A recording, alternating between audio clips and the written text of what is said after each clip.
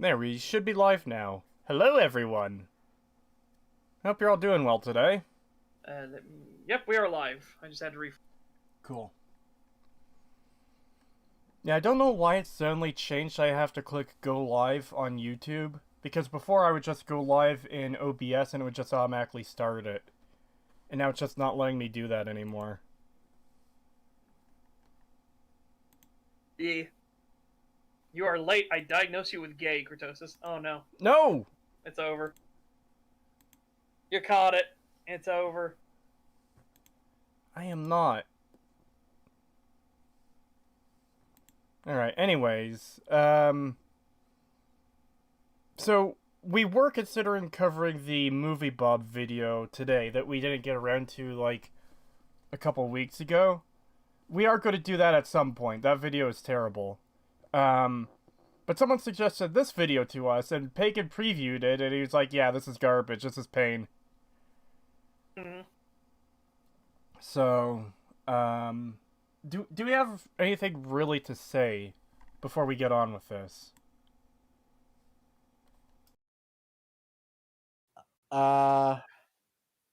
This will be good to vent because oh my god, I hate this fucking show. So much more than I hated the Cowboy Bebop show. It is so much worse. Yeah. The Cowboy Bebop Netflix show, it is really, really bad, but it's like quaint in comparison. Or in comparison, you know? Yeah. Yeah. It has moments in it where it's like, I see what you were trying to go for there. You fucked it up, but yeah. Like, you can get angry because there's just something way better out there. They're literally copying homework from someone else and then fucking it all up. Here, they're hiding the fact that they're copying homework from someone else and they're fucking it all up. But they're also putting in the message everywhere, and oh my fucking god. And my issue is just that it's so fucking boring. At least the Cowboy Bebop Netflix show was so bad that it was mildly entertaining to see how shit it would get. This is just fucking torture. Trying to sit through an entire episode of this crap is literally like having my fingernails peeled off and trying to call that entertainment. It is fucking awful. It is so fucking boring. And then when something does happen, it's the dumbest, most nonsensical bullshit you've ever seen. Yep. I fucking hate it. Dude, the fact that Master Chief hasn't been executed yet is just like, Jesus fucking Christ.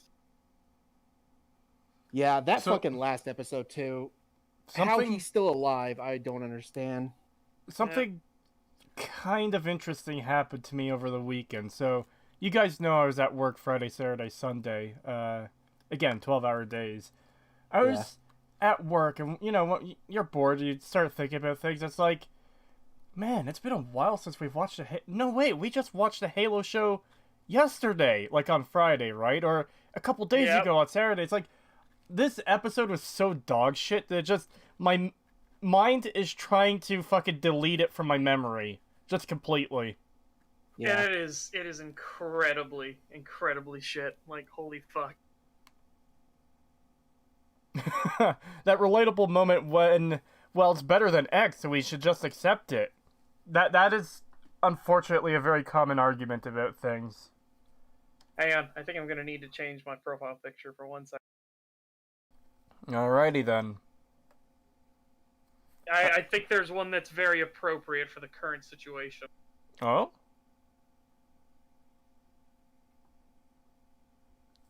Alright. Really? I can't just copy it in like that? Oh, fine, I'll go the full. Anyways, yeah, this... I've previewed about 2 minutes of this video, and it gets pretty bad pretty quickly. Hopefully, there's some, like, good points in there somewhere, but I'm expecting pain. Alright, I don't know if it updated or not. Yeah, it updated. Once again, making me feel out of place since I've had this icon for several months now. Anyways, we should just get on with it, shouldn't we? Yeah. All right. Let's start the fucking atrocious argumentation. Let's hear it. Let's hear the shit takes. Well, In real time. We don't know they're gonna be shit takes yet. This could be a perfectly fine video with absolutely no issues at all. Yeah, sure. Oh boy, I got 40 seconds in before I said we needed to cover this fucking shit, fucking pile of garbage. Yeah. Pagan, that is very rude. That is very, very rude. Yeah, you're damn right it is. All right. So. Hold on, that... He skipped. It skipped at the very start.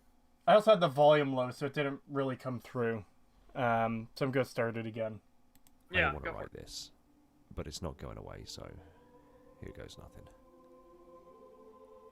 Hey everyone, welcome back to Installation 00, and today we're covering a subject which many are going to find uncomfortable.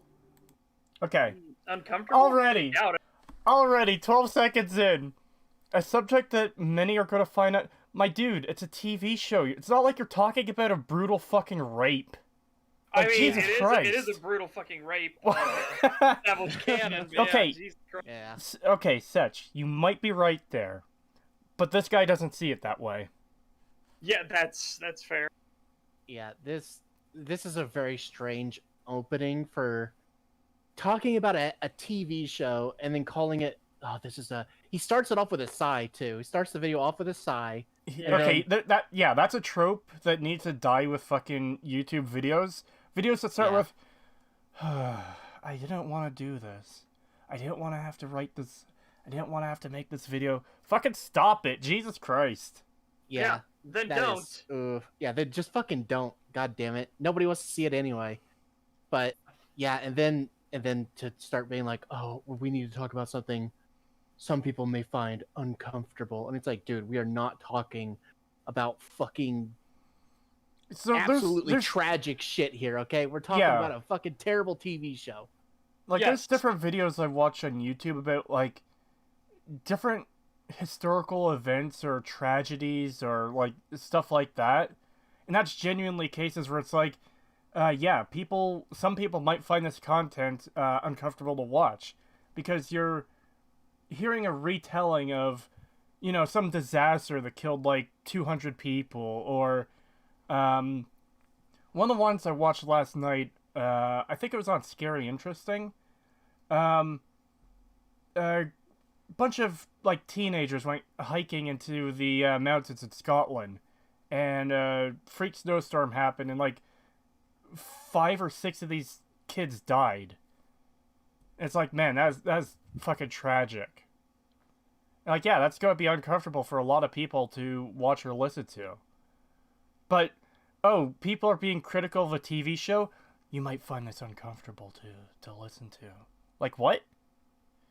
Is this like Yeah. the new fucking trigger warning bullshit of those fucking sensitive snowflake retards? Well, God. It could be. Because, there's going to be a little bit more revealed in the next, like, minute. That's definitely going to give you opinions. I can't wait to hear. But it just seems really weird to me that, yeah, we're going to be talking about something, this TV show.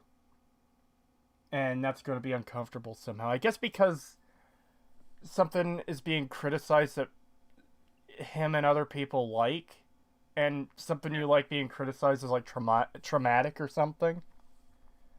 Yeah, to those people, you just tell them, grow the fuck up, get thicker skin, stop being a little crybaby. Yeah. $5 from Rage vs. ML, thank you. Oh god, I just saw the thumbnail, and this looks like it'll make me want to commit die. Well, I don't think any of us have previewed enough of this video to find that out, but we'll definitely know by the end. Yeah, we will know for sure by the end of the video. $20 from Dr. McDingus. Thank you. Since it was mentioned last time, my least favorite historical inaccuracy is Nero fiddling while Rome was burning. He might not have been in Rome, and he even let people stay in the palace. Also, today's emperor is Nero. Oh. Hero. Nice. I didn't want to make this comment to Creetosis. Oh, no. You guys doing anything special for Stag 50? I'm not sure. I'm trying to figure something out for that. I think we're going to do a tier list of all the videos and articles we've covered. And besides that, I don't know what we could possibly cover that would be like special for that. All previous guests that have been on are invited back on for that, though. Yep. We might have to cycle some out because I don't think there's enough room in a Discord call for all of them. But you know. Yeah. 24-hour stag stream coming soon. No, I do not have the ability to do something like that right now. No. Oh man, you said something special, and I just thought, oh man, like return to our roots, cover Oxhorn again. I mean, I suppose it's possible. It seems like he's not going to abuse the DMCA again after he got slapped around last time. Yeah. And nothing happened to the 2 streams we covered on him, and surely he knows about them because I think those ones and the Acerthorn ones are our most popular videos, or the most popular stags we've done. Probably. Yeah, I could see that.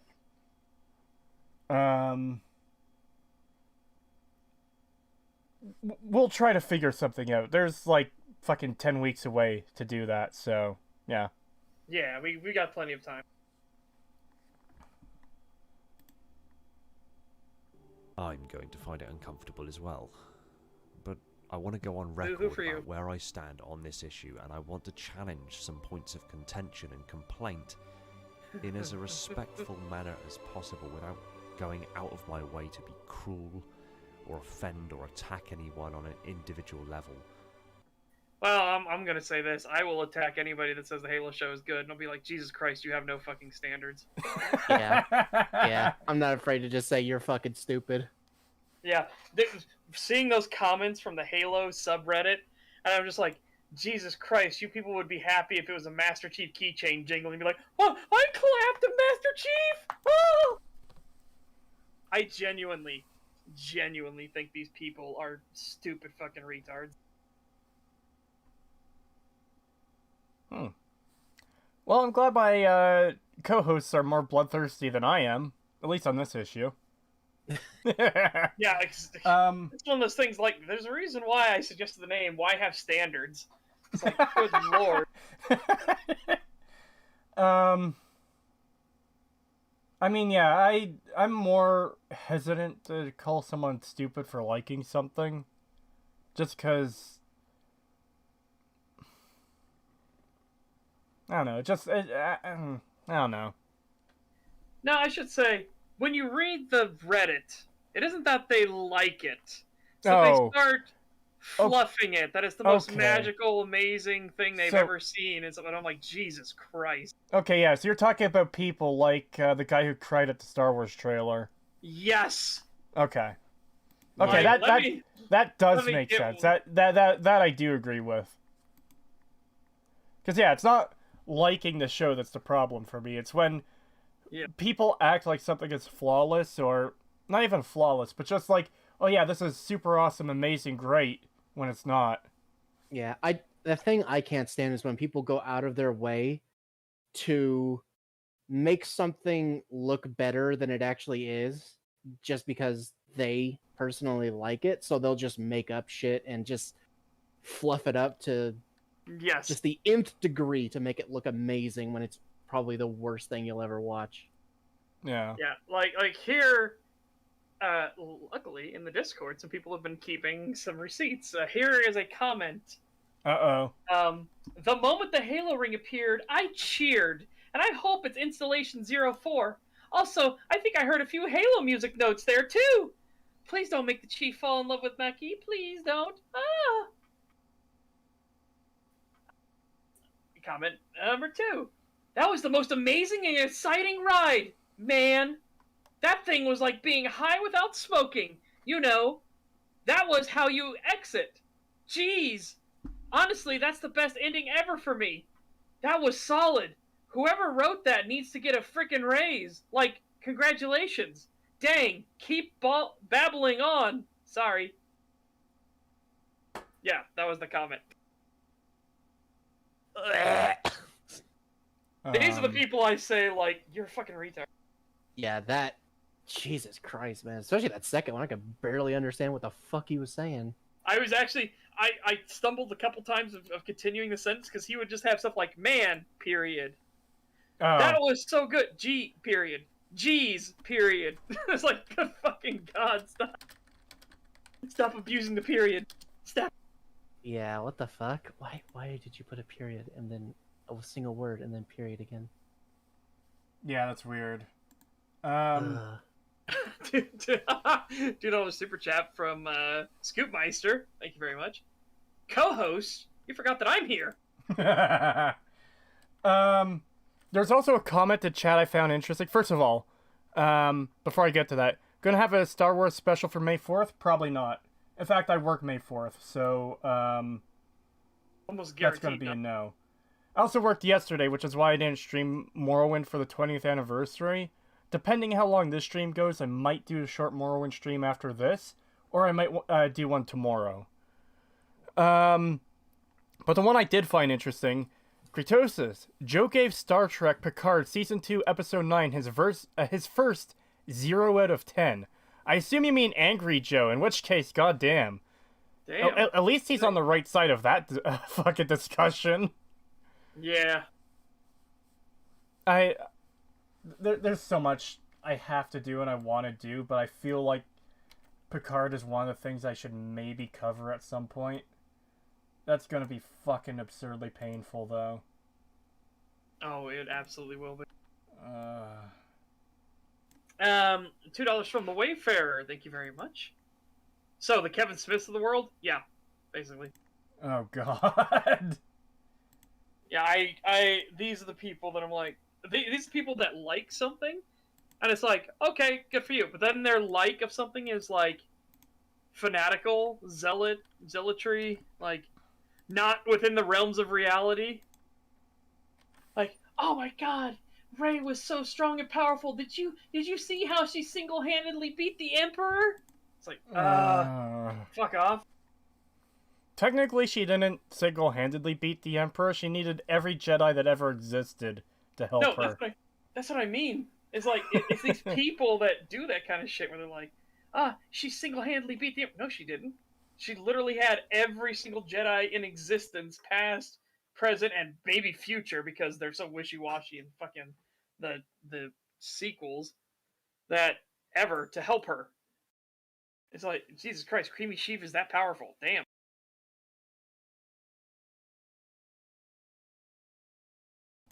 Yeah. Anyways. For their series. That actually skipped for me, so I'm just going to wind it back a little. It's possible without going out of my way to be cruel or offend or attack anyone on an individual level for their position on the Halo series. But today I am endeavouring to challenge some of the criticisms of the show and express the reasons behind my enjoyment of the show. So with that in mind, please return to me and each other the same common respect, and if you feel motivated to comment and like, please do so without personally attacking people or letting the comment section become a shouting match. I don't know if that's possible, because again, this is kind of a litmus test for what level of standards you actually have as a person. Yeah. And because like if you're saying I like the Halo show, well, there's nothing bad with it. All right, fine, fair enough. If you're saying like, yeah, I like the Halo show, it was actually really good when this that happened. It was so awesome. The writing is good. It's like, my dude, your standards are way too fucking low. Like, good lord. Yeah, like seriously, man, come on. Like, you don't have to like shit. You don't have to. There's so much other good stuff you can do. You can read or watch or play or anything. Just, come on. You're like, give yourself more credit, man. Come on. Yep.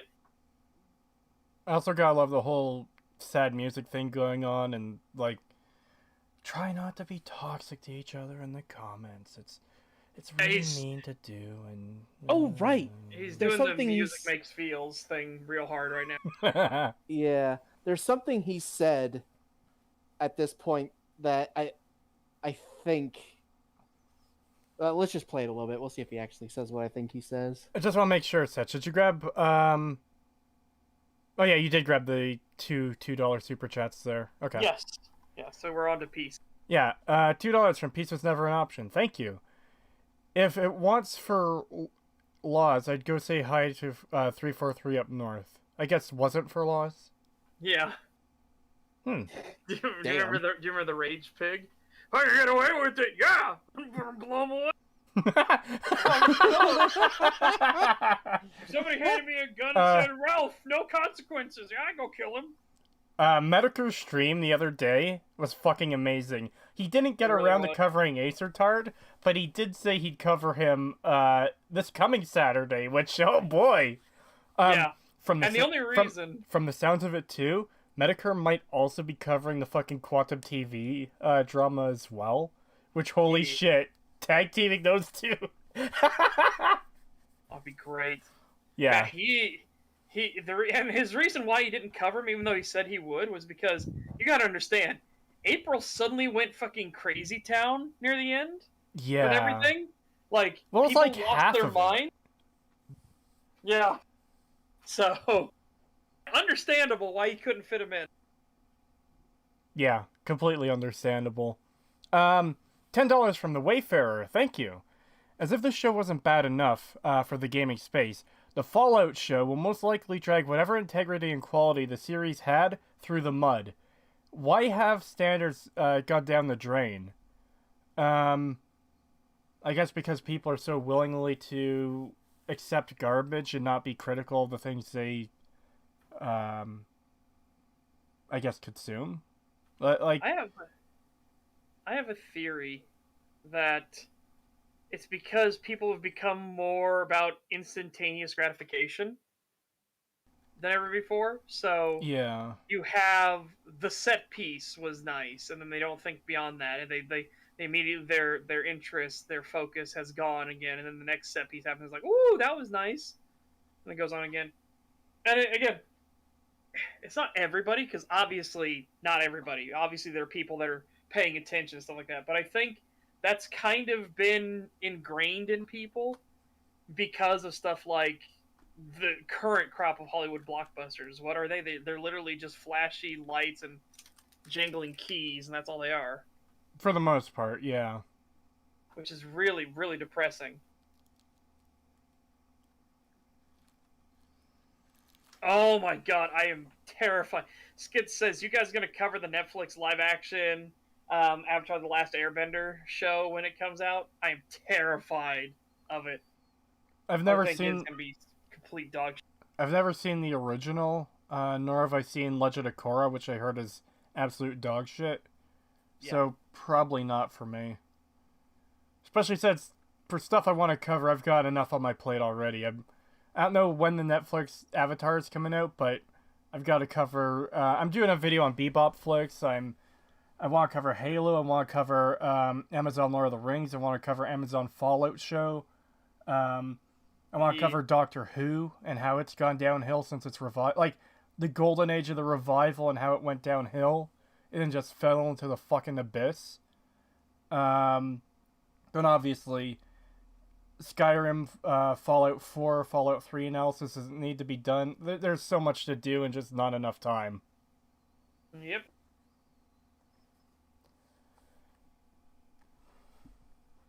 There we go. Now me and Setch are on the same.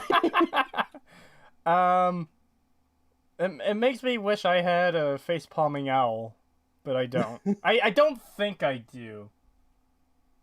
Do I? Holy shit, Pagan! I just saw that picture you posted. Oh, the fly? Yeah, either the glass was made in China or the fly was made in Germany. Just so everyone knows, it's a fly embedded into, like, a pane of glass that is shattered right where the fly impacted it.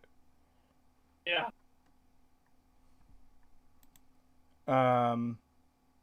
Yeah, I'm not gonna bother looking for a face-palming owl right now, just because, it's going to take time away from covering the video. Yeah. Overtly hate will be deleted. Let's Oh. wind that back. Let's wind that Do back. so without personally attacking people or letting the comment section become a shouting match. Overtly hateful comments will be deleted. Coward. Hey, you want to know a good way to get overtly hateful comments? By saying something like that. Yeah. Yep. So this is what I was talking about before. Where I was like, did he actually say that? Yes, he did. So he's basically saying, you know, like overtly hateful comments. Which, okay, well, what does overtly hateful mean? So if somebody says, well, you're a fucking idiot for liking this, this, and this because here's why, are you going to consider that overtly hateful and delete it? Probably. So but yeah, that's- you're a fucking coward. But that's the Yep. thing, is overtly hateful seems to vary from person to person as well. Because, like, hey, Yeah. I don't like this, you're wrong, is overtly hateful to some people, you know? Yeah. Now, again, if you had set the record of like, hey, no swearing, no insults, but you can disagree with each other all you want. You know, I won't delete anything, but if you do those two things, you start swearing or you start insulting people, I'm gonna fucking block you. Your message is gonna stay there, but I'm gonna fucking, you're out of the conversation from now on. It's like, fine, fair enough. You've set the ground rules. But just saying something vague and nebulous, like overtly hateful, it's like, could you define that, please? What is overtly hateful to you? Because overtly hateful to me would be like racist stuff or start calling out the person by their name and trying to put their address, shit like that. It's like, okay, yep, nope, bye. Yeah. Yeah.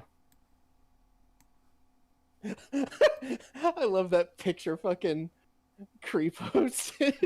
Today, old friend.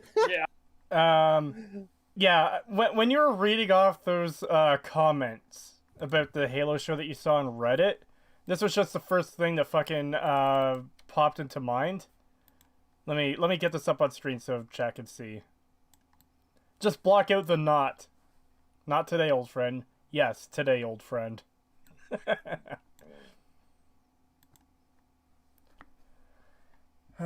Oh god, remember Bad Company Sarge? Yeah, I remember that video. Yeah. These comments are toxic and hateful, and my dude, they're people saying fucking, man, I wish Bethesda didn't ruin the series. You missed my Man. super chat. If all four was Oh, very disappointing. We just haven't gotten around to it yet, Fantastic. It didn't come in that long ago. $5 from Fantastic197. Thank you. The Halo show makes me want to Robin Williams myself as a big Halo fan. Ooh. Nice. Man, I am still sad over Robin Williams passing. I am too. Update. I do actually have a face-palming owl. Oh. Yeah. Hey. Now, Meme Knight sent me a real-life picture of an owl face-palming, which, holy shit. But, I think I'll go switch to this quickly. I also have another one of these of the same character doing an autistic screech. So if I need to switch to that, I've got it. Good to know.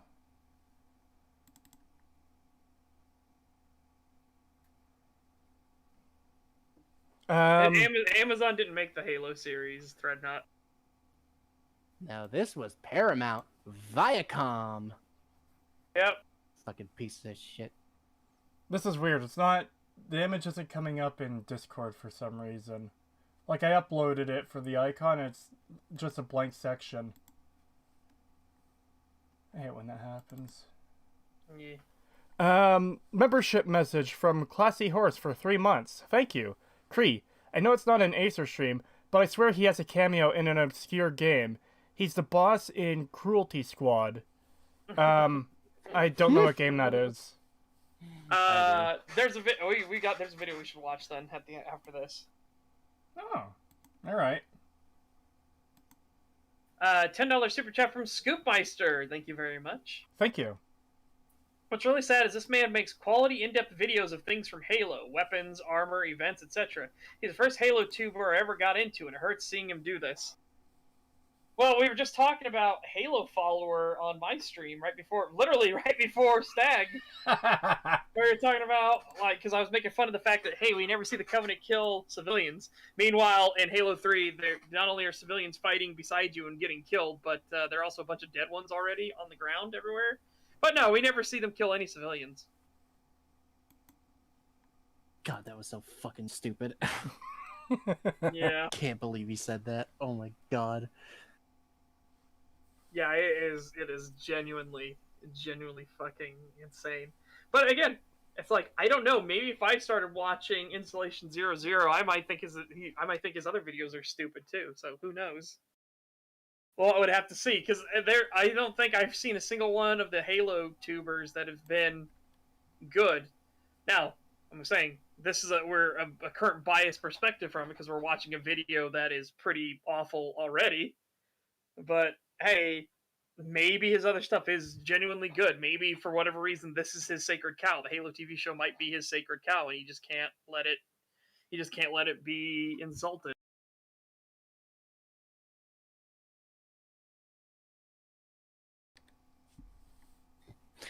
I like that comment. What? Checkmate video essayist. The 3 furry avatars are face palming at you. Not a furry. I'm technically not either, but they don't care. I'm technically not either, so there you Hmm. Let's keep this constructive. So with that in mind, okay. let's get this uncomfortable but necessary journey under. 1, it wasn't necessary, and 2, it's not uncomfortable. Like, Yeah. Just the idea that criticism of something you like is uncomfortable is just really weird to me. Like, that's not the kind of Sorry, that's the kind of thing I can't get over when someone says it. It's just, it really colors my perspective of you when you take criticism of a thing you like so seriously, where it's like, oh man, this is really uncomfortable. yeah. Yeah, it really comes off as like... Because, legit, no offense, it comes across as pathetic. Yeah, Yes. like you just cannot handle even the slightest amount of disagreement from other people. Like I said, it's already starting off sounding like this is his sacred cow. This is his sacred cow. It cannot be... You cannot insult it, you cannot talk bad about it, or else.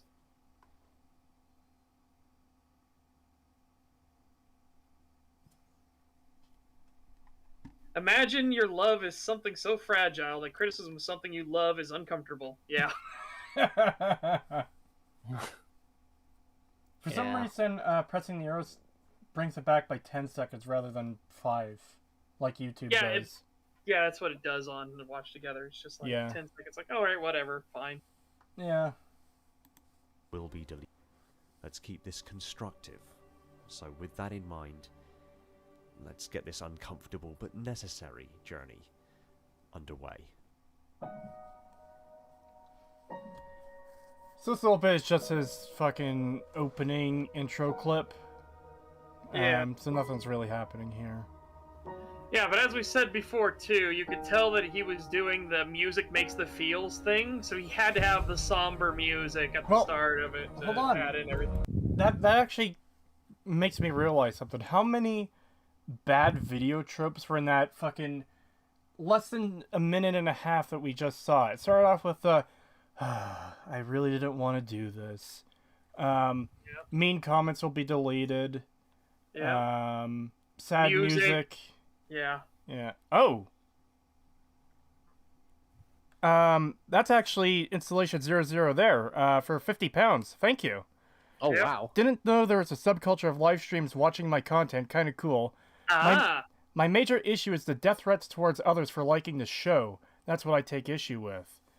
Alright, that's understandable. Oh, yeah, that's completely understandable. If that's what they're doing in the comments, then if they're actually making death threats, then yeah, that's totally reasonable that you would just get rid of those. Exactly. Yeah. But if they're telling each other they're idiots or retards or something like that, just let them do it. Just let them slap fight. But if they're genuinely... Like I said, my hard limit was somebody actively calling out the person's name and then posting their home address, and I'm like, nope, that's a no. Get rid of that shit immediately. Yeah. And part of the reason why we were commenting on that section so long, we already mentioned it, but frequently when you see people say stuff like, "Oh, we'll delete comments that are toxic or hateful or mean or whatever," there's absolutely cases of people who do that where it's just like, "Yeah, I disagree." We covered a guy talking about Fallout who did this huge selection of comments he considered to be toxic. And there's people saying, "Man, I'm really disappointed with what Bethesda has done to the series." And that was the entire comment. That was it. Yeah. I'm really sad at what Bethesda's done to my favorite game series. And that's the entire comment, and that guy posted it as evidence of the Fallout New Vegas community being toxic shitheads, and we're like, what? Yeah, that's it's so annoying when just the slightest bit of like criticism or anything like that, and then that comment just gets fucking taken as proof of toxic. See, they're so fucking toxic, and it's like, dude, chill the fuck out, dude. It's a fucking mild ass comment of, I don't like what they did with the game. Yes. Yeah. Calm your tits. It's not. It's not that's toxic. And that's really frequent on the internet. So it's like, man. Yeah. Yes. So that's what. So there, it would be a bit of advice from us if you want to take it, mind you.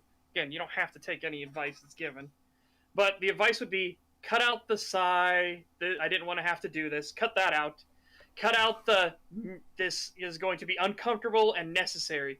No. If it's uncomfortable, there's something wrong with you. It should just be let's just have a conversation. Let's just go into this. Well, if most of this video is about the death threats, then I could see why that would be uncomfortable. It's just the way it came across in the intro is we're going to be talking about something uncomfortable. It's like, oh, a TV show's being criticized? That's uncomfortable? That's weird. Yeah, to be fair, we haven't gotten that far in. He could just bring up the fact, that he could go into that and be like, that's why this is uncomfortable. Yeah. Yes. If not, I'm still going to say this is pretty weird. It's kind of strange for an opening. Yeah. Because it hits all of the tropes. It's very strange. So far. Of course, I agree with that. That's out of order. But having been attacked with death threats and seeing it in dozens of other places, that's the comments I'd delete. Didn't word it very well. LOL. Yeah, that's fine then. Yeah, that's fair. Like we said, we even said before, or at least I did. I said, if you just have it say, "Hey, no swearing, no direct insults, just say your piece," stuff like that. If you lay out the ground rules very clearly and concisely, it's like fine. But just by saying before, as you said, you didn't word it very well. Saying that you're just going to get rid of all hateful, like overtly hateful comments. Like, okay, what does that mean? Yeah. Because we've covered people in the past where they've outright used that as an excuse to just ban any type of comments that they just see as like disagreeing with them. That reminds me of the Acer Thor. I was going to bring up an example. Maybe you should actually play the game, and then he goes through and explains why he said that comment and everything. And the guy's like, I did actually play the game, fucking loser. Boop. And it's like, wow, okay. Yeah, just fucking straight up deleted his comment and fucking called him toxic and shit. And it's like, bruh, are you fucking kidding me? Well, that one he didn't delete, but he deletes a lot of comments. He deleted mine when I was being super fucking nice.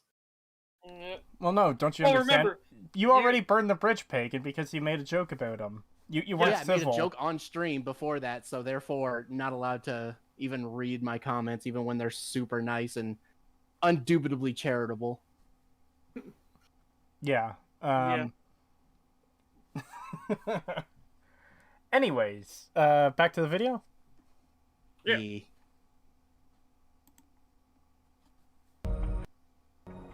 Oh, actually, one more thing. Another thing. When you're starting a video out, you don't need to do the sad somber music. You don't need to do the music makes feels thing. Again, if you wanted to try to instill, if your thing here, and I'm just assuming, again, we haven't watched this video yet, why the hate, and you're going to be coming down on the side of defending the show, you should probably have more upbeat stuff. You want to sound more upbeat, confident in your position and everything. You don't want to sound somber and sad and defeated out of the gate. Yeah. It does also just kind of come off as, oh guys, It's so sad that so many of these people don't like the show that I like. It's so sad. I feel bad for me. It's kind of not a great thing to do.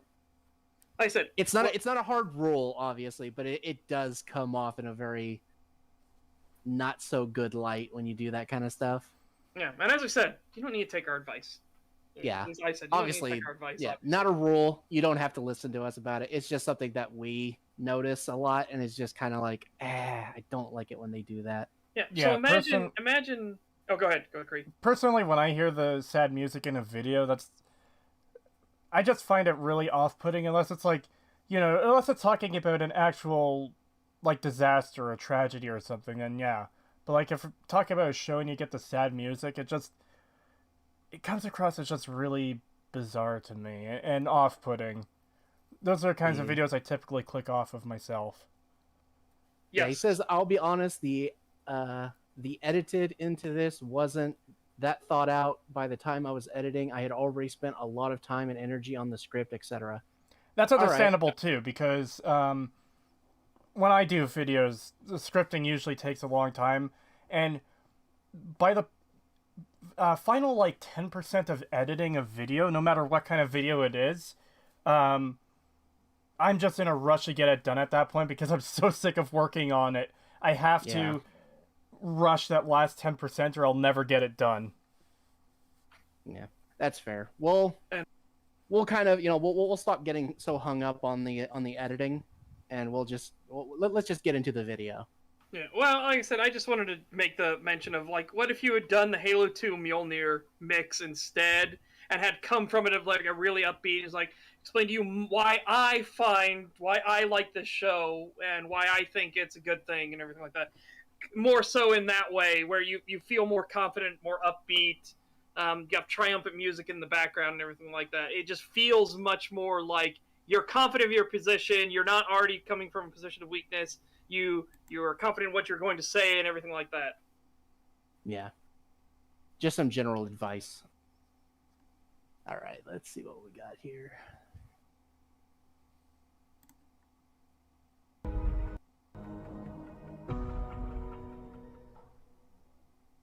Okay, so on record, I'm really enjoying the Halo TV series. And I'm powerfully aware that there are tons of you out there who also are really enjoying it. I read your comments, I see the posts and responses on my videos and across social media, and it's highly evident that the show is pulling in large numbers of people who Is it? I will have to do a press X to doubt on that. I don't think it's pulling in a lot of numbers. Yeah, fact, from what I can tell, it seems like it's doing really, really bad. It might be what he's seeing from his own audience, but I did get this far when I previewed the video, and I actually did a search to see, like, okay, what are the numbers? Apparently, the first episode broke records for Paramount Plus, but they don't put out what those numbers actually are. Yes. What we do know is Paramount Plus has something like 35 million subscribers, but that isn't 35 million people watching the show. Yeah. Yeah, I noticed there was a large bump when it first came out, but that's, what does Paramount have? It's like if you're watching Paramount Plus, you're watching Halo. So there are some other things Paramount Plus has. Oh, Picard. Yeah. Oh yeah. They're really not good. Oh man, I forgot about that. Yeah, they're the ones that have Picard, don't they? Fuck. But the way to basically sum this up is you have 35 million people on Paramount Plus. That does not mean those 35 million are going to watch every single show that's going to happen. Like, and again, the first episode is going to be the one that has the most eyes on it, because people are going to be like, yeah, I'll check out this new series. It's literally the first episode. If I don't want to, if I don't like it, I don't watch from there on. Typically, and the reason why we doubt, or at least why I doubt that it's doing numbers, is because they released the entire first episode for free on YouTube, and it got destroyed and got no viewership at all. Yeah, nobody watched it. And I also noticed that there was a big bump for the first and a little bit on the second episode, and then after that it just dropped off and has not gone back up since. So, like, as people pointed out, like the quartering even said, I think maybe it was Heel versus Babyface. He was laughing at how bad the first episode's viewership numbers were.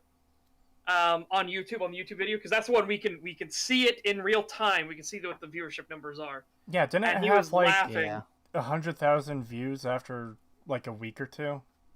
I think after 4 days, it was 100,000 views. Yeah, And even he's Angry like, Joe has started to criticize it, and you know how he is with these kind of shows. He's very forgiving with them, and even he's giving it pretty harsh criticisms. Yeah. well, as I said, like I said, when working with Joe, when I used to work with Joe, he's very much a first impression will then set the pace. Yeah, it. and So he liked the first episode, so Yeah. so that Did- should really tell you a lot. Did he like the first episode? I thought he was like more kind of middle ground to negative about it. Was he? I thought he was like pretty like, oh yeah, I think the first episode was pretty good. I think there's some solid foundation here. I vaguely remember hearing he hated the second episode. Didn't I he do actually? know he did not. Didn't he actually get a preview? Like, didn't he get a pre-advanced screening of the 2 episodes or something? Because he was coming out with his opinion just before the show released, didn't he? I don't remember. Sure. I have to look Alright. into that. The record it Yeah. broke was 4.9 million viewers, so it's over that apparently. Yeah. All right. All right. Well, I guess we need to go back because we missed. Did you get the Wayfarer super chat real quick before we keep to? I don't think so. No, I'll grab that quickly. Where'd that go? There it is.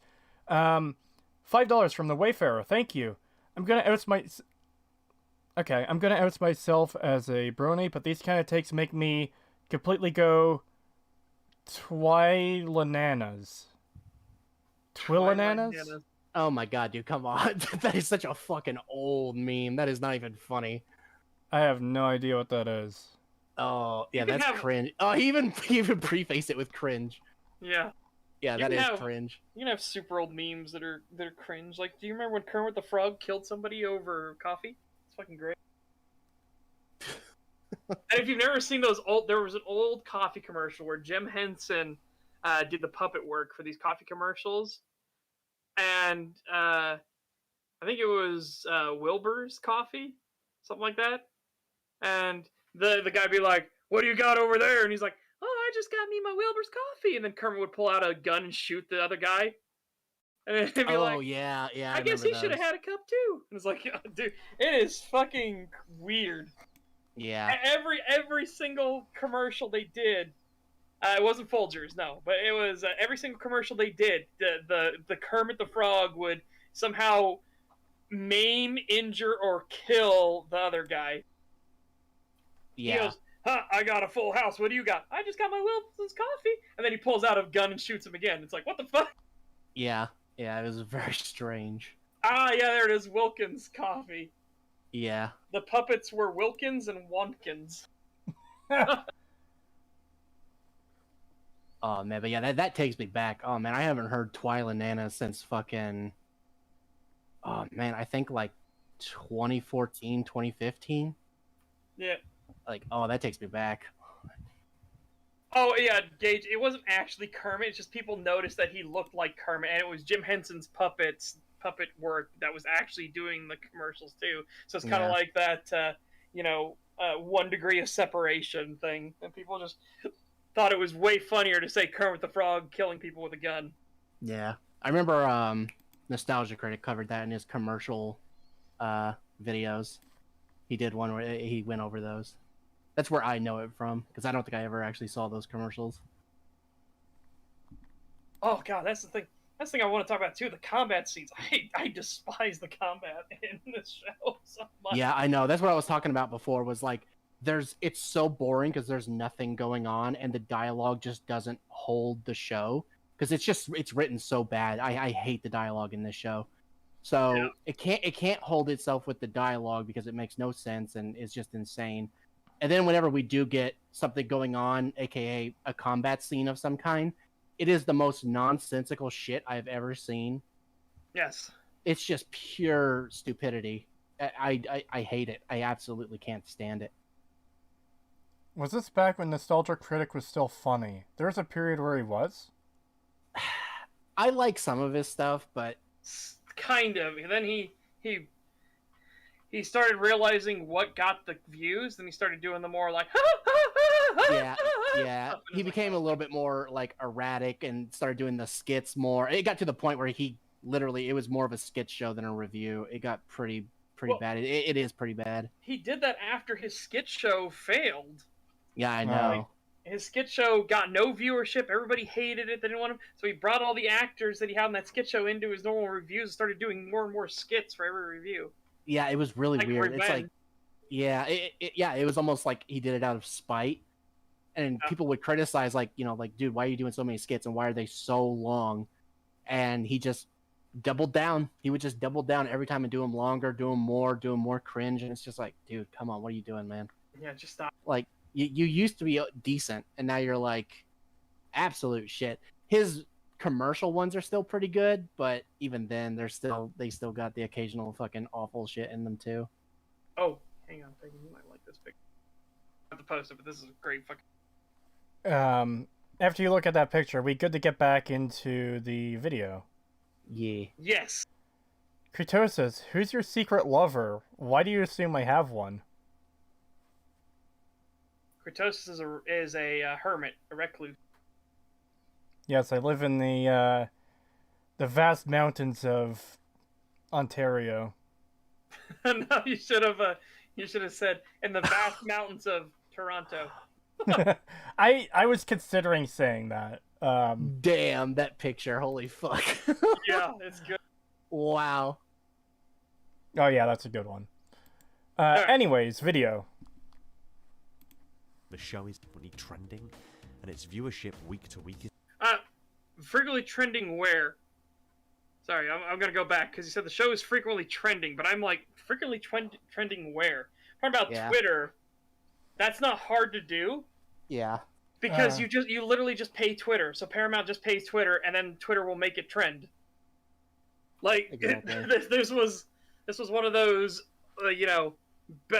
most known secret things. It's like you just pay for it and they make it happen. And if you want to pay to silence something, they'll do that too because Twitter was a fucking cesspit. Well, here's the thing too is just personally, I haven't really seen this kind of praise for the show. Maybe I'm not hanging out in the right circles or anything, but everyone I've seen comment on it is saying it's bad. Heel versus Babyface. I'm pretty sure Literature Devil has said it's bad. The Quartering went after it. Yeah. I know ER went after it pretty hard. Angry Joe's gone after it. Shadiversity has gone after it. Oh, yeah, especially Shad. Like, damn. Yes. And also, Angry Joe. Someone who, despite the name, is pretty easy to praise things. The fact that he's going so hard at it is, damn. Yeah. ER basically came out of retirement to shit on this show, which is really funny. That was a great fucking video though. Holy shit. Yeah, that was a good video. I fucking love it. But yeah, it's like everything I've seen is like everyone seems to despise this show, and then the ones who actually don't like it go pretty in depth on all the problems with it. And then the couple of ones that we've seen where they like it, it's literally just been like the most vague surface level takes of like, oh, it looks kind of cool, the music is kind of Halo-like, and I think the action scenes are cool, and then that's it. And then they don't go any deeper than that. And it's like, okay, well, I can explain all the things that are wrong with it, like a lot more than the vague stuff you gave about why it's good. So again, the Halo follower videos are an absolute disaster. Those were so bad. We have never seen the Covenant kill civilians before until the Halo show. You what, mate? Yeah, fucking what? I can't believe he said that. Because even in the fucking 343 ones, they show fucking people getting killed by the Covenant. Like even in Bungie. That's why I brought Halo follower up, because we're playing Halo 3 and I'm watching the cargo.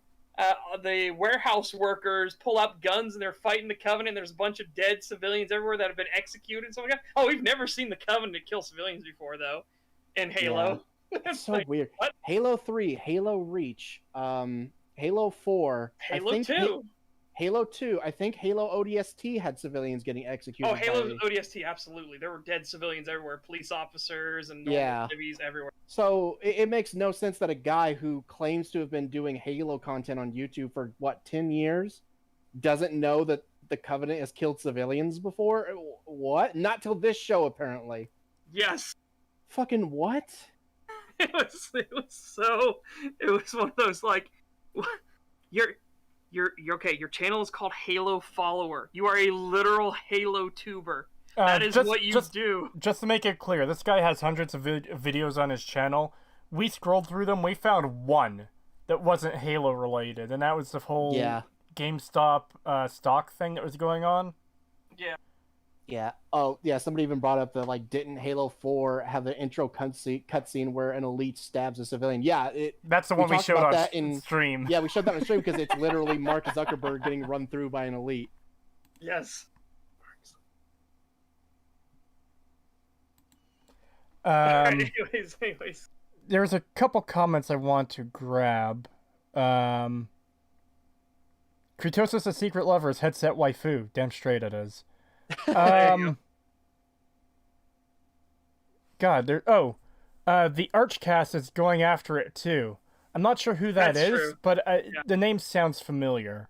He has been a big time anti-SJW guy. Fucking great dude.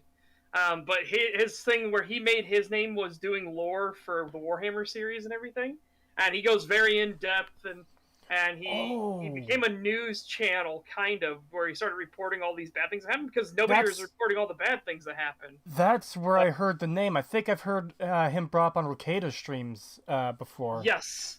Okay. Yep. That's why the name sounded familiar. Yeah, and Archcast has been ripping the show, new asshole too. He finally said that episode 5, we finally got Halo in a Halo show, but it was still bad. Episode 6, we literally got Halo in the Halo show, and it was awful. Oh man, yeah, that reveal was so bad. And then that music they try to play of like, oh, isn't this so amazing, guys? Like, man, you did not earn this whatsoever. You pulled this out of your ass and then acted like it was the best thing since sliced bread. And why is she there? Yeah, why is she there of all? Like, why is she like suddenly linked with him? Yeah. Oh, it's so weird. And I hate that the whole fucking, oh, well, technically only some people are forerunners, if that's even the thing they're going for. I don't get the whole fucking, when certain people touch the forerunner technology, it activates, but not all of humanity. That doesn't make sense. That doesn't make fucking sense. I hate it.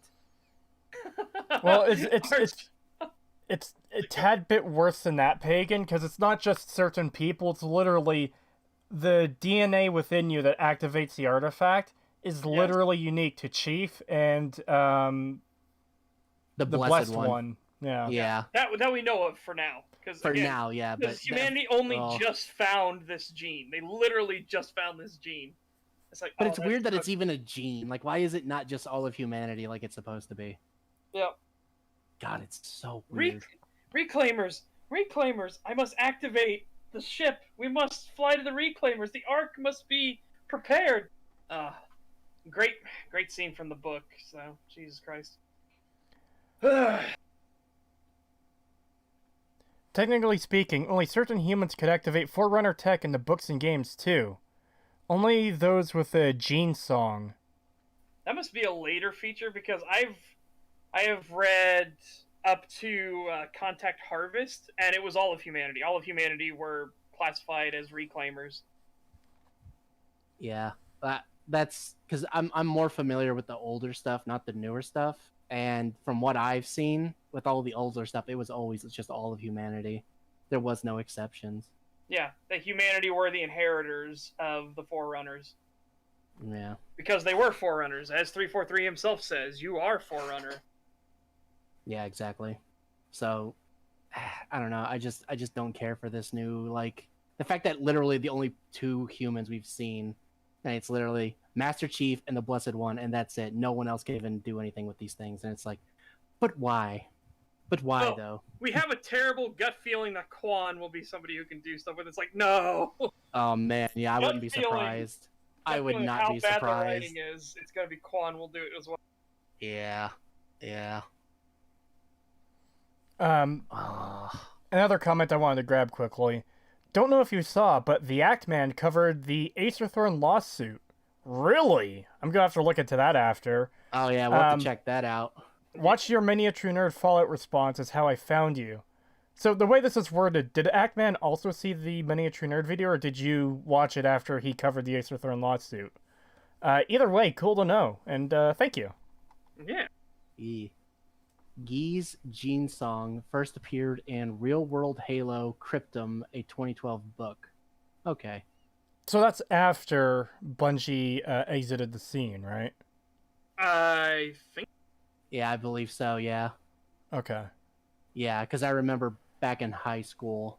Yes, that was after Bungie released, after Bungie left. Yeah, because that's what everyone in my high school was talking about was Bungie giving the thing over to 343, and that was right around the same time that I was supposed to graduate. So yeah, that sounds about right. Yeah. So that would be a 343 change, which I never went past 3, or I never went past Reach, I should say. I stopped at Reach and was like, okay, I'm good. I don't need to go any further. I don't really want to see what 343 does. And oh boy, am I glad I did that, because from what I hear, 4 already probably I hear wasn't very good either, but I hear 5 was absolute trash. Yeah, I've heard nothing good about those games. But Pagan, Yeah. we hired a bunch of ex-Call of Duty developers that hate Halo to make Halo more like Call of Duty. Oh my god, yeah. And then they bragged about it. They bragged that they brought people who didn't like Halo to make the Halo games. I fucking hate that. Why would you advertise like that? Yes. Oh, that pissed me off so much. Yeah, that's one of the reasons I didn't play fucking Halo 4 and all that shit. I was like, okay, so they're gonna make it Call of Duty. Well, I'm not interested in that. I liked Halo for Halo. If I wanted to play Call of Duty, I'd go play Call of Duty. Yes. Which apparently, and I didn't know this, I knew Vanguard did bad. I didn't realize that Vanguard was the worst selling Call of Duty in 14 years. I mean, I'm not surprised from what I've seen. I've seen like streamers try to play it, like hardcore Call of Duty streamers who love Call of Duty try to play it, and they outright fucking hated it. And I was like, wow, even these people don't like it. Yeah. To be fair, Infinity Ward made Call of Duty more like Halo. I mean, kind of. God, I do miss the old days of when we could tangent in for hours, but we really do need to get to the. Yeah. I just thought a second about going into the old Call of Duty games. Like, all right, we gotta. I also can't comment on the Call of Duty stuff because I've never played those games. I'm just not into them. We have to have you play the originals because they are vastly, vastly different than what they became. I stopped at Ghost. That's when I stopped playing them. Was when Call of Duty Ghost came out. I stopped playing. The big ones are Call of Duty and Call of Duty United Offensive, and Call of Duty 2. Actually, Call of Duty 2 is really good. Those are the big ones, I would say. They're way different than what it became after Modern Warfare exploded. Yeah. Yes, the worst part is Halo 4 was salvageable at the least. Then Discount ML made Halo 5 story. Discount? How do you have a Discount ML? Emil's a hack writer. How do you have a discount hack writer? Damn. So like hack squared? It has to be. God. I will probably get around to playing Halo 4 and 5 one day. Yeah. Yeah. One day. Just Let's gonna go wind back. this Let's go back. back slightly. Yeah. Yeah. Board, I'm really enjoying the Halo TV series, and I'm powerfully aware that there are tons of you out there who also are really enjoying it. Oh, God damn it! I just watched the Spartans running in the background. I know how bad it looks. Yeah, they look pretty goofy. I mean, I don't dislike it in the world thing. It's just the way it looks. Yeah. Yeah. They are kind of keeping it more towards canon though, because they're Yeah, supposed to be able that's to why- run really fast. Yeah, that's why I don't have an issue with it. It's like, that's fine. I just wish it looked better, but whatever. I can Yeah, I can get over it. They just don't look like they're there. Yeah, it doesn't feel real, which, oh man, that first episode really had that hard with fucking Master Chief turning into a rubber man and shit. Just, and the MA5B looking like it was made of like Legos. Yeah. Oh my god. $10 million an episode. Where did it go? Yeah. Yeah, apparently EFAP has even started to say that they think it might be a money laundering scheme. Yeah. All right. Anyways. There are tons of you out there who also are really enjoying it.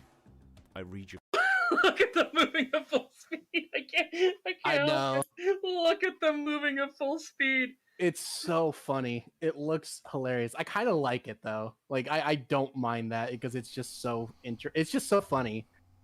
I don't mind it. That's one of the few things where it's like, God, that doesn't bother me.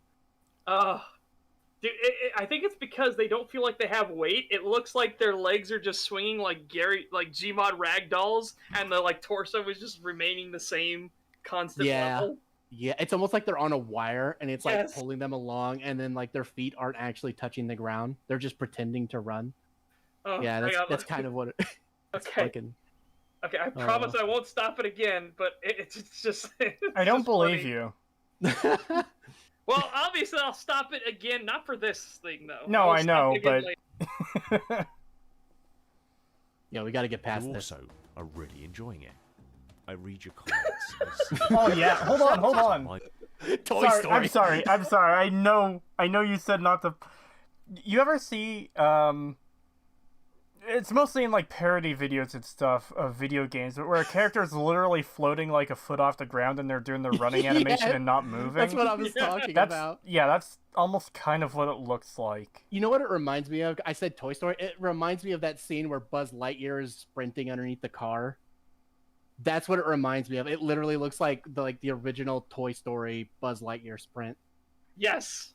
It's so funny. Like I said, the way to fix that, if you ever do animations in Source Filmmaker or anything like that, the way to fix that, make the head and the chest move as well. Because a lot of people are like, yeah, the legs muscles are moving because they're thinking, no. You need the head and chest to actually move up and down as well. Yes, I animate in Source Filmmaker all the time, and yeah, when you want something to look like it's actually running, especially if it's a larger thing, you want to have the body and the head kind of do like a quick jolt to the side of the foot that steps down. Yes. And then alternate that between, and then keep doing that, and it looks so much better than just having it just like a still thing that doesn't move while the legs move. It looks so weird if you don't animate the rest of it. It gives weight and momentum to it. Yes. Because if you ever watch any human being run, you'll notice that the arms will often move in opposites to the legs that are moving and stuff like that. Yeah. Or not opposite, but whatever. Doesn't matter.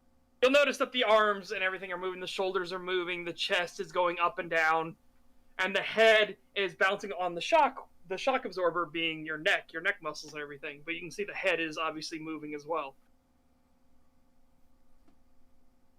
Right, then you get those people that run like deers, which is hilarious.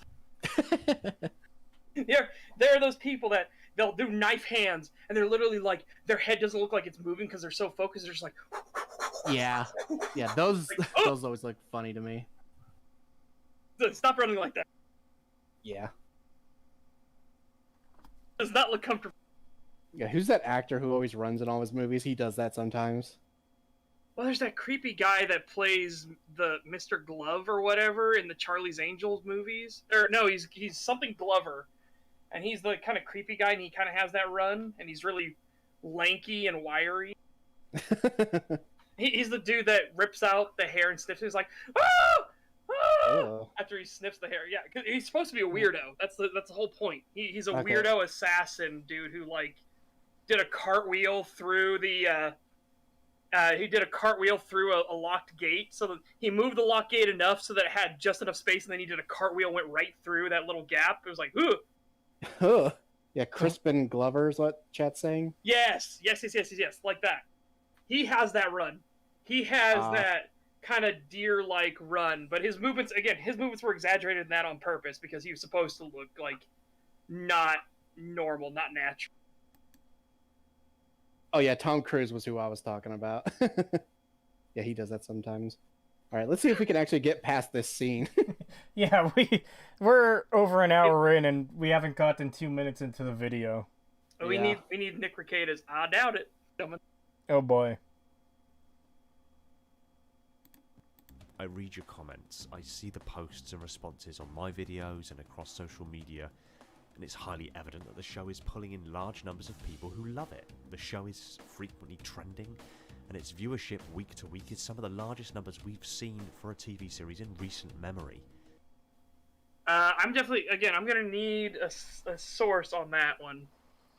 Because if your viewership starts at 4.9 million, you're not going to get 4.9 million again for the next episode. It just doesn't happen. Yeah. Yeah, and like I said, I saw a pretty severe drop off that never came back up. Let's look into this. Let's search this up.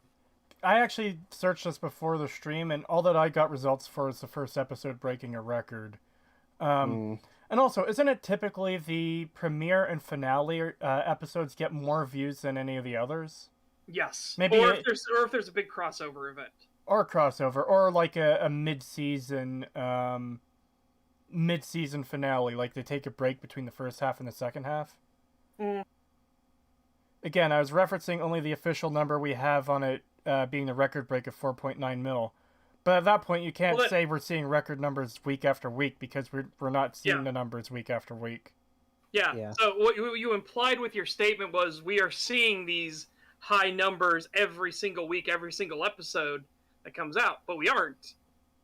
So, and you're not going to get 4.9 million again. That's just not how it works. If you ever look at anybody's YouTube videos for anything, you will notice a consistent trend. No matter how big the YouTube creator is, the first episode in the series has the most. Maybe there's a highlight because a lot of people know a certain spot is coming in the series, and that one will get a bit more of a bump than everything else. And then the finale has the second most. And everything else in between is just in this valley. Well, we also see this with, like, most normal shows, you know? Let me see if I can, let me just, fuck, where'd Watch Together go? There it is. Let me look up one quickly. You could just do the Batwoman figures. Well, actually, I was going to go for, Doctor Who Series 3, the one with, Martha Jones. Ah, okay. Man, yeah, I'm having a hard time finding anything that isn't just, you know, like random things saying, "Oh yeah, the Halo TV series broke a new record with its first thing," and that's it. That's all I could find. They don't want to talk about any of the other stuff. It's clarified now that he's only using the 4.9 million. He's not talking. There's no other figures out there. Okay. Yeah.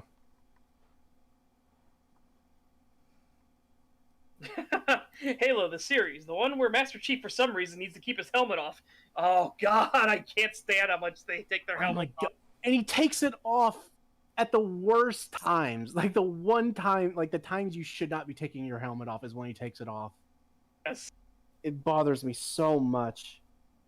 Also, the fact that he's tried to kill fucking Halsey twice and he's just allowed to walk around and do whatever he wants and talk to prisoners and all this other shit. And it's like, you should be in jail or executed right now. How are you just able to walk around after doing shit like that?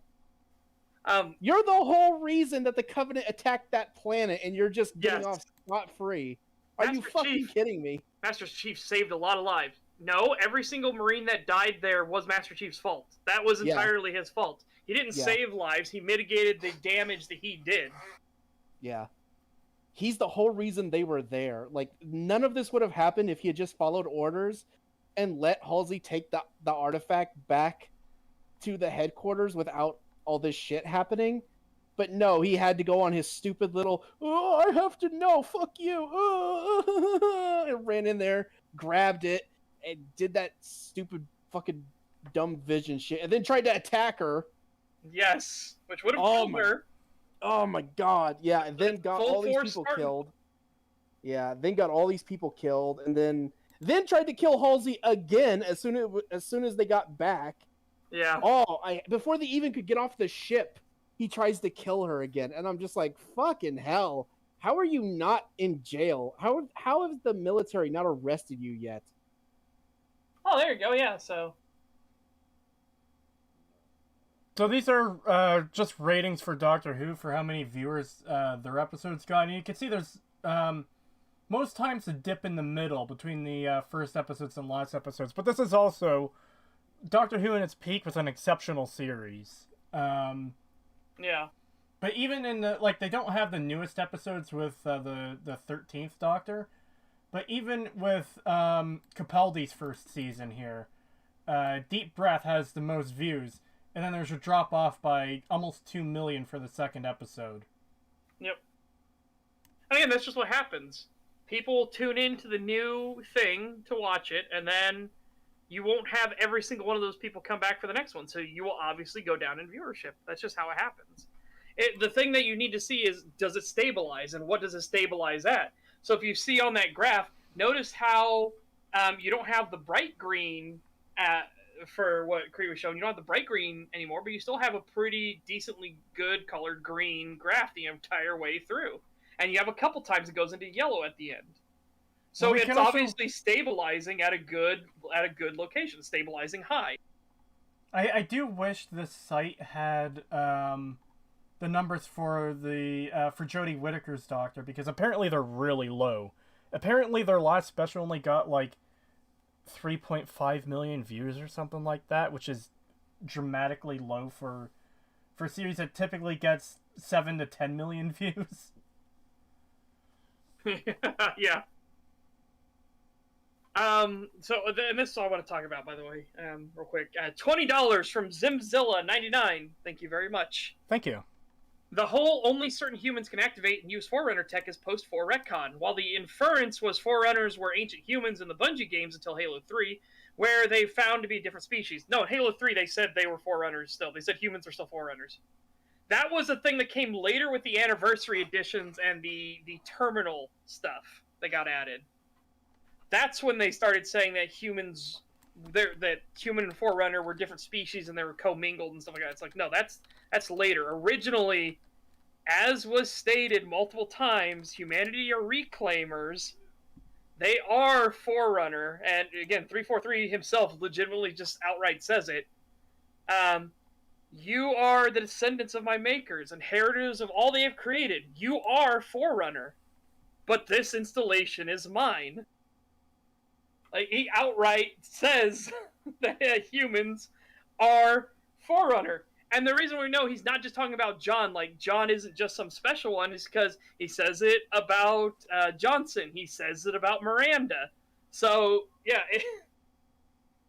And even in the book series, they talked about all the luminaries showcased all of humanity, and they were all Forerunner. They had the symbol of Reclaimers on them. Exactly. Hey, Setch, you're a Marine? Tell us why it's important to wear your helmet and not the fictional bullshit where people ditch it to show a cool face. Well, okay. Well, first off, there's a common misconception about helmets, and that they'll stop bullets. They can stop bullets if the bullet deflects. They're not really going to stop the bullet from if you get a bad angle and it's just going to punch right through. What the helmet's really there for is shrapnel, debris, and that isn't just from grenades or anything like that. Imagine somebody shooting above your head with a 50 cal and it knocks loose a couple bricks or something and it cracks you in the head. Well, thank God you had your helmet on.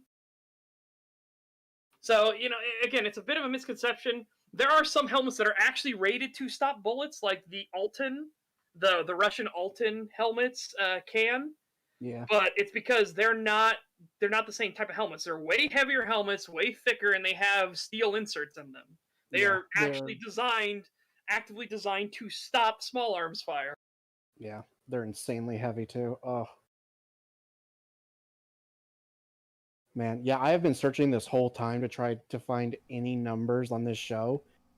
I can't find a single fucking thing. Not even Reddit has anything about the numbers for the show. Yeah. Yeah. I do know a lot of these streaming services don't like to announce their numbers unless they're really good. Yeah. I'm not sure how comparable it really is, but back during Warlords of Draenor, World of Warcraft stopped posting their subscriber numbers because it was getting pretty fucking dire for them. And it just looked bad when you're losing millions upon millions of subscribers because of your crap content. Yes. Yeah. Yeah, it's not a great sign when I've literally scoured every possible thing I could think of. Because if the show is doing... Nobody has any numbers on this show. If the show is doing well, wouldn't you want to share the numbers? Yeah. Exactly. This that whole thing of like and I promise we're not going to go too deep into this. I swear to God. But it's kind of the whole like election fraud thing when they started doing the audits, and it's like, wouldn't you want the audit to go through if you didn't have anything to hide? Because now you have irrefutable proof that nothing happened. Yeah, so why are you fighting it so hard? That's just going to make people assume something bad happened. Yeah, whether it's true or not, it's just weird that they didn't want to do that. It's like, but why wouldn't you? It would just prove that you're right. So why wouldn't you want to go through with it? It would literally it didn't prove. help. Yeah, it made everyone suspicious, and it caused a lot of that stuff to snowball. And it's like, if you just hadn't fucking resisted it so much and just been like, okay, yeah, well, let's look at the numbers. Let's see, did they cheat? And then that would have shut everybody up right there. But they're no, still fighting it. They're still fighting they're still fighting about it. So again, and it's like, just making it look worse and worse. Yeah, it just makes it look worse. It's like, just fucking release it. Just let us know. Fuck. Yeah. Ugh. So it's the same basic concept. If you're doing really, really well with the show, hey, even if you lose 200,000 people, even if 200,000 people sign up and say, nope, not for me, fam, you still have 4.7 million. Yeah. Shows kill for those kind of numbers. Yeah. So it's just very strange. I mean, I'm sure we'll know soon enough, but it's still annoying to not be able to get it right now. Well, that's the thing, is they might not ever release the numbers unless they... Well, they don't need to. If the fucking show gets canceled, by the end of this season, then we're going to know what those numbers were. We don't need them to show us. Yeah, that's true. Yeah, because we didn't get the numbers for fucking Bebop Flicks, and they canceled that shit like 2 weeks after. Yeah, that shit died immediately, and we never got the numbers for that show. So that's what I'm saying. We don't need the numbers from them. We just need to know how the show does. Yes. Speaking of which, and I know it's another tangent, we'll get back to the video very shortly, I promise. Pagan, remember our fear for the end of season 1 of Bebop Flicks? Yeah, I know. Oh man, I was so worried. Well, see, that's the thing. I was looking at it again, and there's full confirmation that they were going to go for the movie. Oh, I fucking knew it. I fucking knew it. We missed it because we were talking over it in our coverage. But apparently, Ed actually mentions Vincent by name. Wow. Oh, I didn't know they actually mentioned it by name. I knew that because the whole reason me and you were like, "Fuck," because of the butterflies. Movie. Yeah, which how would she know? Man. Because she said the butterfly man, and it's like, oh no. Fuck. Yeah. Wow. Well, there you go. Disaster averted. Yeah, holy shit, we got lucky on that one. Thank God that shit got canceled. There are no two ways about it. By practically every metric that you can measure it, the show is popular. Whoa. I'm sorry. That's... Okay, I'm sorry. What you said there is a straight out lie. You said by every possible metric you can measure it, but we don't. The only metric we have to measure is just, I guess, common discourse on the internet, people talking about it, which there's no real way to count, how many people on Reddit and on YouTube and on various forums and everything like or dislike the show. Because at this point, it's a matter of, well, the people I follow are all talking shit about it, and then the people someone else follows, maybe they're all talking great about it, Yeah. And just the fact that that both sides are able to say that they see so much of this, it's like, well, you can't say that then, because at that point it could be 50-50. Yeah, or it could be 80-20 or 20-80, and it's just a matter of loud minority on either side. Yeah, exactly. We have no idea. We can't measure it. There is no metric to measure it by. Also, as Max the Ender points out in chat, appeal to popularity fallacy. Yes. Yeah. It must be my particular circles and the people I follow saying they enjoy it, though it has its problems. So this is probably a perspective shift. Yeah, that's Yep. probably what it is. But even then, I wouldn't frame it as an all measurable metrics thing. It's more, well, the circles I'm in, Yeah. you know? Yeah. Yeah. Again, you could have said the same thing, and not be caught out as a gotcha moment by just saying, "In the circles I'm in." In the circles I'm in.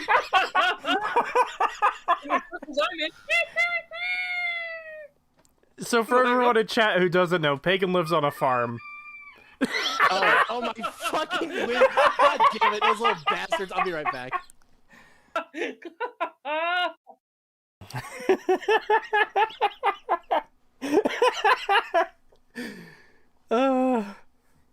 But anyway, so you could have said the same thing by just saying, in all the circles that I am a part of, I have seen this rated incredibly positively. Like, again, you could have just said the same thing that way. You got caught in a gotcha because you said, by all measurable metrics, this show is popular. It's like, but we don't have any measurable metrics. And again, from our perspective, we can't find anybody saying anything good about this show. Well, aside from those Reddit comments where people are being... very, very cringily, like, in love with the show. Yeah. To the point where you're like, my god, you guys have no standard. My fucking window is open, and they love to come right outside my window and scratch at, like, the flower bed to get stuff. And yeah, they fucking do that a lot. They'll come here and they'll just call right into my window. And I've just gotten so used to it, I didn't even think about it. And I was like, whatever. I'm just imagining you sitting there at your computer with a chicken in your lap and you're petting it like a cat. It's not too far off. That's not too far off from how it actually is.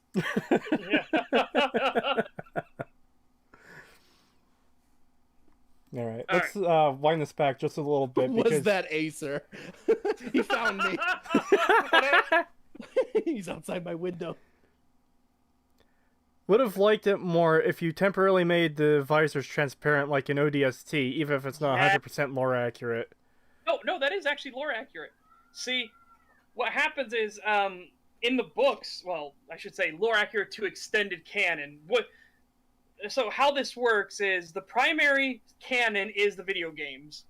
That is the primary canon. What is seen in the video games, it can be taken as gospel. That is the foundation. That is the canon. You have supplementary stuff like books and TV shows and comics and stuff like that. That cannot be considered canon, even if, as much as we would like to. Like I said, I would love to decanonize Halo Reach and canonize Halo: The Fall of Reach instead.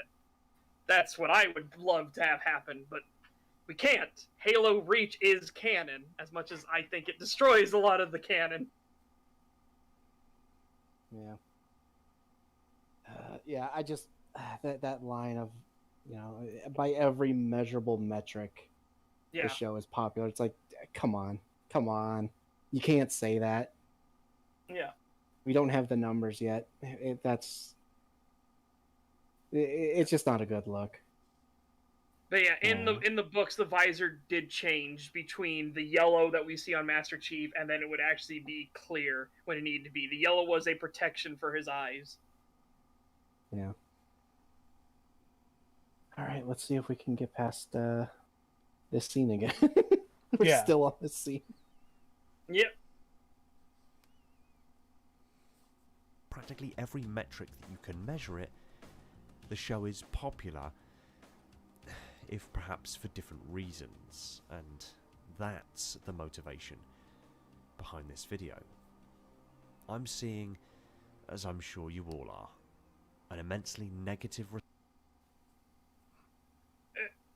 I just watched the Warhog's LAAG firing, and the bullets are going like a 45-degree angle out of the gun. God damn it. Excuse me? Yeah. Watch the tracers. No. Watch the tracers and notice how he doesn't raise the gun, but they suddenly start going up. Isn't that something they'd have to add in post, though? So, like, how do you fuck that up?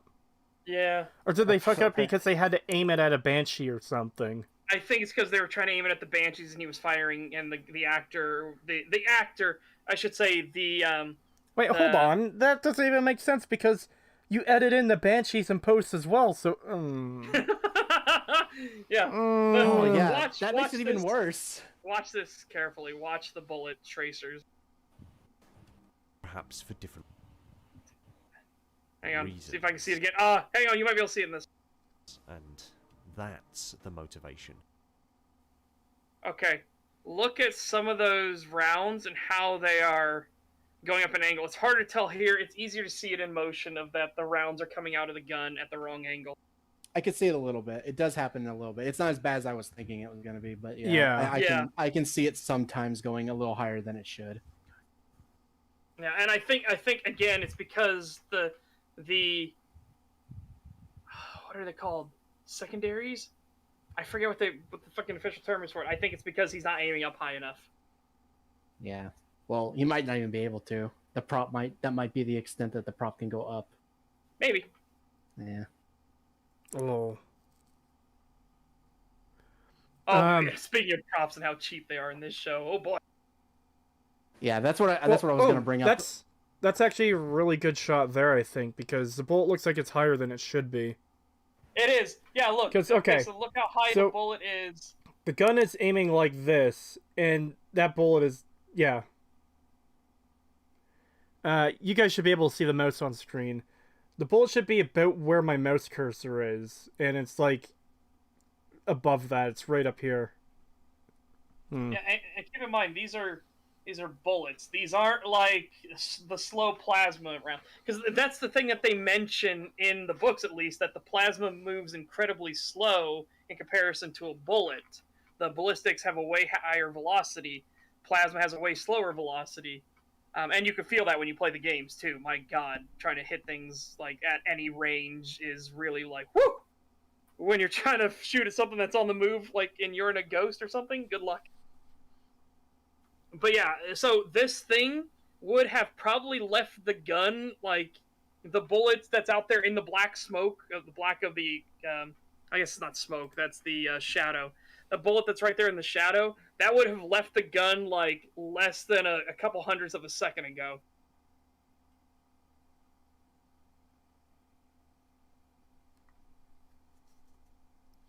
$10 from the Dwarf Cast Noah. Thank you.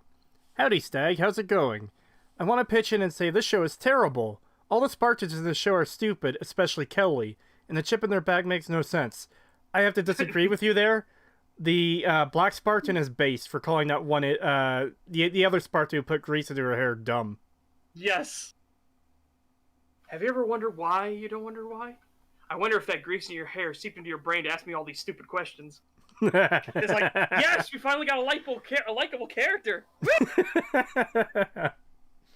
And the other likable character was the MP, telling him she's still one of them. She's still a covey. I don't trust her. It's like, oh, wow, yeah, he's actually a sensible person. Holy shit. Like, sure, we, the audience, are well aware that she's a covey, but think about her entire situation about how it happened. And he even, like, goes into detail about how it happened and made Chief recount it as well. It was like, yeah, that doesn't make any sense. Like, yeah, it was so obviously staged and fake. Like, what the fuck? If I was the Blessed One, I would be, like, giving 2 middle fingers to the Jirohani and the Senghali and be like, I said make it look good, you asshat, not make it look obviously staged, you fucking dick. Well, there's no way they can't make it staged, because why would they give a prisoner back in the first place? Like, what, were they supposed to... God. Yeah, but she said make it look good, so they should have roughed her up, she should have had some bruises and stuff like that on her, she should have looked messed up, and made it look like she crawled into that pod, like, when like something happened to the ship, or like they were focusing elsewhere and she managed to escape, and then fire like a couple rounds at it but then give up. That would have been instead of firing 1 round. That still doesn't explain why the Covenant wouldn't just wipe out all the humans there and just leave. Yes, I know, this is a big problem with this show, because they already established that they are literally dumb enough to focus on killing civilians instead of stopping the people that are killing them. The Senghali in the first episode are so stupid that they are actively going after the civilians instead of all dogpiling on the Spartans. It is so weird.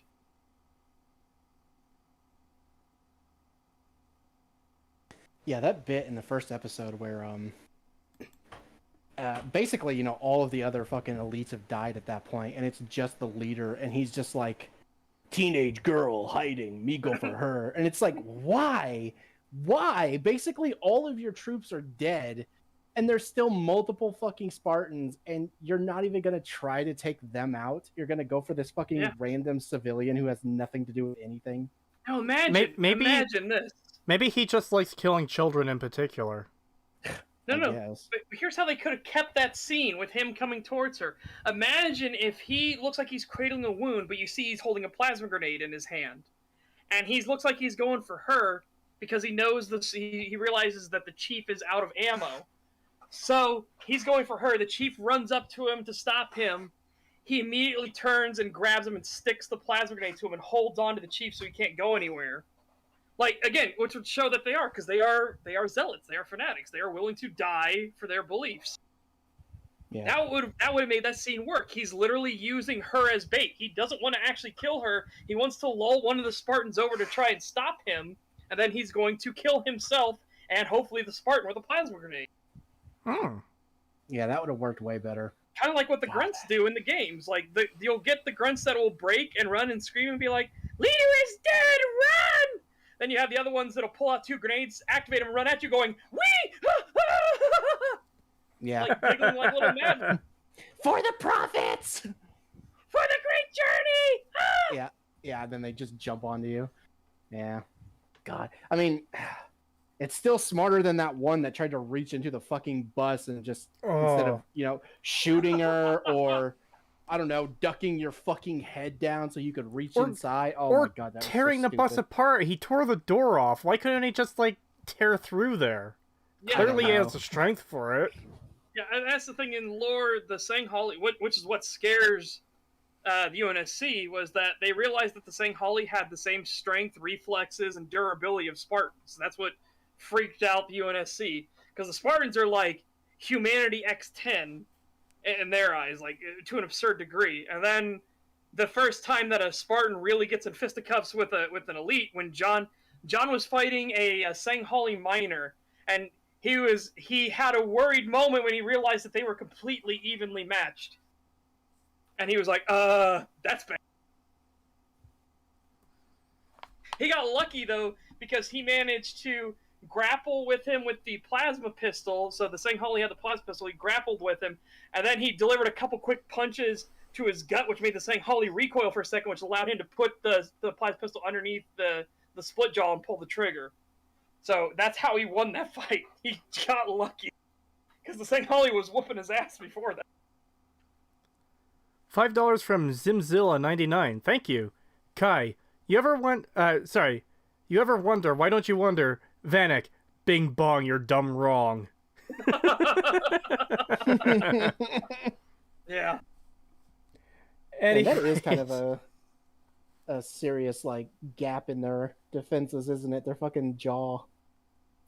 Well, yeah. It's less of a gap in the games, because they actually have, like, the mandible armors and everything too, but on top of that, their shields are more obvious. I guess it's more obvious that they've relied on their shields. Well, I just remember that scene in Halo 3 at the start of the game when Chief sees Arbiter, runs up to him and puts the pistol, like, right through his mandibles because there's nothing below there. Yeah. It's like, that would go right through his fucking head. Yeah, and because Arbiter's using a ceremonial armor, he doesn't have, as Half-Jaw jokingly says, your armor's not as new as ours. Yeah.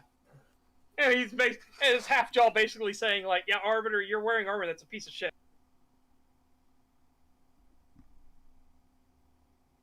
No, Chief, wait, the Arbiter's with us! Yeah.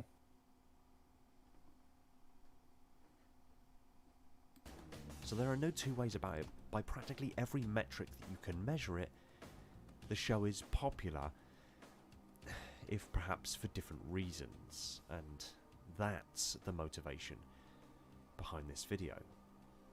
I'm seeing, as I'm sure you all are, an immensely negative response to the Halo series alongside those truly enjoying it and those who are okay with it, or... I'd say probably 99% people despise this show that I've seen.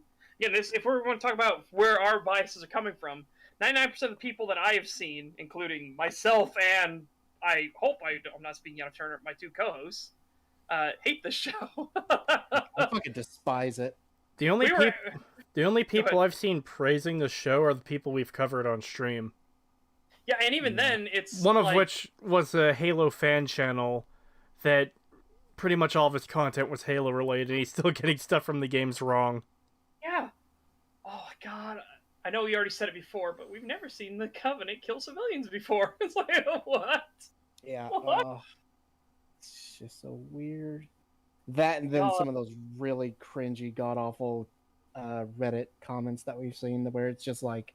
I don't go on Reddit. I only know about those because Setch read them off, and... Yeah, well, those are what I'm talking about. It's like people shared them. Were... You know what's terrifying? Those aren't even the really bad Reddit ones. Those are 2 YouTube comments. Yeah, those were YouTube. But yeah, I have seen some Reddit comments that were shared that were just absolutely blowing smoke up the show's ass in like an insane degree, where it's like, okay, you are literally just making shit up at this point. Oh, here's another thing. Those grunt. Look how the size of the Needler compared to those grunts. By the way, remember grunts are smaller than normal humans. Okay, there's a reason I bring that up. Yeah, because the Needler they show in the episode when the humans have it is fucking enormous. The Spartans, who are enormous humans, by the way. Yeah. There, I got the picture in our group chat. That Needler's fucking cute. Yeah, it's gigantic compared to them. It's insane. I remember even during our coverage when we're doing the recording for us reacting to it, I go, "You do understand those are used by grunts, right?" Yeah, it's crazy how big they are in comparison. I'm just getting the image up on screen. Oh wait, wasn't there a thing you said you wanted me to do instead? I mean, that or I just uploaded directly, but. Yeah, upload it directly to our chat. Don't give me a Google link, because that's what crashes fucking OBS. Yeah, fair. Okay, there you go. But yeah, that is massive compared to the size of a human. It's literally the size of her torso. And keep in mind, the spines would actually make it to where it would be touching her forehead. The spines are massive as well. Yeah, she'd be poking herself in the eye right now if it was loaded. I wonder if I can resize this so it's accurate to, like, the size he's got there. So, like, if we go by scale, then, like, that grunt is bigger than a Spartan. Because I'm still making this smaller, and it's still massive in her hand. It's still bigger than the one he's holding there. Yeah. The grunt is, like, 10 feet tall in comparison.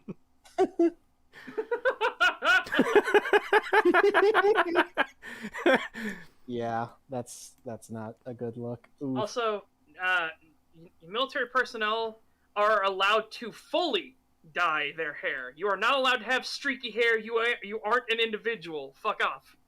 Yeah. If you dye your hair fully where people can't tell, no one will give a shit. But if you do this, like, streaks through your hair thing, they will shave your fucking head because you are not an individual. Fuck off. Yeah. Yeah, no, that shit is absolutely not allowed in the military. Oh, it's so weird. So having an admiral with entirely purple hair is fine? I mean, we don't want to talk about the Star Wars show. We don't want to talk about the Star Wars movies.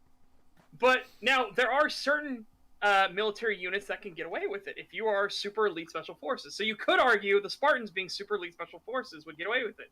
I would argue they can't because the Spartan goal isn't to infiltrate. Those elite special forces, like Delta Force, they can get away with it because a lot of their job is, I'm not going to be wearing a military uniform, I'm going to be blending in like a normal civilian, I'm going to look like a tourist or some shit. So they got to look less military-like.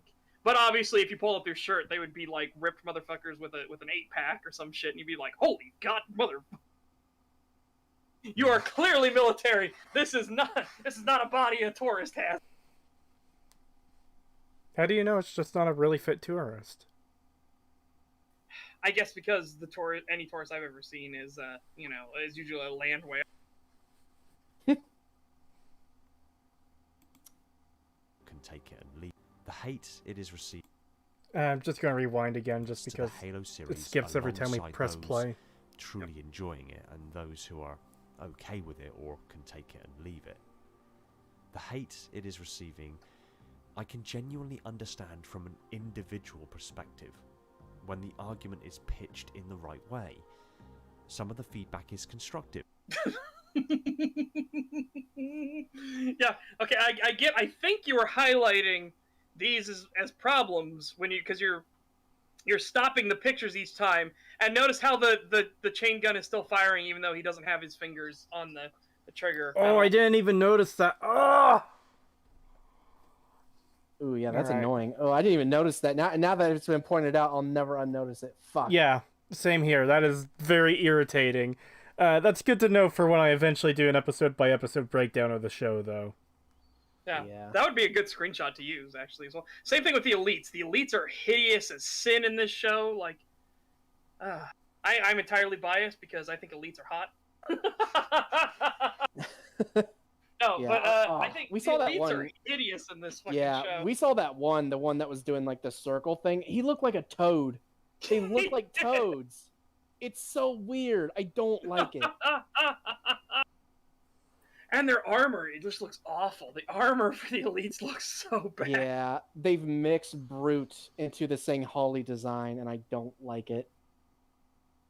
No, Installation 00. Hold on.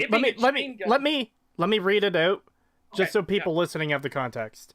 Yeah. It's a chain gun, though, isn't it? The gun has to wind down again, and that's still involved pulling rounds through the belt, right?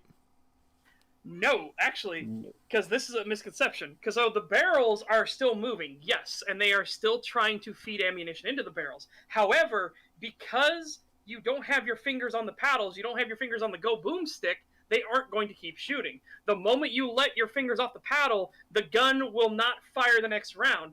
What it's doing is it's releasing the firing pin.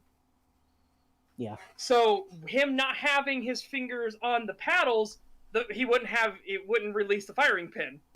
If it did release the firing pin, that's how you get a runaway negligent discharge gun. Yeah, that's what I was about to bring up. I was about to bring up that would not be allowed in the military. They would not use a gun that would keep firing even after you let go of the trigger. That would be immensely hazardous. Like, it's just not a good idea to have something like that. So no. Yeah, that is not something any military tolerate. There was a military that did tolerate things like that because they were desperate, and it was Japan. And that's where we had guns like the Woodpecker, which fired out the shells at the same velocity the bullet came out of the gun. Yeah, I remember that. Oh, it was such a weird fucking thing. Or also, the pistols, where if you touch the side of the gun, it goes off. You don't even have to hold the trigger. You touch the side of the pistol, and it shoots the gun. Yeah. What? Yeah. Or the Russian like PPSH, where those shells would come out of the top and just rain down on people and burn you. Yes. Now you wouldn't notice them because again the shell is being ejected so fast. It wouldn't actually affect your ability to sight or anything like that. Like if you could actually see the shell going out, that'd be a miracle. I mean, you could see kind of a vague thing just going by, just something, but it wouldn't actually affect your ability to aim down the sights. What does affect it is when really, really hot brass is raining down on top of your head and going in your shirt and going, ow, ow, ow, ow, ow, ow, it burns! Yeah. Not a great design. They did try to fix that later by just adding a piece of metal that it has like a curve so it would like shoot them off to the side, which did help. But yeah, the original designs did not have that, and they would just shoot straight up into the air and fall back down on top of you. Oh.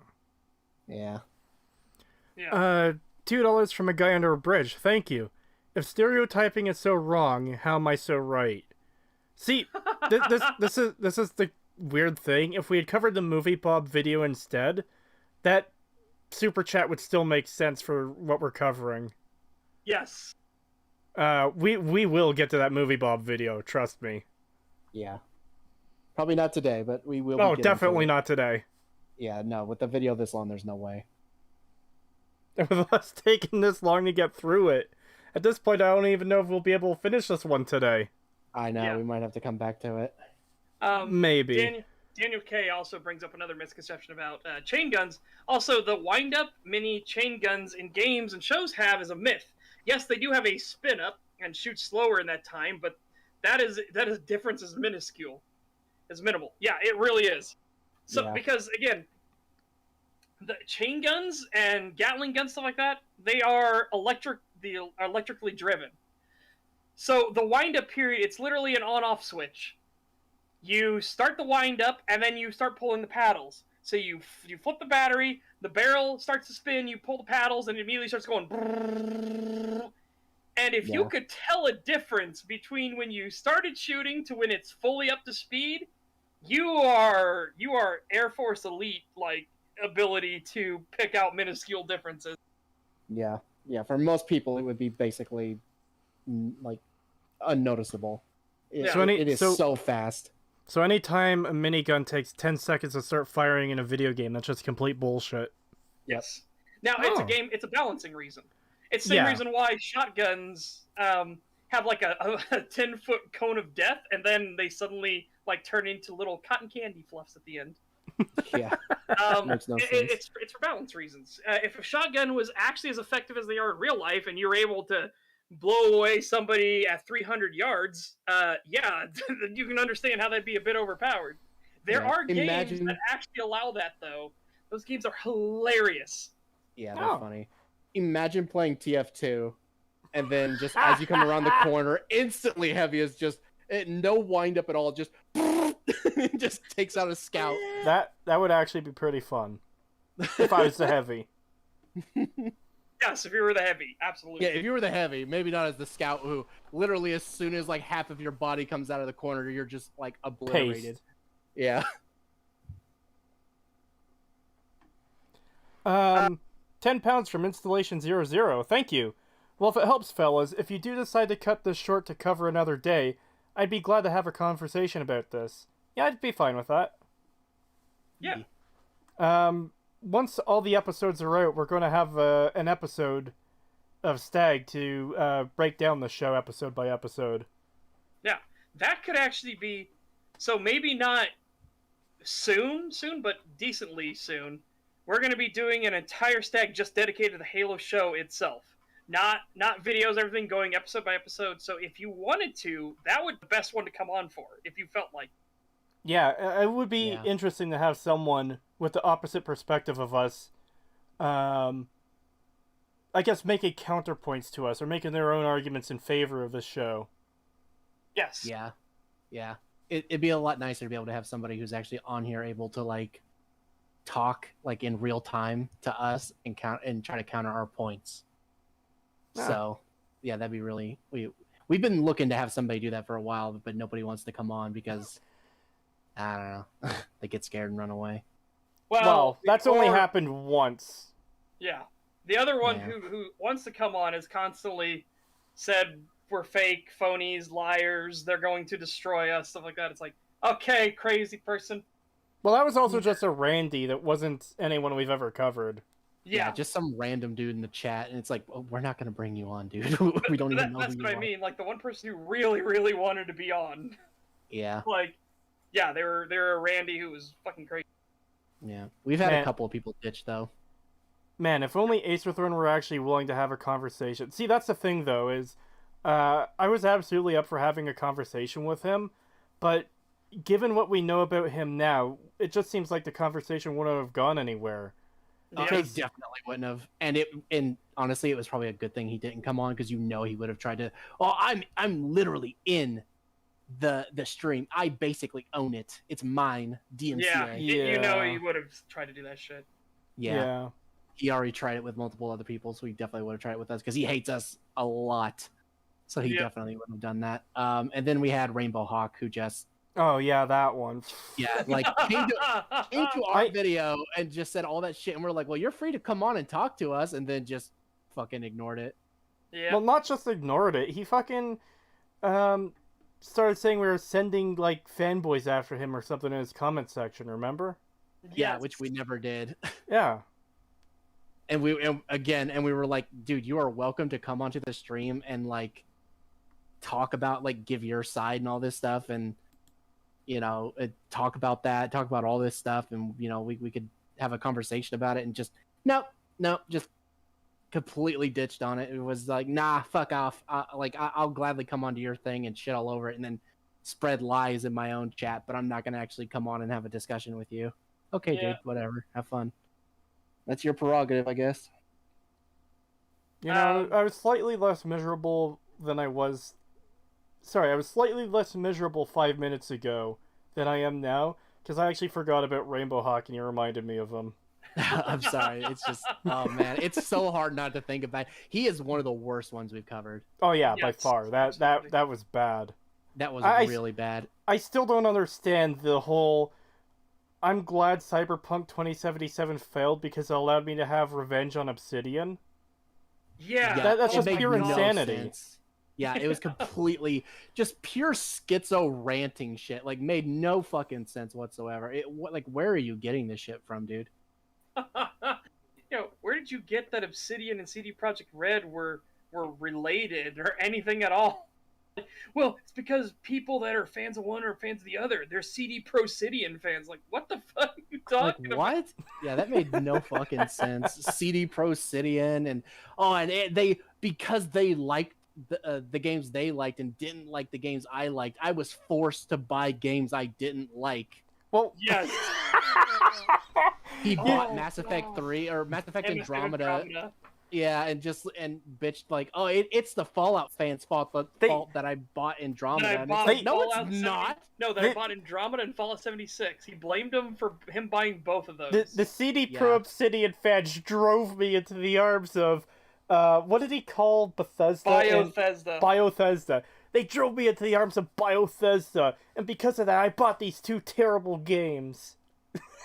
Oh man, that was one of the craziest videos we've ever covered. It was so insane. That's not even the worst part. The worst part was at the end when he was like, maybe one day I'll play The Witcher 3 and start turning into a horrible person who hates all the things I once loved. It's like, Jesus Christ. Yeah. He was basically saying shit like, yeah, maybe if I play The Witcher 3, I'll become a racist misogynist like everyone else. And it's like, the fuck? Well, I don't think he went quite that far. Not quite, but it was pretty close. And it's like, and God knows we've heard shit like that before. Yes. So, man, it's just insane to me that these people exist. Absolutely. Anyways, we got $10 from Zimzilla99. Thank you very much. The chief plot line vindicates why Halsey told the Spartans where they came from and didn't suppress their emotions. The changes make Halsey less intelligent and more evil, in air quotes, for no good writing reason. Yeah. Yeah. Dude, yeah, I hate the changes that they made in the show of like, oh yeah, we're gonna hide the fact that we abducted them as children and brought them into this program and stuff. When the books specifically went out of their way to make sure that they didn't do that because it was so fucking stupid. Yeah, and it could only lead to negative consequences of if the children ever found out, they might turn against us. So why risk it? Just tell them from the get-go, because you're going to have, at least a decade of indoctrinating them anyways. So who fucking cares if they know the truth? Yeah. Yeah, it was so... Oh, I hate these changes. I hate them so much. They're so stupid.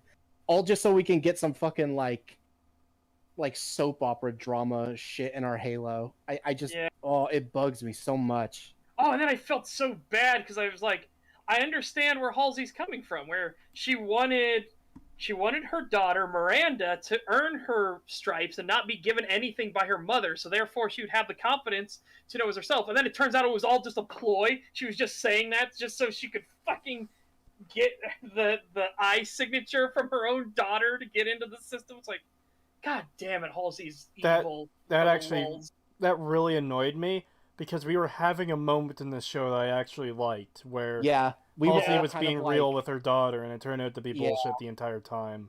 Yeah, that really pissed me off. Yeah, because we were all kind of enjoying that scene. We were like, oh wow, hey, we're actually getting some actual fucking acting with some shit that we actually care about, and then it was like, oh no, it was totally fake. None of it was real. Yeah.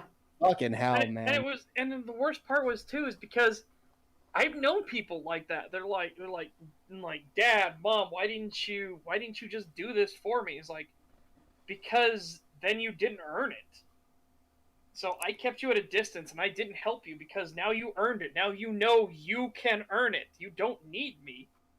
So I know people that are like that. And I was like, wow, that is an actual really powerful and good message. That's a genuinely good message that, hey, maybe your parents may seem cold and aloof, but they aren't doing it because they hate you or anything. Maybe they want you to stay on your own 2 feet so you can build up your own self-confidence. And you don't turn into a whiny little shit stain like we see in modern times where you need everything done for you. But no, that was a lie. She just did it so she could pretend to cry so that then she could look into her daughter's eye and scan it so they could get the retinal scanner stuff. It was like, God damn it. I hate you. I hate you so much.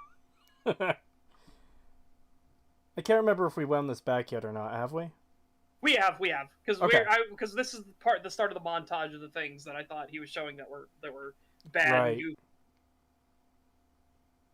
The hate it is receiving, I can genuinely understand from an individual perspective when the argument is pitched in the right way. I also want to point out, too, is it is really refreshing to see someone say, yeah, I understand where this criticism is coming from, rather than the kind of thing where we typically get from these kinds of videos where they just go in, well, it's just toxic hater fanboys, you know? Yeah, you hated it because it wasn't exactly what you wanted. It wasn't perfection. It wasn't literal perfection, or it wasn't the thing you wanted, yeah. Yeah.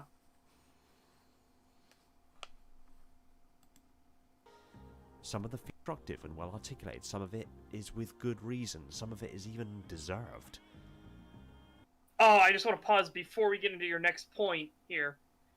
I hated the Needler explosion so much. I really hated it so much. I thought it was like, oh cool, they're doing the Needler explosion, and he's freaking out because he knows what's coming. He got hit by multiple needles, he knows what's coming. They're going to chain reaction, and they're going to detonate. And then he just goes poof in a cloud of pink dust. And I was like, that's it? God, that fucking sucked. And this was after episode 1, they had gore and blood splatter and people screaming and stuff like that. It was brutal. Not just gore and blood splattering, but children being fucking obliterated in real time. Yeah, and then here they're like oddly clean about it.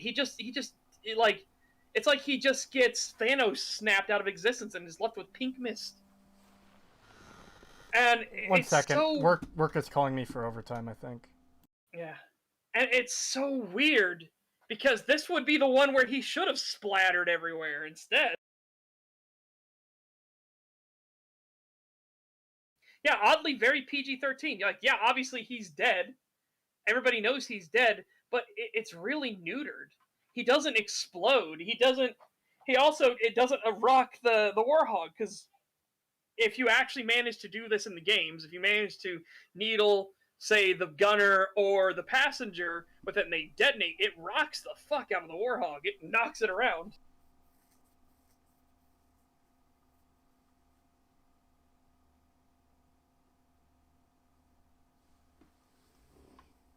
I don't think we grabbed this comment yet. Oh, absolutely. I acknowledge completely it has problems. That is really refreshing for us. And actually, we already criticized the intro of the video, but kind of a swerve from what we're used to, you know? It's like yes. a huge twist for someone to be reasonable in the videos we cover. Yeah, so far this is like a breath of fresh air. It's one of the better ones we've covered in a long time. Yeah. So far. Yeah. Again, there's still moments to do crazy stuff. You already had one really bad take, which was the by all measurable metrics one. Yeah, but that's something you can fix and correct in the future. And as long as you're here to take that thing and be like, okay, yeah, that was a statement that was just wrong. Yeah. Yeah, this is still one of the better ones. Still, it's almost strange. It's almost alien to us to watch somebody actually have reasonable points in their videos. Yeah, it really is because. Like I said, there's so many videos we've covered where people are just insanely disingenuous or uncharitable in every way. So it really is bizarre to come into a video that's like, yeah, there's real problems, and someone comes in the chat. Oh yeah, I'm willing to listen to criticism, because you're not the first person who's come in the chat. We've had a few before, and they've either been like, "Lol, not watching," or Acerthorn, who DMCA's and sues you for covering his videos. Yeah, oh my god, that one was really bad when he came in. Oh my god, that was so stupid. Yeah. And the reason we say so far, by the way, is because we've had it to where it's like, there's only a minute left in the video, and it was bad, but it can't get worse. And then suddenly it's like, oh, really? And you see him spin up the fucking shit-take Gatling gun, and it's just like... Well, there's... Like, what the fuck happened? Yeah, there was one video where we paused, like, a dozen times in the last minute of the video. Yeah, because it was literally, like, back-to-back. Every 2 seconds, he had a new shit-take. It was like, what the fuck is happening? Yeah, it was so weird. Like, oh, thank God we're almost done. Is he gonna shill his merch? And then it's just like, and fuck these people, and fuck this game, and fuck this shit. It's just like, dude, what are you doing? Like, you are self-imploding right now. Holy shit. Yeah. And only the people who think this, they don't understand that this conspiracy theory was true. And it's like, what are you talking about? Yeah, what is that? Oh, it was insane. Like, oh man, this just reminded me of the fucking Oxhorn thing when we covered him, and it's literally like, yeah, if you ever encounter one of these people who disagree with you about these games, like, they are diseased. They are a blight. They cannot be cured. An incurable disease. And it's like, yeah, he's like, you need to erase these people from your lives. You need to expel them from everything that you know them from. Like, just get rid of them. Don't talk to them. This is like the first 5 minutes of his video too. It's like, these people are incurable. They live to hate on everything you love, and fucking yeah, just all kinds of crazy shit. Like, dude, what the fuck? They are diseased people. They are lesser. It's like, what? Hold on, bud. Yeah, fucking immediate poisoning of the well in that video. It was insane. That's also... God, it almost feels like we're celebrating 50 early by reminiscing on old videos. That's the one where he said Star Wars wasn't influential. Yeah, he said Star Wars wasn't influential at all. And it was like... Yeah, that was what reality? Insane. Oh, and that was also the video, scientists retcon reality every day. Well, no, that was the second video. That was the second video of his recovery. It was the same blockchain, though. It's like, what the fuck? Oh, man, yeah, it's crazy to think back on those videos. Like, oh, man. It's just crazy to me. Yeah. Yeah. Man, but the Acerthorn saga will probably be what we'll always be known for. That was just the most insane one of all. I still think about it from time to time. One of the things Acerthorn said while in chat was, well, I talk positively about the game soon. As if that does not matter. As if the reason we're criticizing him is because he's talking bad about it. He can praise the game and get stuff wrong. And that's what we would criticize as being wrong. Yeah. We did not give less of a shit if he liked or disliked the game. It's the fact that he was just saying blatantly wrong things, and we were correcting him. And he's like, but I praise it later. Why are you getting, like, why are you criticizing me? And it's like, because you're getting shit wrong. We don't care if you like the game or not. Well, it wasn't so much why are you criticizing me? It seemed more like an attempt to placate us. Yeah, he was saying, he's going to say something good. Okay, this guy isn't so bad. It's like, no, it's how it works. Yeah, we don't give a fuck. Again, we even said that our whole thing is about objective critique of these things. Objective critique. Things that can actually be measured, quantified, and explained. You can like dog shit for whatever reason. Like, it holds a special place in your heart. Like, there are people that unironically love the movie The Room. It's a dog shit movie by every measurable standard. It is a dog shit awful movie. But there are people that love that movie for one reason or another. That's totally fine. Yeah. Like, I struggle because I've been reading so many... I've had so many good fucking books and everything lately I've been reading and everything. I'm trying to think of something that's a guilty pleasure of mine that is genuinely dog shit, but I actually love it. Yeah, I know I've got some Right Hell Retribution. There we go. Yeah. Retribution is a genuinely dog shit game, and I love it because it is so fucking awful. But the writers knew the main character was a retard, and I love it. Yeah, they knew. And my example that I love to use in Right to Hell Retribution is, I need to get inside this place. I knew you were going there. I knew you were going there. Yeah, there's an electric fence in the way. How will I deal with this electric fence? And then you see him hijack a big rig, and you're like, okay, he's going to use the truck to slay down the electric fence. Okay, but then suddenly it loads you to a level where you're driving down the highway away from the compound you're trying to get into. Yes. You're leaving the compound and the electric fence you are currently trying to get over. You are driving down the highway in the truck you have stolen, and you're going to the power plant, because if you turn off the power at the power plant, the electric fence won't have power. Not if you turn off the power at the power plant, if you blow up the power plant. Well, I'm using turn off to mean, like, if the power plant is blown up, the power is obviously turned off as well. And then, when you get back to the compound, you climb the fence. You climb over a rock portion of the wall that isn't electrified. Yes. And you can get that there is genuinely a logic here. He is actually working with logic, but his logic is retarded. It's great.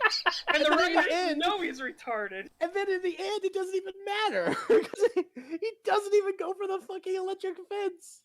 Yes. Yep. Oh, it's so funny. It's so good. Because, again, whoever wrote that knew the main character was an idiot. They knew. They actually genuinely knew the main character is a moron. And that's why I love Right to Hell Retribution. The game is terrible. Don't play it. So, you're telling me you don't love it for all the fully clothed sex scenes? Yes, the fully clothed sex scenes. Okay, we've gotten quite off track here. We need to get back to it. Yeah, we do. Yeah, we do need to wind back a little bit, though. Yeah. There we go. That'll work. Some of it is with good reason. Some of it is even deserved. But a lot of it is either ignorant of facts, highly subjective, based on a person's own personal opinion. That scene right there annoys me so. I hate that scene in particular. Drive me close to the edge. What, Chief? What edge? Oh, just this cliff that's been here the entire time. But the battle is happening here in the thing. Why are the Covenant flying underneath the battle now? Well, it's next to a cliff. It's actually worse when you see a scene farther away from it, because there's not that. The cliff isn't that high even. Yes. So why are the Banshees flying under the battle? I hate this scene so. And then John, instead of swinging around, because you can see the pilot right there, you can see the elite right there, you can see him. He takes out a pistol, sticks it on the armored canopy, and shoots down 3 times. Yeah, as if that's gonna fucking do anything. And then instead of jacking him out of it, like doing the swing around thing, kicking him out, or sticking a pistol in there and shooting him in the head, anything, he just climbs down to the side, grabs the wing, and grabs the thruster, I guess. Just the wing. Yeah, just the wing, and just somehow glides this thing into a Phantom and blows both of them up. And you see in the show, he is literally steering it like a hang glider, but the pylons on Banshees don't move. Installation 00 also pointed out an issue himself. Not to mention the Chief could somehow see Kai on the ground, despite being 30 feet from the cliff edge.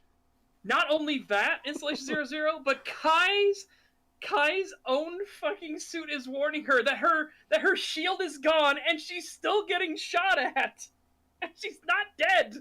Yeah, she gets fucking just demolished. Once her shield goes down and she goes on the ground, they just continuously shoot her. She is just getting fucking and then they finally stop. Just so a Sanghaul could come up and instead of stabbing her with an energy sword or finishing her up and executing her, he just open palm fucking bitch slaps her. Because sometimes you just gotta slap a bitch. Yeah, that shit. She should have already been dead because she's fucking getting shot at 100 times without her shields. And then it just all stops just so this one random elite could come over with no weapons in his hand for some reason. He's completely unarmed and just starts bitch slapping her.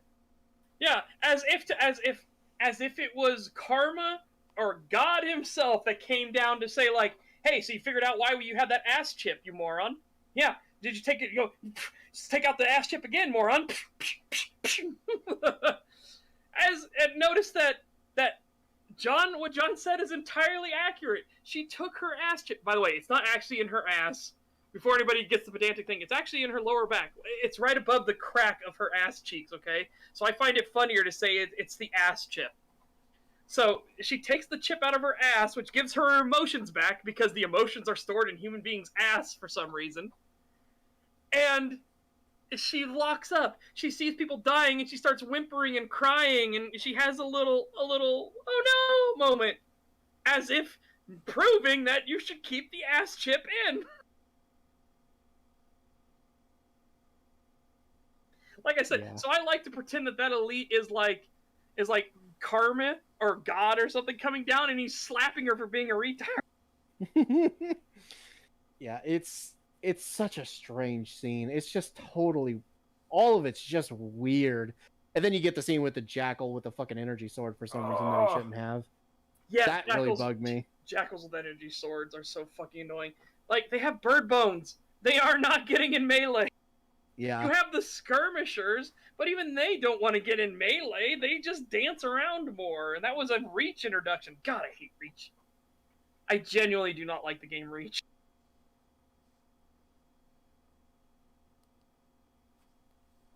You should know, asses are love. I'm a tits guy, so, you know. Ugh, degenerate. You would be. You would be. Yeah, big and bouncy. Oh. Bird bones go melee. Bird bones go melee. That's great. Yeah. See, and this the worst part. Installation 00 is you. Well, you probably know, but Chad, if you don't know, Kigyar, which are what the jackals are, they actually have a melee option, but it doesn't use their strength. They literally stick a knife into people that detonates. Yes. There you go, Installation 00. Like I said, I called it. I said you'd probably know it. Also in the lore, that jackals have used knives made of needler crystal. Yes, they should have used the needler crystal knives. Because again, that doesn't rely on strength. They literally just stick it in their target and they jump back because then the target explodes. That does sound like it'd be very effective. Yeah, they're like, they call them like boom knives or something like that. Very, very effective. In fact, Johnson almost gets hit with one. His buddy, what was it, Sergeant? I can't remember the other sergeant. The other sergeant gets stuck with one, and then the other sergeant sees it heating up. They both realize what's happening. The other sergeant manages to pull it out just in time and throw it away from it, and it detonates. Hmm. Damn. $5 from Scootmeister. Thank you. Brian. I mean, people have a wide range of emotions for the sacred body part we call the booty. Especially Spartan booty. Something even 5 understood. Booty. Yes, jackals are snipers for a reason. And they give them the shields for a reason. The energy shields. Because they're not very strong. There is a reason that the Covenant as a whole view jackals and grunts as on par with each other, that they're both just cannon fodder. At least jackals can hit something, so they became snipers. Yeah. Yes, that was from the book Contact Harvest, when Sergeant Brine gets hit and gets stuck with one of them, and Johnson was like, "Are you okay?" And then they both see it start glowing as if it's heating up, and then they realize what's about to happen, so he manages to scramble and get it out of him before it detonates.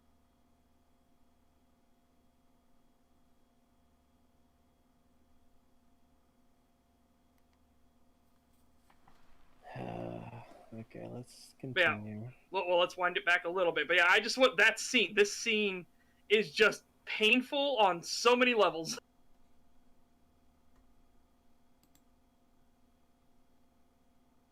deserved. But a lot of it is either ignorant of facts, highly subjective based on a person's own personal opinions rather than the reality. Some is... Oh, there it is! Why does he do that? That's not gonna do anything. Obviously, you. Oh. I'm also realizing how awkwardly the camera movements is in this. Yeah. I'm not sure it's the camera movements, but the whole animation of him being on there just looks really awkward to me. Yes. $5 from Sibla, thank you. This show does make me wonder what Neil Blomkamp's canceled Halo movie would have been like. Genuinely, I wonder if somebody saved like the screenplays or any like boards or anything of that. That'd be fascinating to see what they were going to do with it.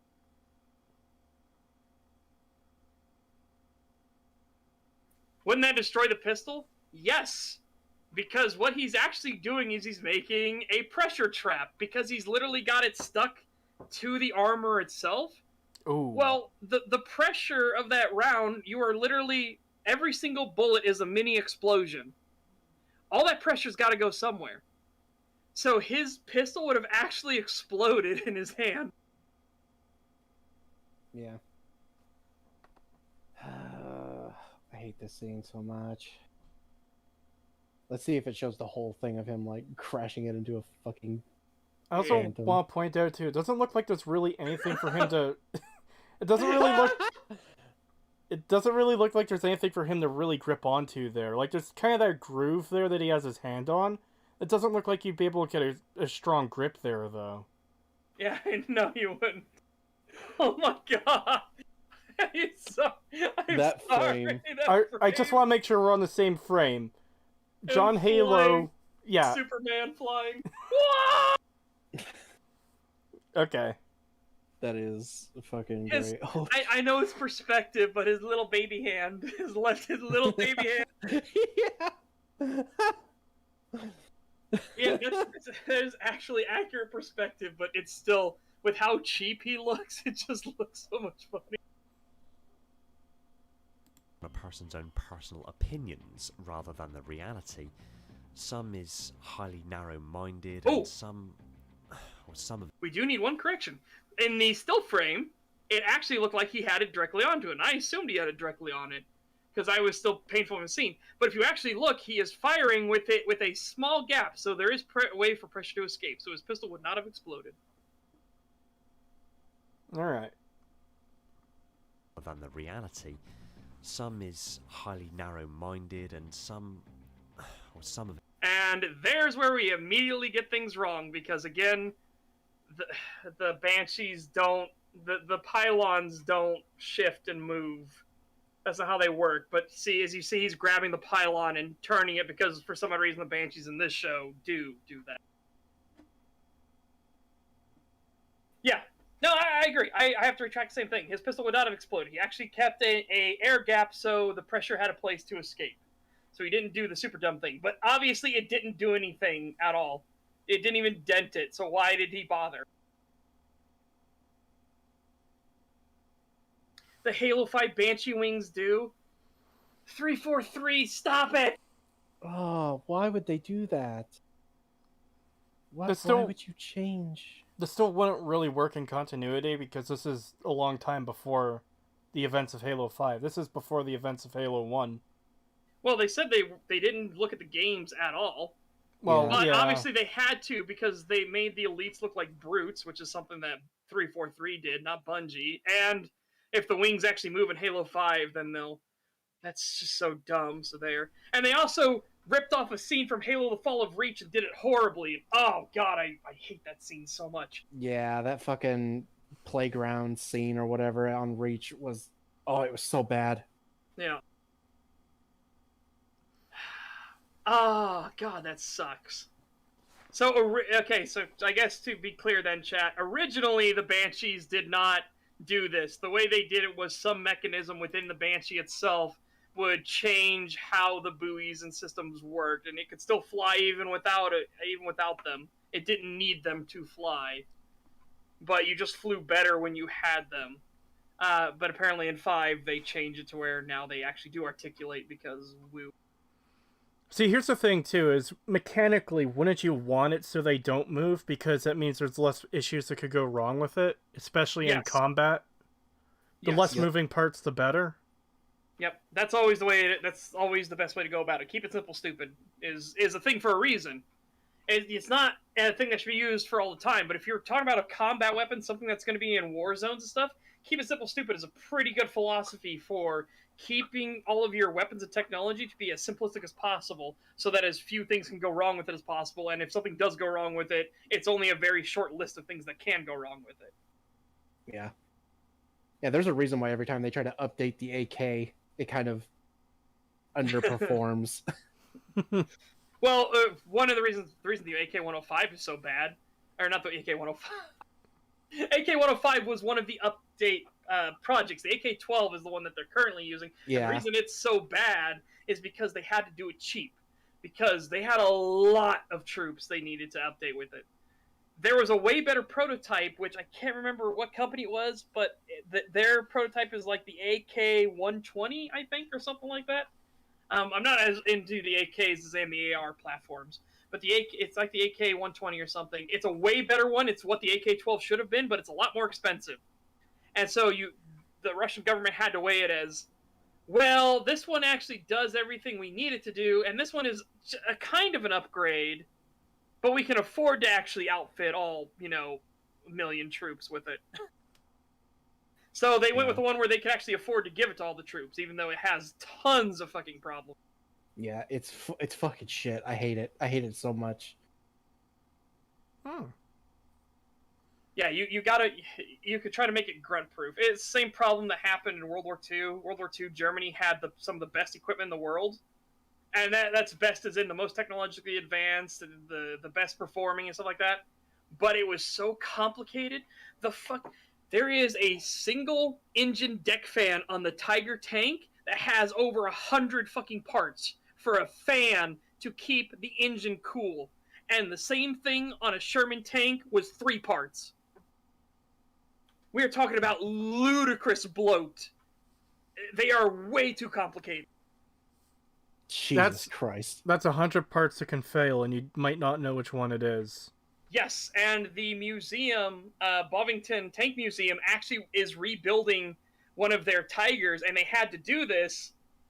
They had to rebuild it, and they had to look at this fan part, and they were looking at this fan, and they're like, Mother of God.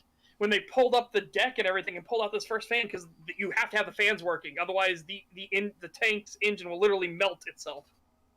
So you need the fans. You need the fans to keep it cool.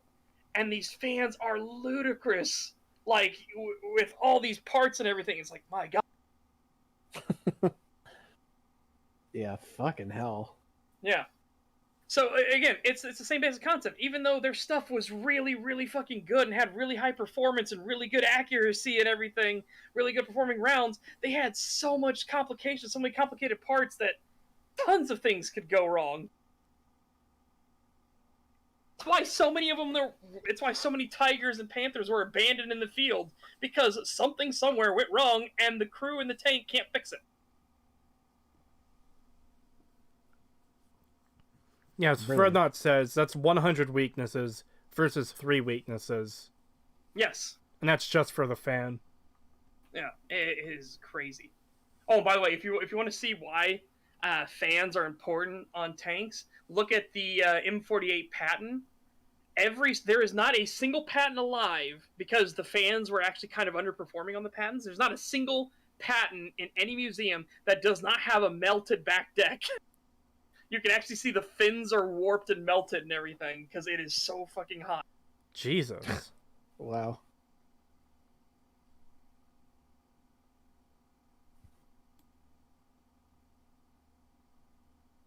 Alright, backing up. Oh, okay, I was trying to back it up there too. Okay, well that's fine. Than the reality. Some is highly narrow-minded, and some of it is just downright ugly. I've personally seen people attacking each other defamation of character, bullying, and even death threats towards others regarding the division between people who enjoy the show and those who don't. Let me start. Yeah, see, now that, because now you've mentioned it. Before, it just sounded like it was really weak, namby-pamby. Now you're actually mentioning the death threats. You're mentioning what the hostilities actually are. This is something you should have led with. But yeah, that's the thing you already admitted yourself. You should have led with these things. Yeah. Also, and Nico 40K, I just wanted to go into this. Just entered. Fill me in. On a scale of 1 to 10, how dumb is his arguments? Honestly, we're much closer to a 1. The arguments aren't actually that dumb. There's misstatements. There's a couple fallacies here and there, but this is a genuine breath of fresh air. Yeah, so this is honestly one of the best videos we've ever covered, to be honest. Yes. Also, I was watching the shot when it was playing. It looked so bad when he's zooming in towards the Phantom. Yes. And also, how is the Banshee upside down? How did Chief make that happen? How is it? Upside down. Yeah. Look how he's hanging. Yeah. He's putting his hand on the cockpit now. It's what it looks like to me. Hold on a second. No, it looks like he flipped it. No, he didn't. He fell off to the side and grabbed on. And or did they make the underside look like the top side as well? Because I mean, they might have done that. Let me see. Character bullying and even death threats towards others regarding the division between people. Oh, what? Yeah, it is. You see what I mean? It looks like they've got it upside down. Yeah. Some is What the highly fuck? narrow-minded, and some. I didn't even notice that. Yeah. Yeah, see, it is upside down. I was right. What the fuck? Yeah, it just randomly flips upside down in the next scene for no reason. Yeah, How the fuck did that happen? Why is it upside down? How did Chief make it flip upside down? Did the pilot do that? And if the pilot did that, notice that Chief's hand wasn't actually on the thing when he was hanging there. He's hanging from the cockpit. He's hanging from the canopy. Look, see, his hand was not on that wing. What the yeah, he's literally just sticking to it like a fucking Spider-Man. What the fuck? Yes. Oh. This is horrible. Oh my god.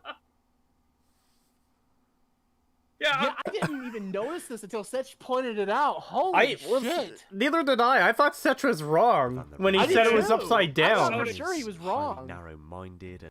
There. See, look. Wow. He's not even on the wing. You can see this clearly, chat. Now, I just want to make sure. Not even on the wing. What is he holding on to with his other arm, with his right hand? Bruh, are you fucking serious? How did they think this was okay? Did they not model the underside of the Banshee so it's just like you know when a model isn't fully modeled and you could just see through it? Is that what's happening on the other side of the Banshee right now? Because how else do you explain this? Yeah, I could just imagine. I could just imagine, like they're editing the episode and they're like, okay, we've got to have Chief hanging onto the bottom of this Banshee. Why can I see? Fuck. Holy hell, man. Like, see, here's the thing too. If you, I have special eyes. If you want to flip the Banshee upside down for some reason, that's something you can portray in literally a second or two. Yeah, I don't know why you would need this. Like, have him hanging from the one thing, and then the pilot realizes and does the Banshee flip maneuver, and then Chief rolls around the top of it and grabs the other wing or something. Like, what the fuck is this? In fact, that probably would have been better because that would make it more suspenseful. That, oh no, he needs to grab onto something or else he's falling. Yeah. So now, for some odd reason, so two things have happened here. One, we're upside down for some reason now, and Chief was hanging on to nothing before. Anyways, yeah, was hanging on to nothing. And now he's super hanging on to nothing. And now we are now back above the battle for some reason, even though all this happened, took place below the battle, below the cliff face. So now we're back above the battle again for some reason. We're gonna have to pay close attention, because I know it shows another shot of him flying into the Phantom, We're gonna have to pay attention to see if it's still upside down or not. Yeah, it is. Yeah. It is upside down still, because you can still see the lights and stuff like that when he goes in. Well, I'm talking about the other cut. So we see him flying at it from behind, but then we get another shot from a distance away from the opposite side of the Phantom. Yeah. I shared something in the chat. Yeah, I saw. To this. I saw magnets. How do they work? All right. And some is just downright ugly. I've personally seen people attacking each other, defamation of character, bullying, and even death threats towards others regarding the division between people who enjoy the show and those who don't. Let me start by saying under no... Oh, it's so fast, I couldn't tell. That was really fast. That was really fast. Others regarding the division between people who enjoy the show and those who don't. Oh, that looks so bad. Oh, I got it right as it exploded. Damn it. So close. We can put it into slow mode. Yeah, that's what I'm going to do now. I wanted to try to get it one snipe without, but here we go. And by the way, Ansel00, as to your point here, we agree. Again, this is why I was saying, I'm glad you say this now, but this is what you should have led with, that these death threats and everything were happening. Granted, you would need to show evidence of it happening. Yeah, that was the thing I was going to say earlier, and we just kind of got caught up in the discussion. But yeah, having evidence of people saying these things would help just prove that it's happening, because, again, this is just an internet thing, but a lot of people like to claim harassment and death threats at the drop of a hat. Yes. Yeah. One of the most frequent ones, actually, is, you know, someone says to someone else, oh, go kill yourself. And then that's suddenly, oh, that's a death threat, you know? Yeah.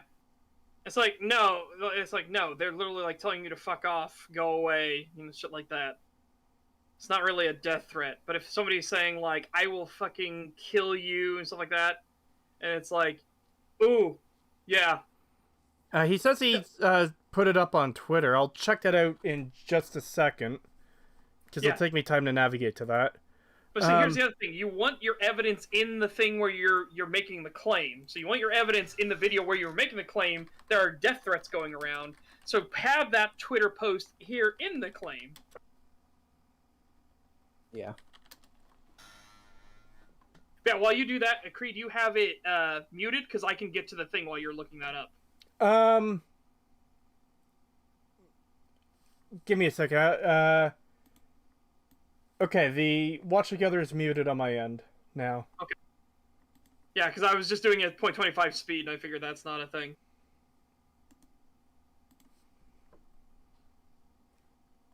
Wow, that comment is actually pretty fucked up. I'm not sure that necessarily counts as a death threat, but that is definitely really fucking bad. Never have I desired the death of Installation 00 so badly. Yeah, that's fucked. It is upside down. It is upside down, by the way. It is upside down. Well, yes. At least you can see the trails from where it's coming from. It's upside down. At least they're consistent with that in that shot. Here, oh, it's not up on... Okay, whatever. Anyways, yeah, that's the... not a tweet. A Reddit post someone made about Installation 00.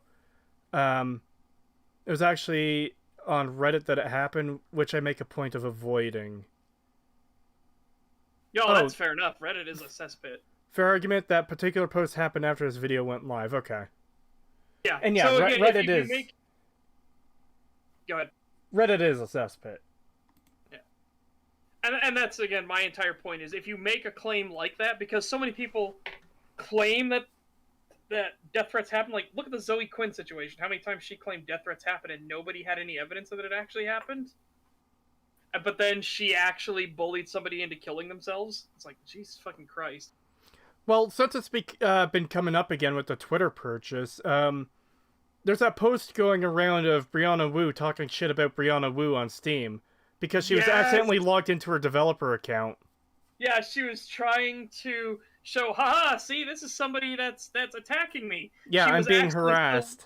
Yeah. She was still logged in as a developer, so it said developer Brianna Wu and everything like that. On her own game on Steam, yeah. So and she was doing that to herself.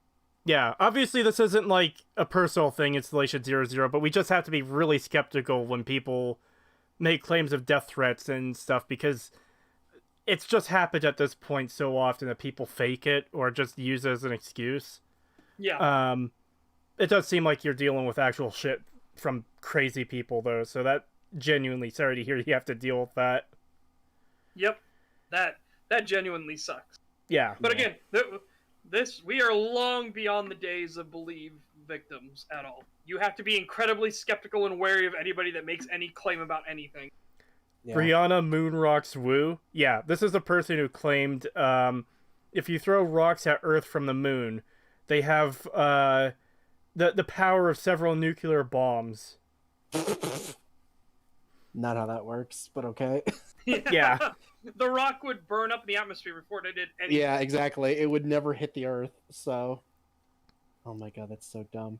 But, and that's assuming you actually hit the Earth to begin with. You'd be surprised about the way physics work in zero G and space and everything like that. You think, oh, just throw it straight at the Earth. How hard could it be? And then you realize that, well, the slight gravity from the moon would actually slightly curve it down back towards the moon. So it might actually do that, and it might skip off the atmosphere instead. You might actually miss the Earth. yeah.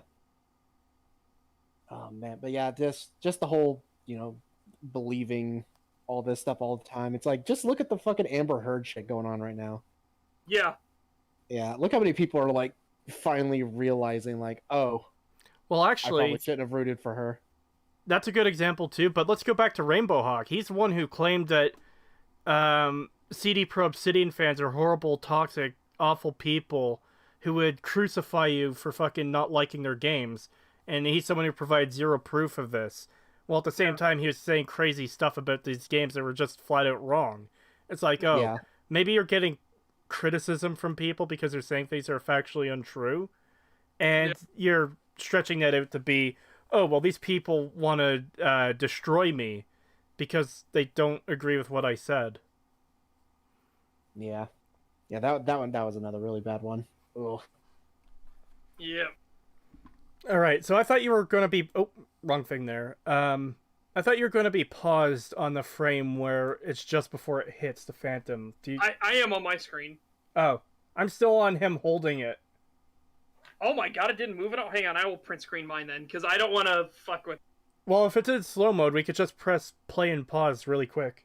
No, with how fast it was? No, I mean, I'm literally right before he hits. Oh, all right. Yeah, so I'm just going to... Okay, that got me my Gyazo link. I'm just gonna download it so I can literally just paste it. Yeah.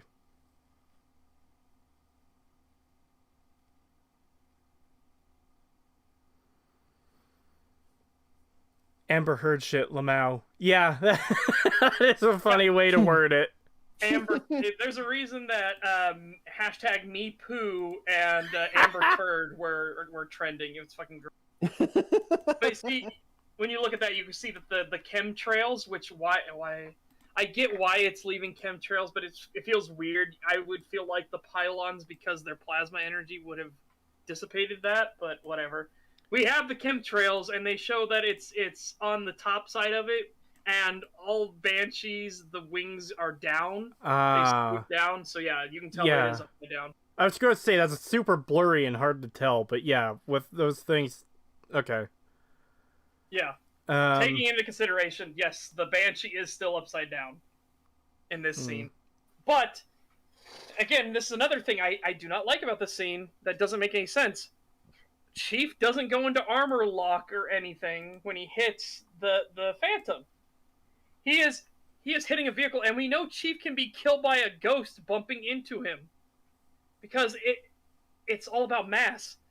Mass does not need a lot of velocity to kill you. If you have a big enough mass, if you have something like the Statue of Liberty and it hits you at 2 miles per hour, it's going to do some damage to you because it's a lot of mass hitting you, which you are not a lot of mass. Yeah. Yeah.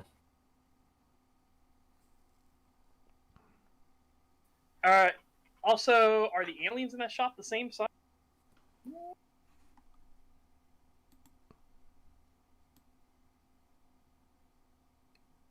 I wish I could zoom on it a bit more, but Are those supposed to be saying Holly with them? Because there are some of them that don't have. There are some of them that are obviously grunts, but then yeah, those have the double joints of saying Holly.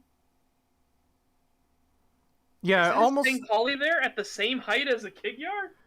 It looks like it. Wait, wow. Oh no, it's getting worse. I do find it funny how we're trying to cover the actual video and the arguments in the video, and we're ending up talking about the show way more because we're just noticing so many more issues with it. Yeah. Oh, no, those are Kigyar. Just for whatever reason, they didn't give half the Kigyar energy shields. Oh. Maybe the editors... the Kigyar have the double hinged leg as well. Yeah, they have the what was it, Plantigrade or Digigrade? Which one was the double hinge? Digigrade is the double hinged. Plantigrade is human. Yeah. Mind telling me what you're doing kamikazing that Banshee chief? Sir, getting my 72 virgins. Oh god. Yeah, it is weird that some of them don't have their shields though. I guess they just kind of forgot or got lazy. They don't have shields or weapons, mind you. Yeah, a lot of them. The one you could tell easiest is the one that with looks like the cloud is his hat. The cloud is his hat. Oh no, not that one. The one slightly to the right of him. There's two right next to each other with shields. One of them is below the one thing coming out from the ship at the back. You can see his hand. It looks like he's just not holding anything. Here, I could try to make this even bigger on my end. Actually, you know what? I know what I can do, so chat can see. I could crop the image in OBS. Wow! Screaming Cube Banshee. At Setch. Glad you're fluent and virgin, LMAO.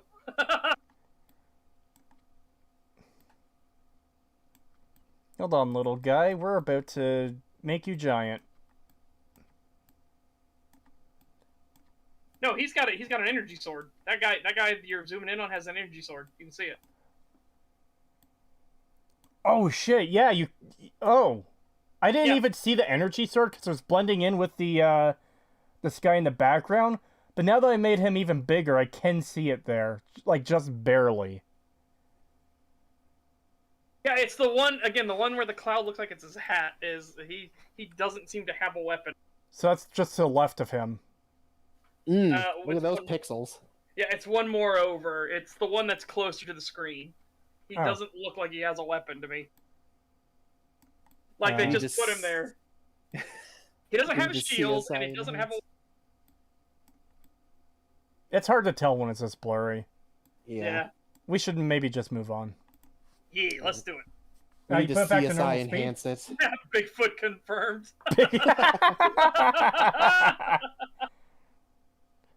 You put it back to normal speed? Yes, it's all back to normal speed. Cool. Oh, it's still muted. Fuck. He's just saying, under no circumstances is it acceptable to wish hurt and pain and misery on somebody. Yeah. And I agree to an extent that there are some times when it's just yeah, there's some people that just need to be told of man, I wish your parents had slapped you more, or I wish your parents had spanked you more, so you were more of a well-adjusted human being. Yeah. Hurt, pain upon another human being under practically any context, let alone because they like a TV show that another does not. That is a good point, though. Wishing death on somebody because they like something that you don't, or vice versa, that's just ridiculous. Yeah, that's stupid.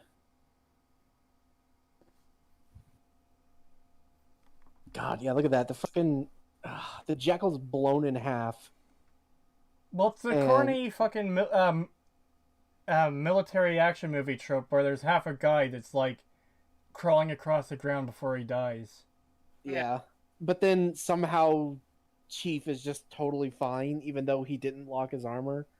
Yeah. It which makes no sense. the system is supposed to automatically, to prevent trauma and everything, it's supposed to automatically induce armor lock. That's how Chief survived falling from the Forerunner battleship and Halo 3 to hit Earth. Is his armor lock. Yeah. Also helped that Chief had tons of augmentation and gene therapies and ceramics placed on his bones and everything like that. So yeah, that helped a lot too. But his armor ensuring that nothing bent the wrong way really was a good move. Yeah.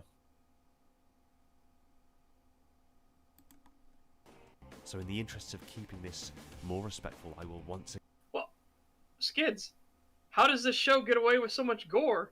And yet the Needler explosion, poof, just dust in the wind. This is the same episode, by the way. Needler explosion does nothing. Jackal blown in half, guts trailing out, crawls along the ground.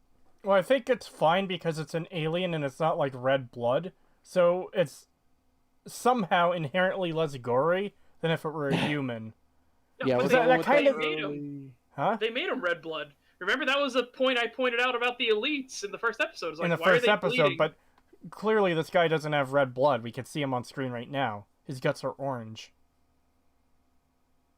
Fucking early 90s Cartoon Network logic. Yeah. Fucking Samurai Jack levels of shit right now.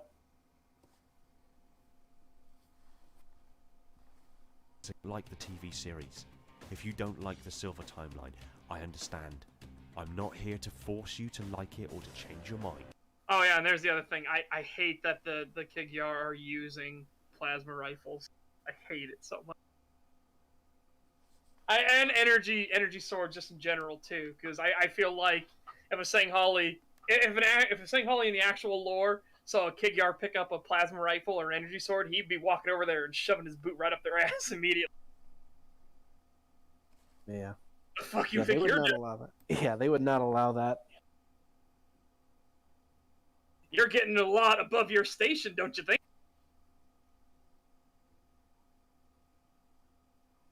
Subjective shield deployed. Also, actually, looking at this, that shield is really small. Yeah, it is. Compared to what it should be. Yeah, usually they can like crouch and they would be completely hidden behind it. This thing is just like a tiny hand shield. Yeah, this is more like a medieval-sized shield. This is a buckler. Yeah. Yeah. So let's see if I can get a picture real quick. We should be trying to focus more on the video, though, than the show. Yeah, we should. We've been especially really since we're gonna cover the show eventually anyway. We're gonna cover this stuff, so we don't really need to be going on about it all the time. He's saying in chat, I do remember that screenshot, it isn't fully deployed. So I guess it's like starting to charge up and it's going to get bigger. Okay, that's fair. That's fair. That's true. But anyways, yeah, we do need to move this along. We're 4 minutes in at nearly 3 hours in, so... Yeah, and this is a very long video. We need to stop focusing on the show. That's impossible, but we'll try. I know, but we have to try. Yeah. Challenging some of the major points of contention and arguments brought forward by the vocal haters. If you don't want to engage and don't want to hear about the Silver Timeline, you are under no obligation to watch this video or the TV series, and you can leave at any time. If you want to be unreasonable and spout the same... I know. I get what you're saying, and I'm not talking about a point about that, but that combat scene was so bad. Especially him just casually, it's okay, buddy, I'm gonna pat you on the back, just sit back down. Yeah, that didn't look good. Yeah, that does look weird. Yeah. But yeah, it's the same thing. Just given the early warning of like, hey, we're gonna hear some things. You don't really need this as a thing. You've already made clear that you're going to do this. Don't poison the well. Don't poison the well at this point. You've already said, this is my objective, this is what I'm gonna do. We're gonna discuss things. I'm going to be going against the most vocal negatives I hear about this, and from the haters. You specified the haters, stuff like that.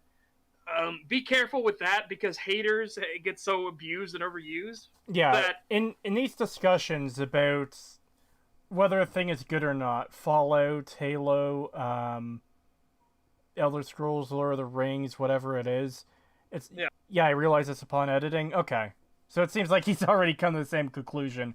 But just to finish the point for anyone listening, it definitely doesn't come across as good to label one side like. I struggle a bit with this because there are cases where there are genuine haters. Yes, like Rainbow Hawk. Or like fanboys, which we've dealt with. But it's the whole thing where typically the people calling others fanboys are the fanboys themselves who just don't want to listen to the criticism of the thing they like. So they have to label the enemy as horrible, toxic fanboys so as to not take anything they say seriously. Or so they can just don't even address the criticism. Just shit on them. Just make just call them these things so you don't actually have to listen to the criticism that they're giving. And that's another one we deal with very frequently on this show. Yeah. Yep. So again, to tighten this up, I would just say here this would just be the presentation of your goal. I will be addressing the most vocal dissidents and their points and trying to counter them, and you will be the judge of if I have done so. And then that's it. That's all you need right there. People understand, hey, this is a video that's going to be talking about argumentation, debate. You're going against the common narrative of people that are dissenting against the show. You are obviously on the side of the show, and that's all you need to say. That's it. So now everybody's up to speed. They know what's going to happen. Yeah. $1 from Dry Complimentary. Thank you. $1 super chats don't have a message, but if you put one in chat, we'll read it out. Yeah. If we catch it. I'll try to pay attention to that. Yeah. Reasonable and spout the same BS I've seen all over the internet about the series without even remotely considering adding context or being constructive, your comments will be deleted. If, however... That's another thing, too. The whole your comments will be deleted thing.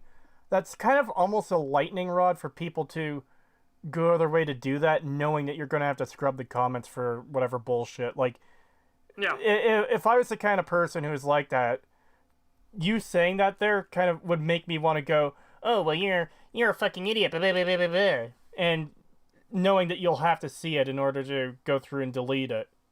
Yes. Because that just proves that you did see what horrible, terrible, awful comment I made, you know? Yeah. Yeah. So it's an easy way for them to know, oh, I'm going to guarantee he will see this, because he will have to engage with it somehow. Yeah. Yeah. Just deleting is still engaging with what they said. And that's... For people like that who just want the reaction, that's still sort of a victory to them. Yeah. And as, like you said, you're more talking about the personal attacks and death threats and stuff like that. Yeah. Which is fine. Again, that's something, but you make that clear from the start and showcase your evidence when you make claims like that, because again, we're in the age of insanity. Alternatively, it might also be good to consider just not bringing it up at all, because bringing it up still serves the same purpose where, oh, hey, I told this guy that I hope he dies, so now he's bringing up in a video as being like this terrible thing that will draw more people to it, maybe. Yeah. Alright. You want to be read to the points I raise and then counter them constructively in the comments. I implore you to do so, as I'm looking for a decent and respectful dialogue about this subject with some context on how you came to Halo, how deep in the lore you are, and your general feelings about the series without being needlessly cruel to the show, its creators or actors, or each other. You'd have to define needlessly cruel. Again, if you're just talking about death threats, stuff like that, I agree. Yeah. But I will still firmly say that the show writers are hacks, and they got their jobs through nepotism. Well, we don't know for sure if it's nepotism or not. That's my bet. They got it through nepotism. Well, just to take a non-Halo example, I think it's very fair to say Rian Johnson is a fucking idiot for what he did to The Last Jedi. Yeah. Because there are absurd mistakes in that movie that are just like, I don't even know how you come to the point where you write some of the stuff you do. So, yeah. All right. Hopefully, we're getting to the end of the introduction death threat stuff, and we can actually get to talking about the show. Yeah. Because I'd very much like to discuss that. Yeah, this is pretty long-winded, and that's kind of what started making me drift off watching the background stuff more. Yeah. Well, it's also just us doing our normal thing. We're tangenting about everything. Yeah. I mean, there's a reason we're called Some Tangents Are Guaranteed. Also, Any Biz mentions it here. Looks like Iron Man almost. Yeah, this is an Iron Man shot right here. Yeah. I don't know how I feel about it. I don't like that we have to cut to Master Chief inside his suit, screaming as he's punching an elite. That does feel really weird to me. Yeah. You don't, for the show itself, you don't need any of this. We didn't need his face. Just by seeing him literally freaking the hell out and punching over and over again, clear to the point where the elite's already dead, but he's still punching the shit out of it, we understand that he's angry. Just through that alone. Master Chief has gone above and beyond. He is now brutalizing the elite. Yeah. Yeah. He's not cold. He didn't cold and efficiently dispatch it and move on like he did in the shot literally right before this when he was moving from jackal to jackal to jackal. No, now he's literally continuing to punch it and beat it, and then he curb stomps it. He's gone way above and beyond actually dispatching this elite. He's clearly pissed. We don't need his face or even to hear him at all. We understand he is pissed. Yeah. Yeah, we never needed to see his face in this show. $2 from Dry Complimentary. Thank you. True to Caesar. Or True to Kaiser. Ave. True to Kaiser. I'm just trying to mediate as I'm bracing for a really negative kickback to this. And I really don't think that that's necessary. So I've said enough of trying to damage limit the pushback. Let's get on with challenging a few points and articulating the arguments. I will say, too, really negative kickback. It seems like no matter what side you are on a debate, whether something's good or bad, you're going to get comments from people who are just like that. But typically the most negative kickback people get is when they're misrepresenting or lying and stuff like that. Because if your arguments are like, I like this because this reasons, this really resonates with me, whatever, it's hard to really grasp onto anything with that. Whereas if you're to say something like, this is a Halo show with absolutely no Spartans in it, then it's like, well, no, that's just straight up false. We know there's Spartans in it. So when someone says something that's wrong like that's kind of what brings out the more, oh, well, you're a fucking idiot if you're saying there's no Spartans in the Halo show. Of course there are. You know? And obviously not saying that's something you would actually say. It's just an example of someone actually who would be unfairly critical of the show. But yeah. Yeah. As to why I think the hate is unjustified. I couldn't help it. I had to throw that in there. A little bit of attention relief. Anyway, okay, so first up, I want to address this nonsensical argument. The writers didn't even look at the game or lore. They aren't fans of the games, so they're in no position to make a TV series. This is at best a fan fiction. At worst, it's an abomination and definitely not Halo. I agree with this sentiment, actually, but not within that it's an abomination or anything like that. The obvious lore comes from the games. The obvious canon, the true source of the canon and lore is the games themselves. Them being proud and boasting that we didn't look at the games and we won't look at the games because we don't want to be constrained by what they say, that's a cop-out. That's them being lazy. That's them choosing to write their own story in defiance of the lore and to spit in the face of fans on purpose. Yeah. And when you watch this show, you could tell they wanted to make a completely different show. Like, they had an idea. They're just using Halo as a skin to get people to watch it. That's all it is. That is very much what it feels like to me as well, where we have our own unique story we want to tell, but we're doing it as a Halo show, even though it's... It would be like saying I want to make a Star Wars movie, but then entirely changing everything about what Star Wars is, and still saying, you know, it's still the Empire and, you know, the Jedi and Resistance or whatever, but just nothing lines up. Or very little lines up, I should say. I'm just trying to think of, like, a better example. Well, we can do it with 343. Like, they talked about how they hired a bunch of Call of Duty developers that hated Halo so that they could make Halo more like Call of Duty. It's like, but people that want to play Halo, not Call of Duty.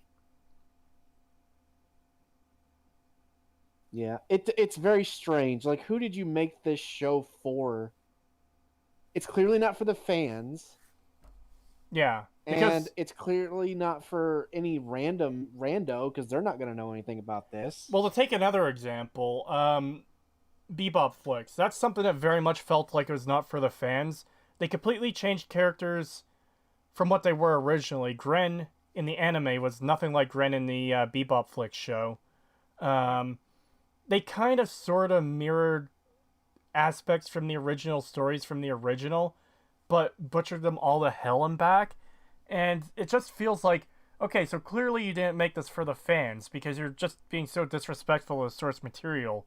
You're changing everything about what made the source material great to such an absurd degree that it's either lost meaningless or does, in fact, damage to the characters and world. And this is an example that's in the script already for the Bebop Flicks video. I'm actually going to be releasing this segment, part of this segment, as its own video, hopefully soonish.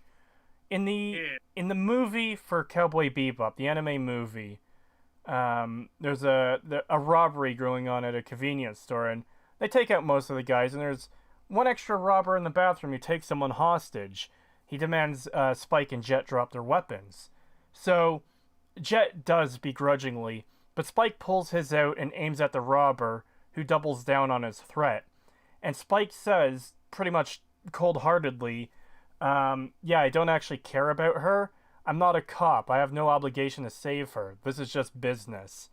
And in the Bebop Flicks show, they have a similar scene where someone takes a person hostage and says, yeah, I'm going to kill him, or I'm going to kill her. And Spike in Bebop Flicks says a similar thing. Oh, that's your hostage? She's an old woman who's probably led a rich, full life. I don't care. Now, what they miss here is that in the anime movie, Spike says that to make himself the target. The guy took a hostage because that's his only way out, and he just made that... Spike just made the hostage worthless for this guy to have. So he could either shoot the hostage that he's holding and waste time when Spike is the only threat to him right now, or he could obviously shoot Spike. In the show, in the Netflix show, this doesn't actually end up serving a purpose, because even if he's attempting the same thing, we still get the extra robber coming out of the washroom who has a weapon, and then Spike does the same thing in the show. Oh yeah, I'm not a cop. And this actually provokes the guy with the hole-penetrating weapon to shoot it on a space station and nearly kill everyone in the room. So, where you have a tactical move in the anime that is actually intelligently done to take down the robber, in the movie, or sorry, not in the movie, in the show, in the Netflix show, it ends up making Spike just look like an asshole and an idiot because he isn't handling the situation the way he should be. They're copying from the original without understanding why it was done in the original, but they change it so as to make him and everyone else in the room look like fucking idiots.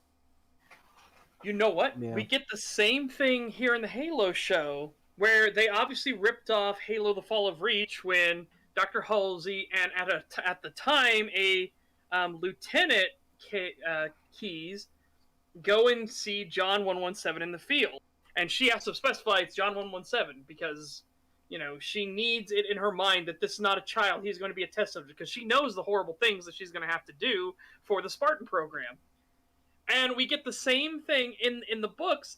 John's playing King of the Hill, the top of a hill with a bunch of kids. They're laughing, having fun, having a good time. John is clearly taller than everyone else. He's stronger than everyone else.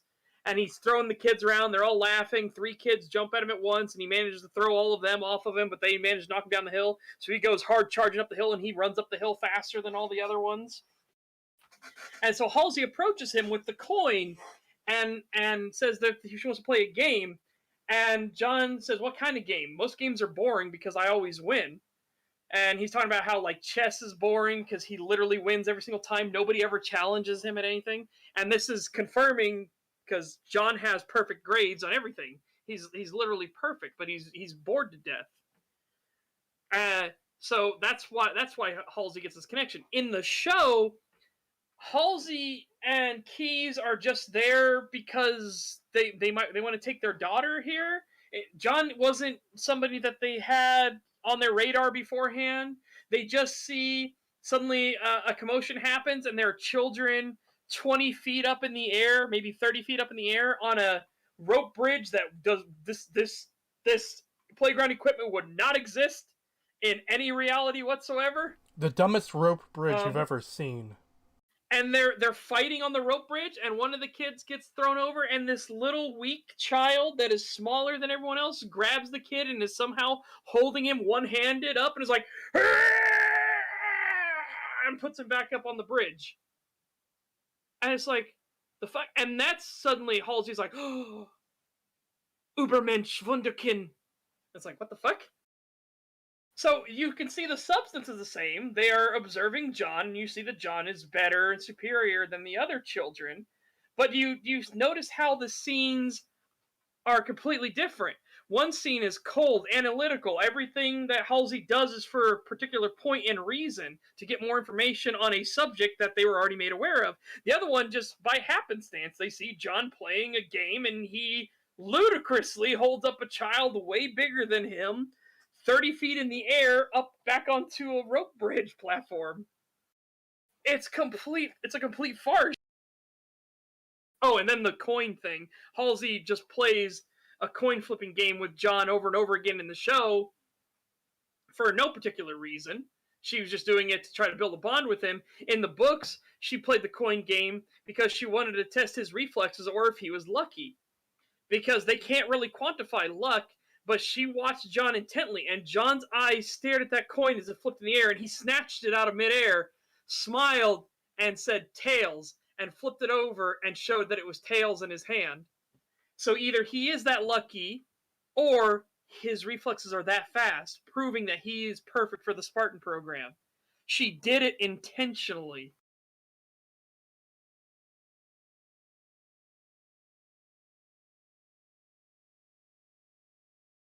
But clearly what this show wants, this show is spreading the usual message. The message that it is things, girl power and everything like that, and rebellion against authority, and the UNSC are fascist Nazis for some reason. I don't get it. Yeah, the fascist Nazi thing is really what's making me think they really wanted to make a different show. Yeah. But because they're using the Halo skin, they're like, well, we got to make somebody that are Nazis. I guess it has to be the UNSC. Yep. Oni doesn't even exist. It's just the UNSC, and they're all Nazi fascists. Yeah.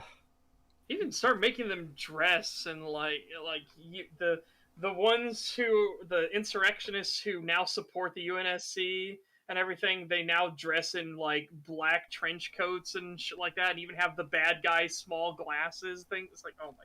Yeah, and literally like a Wolfenstein villain kind of shit going on, and and then we got the shit with the Blessed One on the planet where they have like child slaves and like child workers that they kill for fun for no reason. Cloning is forbidden, but child slavery, big thumbs up. It's like, what? I am going to beat this child with the weak bones. Yeah. Oh my god, it's so stupid. I like how Such's entire description of how Little John Halo was in the coin flipping game on the playground and everything was long enough for me to eat my burger because I was hungry and I didn't get to eat it before the stream. Yeah, I'm definitely getting hungry for dinner. I'm gonna try and go another hour and a half before then. Yes, I got it. Oni, O-N-I, for Christ's sakes. Yeah, that's why I say it, is to piss off people. It's O-N-I, it is. Yeah, I know it's O-N-I, but I'm going to say Oni because I know it pisses people off. No. People get pissed off because I say O-N-I. So they're saying it because I say UNSC, O-N-I, F-O-B. It's just how it happens. NASA. No, like I said, that was the weird thing where I'm trying to understand why I'm okay saying NASA, but I have to say O-N-I. I have to say UNSC. I have to say the USMC. Like, and I know a lot of these like UNSC. So instead of UNSC, you say UNSC. Yeah, I can see why you say UNSC instead. But it's the same thing with FOB instead of saying FOB. Some people do say FOB. Yeah, I know. But I'm trying to figure out why I don't. I know FOB is more clear exactly what you're talking about, but FOB is just as accurate, and there's nothing else that really could be confused for FOB. Bye. Saya. No, but there is a term in the military. But that's another thing. I say FOB, but I can say FOB it. And FOB it's a derogatory term for somebody who sits in the FOB all day. Oh. They're not actually combat troops. So you get it? They're the little hobbits. They live in the little hobbit hole. So they're FOBits.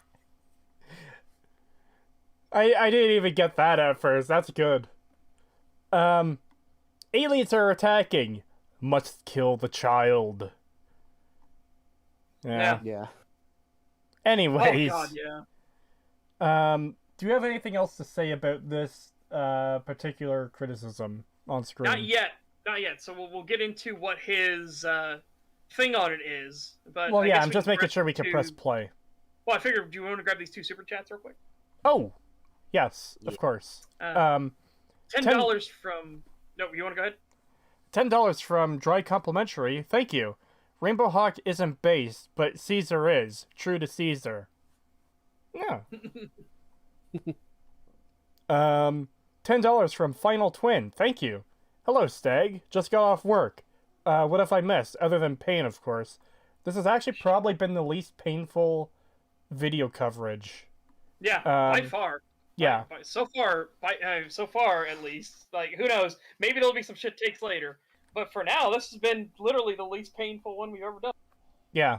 Oh no, actually, that's not true. Deep Space Nine, because that was pure. Well, Deep Space Nine is kind of an exception because we're covering a good show. Yeah. As far as covering any videos or articles, this is by far the best one we've done so far. Yeah. Well, it sounds like a real good honor installation 00, but trust me, the bar is not high. Yeah, you've heard some of the examples we've been talking about in this stream where people just go off the deep end crazy with some of the shit they say. Yeah, legitimate schizo rant kind of shit. Like, not a high bar to meet in order to be better than them. There's also that article we covered where he's like, oh, this Thief, this version of modded Thief looks so much better than this game someone's making. And Gloomwood. Therefore, Gloomwood is dog shit. It's like, what? What? Yeah, I know, that was fucking retarded. I couldn't stand that one. I can't remember if we brought it up yet or not, but again, Oxhorn, scientists retcon reality.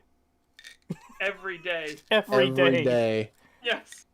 Yeah, they literally alter reality around us every single day. Yeah. Oh my god. Oh my god. Like, yeah, what? Ulysses is a member of the Enclave. Well, hey, that one is actually true. With a certain mod. Yeah, what a mod it is. Oh my god, that's so funny that someone actually made a mod. I based- love that happened. Yeah, literally on his stupid thing. That's so funny. Yeah. Now, was that because we covered it, or did someone make that independently from us covering his video? I'm pretty sure it was because we covered it, because they linked it, and it was the person that made it was linked in your Discord. Nice. Yeah. That is amazing. It was so good. Oh god. They didn't even look at the game or lore. They aren't fans of the game, so they're in no position to make a TV series. That is one thing I want to comment on too. They aren't fans of the game, so they're in no position to make a TV series. That is an argument I disagree with as well. You can not be a fan of Halo, but still make a good Halo show, or Fallout, or anything else. I would just have a question of why. If you don't like the thing, if you aren't a fan of the work, why do you want to work on it? Yeah, why is it you want the Halo license? Because when Peter Jackson made Lord of the Rings, he was a fan of Lord of the Rings and wanted to see it come to life on screen. I could imagine a situation where maybe it's just the job you were assigned, and it's like, okay, well, I'm still going to do my best on it because there's no reason for me not to, and this is still my career. So, Yeah. But yeah, you can not be a fan of a thing and still make a good thing. Yeah, and like I could totally see somebody getting assigned to this and then being like, well, I've always had this idea I've really wanted to write, and like looking into this subject matter that I'm being given, I could make this work with this as well, and it could actually genuinely be a good thing. I can't think of any like instances off the top of my head like where I can actually name it, but I do know that has happened before. Haunting of Hill House. Yeah. And because so apparently the Netflix show Haunting of Hill House is nothing like the original book. I haven't read the original book, so I can't actually confirm this. But from what I've heard, the only thing the show and the book have in common is the name of a couple characters and the fact that there's like ghosts and stuff.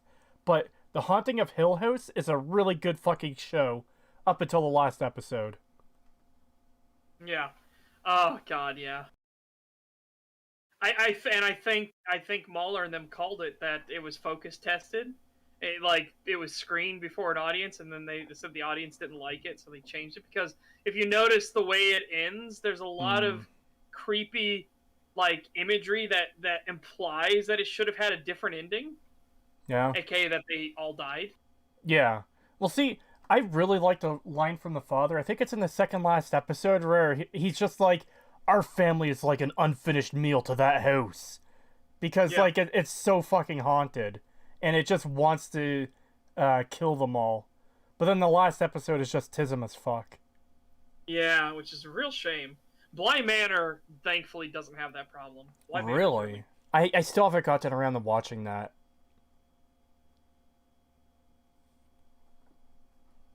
How to Train Your Dragon, book versus movie. The movie is almost in name only, but it's so good, even the original writer praised it. Oh. Yeah, that's right. I completely forgot about that. Yeah, I've read the book and seen the movie. They are very, very different, but they are very good. Same thing with Who Framed Roger Rabbit. If you watch the movie and then you read the book, you would be shocked. Shocked that they are almost no relation whatsoever. Roger Rabbit is lovable and plucky in the movie. Roger Rabbit in the books, he's the killer.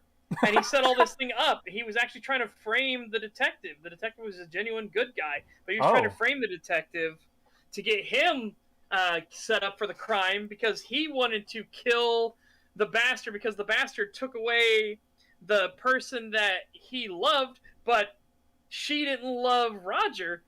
Jessica Rabbit did not love Roger. She didn't even know she was with Roger. Roger had accidentally made a wish on a genie lamp, and the genie had made it happen because the genie has to obey the wishes, but this genie was trying to kill everybody who made a wish, but he couldn't see Roger at the time. So he had to make it happen, so he literally brainwashed Jessica Rabbit into falling in love with Roger. and they had tons of wild sex and everything, and long many years, and then it wore off after a time, and she ran back to the man she actually loved. Roger didn't like that, so he fucking killed him. Also, isn't Jim Carrey's The Mask based off of a comic book that's like 1,000 times more violent? Oh, yeah. yeah. Oh yeah. Yeah, they're it's been very different. It's been a very long time since I've seen The Mask, but I remember that being a pretty decent movie. It was pretty good. The later ones were awful. Oh yeah, I remember like. What, you don't like Son of the Man?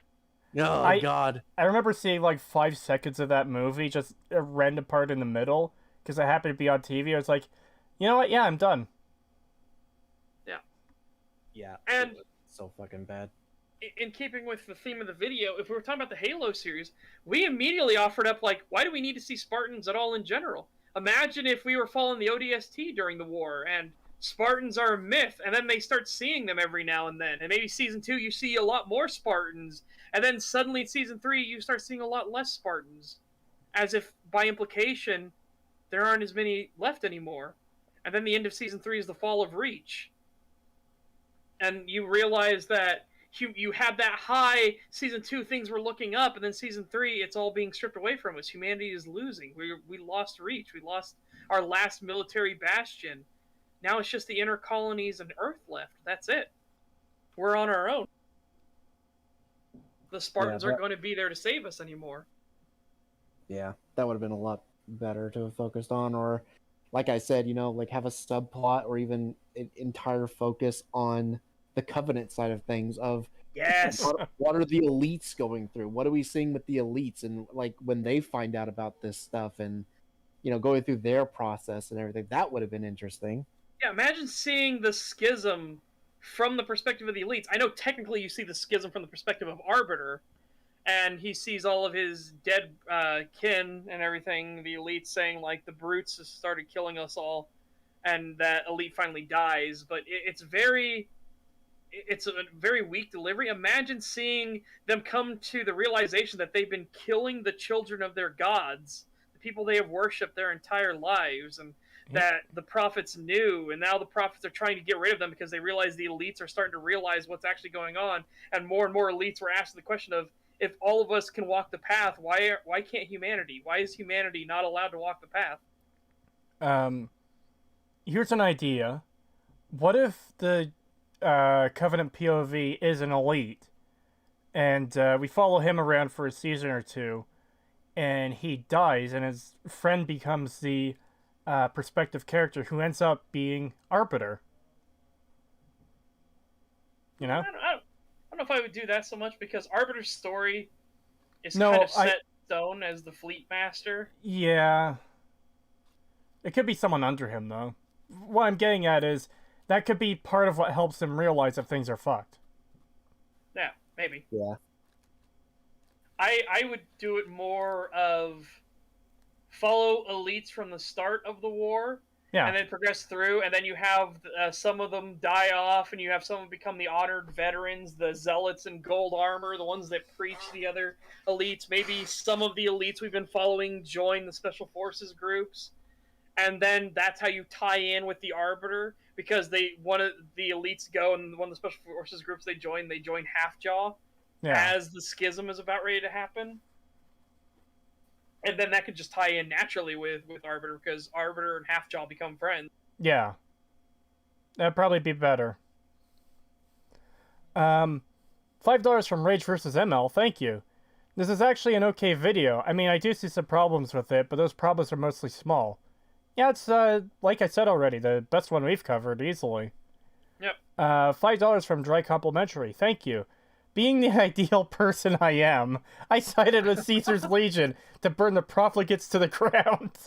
Oh god, yeah, you reminded me of that. Being the ideal human being, I joined the NCR. It's like, what? what? Can you run that statement by one more time? God, that was so fucking stupid. And then when he didn't get exactly what he wanted at the end, Good Springs thrived, but the old timers who couldn't keep up had to leave. They fucking killed Good Springs. It's completely gone. Everyone's dead. Fucking this gray morality bullshit. It's like, no, everybody's not dead. In fact, the town is thriving. Yeah, what? I couldn't believe he fucking said that. Fucking idiot. $5 from Stephen Wright. Thank you. I used to watch The Mask all the time at my nana's house on a VHS box TV, Lamau. I remember watching The Mask a lot when I was young. Yeah, when I was a kid, I watched The Mask almost daily. I watched it all the time. It's because Cuban Pete for me. Yeah, same. They call me Cuban Pete. I'm the king of the rumba beats. Yeah, exactly. God. I just love that one fucking scene too where he's blowing up fucking like balloons and shit for them. Yeah. And he's just like, and for you, a Tommy gun! Fucking starts yeah. Oh, and the fucking the classic scene of when they're pulling shit out of his pockets. Oh, and, yeah, at the police station? It pulls out a rocket launcher. I have a permit for that. And then he pulls it's like a white he's like fucking whatever his name is, I forget his name. He goes, women's underwear? He goes, uh-oh. And then he pulls out and he goes, a picture of Martha in her underwear? And he goes, that's my wife, you son of a bitch! He's like, yeah, he's like, the fucking line, I'm trying to remember exactly what the line is. Yeah, he pulls that, he's like, you son of a bitch! He's like, well, I figured you'd have a better sense of humor. You're the one who married her! Yeah. No, he goes, after all, and then he winds up, looks away from me, and he goes, you married her! Yeah, exactly. And then he screams at him, he's like, ah! And then the mask screams back, and then they both raise their hands up, and they realize they've been cuffed together, and he starts slapping him, and then he goes, and then he runs up. Yeah, I fucking love that shit. Oh, man. They hit Good Springs, turn on the TV, it doesn't matter what channel. They hit Good Springs. God, that's another great line. Did you miss me? Glug, glug, glug, glug, glug. And then he starts springing leaks everywhere. He's like, I guess not. I was looking for a GIF while you're doing all of that, and I'm so glad I found it. Hold on. No. I think he's trying to communicate. I hope I can get this up on screen. Sorry, chat. Didn't have time to pause that or mute that one. Oh, it's not showing the GIF. Okay. That's a shame. Okay. There's a way around this. I still love when he's in front of the car too, and the guy's honking his horn like, "Get out of the road, jackass!" He's like, I think he's trying to communicate, and he pulls out the tiny little horn. Yeah. Oh, woo! God, Hold on. I need to watch that movie again. I haven't seen it since I was a kid. Because I can't actually get a GIF on screen from Link for some reason, I have to do this to show it from our chat. But talking about that scene made me remember this.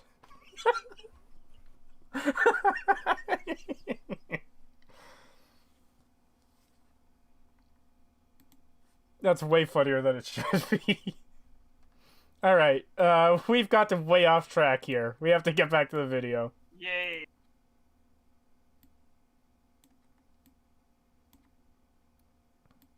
Oh, hold on. Play whenever you're ready. Yeah, you can hit play. I'm just realigning Discord where it should be. Okay. Fiction, at worst, is an abomination and definitely not Halo, or words to that effect.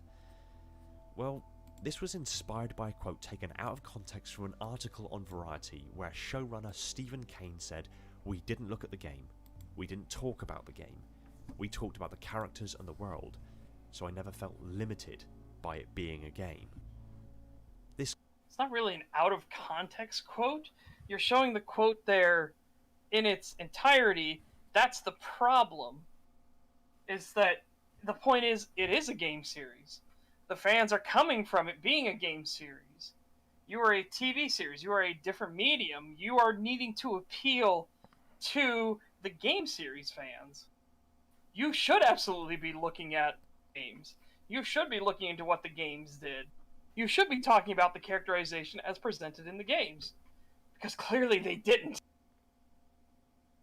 Yeah, it's really bad. And the whole we looked at the characters and stuff. It's like, I'm sorry, even if this was not at all a part of Halo and they made their own thing, this would not stand on its own. It is so bad. Like, yeah. there is shit in here that just makes absolutely no sense. Not even from a Halo perspective of like the lore it fucks up there. Just its own fucking lore. It's like just even real life. It just makes no fucking sense. It's so bad. A lot of it is just the dialogue is absolutely terrible. The dialogue is one of my least favorite parts about this show. Yes. I fucking hate the way they talk. It is so bad. It is so unrealistic. Very and much just stilted. It very much comes across as almost kind of a soap opera. Yeah. Yes. It is very, very soap opera-esque and just very stiff and just it's like watching two planks of wood talk to each other. I hate it. Dude, Quan is definitely my biggest hatred in this show, though. Like, Yeah, Yeah. she is definitely one of the worst. I really can't stand Quan. she never does anything right, and she constantly gets people killed through her own arrogance and actions and everything. She's so fucking annoying. Yeah, and then the show expects you to like be endeared to her when all she's done is get like fuck shit up, get people killed, and then lied, and then said, "Yeah, I'm not gonna tell the other resistance factions that the Covenant is real and that we should all come together to fight this. Fuck you. I'm just gonna lie and say the Spartans killed us." Like, Yeah. you fucking bitch. You would think she would want the other resistance colonies to know, because it's like, okay, these 20 elites wiped out your entire compound of 150 people without breaking a sweat. In fact, the only reason they lost is because 4 Spartans showed up and saved your ass. Unfortunately, it was literally just Quan's ass that got saved, but had the Spartans been there sooner, they probably would have been able to save everyone, really. Yeah. Yeah. This is just... Like, also, why were the Spartans there, though? That's another good... Yeah. Yeah. It's also just annoying that it's like, okay, so the people, literally the group that just killed everybody at that compound, including your father, and you're going to side with them.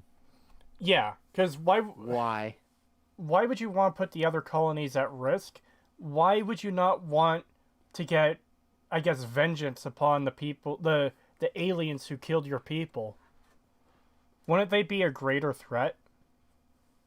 Yeah, exactly. It's so stupid. Creetosis, are you excited for the All Quan episode next? Please, God, fucking kill me. No. Yeah. No, please. And again, this is a genocide war. There's so much stuff that doesn't work in this show. Again, discounting all the lore from Halo, the things we know in the show's universe is aliens known as the Hierarchs. I'm just going to point... This is what I'm going to point out. Aliens known as the Hierarchs are going against the Federation. And the Hierarchs are literally killing every single Federation member, man, woman, child, they don't care. It's a genocide war. Why in the fuck are you defunding military programs, or even threatening to defund military programs? This is when the Wild West of military programs suddenly spring into action, because now it is us or extinction. Those are your options. Yeah, it makes no sense that in the show they would even threaten to defund the Spartan program. It's like, but why? Why would you do that? That's so stupid. That makes no sense in your own lore. Yeah. Like I said, and that's why I changed the names of things, because this is the thing. It doesn't need to be a Halo thing. The show doesn't work in its own narrative. And we use the example of in World War II. World War II, it obviously wasn't extinction. We weren't facing extinction. But World War II was still so bad that we got stuff like the pigeon bomb program, which were bombs that had homing pigeons in them, because the pigeons would peck at a screen so that they could help guide the bomb towards tanks and blow up. This is the kind of wacky, crazy bullshit we deal with. Nice.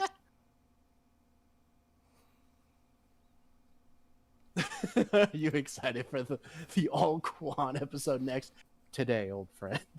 Yeah, if they wanted something more accurate, they should have had multiple generals fighting for funding over each other, which they actually do in the books. The Spartan program still keeps its funding, but there's more funding to be had, and they're fighting over who's going to get that next funding. The Spartans look like they're going to get all the funding because they are the most advantageous weapon, basically, that humanity has. That's what happens in the book. When faced with extinction, it's undeniable, and I might say a fundamental quality of man, that when faced with extinction, every alternative is preferable. Yeah. Yeah. I mean, your options are literally your entire species dies, or you do horrible things to survive. I know which option I'm picking, personally.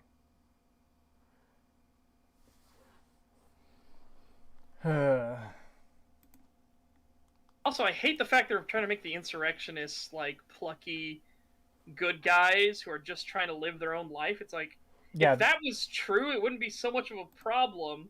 The insurrectionists in lore and in the books and even in the games get mentioned.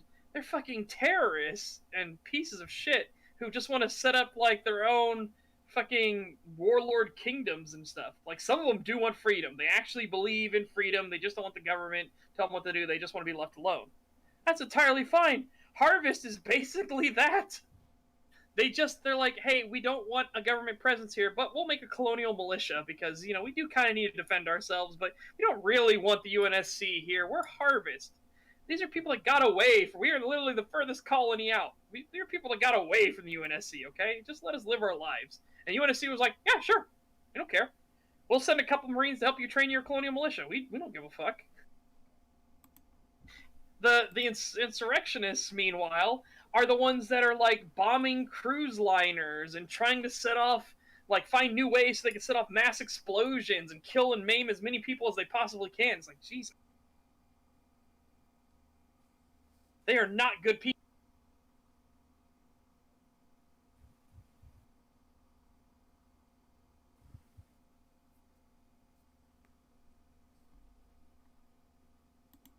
This quotation, they didn't bother learning about Halo, but this just isn't true. What is meant by this quote is that in order to build a TV adaptation that actually works, referencing a different medium such as a game and the way storytelling is performed and how characters and objectives and stories are articulated in an active manner through the player's interaction just wouldn't work for the more passive viewing experience of a TV series. I disagree there. I disagree with that. What? Again, that's just part of it. Again, you can't have a perfect adaptation. Nobody's saying that. We don't need to literally see, from the Master Chief's perspective, FPS shooter, you know, and have him get the actual, like, weapon counts and ammo counts. None of that matters. That's the gameplay. That's the gameplay, game balancing, and everything. But we need the characters to actually act the way they did in that universe. We need Captain Keyes to be an intelligent battlefield commander who thinks outside of the box. That's how he gets things done. Like, we need John 117 literally promoted to Master Chief. He needs to be the leader of the Spartans. He's not the fastest, he's not the strongest, he's not the smartest or the quickest reflexes or anything. But he's the bravest, and as Halsey says, probably the luckiest of all the Spartans. That's how he's the final Spartan that survives. We need him to be stoic, to be the face of humanity, the guardian who says, I will do my duty to save humanity. And if saving humanity means that those 1,000 people over there have to die, but humanity as a whole will live, then those 1,000 people must die. They will be lives spent in the pursuit of humanity living, not lives wasted.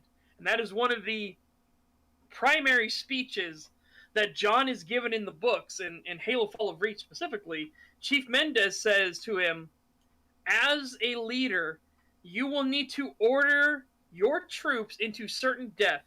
You know they will not survive. You know they will die. There is nothing you can do about it. You cannot help them. They are dead.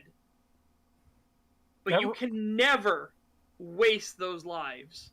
They are lives spent in service to something better. You can never waste them, and the moment you waste them, and the moment you take them for granted, you have lost. That reminds me of a really good Star Trek The Next Generation episode. Do you know which one I'm talking about, Setch? No. Oh, you don't remember. Remember where Deanna Troi is applying to become an off-hours captain, essentially, where she's faced with... She has to pass a test, and they're in the holodeck, and there's an issue with the ship that results in the ship blowing up, and she has to send someone down there to fix it. Not just anyone, Geordi LaForge. And this is a mission he won't return from. And she keeps failing the test because she doesn't want to order her friend to his death. But she has to in order to save everyone else. And while it's just a simulation, it shows you the position that being a leader puts you in. Yeah. And that's actually one of the few good Deanna Troi episodes. I really can't stand Deanna Troi, but that's one of the good ones. Yeah.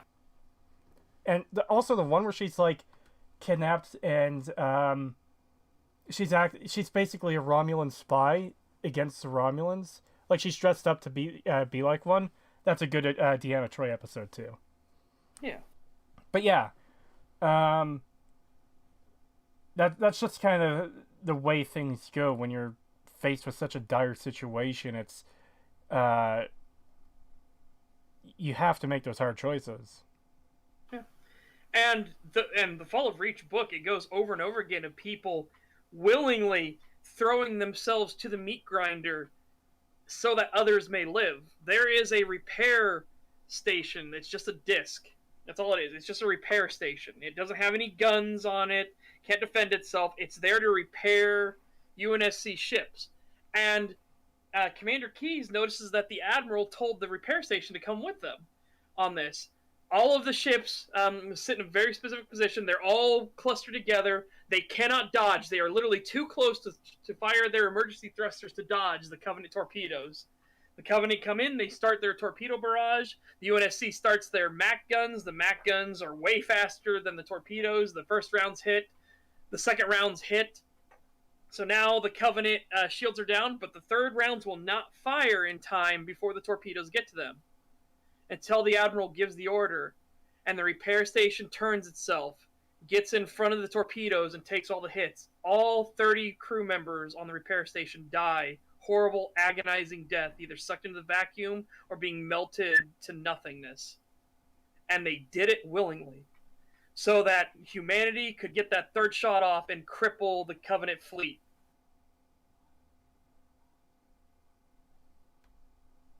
And that was something that hurt Captain Keyes. He just recently got promoted. It hurt Captain Keyes at the time, but he understood that it needed to be done.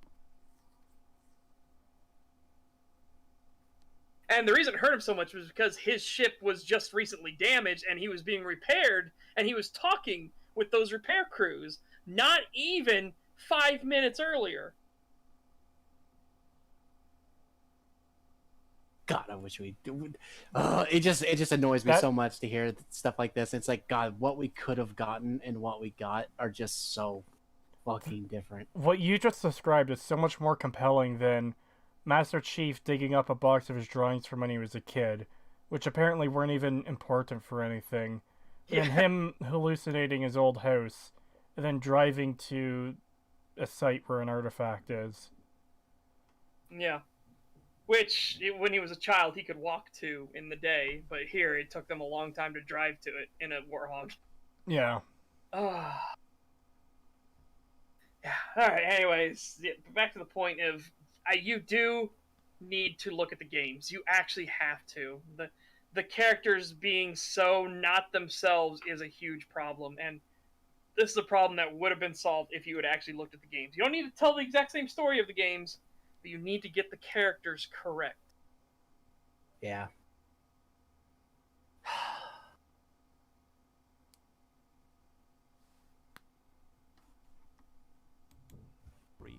The show writers went on a lore boot camp where they learned all about the deep, rich narrative. Well, sorry, I can already see the issue here. That was really the shock when I got the job and went to 343 for their boot camp, which is basically just like an information download. Got as much Halo backstory information and history as I could in about 5 days. 343. Yeah, 343, who have been fucking up the lore since they started, and rewriting and retconning things and just ruining the lore and characterizations and everything all throughout. Not to mention, it was just a boot camp, so for 5 days, you only had this for 5 days. You should have been referencing this stuff the entire time you're working at the script. Yeah. Not just those 5 days. See, if I was put on to run a show of a series, let's say I somehow miraculously got the job tomorrow to do a Battlestar Galactica movie or TV show, you could be damn sure I'm going to be watching every single piece of Battlestar Galactica content so I could get it right when I go to make the show. You know? Yeah. Because that's just part of the job at that point. Yeah. And even if you're not good at playing games, you can still find all the information to what happens in the games and everything, all the cutscenes and dialogue and gameplay and everything. I just don't think there's any good excuse for, oh, well, I went to a lore boot camp for a few days and we based the show off of that. Yeah. God, this reminds me of fucking like, oh, well, I only need to cover 10% of the game for it to be an in-depth analysis. That's what it reminds me of. Yeah. And keep in mind, we didn't need the Halo show to be perfectly accurate. Like I said, we don't need to see it from John's perspective and only John's perspective, and he's firing the weapons correctly, and they have the exact same weapon sound effects, and it takes the exact amount of bullets to drop a Sanghauli shield. We didn't need that. That's not the important stuff. What we need John is to be John, not fucking James Halo that we got in the show. Yeah, I can't stand the Master Chief in this show. He is just such a whiny asshole who just fucks up everything constantly. I can't stand him. Yeah, I seriously hate John in the show. He is probably one of the worst aspects of the show. Yeah, he is definitely up there in my least favorite thing. The fact that he just keeps trying to kill Halsey and then just gets away with it, and then also goes into like a fucking meltdown where he's just like literally screaming to himself in the hallways and then like curling up in like corners where people are like and screaming and people are like looking at him like, what the fuck is happening? Yeah. Like, dude, that is not John. Come the fuck on.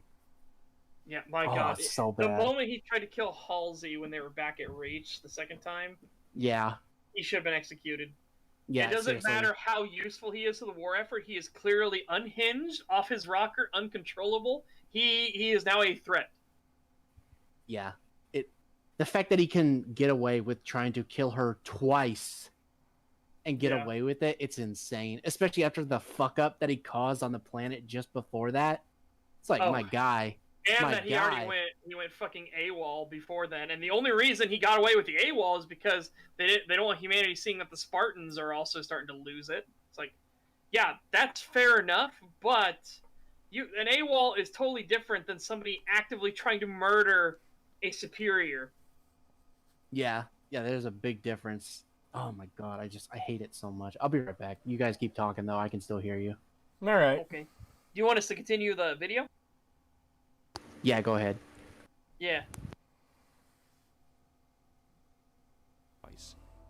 I mean, for example, if you spend a moment and watch the cutscenes, and only the cutscenes, from any of the games, and watch it as if you don't have any knowledge of the game or its storyline at all, practically none of it makes sense. Well, I mean, yeah, that's what happens when you take anything out of context. Yeah, if you take it fully out of context, but I don't know about that. If I show you, like, a random cutscene from any game, that's going to be a case. If I take a random 1-minute segment from any TV show without any of the lore backing that you know of course that's not going to make sense. Yeah. This is just a bizarre argument to me. It is. but I'm trying to think of it now in terms of Halo. If we take only the Halo cutscenes, because remember, everybody started at Halo 1, and you already got the stakes in the very first cutscene. You understood what was happening. We made a blind jump. How did they get here first? Covenant always been faster and better navigating than us. You already understand. Okay, so the stakes are, here we are, the humans. The humans are the ones that are currently talking. They are currently talking about something called the Covenant. You start putting these pieces together. This is where everybody started.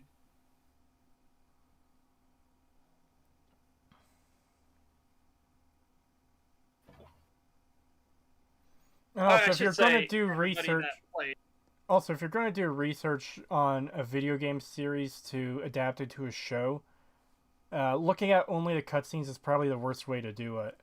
Yes. That's the guy in the Edgecombe trial who only looked at one officer's body cam footage and then made vast sweeping judgments about the entire investigation that the police did only based off that one footage, even though there was like 30 other body camera footages that he could have watched of them doing things. Do you remember that?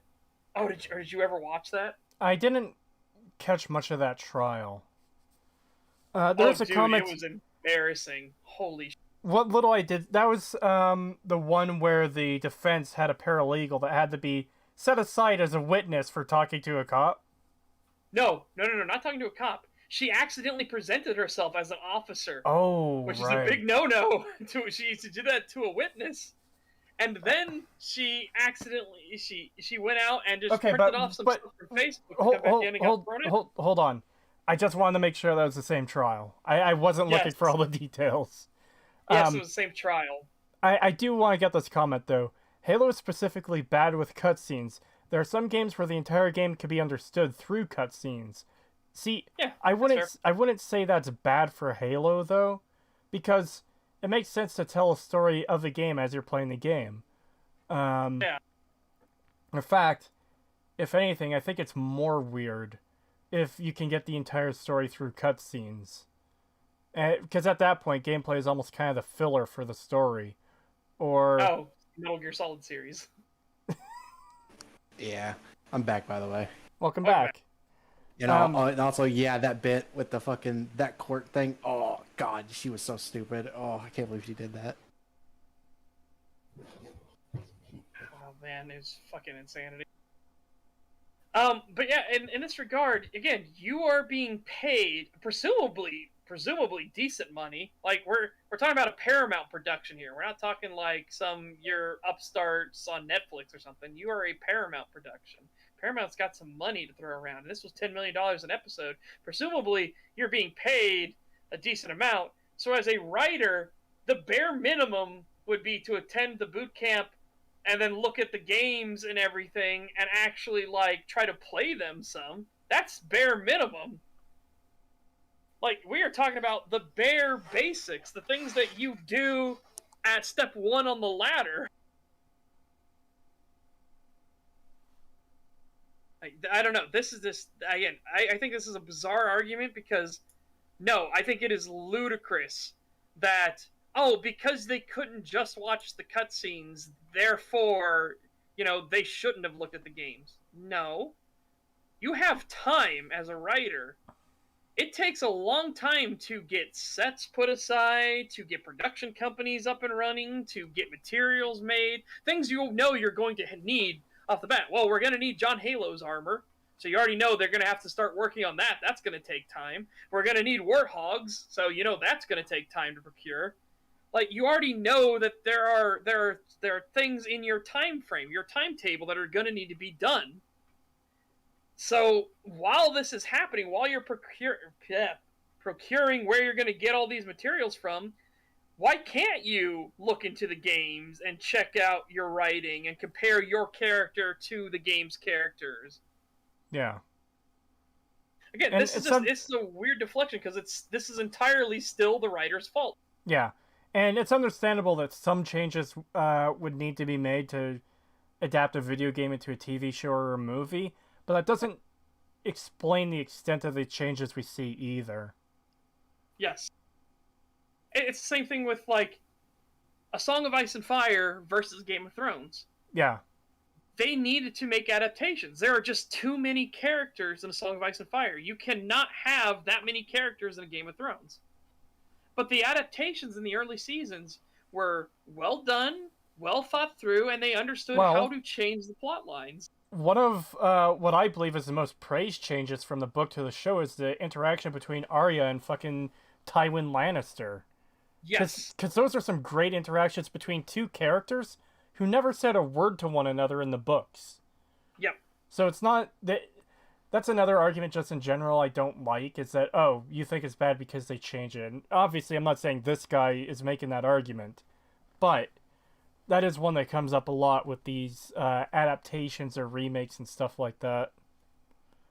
But still using Game of Thrones as an example, when they got to the later seasons, they just pretty much disregard what was happening in the books and fucked everything up.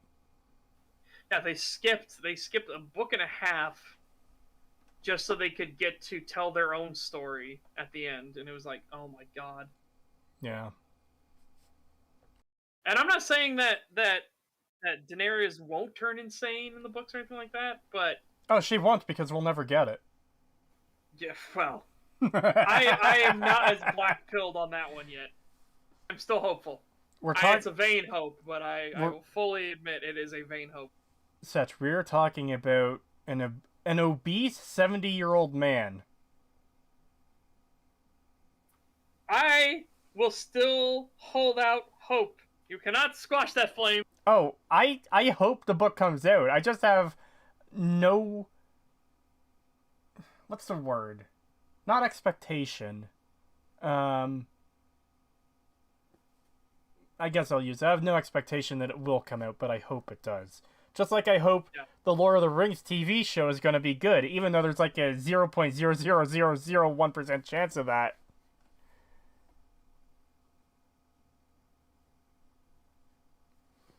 Rita worded it best. The world lore is pretty straightforward. The story lore is the expansive bit.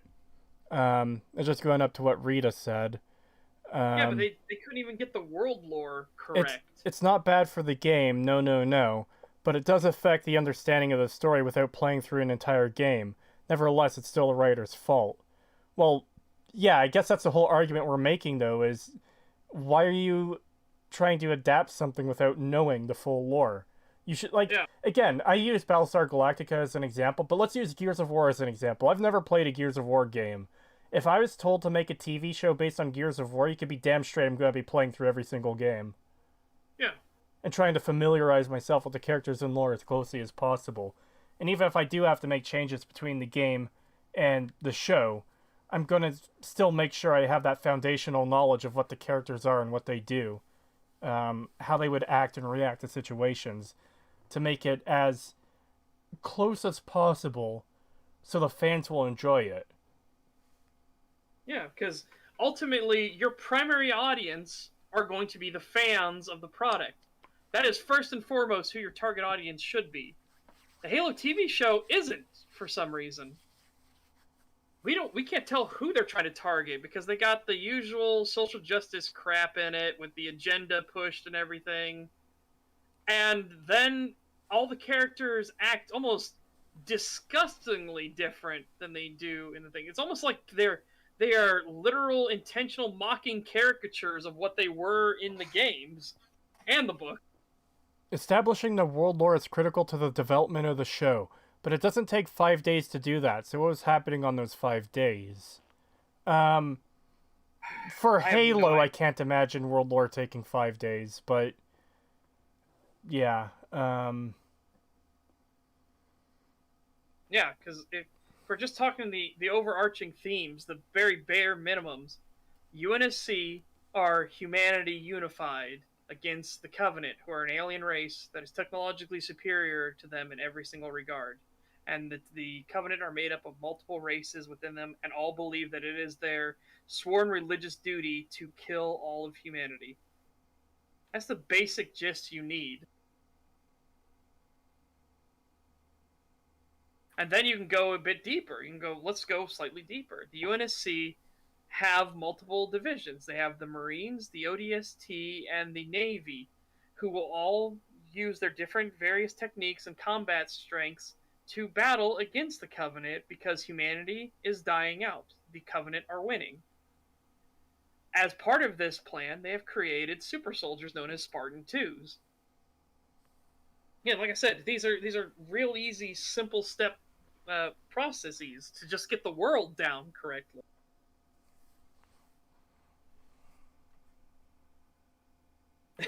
Operation to get a chainsaw hands installed takes about 5 days with recovery. Oh god. Gotta be a good pun imagining lore boot camp being a thing off of itself. Anyways, we good to continue? Yes. Just gonna wind it back just a bit to make sure. It usually skips when we press play. Any of the games and watch it as if you don't have any knowledge of the game or its storyline at all. Practically none of it makes sense. These are the passive storytelling elements of the game, but the vast majority of the game is told through active interaction. The bulk... So see, that doesn't matter. Just because the TV show is a passive medium does not mean, therefore, the writers can only consume the passive media of the games themselves. That's ludicrous. Yeah. I'm not entirely sure that's the argument he's making here, but it I know, but he's mentioned that watching the cutscenes in a vacuum was the thing. Is like, yeah, so, and we argue don't do that. Yeah. And him saying that that's the entire passive media of the games is the cutscenes. Like, yeah, but that doesn't matter. You shouldn't be just watching the cutscenes to begin with. Like, if you start just watching the cutscenes and then you go into the games, weird choice, but whatever, that's still better. Because you're getting the dialogues and everything, the happenings going on, because there's lots of dialogue and scripted sequences and set pieces within the Halo series. Well, again, to take another example, if we were to do a Morrowind TV show, that game only has 2 cutscenes. And even then, they use in-game footage, but that's fine. I don't have an issue with that. But it's like, there's no information to go off of just the cutscenes. And I do think you could make a really good Morrowind TV show if you play the game, talk to the characters, make sure you get stuff right. Yeah. But again, it requires that effort to go in and actually play. Creetosis, did you read the Halo article that was published? 343 talks on and on about a broader audience, but hardly mentions the fans. It even says fan expectations are a problem. Ooh. Yeah, again, it's the usual problem that happens with these creators. They lose sight of who their target audience is, and they think they can just widen it out more and more. Which is why we're seeing 343 is scrambling now, because they have lost their target audience. And guess what? When you lose your target audience, that doesn't automatically mean that you're going to suddenly get the broader audience is suddenly going to be like, we'll fill the void. I should point out, too, it is very lucky Bethesda managed to replace the original audience almost entirely for both Elder Scrolls and Fallout. That is actually a pretty rare occurrence. Yep. Because you can see other shows struggling now that they've alienated their audiences. Doctor Who is in probably the worst position it's ever been. Star Trek is, again, not doing so well. Bebop Flicks got canceled 2 weeks after it aired.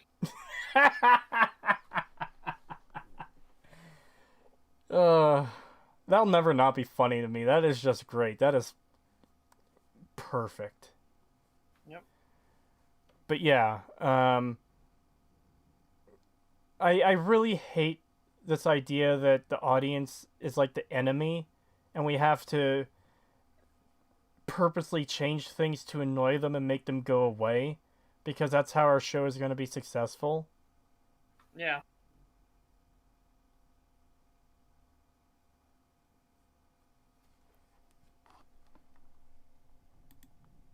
Of the context told through the gameplay wouldn't work for a full TV adaptation.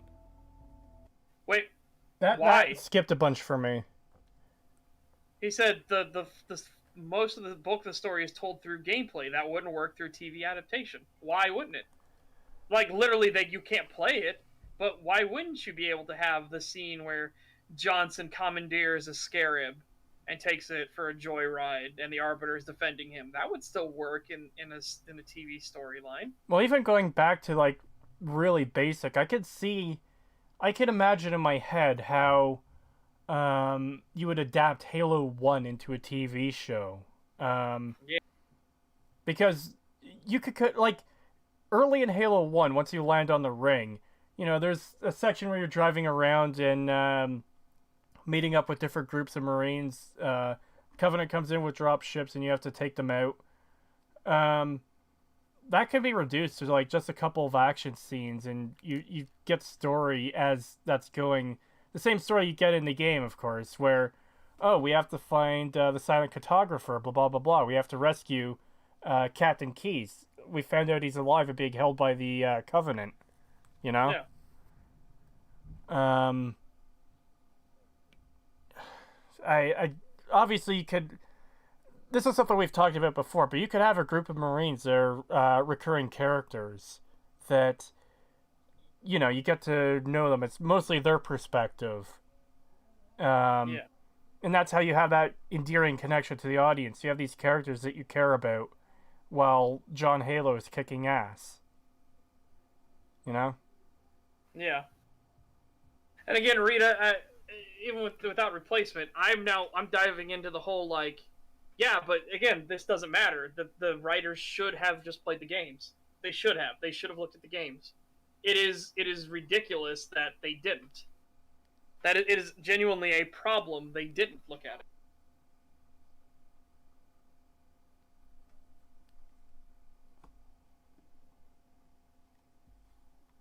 It's told through active interaction. The bulk of the context of the story is told through the gameplay. That wouldn't work for a full TV adaptation. The article actually... Yeah, see, he says that wouldn't work without a full TV adaptation. Obviously not a one-to-one translation, but again, you can change things in a way that are consistent with the world or make sense with the world. Yeah, Rita, he never said without a replacement for the interactive-based story. He never said that, in this, at least. Maybe he said it here in the comments and we missed it, but he didn't say that in this.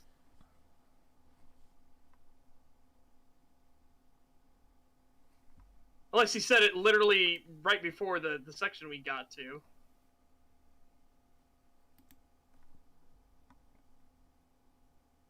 Actually goes on to say, sticking points with the failed movie adaptation, which, if you remember, was meant to be done by Weta Studios and Neil Blomkamp, he went on to do District 9, was actually reportedly Microsoft's rigid fealty to the game's backstory.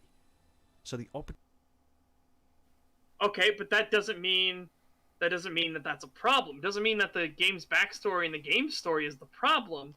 We don't know what the movie was actually going to be.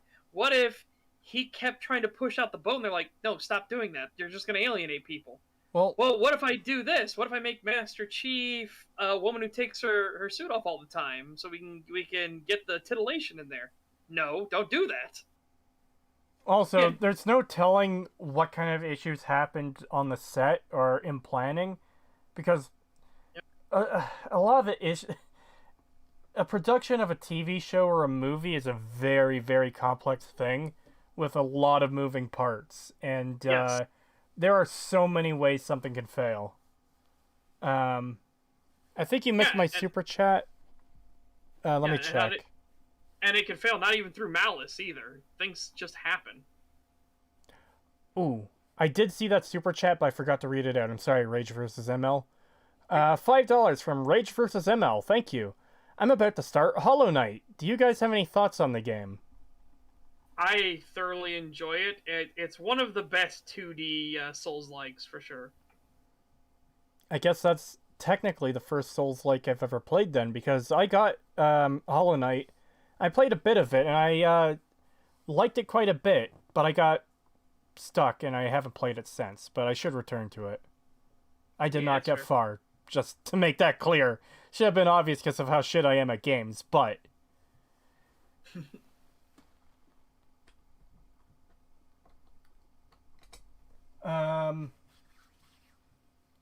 Anyways, yeah, there are so many things that could go wrong during the production of a show or movie. I think Setch already gave the... Huh? I said I'll be right back 1 second. Alright. Yeah, I think Setch already gave the best example there. It's like, well, we don't know how much Neil was trying to change. What if he was trying to change things to an absurd degree, and that's just not what you would want for the adaptation? So, maybe, he could cite that as, they're being too rigid to what the original was. Well, maybe he was trying to stray too far from what the original was. I gotta disagree with you guys. I found the game to be quite hollow. Ha ha ha ha ha. Yeah, I do really need to play Hollow Knight again. Well, again, I said it as if I fucking completed it. I very clearly didn't. But I do need to get back to it. You there, Pagan? Yeah. Alright. What do you think of Hollow Knight? I haven't played it. Alright. You also missed mine. It's a tad a bit rageous super. Alright, just scrolling through to see if I could find it here. Was yours after Rages? $5 from Scrammin' Q Banshee, thank you. If Rainbow Hawk is the ideal person, I don't want to live on this planet anymore. Yeah? Yeah. Alright, I think those were the two we missed. I think we've got all of them now. Welcome back. Yeah. Are we certain that it isn't 343 taking steps to separate the show for the lore? That's again, possible too. But again, that's a problem with 343 and the writers then. So it's because 343 keeps alienating the actual Halo players, which is why Halo keeps doing worse and worse. I think even Halo Infinite's now basically a ghost town. Yeah, I was when I was listening to EFAP the other day, they were talking about Halo Infinite and how it had something like 6,000 players on Steam. It's like, Jesus Christ. Yeah. And again, Halo Infinite is not that old. It's less than a year old, isn't it? Yeah. Ooh. Way less. Yeah, that's bad. I mean, it does sound like 343-ism to define it as a separate timeline entirely.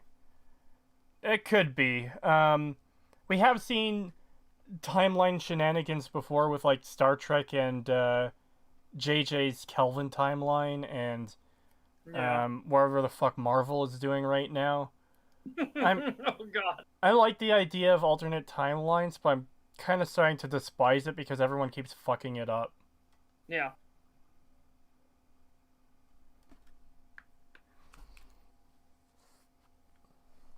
November 15th, 2021 was Halo Infinite's release. Ooh.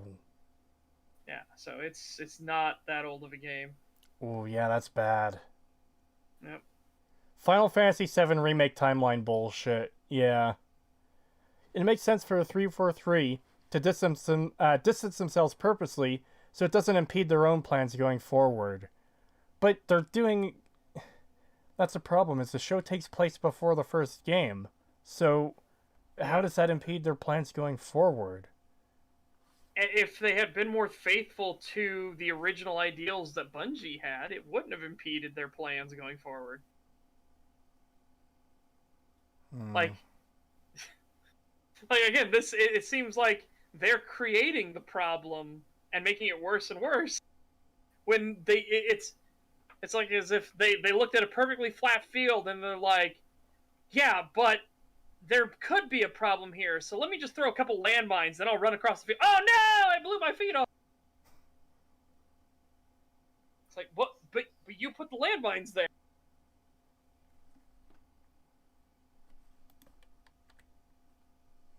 Weta Studios and Neil Blomkamp, he went on to do District 9, was actually reportedly Microsoft's rigid fealty to the game's backstory. So the operative reason we never really got a movie was because of the attempt of sticking too closely to the game's narrative, and as a consequence not allowing the Halo experience to translate to a different medium without its inevitable bottlenecks due to the fundamental differences in the way the mediums articulate a story. Well, But just again, It was said that we've kind of gone over it, but there's so many potential things that went on behind the scenes that we just don't know. All we have is the vague statement, which might not even be true or accurate, that Microsoft wanted to stick too rigidly to what was already established in the games. Yeah, like, again, Microsoft would be at fault if too rigidly was, it must be from a first-person perspective from the Master Chief's helmet. That would be ridiculous. Like, you can do that, like, hardcore, you have, Hardcore Harry or Hardcore Henry or something like that, which is entirely first-person perspective. Yeah, you can do those kind of things, but... I'd recommend against it. Yeah. But what if what Microsoft wanted was hey, wait, why is the armor rainbow colored? Why are the elites like good guys and coming to humanity's aid before the rings happened? Why is that? You know what I mean? What if these are the things they want? And they're like, no, you're making ridiculous changes for the sake of having changes. I'm just saying it's evident. Blame is on both sides for the shortcomings rather than it seated entirely on the writers. Yeah, that's understandable. It's just that didn't really come across with the opening statement, I guess, of this section. Yeah. I guess you're building to that point in the video, but we haven't reached it yet, really, so... Yeah.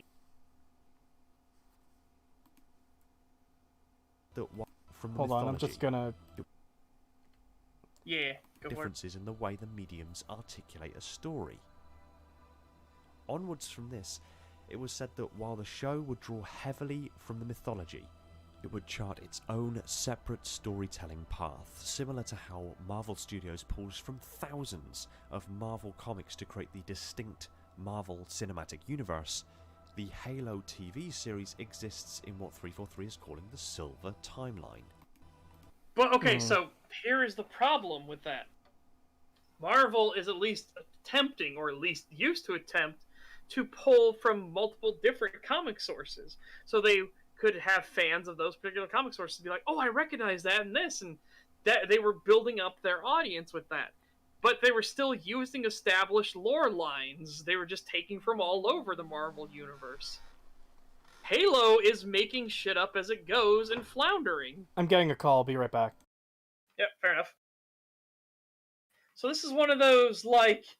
This is one of those ludicrous things, like, this is a really dumb take for 343 to say. I'm not saying that you yourself are holding the same exact position, but 343 saying that, yeah, so we're just gonna ignore all the stuff that came before and just do our own thing. Well, we'll keep the mythology vaguely the same, which they can't even bother to do that correct. And we're just gonna do our own thing.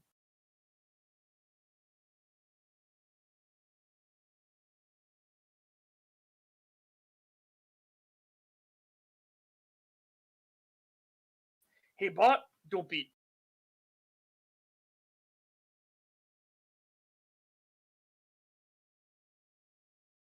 Like, the problem is like, it's all well and good to chart your own course. As we even said, there are things you could have done while still fitting perfectly within the Halo universe.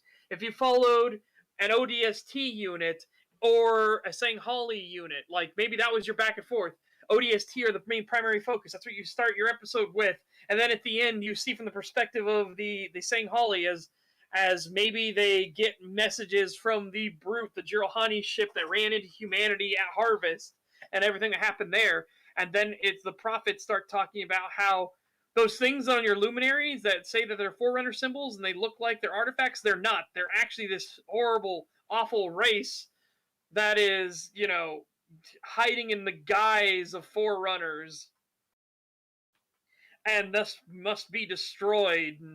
everything like that. And so you're starting to put the wheels into motion. Like maybe the ODST get done with a mission of fighting the insurrectionists, and then Harvest happened, and now the elites are dealing with the aftermath and being told that they're getting set up to go to war, a war unlike anything other. They're going to commit genocide against the race.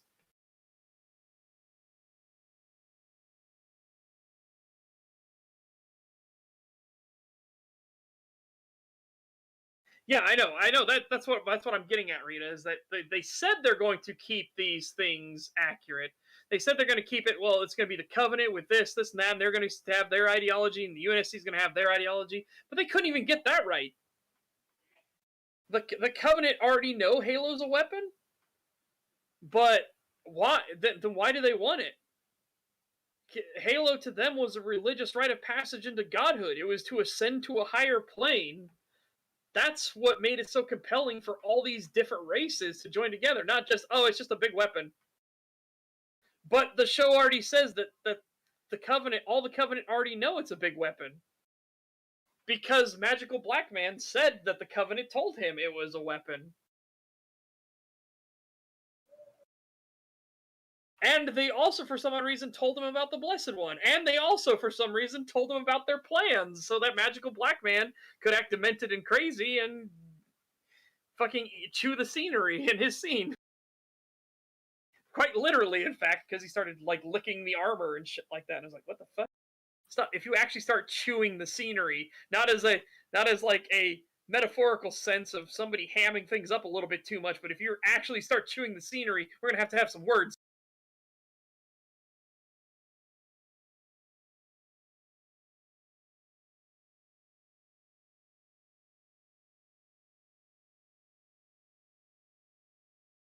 I don't remember the elites holding Keys prisoner refer to it as a weapon. They refer to it as some ascendancy thing. It wasn't until... Because remember, only when Cortana stops 343 Guilty Spark from activating it, she said, Halo is a weapon! But of course then she... because that was before she goes, oh, you blind ignorant fools, surely there must have been signs? Forerunners? What happened to the One Runners? Oh god. What happened to the Three Runners?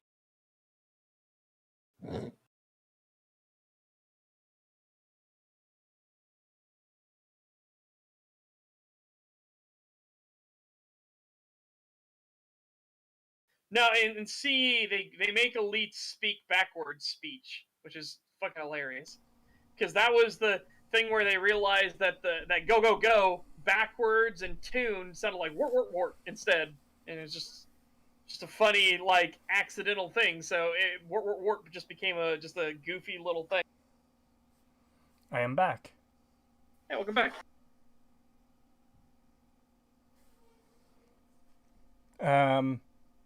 So obviously I missed what was said for the entire time I was gone. We good to continue, or? Sure. We were just explaining about how 343 didn't follow through with what they said. That's what they were just claiming to say. It's like, yeah, I agree. That's not what he said in the video, but that's what Rita was saying in chat, and that's what I was building up off of.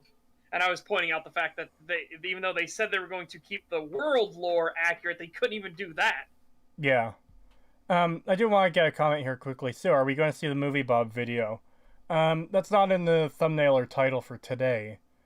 Yeah. I did say at the start of stream, we will be covering that Movie Bob video at some point. The How to Build a Better Gamer, which, God, from what I've previewed of that video, it's terrible.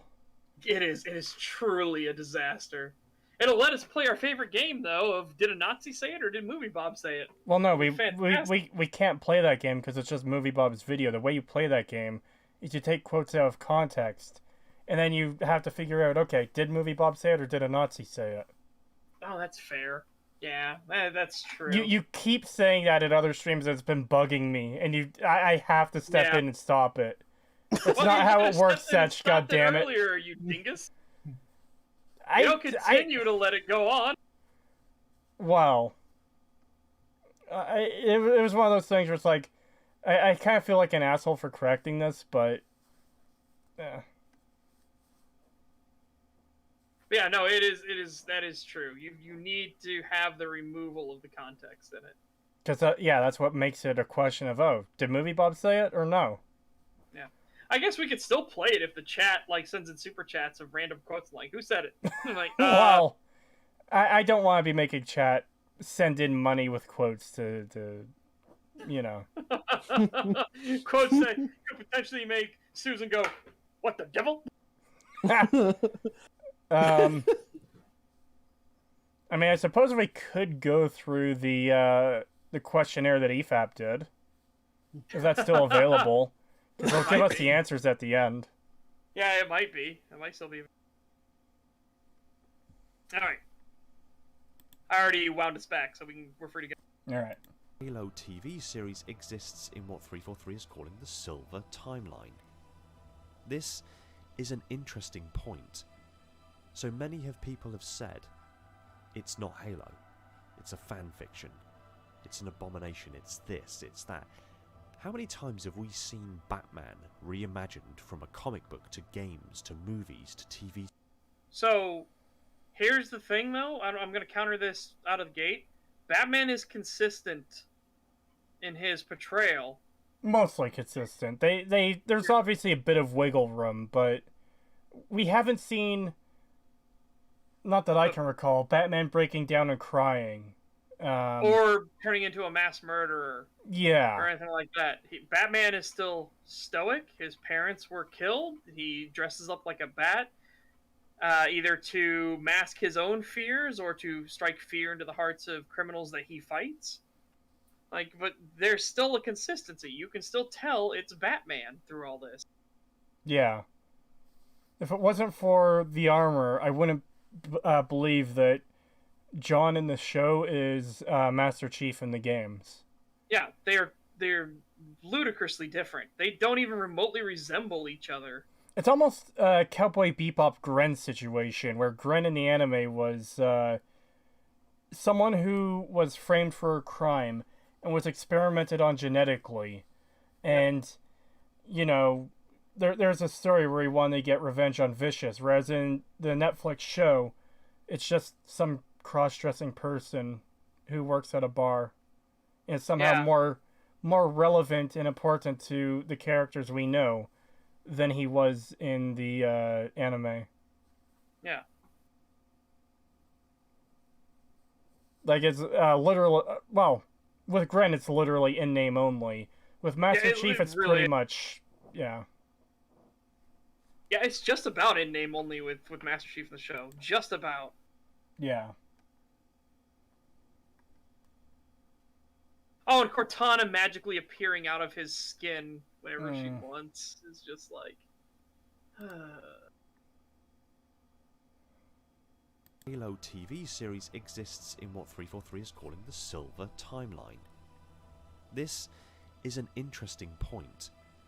So many people have said, it's not Halo, it's a fan fiction, it's an abomination, it's this, it's that. How many times have we seen Batman reimagined from a comic book to games to movies to TV series? How many different incarnations of Batman and Bruce Wayne exist? And yet in all those variations, did any one of them ever get the flack that the Halo TV series has? So there's something else I want to point out here quickly. I was about to mention the comics, but he did show an image of them. But one of the images he showed of Batman was Batman Beyond, which is a different... Which is, Terry McGinnis. Yeah. But again, did they get the flack? No, because they kept the core identity and philosophy of Batman the same. It's still clearly Batman. Even campy Adam West Batman was still the core. He is a hero. He will do good things, and he will stand up to people and criminals because it's the right thing to do. They didn't make him a mass murderer. I haven't seen any Adam West Batman, but what clips I've seen have been, like, super goofy. In fact, there's a clip on Twitter the other day of him holding that big round cartoon fucking Looney Tunes bomb, and he's trying to find places to put it where it'll blow up safely, and he's about to throw it in the water. It's like, there's a family of ducks there. And he runs and, you know, He just keeps running into people and trying to run away. And see, it's goofy and silly, but I think that actually highlights really nicely what you were just saying is he's still a hero. Because even in that goofy-ass fucking clip, anytime he gets close to a person, he's like, no, those are people, I don't want them to die. And he runs away while still holding the bomb, keeping himself in danger and trying to get it away from people. Yeah. Well, the best part of the Adam West show was when he was climbing up the rope ladder to get in the helicopter, and a shark jumps up and bites at him, and he pulls out the bat shark repellent and sprays it in the face and let's go.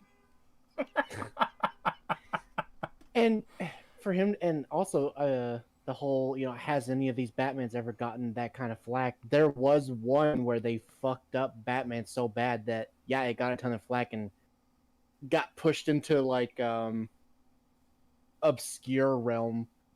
What was it? It was it was like a post-apocalypse Batman. I'm trying to remember what it was. Are you talking about the Zack Snyder one? Maybe. I don't know. It was just some like post-apocalypse Batman where I think he kills people. And I do know people were really critical about aspects of Batman in Batman versus Superman and Justice League. Oh yeah, there was those two. Yeah, Batman versus Superman was a big one that people didn't like. Yeah, I don't remember what the movie was. I just know it was Batman, but it was set in like a post-apocalypse setting, and it was really bad, and people hated it because it did not portray him properly. Just to make sure, is this live action or cartoon? Live action. Okay, so this is almost certainly Zack Snyder's Batman, because I don't know what other version of Batman is in post-apocalypse. And what we see of post-apocalypse Batman are like visions and not actual in the post-apocalypse. Yeah. I know a lot of people are extremely critical of Zack Snyder's portrayal of these characters. Actually, a better example than Batman is Superman. I'm gonna fight these aliens in fucking Metropolis and level the entire city. Yeah. I'm gonna cause 9/11 times 1,000 into this entire city. Wow, good job, Superman. Thank you. Yeah. Thank you for saving 3 people. Yeah. People talked about Man of Steel and how much it fucked up Superman for years. People still talk about it. Yeah, still talk about it. Like, it's still a relevant conversation even today. Like, in fact, even last year, I think EFAP released their EFAP movies of it, and they went hard on the DCEU last year. Oh, absolutely. Yeah, so this is just a bad example. A really bad example. Yeah, because this actually kind of proves what we're saying. It's because this kept the heart, the core of what the character was. It kept his identity, so to speak. Yeah, but the Halo TV show doesn't. I make additional references to other characters, heroes, etc. Okay. Well, we'll get to those examples, but I just don't think Batman was a good example here because, like we've already gone over, he's mostly consistent throughout all these iterations, even though there are changes. This is what I would highlight, actually, as an example of changing something in a good way in an adaptation. For the most part. There's probably issues with all these versions of Batman in their movies, but they're not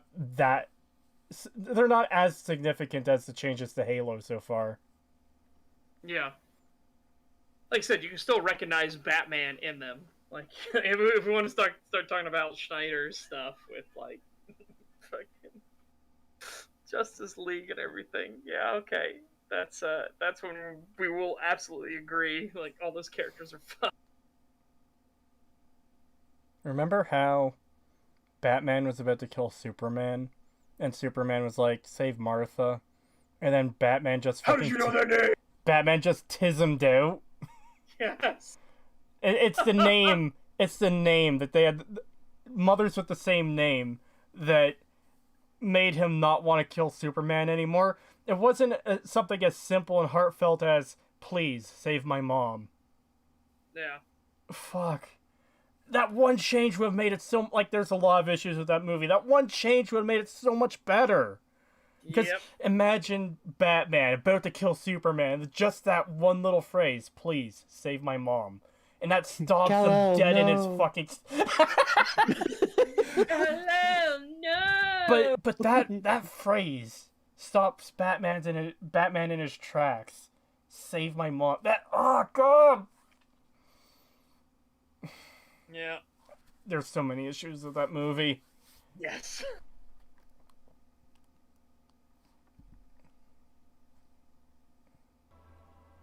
Nowhere close. How many versions of Spider-Man have we had? Again, well, comics. Hold on. I do have to stop you right there. I know there's a lot of people who are very critical of Tom Holland's Spider-Man. I do like Tom Holland's Spider-Man. I think he's fine, but I do know a lot of the hardcore comics fans don't like him. In particular, I know Nerdrotic, Heel vs. Babyface, and Shadiversity aren't big fans of Tom Holland's Spider-Man. Yeah. Obviously, that's fine. Like, you like whatever versions of the thing you do. But there's definitely some heavy criticism against Tom Holland. And in this, though, what do we see? We still see the consistent through line of the characters.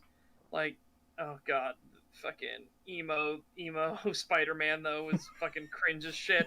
But you still see the through line of the characters. Spider-Man is still a hero. Uncle Ben died.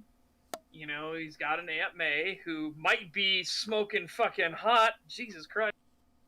Or it's an old lady. It doesn't matter. But you still see the core of the character. You still have the heart of the character there, which we don't have in John. Yeah. Also, I'm noticing that Miles Morales is in here, and it's like, yeah, that's not even Spider-Man. He was, in the movie anyway. I don't really know much about the comics. I haven't really read the Spider-Man comics that much. But in the movie, it's like, yeah, no, that he's a completely separate character who was kind of taught by another Spider-Man from a different universe. Yeah. So you get a really, in fact, TV series has. Oh. Yeah, sorry, I was going to try to get back to it. I wanted to show it on screen. No, nowhere close. Right there. That Into the Spider-Verse was a fantastic fucking movie. And again, because all of the Spider-Men still had the same core concepts. Noir Spider-Man was still Spider-Man at his core. He was still a hero. Yeah. Spider-Pig was still a hero. Yeah, even though obviously being like a Looney Tunes joke. Yeah. Yeah. And a fucking Simpsons joke, Spider-Pig. Oh, yeah. Does whatever a Spider-Pig does. Yeah, but they were still Spider-Man.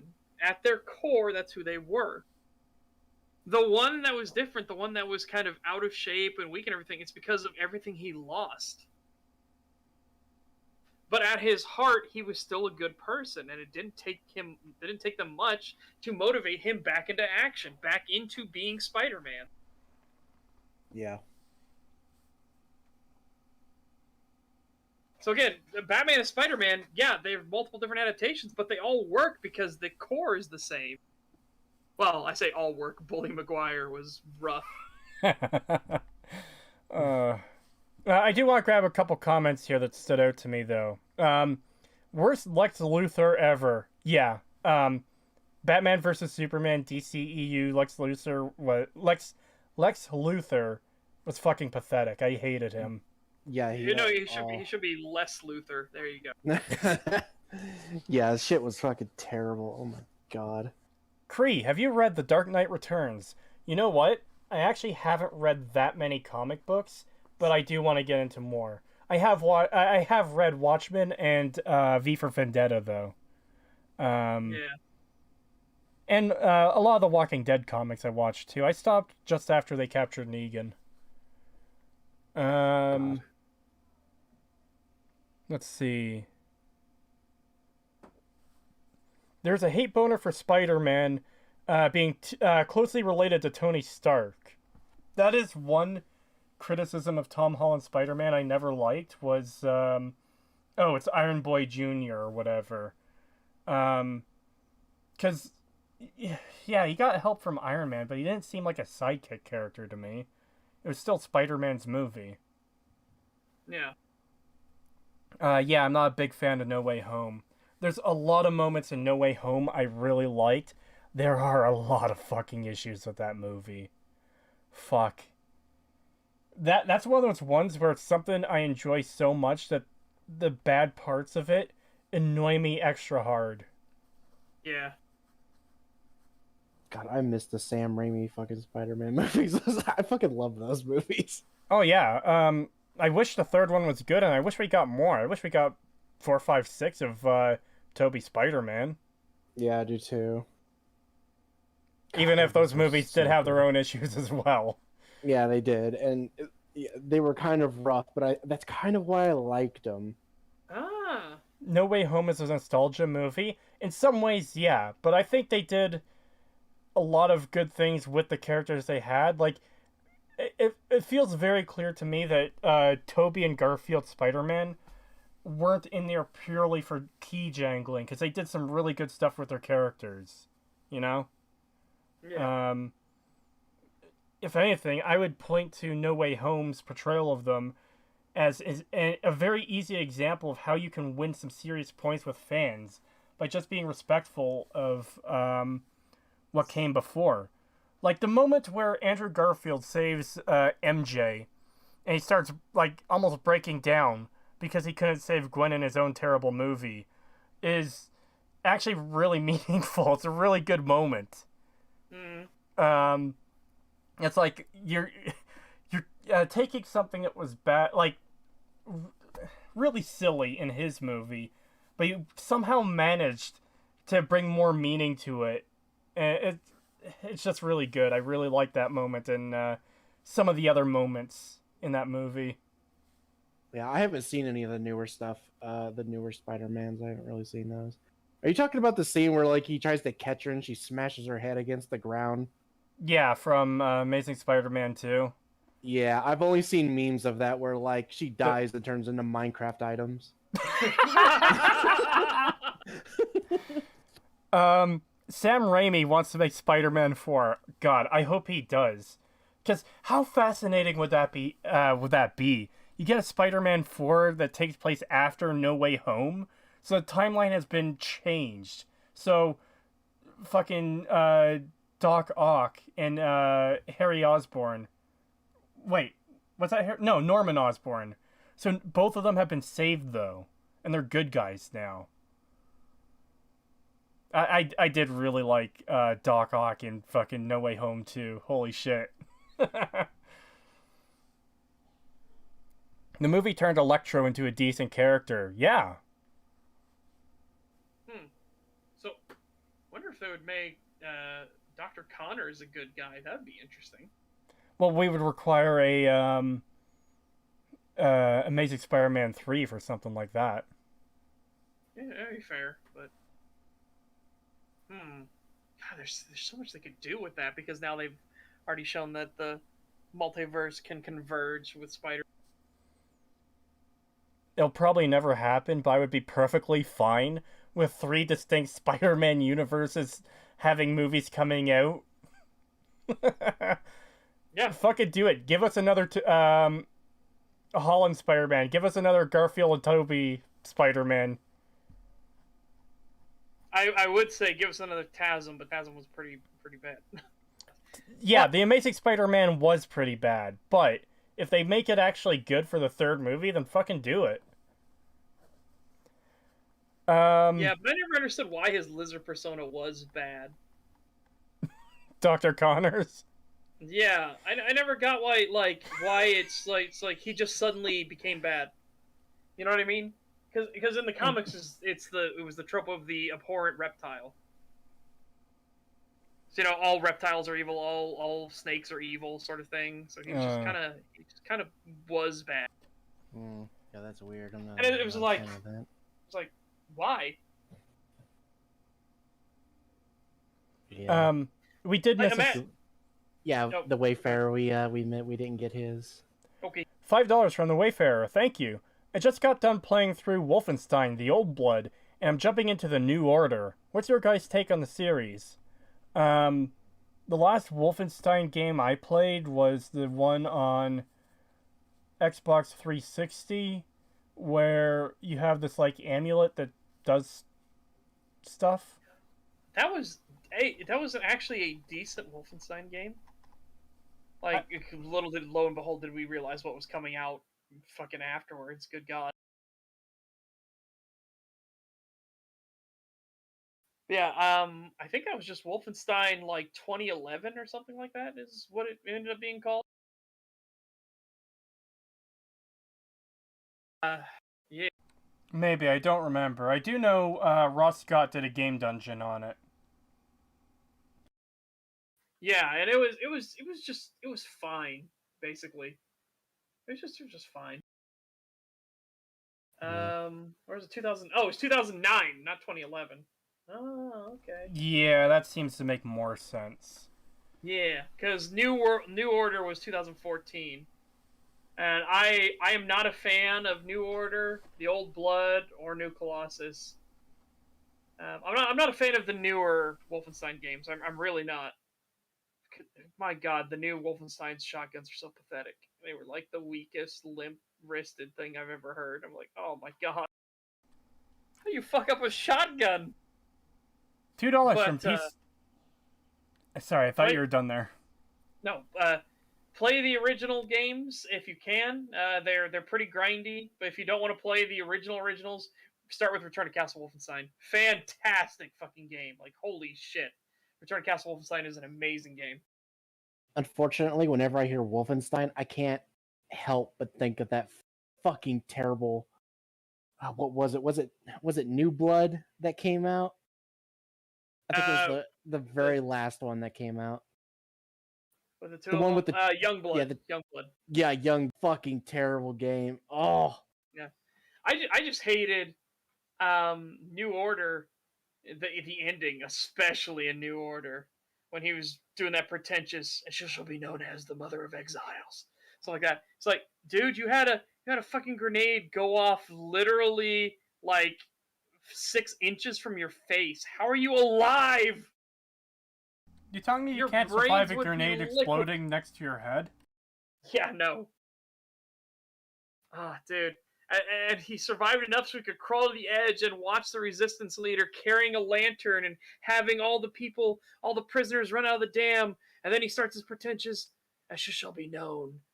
She shall carry a light in the darkness, and she shall be known as the Mother of Exiles. Something like that. It's like, oh, fuck off and die. Just stop. Just stop this pretentious bullshit.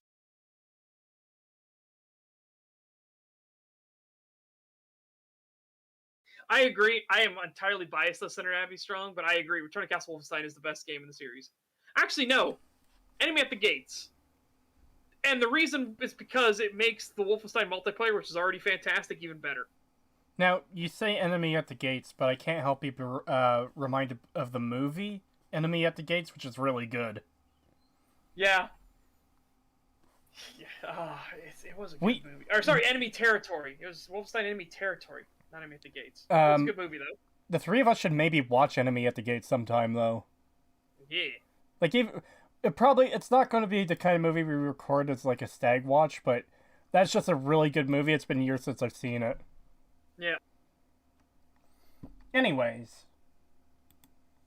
How many versions of have we had? Again, comics, cartoons, movies, games, TV series. How many versions of Superman? The Incredible Hulk? Well, oh boy, do you want to talk about Superman? Like we already mentioned. Okay, there's something. I know he's in chat, but I have to point this out. I feel this is really disingenuous. You're showing a couple versions of the same Hulk. Yeah. Because I think the first one here is like the 2003 movie. Yes, it is. Then the next 4 are all MCU, like regular Hulk. And then the last one is just MCU Hulk combined with Bruce Banner. So people really did not like the first Hulk. Yeah, I mean, it was good enough to get Hulk in the consciousness, but they didn't like the movie. The movie was okay. the first Hulk, the very first one that came out, like 2003, yeah. It was okay. that was terrible. It was dog shit movie. I hated that fucking film. Holy fuck. I only saw that in I don't agree with theaters, that. and I don't remember much about it, except it did the thing for Oh. 24, where there's multiple screens going at a time. Yeah, because they It wanted to was- mimic the comic book thing. It was- Yeah, it was really bad. I hated that film. I could not stand it. Oh. Yeah, I didn't. I just thought it was meh. It existed. That's my condemnation of it. Is like, oh, it existed. That's it. But anyways, yeah, I do feel it's a bit disingenuous to use 4 images of the same character here. Yeah. When it's- more accurately, we've got 3 you could use from the selection here, and you could also have used the fucking, I don't know when it aired, the 1980s Hulk show or 1970s or whenever that came out. Green Man in shorts. Do do do do do. Dude, what was always funny about that was they didn't even get a guy who looked ripped or anything like that. It was just kind of like, yeah, you just look like a normal average guy with green paint on. Like, ooh, yeah. But yeah, he it also went by really fast. But he used Superman as an example. Oh, that went farther back than I thought it would. Ever get that? Even away from, again, Hold on. comics, cartoons, movies, games, TV series. How many versions? Okay, so just to bring it up again, there was a lot of criticism against Cavill Superman. Like, a lot of people like Henry Cavill because he looks like the person who, it's like the perfect role for him, pretty much. Yes. But the issue is that they wrote Cavill Superman to be fucking terrible. So should I just let them drown? Maybe. Well- Kal-El, do not listen to him. man. Well, in Yeah. fairness, that's an issue with what's Clark Kent's father again? I keep forgetting his name. But yeah, Oh, and then he let him die to a tornado. for no reason. Yeah, for no reason whatsoever. And all because his father held his hand up and shook his head. No. No, Uh-oh, my foot got pushed. apparently I'm pronouncing Cavill's name wrong. I think it's just Cavill. Cavill? Yeah, Alright. Henry Cavill is the way I've heard it. Jonathan Kent, yeah. They did fuck up Jonathan Kent in the movie, too. Maybe you should have let those kids just fucking die.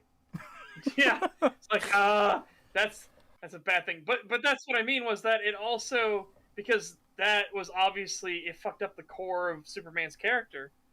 It's like, no, he didn't get life lessons. His family didn't teach him a terrible lesson of, like, to protect yourself and be selfish, maybe you should have let them die so nobody would have known. That's Like, no, they never would have told him that. that's Yeah, one they of don't do that. That's one of the things I like about the EFAP movies coverage of it, where Meme Repository will edit in clips of like different animated versions of Superman, where his parents are actually super great. I don't know how else to put it. They're teaching him good lessons and stuff. I do want to grab this comment in chat though. Where'd that go? Cavill did redeem himself playing as Geralt. He did a pretty good, I guess, job with that. I don't think Cavill needed to be redeemed though, because it's not his fault that Snyder's Superman was fucking garbage. It was the writing's fault. Yeah, that was entirely the writer's fault. It wasn't Henry Cavill's fault. Unfortunately, they got associated with it because he was the one playing him. So I do think that's really unfortunate though, because I would really love a good Superman movie that obviously played by Cavill. Yeah. There we I go. think That's most the of the casting in that film was pretty good. It was just the writing behind it was fucking shit. Like, I could totally see the guy who played Superman's father being a great actor for that, but they just gave him nothing good to work with. Yeah. And it was way more impactful in the comics when his father died of a heart attack, because it was something that Superman needed to learn. With all your strength, all your speed, and all your indestructibility, there was nothing you could do. You couldn't save him. There's nothing you could do.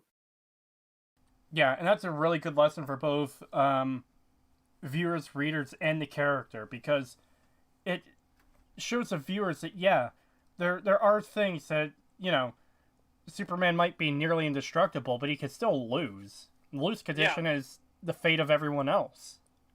Yeah. Also, I found a picture of the Hulk TV series later in the series when the dude bulked up. Man, he does look great, though, when he bulked it fucking up. So now he doesn't look like just a guy in green. I mean, it still doesn't look... Yeah, it doesn't look like the Hulk, but at least he doesn't... Originally, when he was first there, he looked like just a normal guy. It was just green paint on. Here, he actually obviously put on some muscles and bulked up. Yeah. Damn, that looks bad. It does not look good. Yeah, but it's funny. I'm going by degrees of what it used to look like. Let's see if I can get what it used to look like. But yeah, I don't know why Installation 00 used 4 images of the same Hulk when he could have used this as well. It just seems a little bit cheap to me, if I'm going to be honest. Again, no offense intended. It's just the way it comes across. Senator Abby Strong, me on 3 gummy vitamins a day.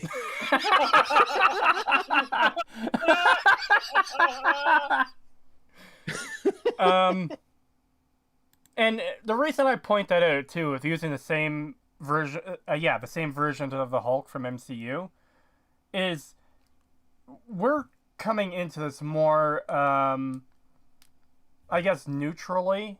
If someone was really against your video, that's something they'll absolutely hammer you on. Yes. Um, Again, these are simple gotchas that you can just excise them, easy peasy. There was a reference, and then the person has to go into the argumentation of why that it's fine to have all these different versions of Hulk and why he didn't get backlash. Yeah. Instead, they're just gonna have an easy gotcha of like, you're talking about all these versions and you show 5 of them that are the same version. Yeah. It was it was as a reference to the Hulk rather than these specific Hulks. Same with the rest. Yeah, but your argument here is how many different versions have there been, and then you show. Let me just. Versions of the Then you show 4 versions or 4 Hulks that are the same character in their timeline. That's just the kind of thing people who are really against you are going to hammer on, you know. Again, this is the easy ammunition. You're literally handing the people who are going to be critical of you and not actually go into the debate, but people who are going to be critical of you, you're just giving them a bullet. Yeah. And you could have also included this Hulk. Yeah. Vitamin Gummy Hulk, yeah. Yeah. Setch, have you been able to find an image of him earlier in the series? Because I'm trying. I found a face one of him earlier in the series. Ah. Oh, wait, no, I found it. Hold on. All right, let's see this. All right. I gotta save it. You don't have to save it. You could copy image and paste it directly into our chat. Oh my god!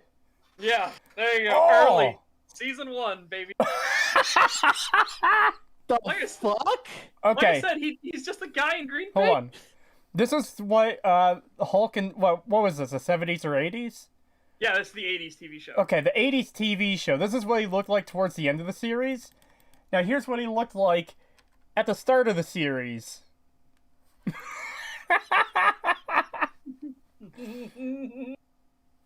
Yeah, that doesn't even look like even remotely. That looks more like The Thing or something. Like it looks like a completely different fucking character. Like if you had told me, oh, like who is this like comic book character in a live action thing, I'd be like, I don't know, fucking clearly some sort of animal man or something. Like I wouldn't say it's Hulk. Yeah, that's what I would expect from like Dr. different Jekyll, or sorry, Mr. Hyde. It is a completely different actor, but my point too is that look at the difference in these two. Which one looks more like the Hulk, and which one just looks like a guy in green paint? And it's obviously the dude who has rippling muscles and veins and everything looks like the Hulk. He looks like a behemoth. Especially with the camera angle too, because this is just like a normal sized dude pretty much. But because they're using a camera angle it's slightly lower, it makes him look bigger than he is. Yeah.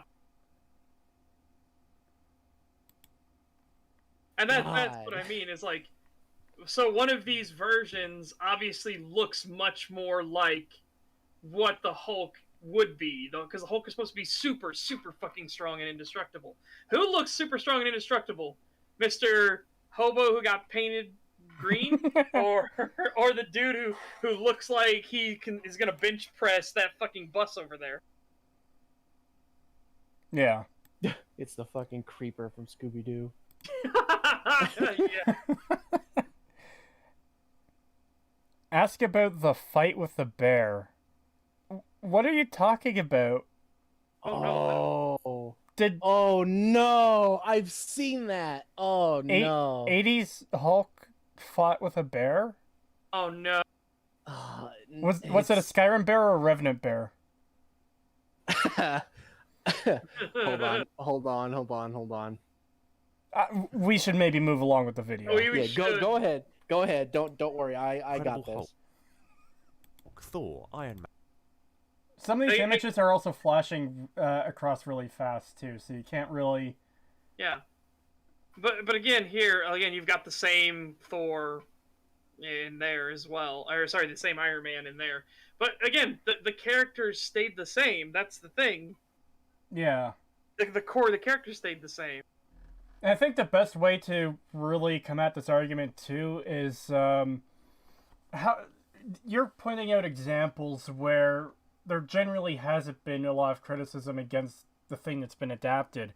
But how many things have been adapted that got a shitload of criticism for getting stuff wrong? Not just characters, but entire series and universes and everything. Like, even Amazon Lord of the Rings, that isn't even out yet, but look how critical people are of that for the changes they've already made. Again, just to reference it, Bebop flicks. Another one, not necessarily an adaptation, but personally, I'm extremely critical of the Fallout game series, where the original two were really good games. Then 3 came along by a different company, and there's garbage. It's almost a similar situation to The Force Awakens, where Fallout 3 reuses a lot of old elements and tries to pass it off as its own unique thing almost. But it misunderstood everything from the original, which is almost kind of what the Halo show is doing as well. Yeah. Like, it's Fallout, so there's super mutants, there's Brotherhood of Steel and Power Armors, and there's the Enclave. But it gets everything else about the world just horrifically wrong. And it seems like a similar situation with the Halo show so far, where it's like, oh yeah, you've got the Covenant and Elites, Energy Swords, UNSC, Spartan Armor. But then John Halo is like screeching in a hallway and having serious emotional problems. Yeah. And moping around. Well, he still had his emotion and screaming at inhibitor too. And screaming at people, "Who am I?" Or "What am I?" You know? Yeah. Uh-oh. What? Oh, the Hulk launches a bear. What the fuck? Oh my! I just watched the video, dude. It's as crazy as I fucking remember it. How long is this? It is 52 seconds long. Oh god, we're gonna get hit on copyright on that. Okay, I'll post a link into chat. You had to watch it right now and fucking spoil for me, didn't you, Setch? Not spoil, but like, okay, so now I'm the only one who hasn't seen this. Yeah. Here you go, chat. The Hulk apparently launching a bear into space. The link is in chat. Save it for after the stream, though. Anyways. Man, characters, DC characters, even away from this, different versions. Well, wait a second. No, Watchmen actually got a ton of fucking flack. Like, if you're using Watchmen as an example, Watchmen got a huge amount of flack because changing who the ending was, changing what the ending of the apocalypse happened. Are we talking about... Oh, you're talking about the movie. Yeah, because they changed from the comics, the graphic novel, whichever you prefer. They changed that they changed how the entire ending happened. That it became Dr. Manhattan power, so it looked like Dr. Manhattan attacked Earth. So Earth would have surrendered because they know they can't do anything against Dr. Manhattan. Like, that's the entire point. But a space alien invasion? Yeah, we might be able to stop a space alien invasion if we all work together to create peace. But it even gets pointed out in the comics that, yeah, but after it goes on for a while, people's differences will rear up again. And then they'll realize that they have more things to fight about and no other monsters are coming. So you're going to have to keep doing this and killing more and more people to try and keep this false peace going. Again, that just doesn't happen in the movies. And that got a ton of flack, even with the creator of the comics swearing off of movies ever again for any of his created works because the movies were so disrespectful to his character.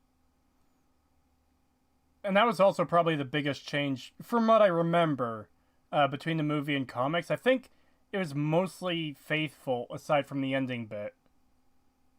Yeah, but but also wasn't, because again they had set up all throughout the graphic novel that this alien was coming. Yeah, because it was being worked on. They were creating it. Yeah.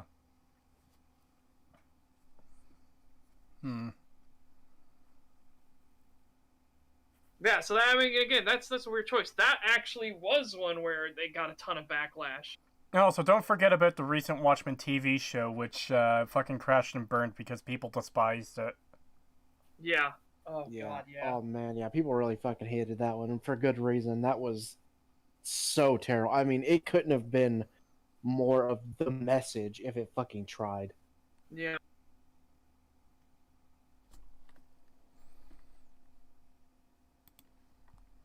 Or reimagining Star Wars. Oh, there was no. Star Trek and Star Wars both got tons of backlash from some of the changes they made. There, I have to refer to it. Mahler's video on fucking The Last Jedi has millions upon millions of views, and it brought him from like 2,000 subscribers into the well-known critical YouTuber he is now. Yeah. He even said himself that this movie was so awful that it created a career for him.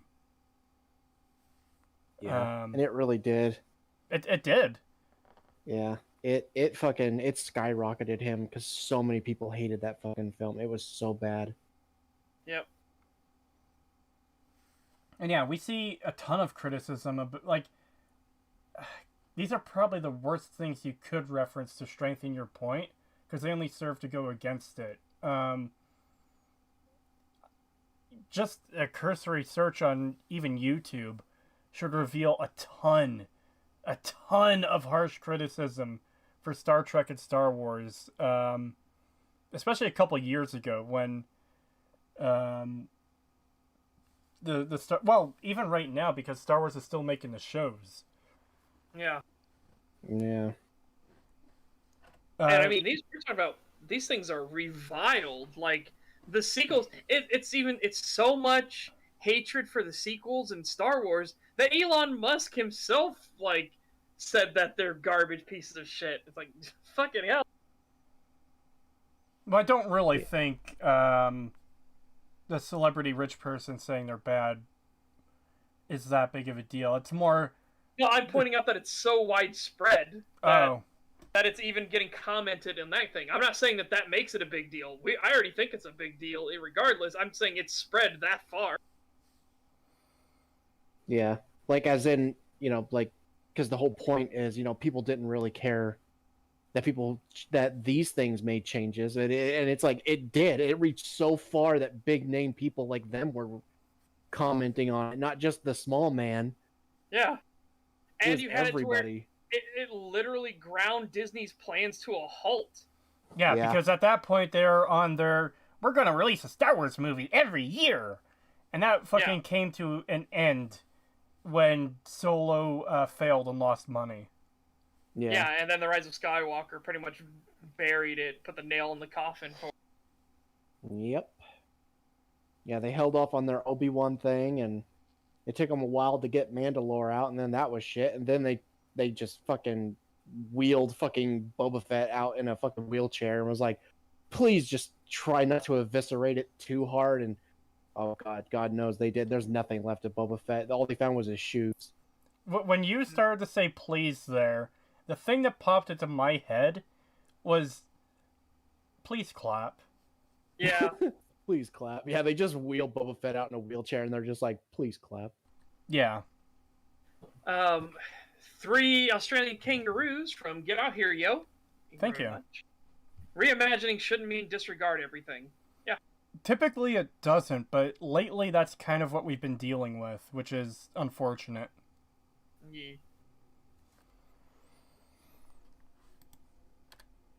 Many versions of Superman, the Incredible Iron Man, Marvel characters, DC characters, even away from this, different versions or reimaginings of Star Trek. Okay, that's Star Trek as a whole, not Star Trek characters, because I did see that flash up a bit. I wanted to grab that. Yeah, so even... Archer is reviled in the Star Trek space. Enterprise gets lambasted. I know a lot of people don't like Enterprise, but people see it probably as preferable now to Discovery and Picard. Yeah, I mean, that's fair, yeah. Discovery and Picard pretty much sealed Star Trek's fate forever. And again, similar to the versions of Superman and stuff, Deep Space Nine in particular is somewhat of a reimagining, but within the same universe. It's a different take on a serialized Star Wars show. And again, it's down to the quality of what they do with it, which is generally pretty fucking good. Yeah. And the thing that's what makes Deep Space Nine so good is that it's taking all those qualities and traits that the original series and Next Generation espoused for the Federation and showed the flaws in that thinking of painting in that wide of a brush. I hate that Discord does this, but you just fucking peaked like a motherfucker there, and that was kind of painful. Oh, shit. Sorry. Yeah, when that happens. It didn't happen for me, but yeah. It's not your fault that it happened. It's just something that randomly happens and is incredibly obnoxious. And I don't know, like, even if there's a way to fix it, because this doesn't normally happen with anyone else. Yeah. And I didn't even hear it this time. It did not peak for me at all. And before that happened, you were Crete. You were like robotic. You roboted and cut out. I didn't even hear what you said. I didn't even know you were talking about Deep Space Nine because it cut all of that out. Yeah. Yeah. No, I heard all that. But well, didn't it happen a couple weeks ago? Roboting. Didn't it happen a couple weeks ago too, where Such peaked for you, Pagan, but I didn't hear it? Yeah, it was really bad too. It almost blew my eardrums out. Yeah, that sucked. It peaked for the audience too. That's because the audience hears what I'm hearing. Whatever I hear, the audience hears. Yeah. Sounded like a FNAF jump scare. Oof. Oof. Damn. Not... Almost. Anyways, yeah. Yeah, I don't really like this argument because... It feels so much more complex than, it's just more iterations. It comes down to how are they handled, how consistent are they. Yeah. You know? You can have... It's also an argument that it's literally just whataboutism. Yeah. Almost, but yeah. These other shows... It is, because remember, he's specifically saying, well, what about these other shows that had changed everything? Did they get the amount of hate that the Halo TV show was getting? And, the part that destroys the argument is that some of them were, yeah, they did. Well, not just that. The obvious answer to what about these shows that did it well is what about these shows that didn't? Yeah. So, what about Discovery and Enterprise that didn't do it well and they got tons of backlash? Or Picard, which is considered a fucking travesty to the Star Trek universe. Like, they get tons of backlash because they don't do it well, and that's the problem the Halo TV show has. It just doesn't do it well. I'm going to reference it again. I know I've referenced it 100 times this stream. Bebop flicks. Because that's one of the most recent examples besides Halo of, here's this adaptation of a thing that's just completely shitting upon the original. Yeah.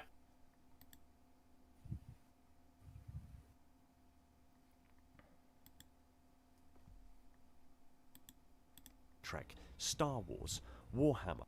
Oh no, that's especially Warhammer. Yeah, oh my god, The that was... Matt Ward. People despise Matt Ward, but even more so Warhammer with Warhammer Plus and stopping the fan creators who love the world that they're in. Oh, that is a huge amount of backlash. Yeah, GW right now is like one of the most hated companies ever. Like, people fucking hate GW right now. Yeah. That is like Warhammer 40K is definitely a yeah, they made some changes, and the changes to the fucking Blue Boys, the Ultramarines, got a ton of backlash, and they were ridiculed and mocked and called Smurfs and everything. Like, again, these are things that happened. It's a fucking ton of backlash.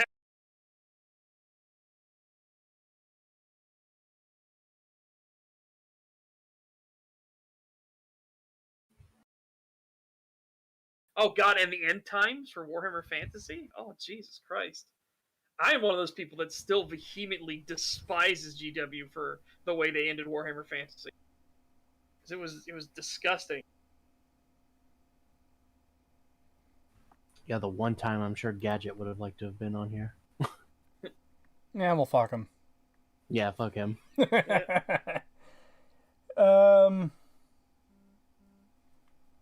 Yeah. I can't really comment on the Warhammer thing. God, they keep sending us so far back. Yeah, I don't like that it goes back so far. Alright, give me a second. I'm going to adjust manually. Oh, it's even farther!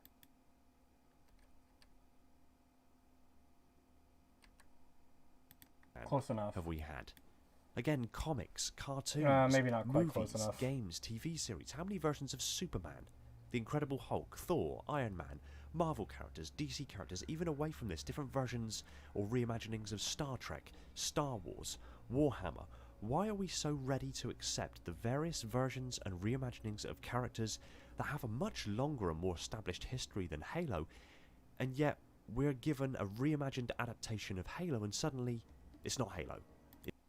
Because that's not what happened. You completely made that up. I'm really sorry. Again, this might come across as rude, and I don't intend it to, specifically because you're in chat, but, like, it seems like you didn't do your research on this. Yeah. Yeah. Because these communities, like, have been ripped apart by a lot of these that have happened because of these things. Yeah. The schisms these things have created, and some of these fandoms have outright almost fucking died because of how poorly some of these adaptations were. Remember how Game of Thrones was like the biggest thing for several years, and then once the finale hit, that fucking turned into a graveyard immediately? Yeah. That doesn't normally happen if people approve of the changes made. Game of Thrones is completely dead. Like, nobody even talks about it. The Fallout fandom is pretty infamous for being split down the middle at this point, with fans of the classic and New Vegas versus fans of the Bethesda games. Yep. And again, like, okay, I'm gonna bring up YouTube quickly.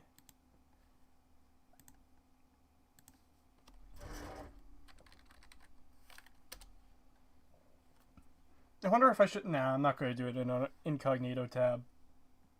But I'm just going to search for, you know, Star Wars review or Star Trek review and see how positive the results are.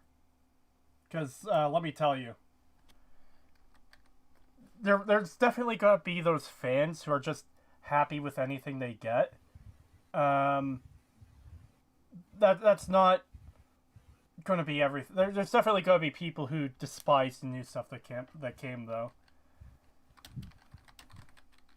Yeah, and like Kiwi Space Brain brings up, even in Halo, we have the Bungie era and 343 era. Yeah, there's a huge split between the people who like the Bungie stuff and people who like the 343 stuff.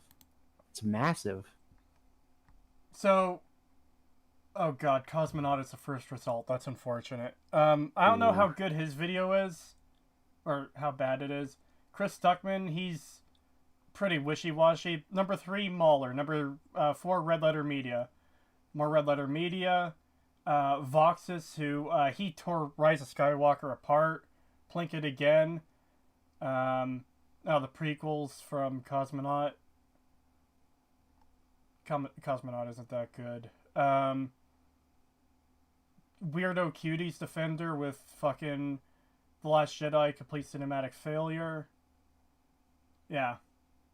A lot of the results are not that good. Even fucking Quentin Reviews is saying Rise of Skywalker is hilariously bad. Yeah, wow. Jesus Christ. Cosmonaut made a bad JoJo video? I know, people keep telling me about it.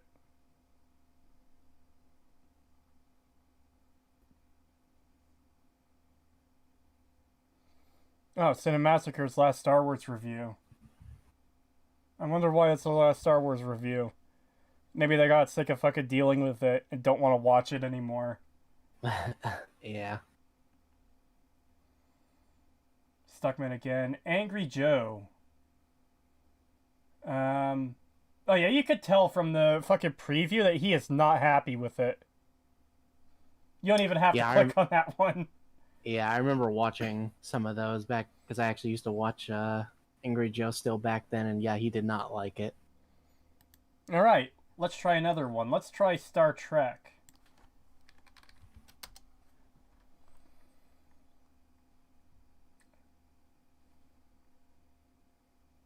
Just waiting for this to load in a bit.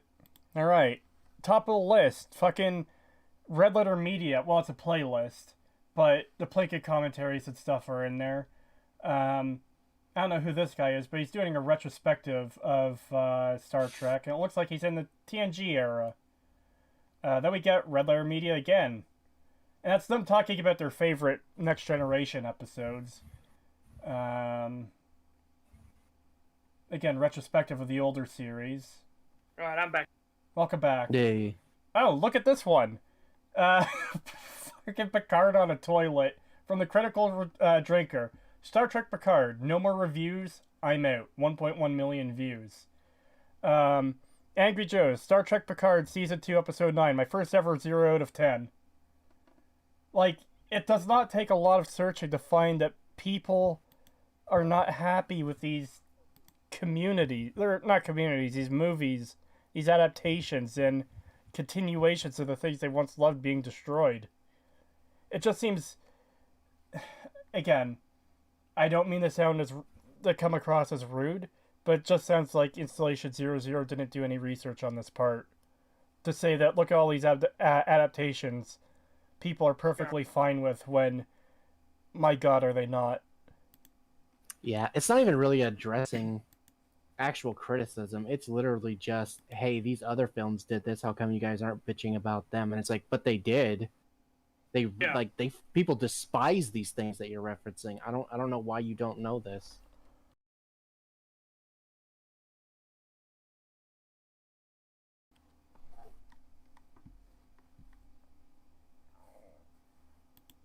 It's a fat crash.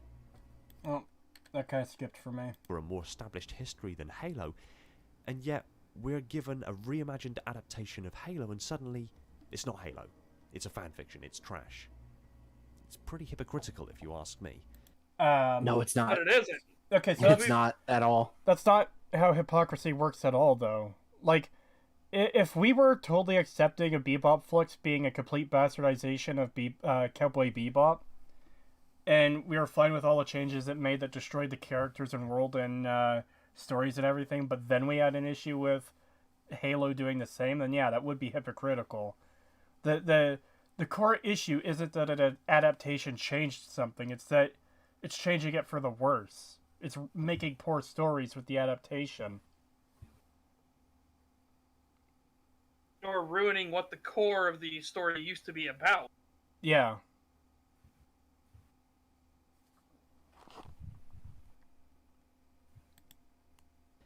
And yeah, and the changes are too much, and you don't like it for that. It's absolutely fine. There are things, as hard as it may be for some of you to believe, there are things I don't like about the Halo TV series.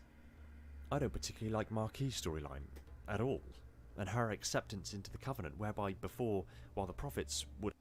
I hate her even more after episode 6.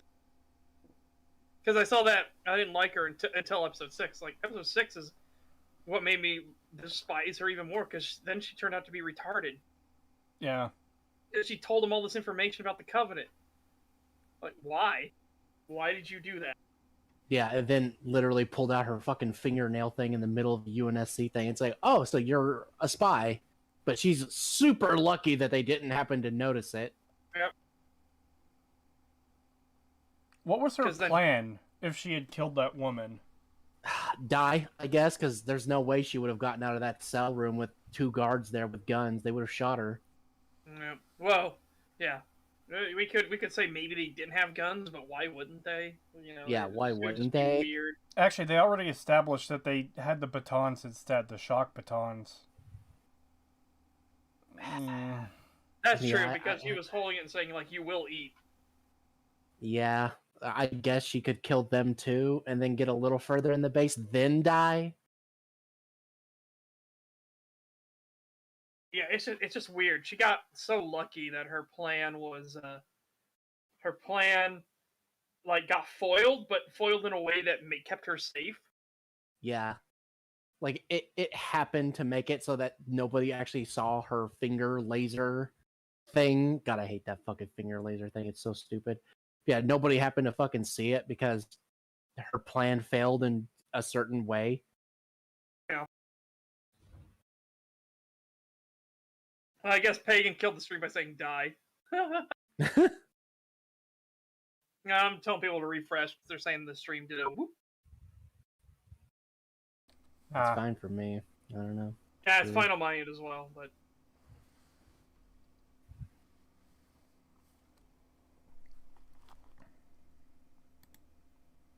would occasionally achieve certain goals due to their knowledge of humanity's status as reclaimers, they always did so as an exploitation to further their goals and continued to treat us like vermin. Yet Marquis is the Blessed One and lives on high... Again, this doesn't make... This is a 343 fuck-up thing, now that they know that we're Forerunners. Again, the whole point behind it was that only the Prophets realized we were Forerunners. And they only discovered that because they accidentally, like, downloaded the Luminary stuff from the Jackal ship that showcased all the symbols of Reclaimer, which made the Oracle that was aboard the Forerunner battleship freak the fuck out and realize the Reclaimers are back. I need to go to them and help them. Also, why do this Saint Healy look so terrible in this cutscene? Like, what the fuck is up with their mouths? He looked like an eel, didn't he? Yeah, what the hell? Humanity's status as reclaimers, they always did so as an exploitation to further their goals and continued to treat us like vermin. Yet Marquis is... Yeah, what the hell? What is wrong? What's wrong with their face? What's wrong with your face? Yeah, that does not look good.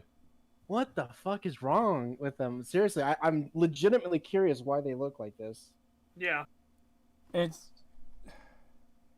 What game is this one from? Is this from 5? Might be. I'm not sure. Yeah, it wouldn't surprise me. Tri-finger butthole. That's his O face. Oh, God. No! God, yeah, that looks so bad. What the fuck? Like, everything else looks fine, and then you get to the face, and it's like, why? Yeah. You ever see those images of people spraying dogs with a hose, but the dogs aren't running away? They're just like, wow, wow, wow, into the spray of water? Yeah. That's Halo Wars 1? Oh, well, that would kind of explain it, considering when that came out. Okay, I could see why that would look like that. Ooh. Yeah, that's pretty rough. Yeah, that's rough. What would he do if you put, like, an orange in there?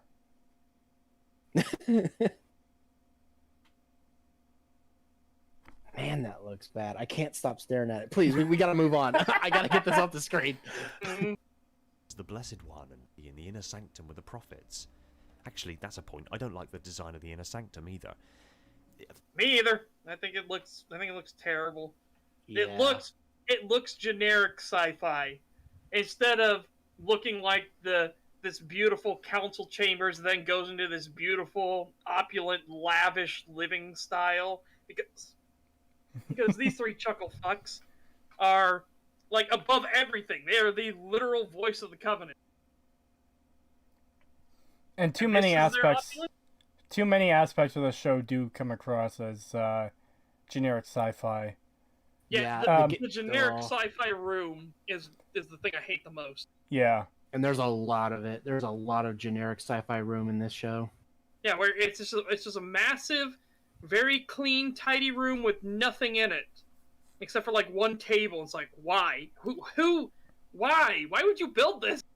Yeah, such a waste of space. Like, it's just a huge open area and you're not using it for anything except for one table that has like a computer on it. Yeah, that's always turned on and always has generic sci-fi data going across. Yeah. Couple comments in chat. Tyler McDonald, wart into the spray of water. and for the orange comment, he'd suckle on that orange for an hour. It's just like the way it looked there is like he opens the mandibles, he just put the orange in, and he could just hold the entire thing with his mouth. Yeah, that's the thing I gotta agree with. Halo 2 remastered cutscenes for the anniversary are the gold standard right now. They are gorgeous. That's the funny thing about the anniversary editions. The anniversary for Halo C looks terrible, and the original version looks just way better. And then the version Halo 2 anniversary looks fucking stunning, and then Halo 3 looks bad by comparison because it hasn't gotten that treatment. So it has the old look to Halo 3.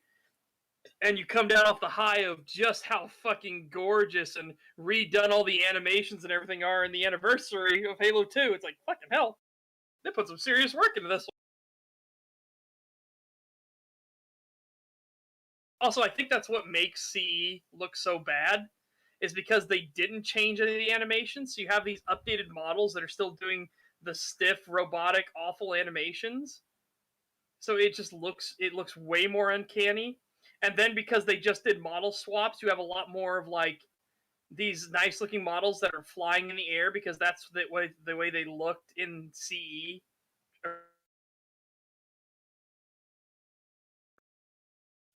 And they forgot to put blood splatters in a lot of places, so the stuff, it's just, you lose out a lot of the atmosphere. And why does the foggy swamp just look like it's just kind of dim? Where it was super moody and atmospheric in the original. Now it just looks kind of dim. I hate when games do that. I can't stand it when they ruin entire like levels and set designs and stuff by just like, oh yeah, we're just gonna cut out the fog, just change the lighting a little bit. It's like, no, don't do that. Yeah, it was really, really, really rough. Didn't they do that with one of the remasters of Silent Hill 2? Where they removed the fog from the lake scene, so it looks like you're just rowing a boat across concrete. Yeah, it really bad. Ugh.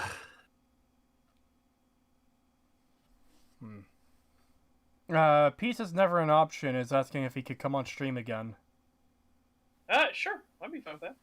Alright. Sure. Just give me a moment to create a new group. And do we need to? I think we already have him in a group, don't we? Well, yeah. Okay. Send a message in that group, then I'll restart the call over there. I will. What the fuck was that? Then I meant to say "well, hey," and I realized I typoed it, so I tried to say what I said. So why? Oh. All right. I guess it'd be why.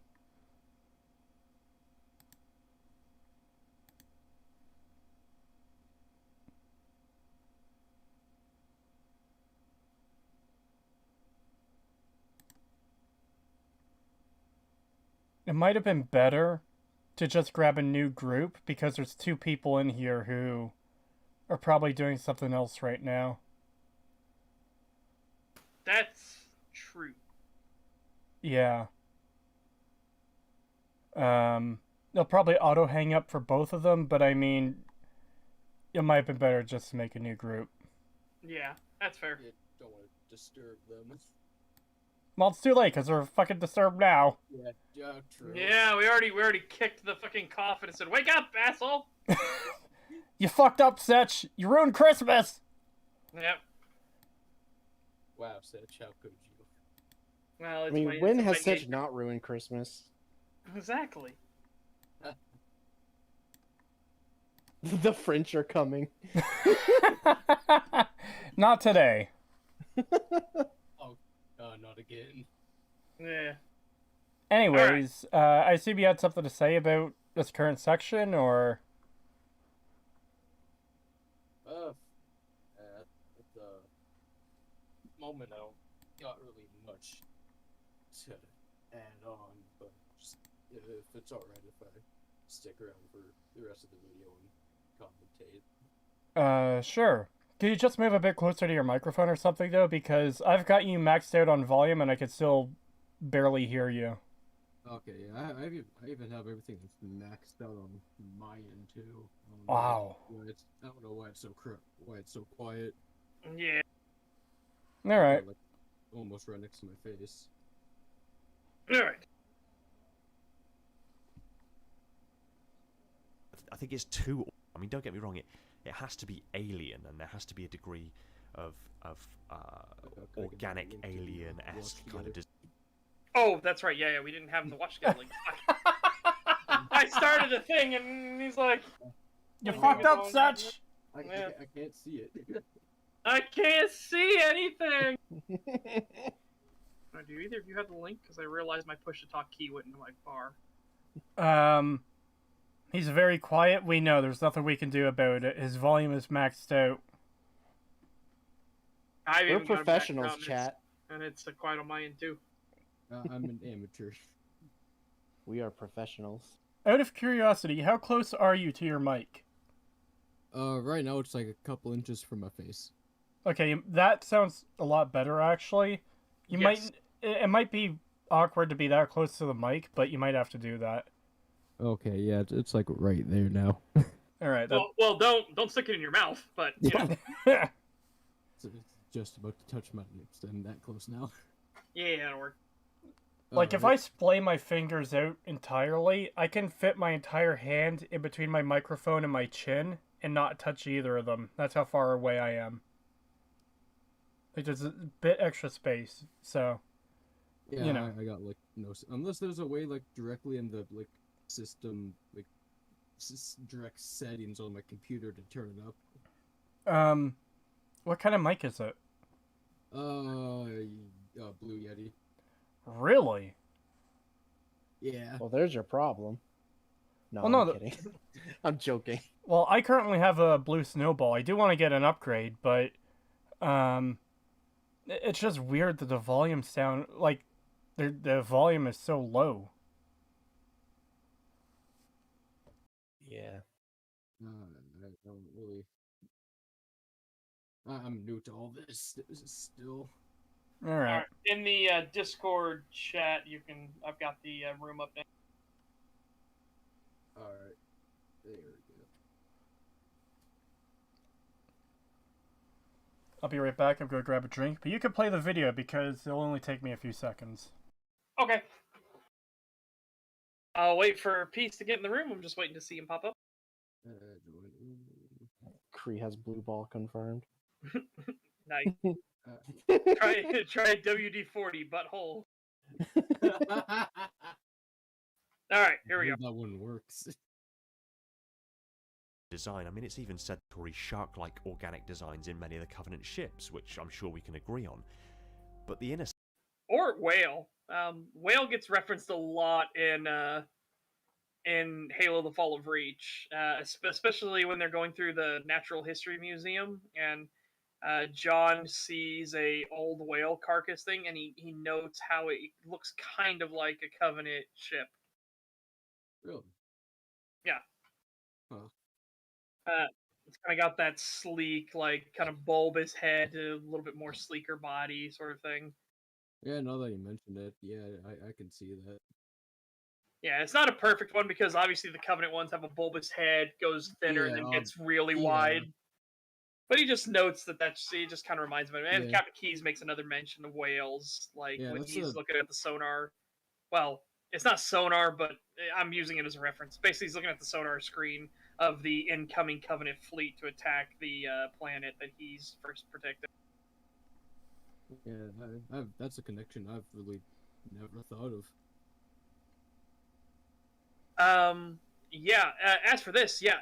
Again, this is why doing the games would have helped, and even the cutscenes would have helped because you would have seen the architecture of how the Covenant operate. They have these lines and angles and stuff like that, but then they have like sharp teeth. Like look at their barricades; they look like a bunch of teeth sticking up out of the ground, and that's what they use for barricades. Sonar not in space. No, I'm using it as an example. It's not sonar in space. Not actually sonar. It's a signature that they got on all of their different sensor arrays and devices. And the guy wasn't sure if it's a Covenant fleet because it looks too big. So he wasn't sure. He didn't realize that it was a big fleet attacking this planet. This was before Reach, by the way. He wasn't sure, and he sent off the information he got anyways because he wasn't sure. He just wanted to make sure. But he sent it off for his hourly report, which gave them just enough time to scramble defenses because the people checking the hourly report. At first, most people didn't realize it, and then Captain Keyes, or he was commander at this time, Commander Keyes looked at it, and his jaw was dropped because he realized what that silhouette was, and he sounded the general alert and called the Admiralty that, hey, we need ships here right now. The Covenant are coming right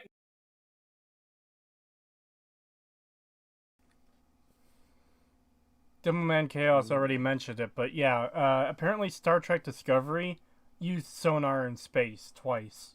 Yeah, which is so fucking dumb. That doesn't work. Send out a ping. It's space, sir. So? Okay, I'll send out a ping. Did you send it out? Yeah, did you hear it? No, exactly. It's fucking space. What the fuck? Where does the air go when you depressurize in space? Yeah. Imagine if the universe had enough air in it on its different planets that if you popped all the atmospheres on all the planets, it filled up space, and suddenly space now had oxygen. Everything would be fucked. Oh god. Everything would break down. The entire physics would break apart. Would it? Yeah. I genuinely don't know. Now you would have resistances and everything in space. This is the beauty about space. Space not having any resistances. Just having air alone would fuck up orbits, rotations, heat transfer. Oh, we would immediately cook. We would cook from the sun. Oh, if space suddenly filled with oxygen, all that oxygen could be heated itself. It would immediately combust into fusion because of how hot the sun is. We would instantly fry. It'd fucking kill everything. Yeah. Huh. Oh no, I mean, wait, if it filled up like the entirety of space itself, wouldn't that just like fucking end existence? Yes. That's what I'm getting at. Like everything would fall apart. Everything would break. Big Bang Theory. Instantaneously. Yeah. Instantaneously commit fusion on the entire universal scale. Everyone's dead. We would start yeah, like literally we're just gonna Big Bang Theory 2. We're gonna start a new universe, Universe 2. Well, have you ever played that game? Like at this rate, I think Universe 2 would be better. Yeah, I know, right?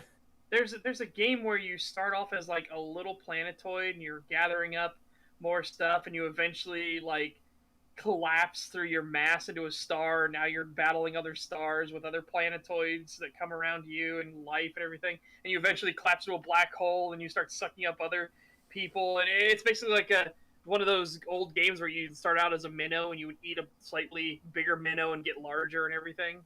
Spore? No. Yeah, it sounds like But eventually it'd get to the point where you would start sucking up other black holes and they'd combine into you and make you way larger until you made the big crunch.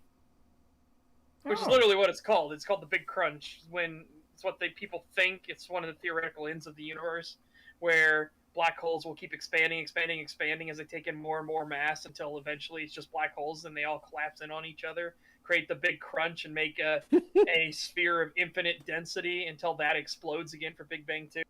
What the fuck? The big bazinga. No. Yeah. No. No. Oh god.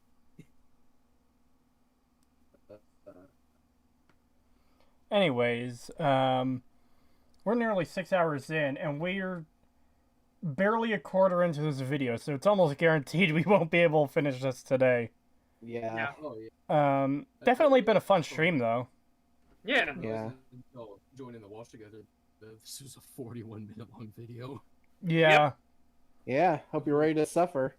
Oh yeah, I know. So I just got back from work like an hour ago, so I was at work for like the first half, and so I kind of, if you did mention how long it was, I missed it.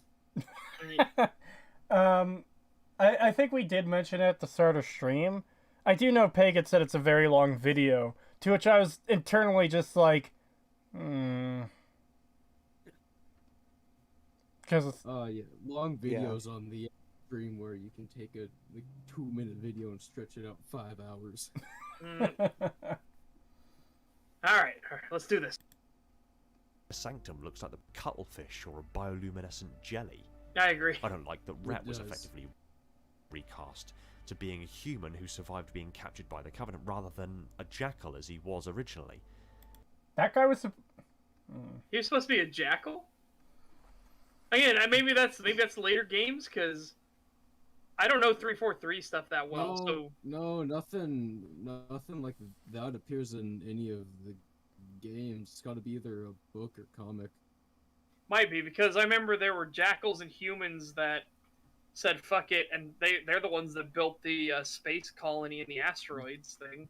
Yeah, I heard something about that, but I don't know what that's from. Yeah. Oh man, him being a jackal would have been way better than being It the would've mystical made a black lot man more tells sense. secrets. Yeah. Yeah. Oh god, this entire Secrets that he shouldn't scene. have access to. Like, why? Why does anybody trust Crazy Black Man? First off, because he's clearly insane. Why are you trusting anything he says? I don't know about you, but personally, I get all of my most vital information from crazy people who aren't aware of reality around them. Yeah. Yeah, no, I get all my good information from the local crackhead. Yeah. It's just there's so many problems with him existing at all. Like, just in the show again, not knowing, and of course the SpongeBob reference right next to his hands right now because of course. Oh shit! Yeah, that's Squidward's house right I next to his didn't hands. realize that. Oh my god. It is. What the fuck? Oh, you guys didn't know? Okay, well, there you go. There's for everybody that didn't notice. It's Squidward's house right next to his hand. Oh man, Why? I was too busy just wondering what the fuck is going on the entire time you're in this scene. Sometimes for shows, they get, like, random stuff for props. I forget where I read this, but I know, like, the Next Generation of Star Trek, one of the, like, tools they use was, like, part of a broken toy or something for one of the episodes. I wonder if they just walked into an aquarium shop and just bought, like, a random thing that just so happened to be Squidward's house from SpongeBob. Yeah, maybe. Because those do exist. I've seen them. I saw some that I think it's like one of the more recent like Bruce Willis sci-fi movies. For his like chest piece for his armor is apparently like the ass plate from Master Chief's armor, and I think like the Ford onto Dawn movie from a couple years back. Yeah. The ass plate is the best chest plate. Exactly. Dude, fuck. That just reminds me of the legendary ending of Halo Combat Evolved, fucking Sergeant Johnson and a Sanghalu battling over an assault rifle. They're like, yeah, give it to me, no, no. And then they see that they both turn their heads slowly as the Pillar of Autumn starts detonating, and then Johnson looks at the Elite and he's like, "This is it, baby. Hold me." And they start hugging. And then the Elite, right before they get vaporized, reaches down and cups his ass and goes, honk honk. What? Well, I mean, You mentioned this before. I would want to get a little bit of grab ass. Yeah, and then they get vaporized. I swear to God, it'd be perfect if they added in the sound effect honk honk when he squeezes. Yeah, see, that's how you know Sergeant Johnson is a true badass. He can come back from being vaporized. How did you get off of Halo anyways? Sorry, Master Guns. Classified. Classify my ass? Well, you can Wait. forget about your power Hold- conversion. Such. Yeah. Somehow Sergeant Johnson has returned. Yeah. When you gonna tell me how you survived Halo? Sorry, Master Guns is classified. Huh. My ass. I don't even Oh, know if that's they me. have like ever mentioned that in like the book or something on how They did. got off. He was They in. did? They were in some escape pods. Oh, Him and okay. a few other Marines that were barely alive because by the time they were found, it was just they were like, "Oh God, end our suffering." As you do. Yeah, because there was a bunch of people stuck in a life pod. You can imagine there's not a lot of food gonna be. Oh yeah, I know. Anyways, Yeah, to your A2 scope. Yeah, and then the elevator leaves. I'm still getting a warning on YouTube's end about the stream quality being poor, but I'm not actually getting any in OBS this time. Weird. So I'm assuming it's a YouTube side thing. Johnson kicks down the door of a random Covenant ship. Random Elite. You again? Oh, God. Anyways, let's get on with the video. Yeah, let's do it. I don't want to go for too long tonight. Maybe another 2 hours, maybe. Yeah, that'll work. But worst case scenario, we could come back to this video. Maybe even do a bonus one later in the week or something. I don't know. Maybe not. Yeah, I don't know. We'll figure it out. Hey. I'll have to watch that afterwards, Pagan. But if they actually changed it, I'll be so upset. Oh, they did. It shows both. It shows the original and then the change version. In the change version, they removed the ass grab. Why? Yeah, I know, Why? right? What? Why would you do that? Fucking ruined it. It was literally the Elite like, well, I'm gonna die. Might as well get some grab ass. Honk honk. Yep. My disappointment is immeasurable and my day is ruined. I can't believe you've done this. All right. Oh, I feel like I'm the only one on the panel who is fine with a guy's ass not being grabbed by an alien. Dude, it was great. It was hilarious. Because it's like, this is a cutscene you only get for beating the game at the hardest difficulty, which is already a fucking nightmare challenge in and of itself. Because we're being the talking game about... on the hardest difficulty should reward you with a little bit of grab ass. Yeah. I think that the Jackals actually helped the Rebels build the rubble, and that since the Rebels and the Jackals kind of had similar goals and modus operandi, it would add to the complexity of the member races of the Covenant and their internal political conflicts. It could just as easily have been Rhett was just called a completely different name like Graham, and he'd have played exactly the same role and there'd been no bearing change on the narrative whatsoever. I'm not particularly... I guess I'd agree with him there that if that character was a Jackal originally, they probably should have either kept him a Jackal or just changed his name to be something else, because... Yeah. But that would then get the question of why would Master Chief especially listen to a Jackal? Yeah. Especially with how this chief is. Well, I don't have the context of the original, so we'd have to see it. But then again, he'd probably be I don't have giving... the context of the original either. Yeah, the Jackal might even be giving different information than what he does in the show. Because in the show, it's like, oh yeah, you in particular, John Halo, are special. We also got booted back to the thumbnail. Well, I did. Invested in Quan's. I'm still where we're at. Alright, I'm just going to rewind this. There we go. Bearing change on the narrative whatsoever. I'm not particularly invested in Quan's story at the moment. However, Agreed. I do foresee a possible narrative thread that could see her storyline merging again with Chiefs and becoming a major plot point. God, He did Fucking hope. he did say not interested in Quan's story, right? Yeah, at the moment. Okay.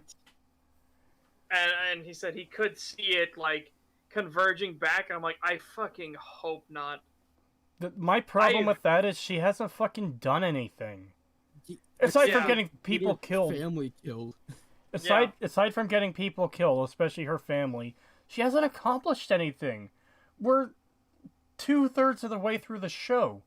How is her storyline going to converge with John Halo's in the last 3 episodes? The story arc is pointless. It would be different if she actually accomplished something. Huh? Yeah, but she doesn't. Yeah. Like, she's literally done nothing. All jokes aside about people getting killed. She hasn't... Oh, What? nothing. I'll say it after your point. Sorry. She just hasn't accomplished anything. All she's done is fucking cry about the Nazi guy siding with the UNSC, and that the resistance is basically done. Yeah. Which, yeah, it fucking should be. Yeah. Again, And you now know the that Covenant- aliens exist. Yeah.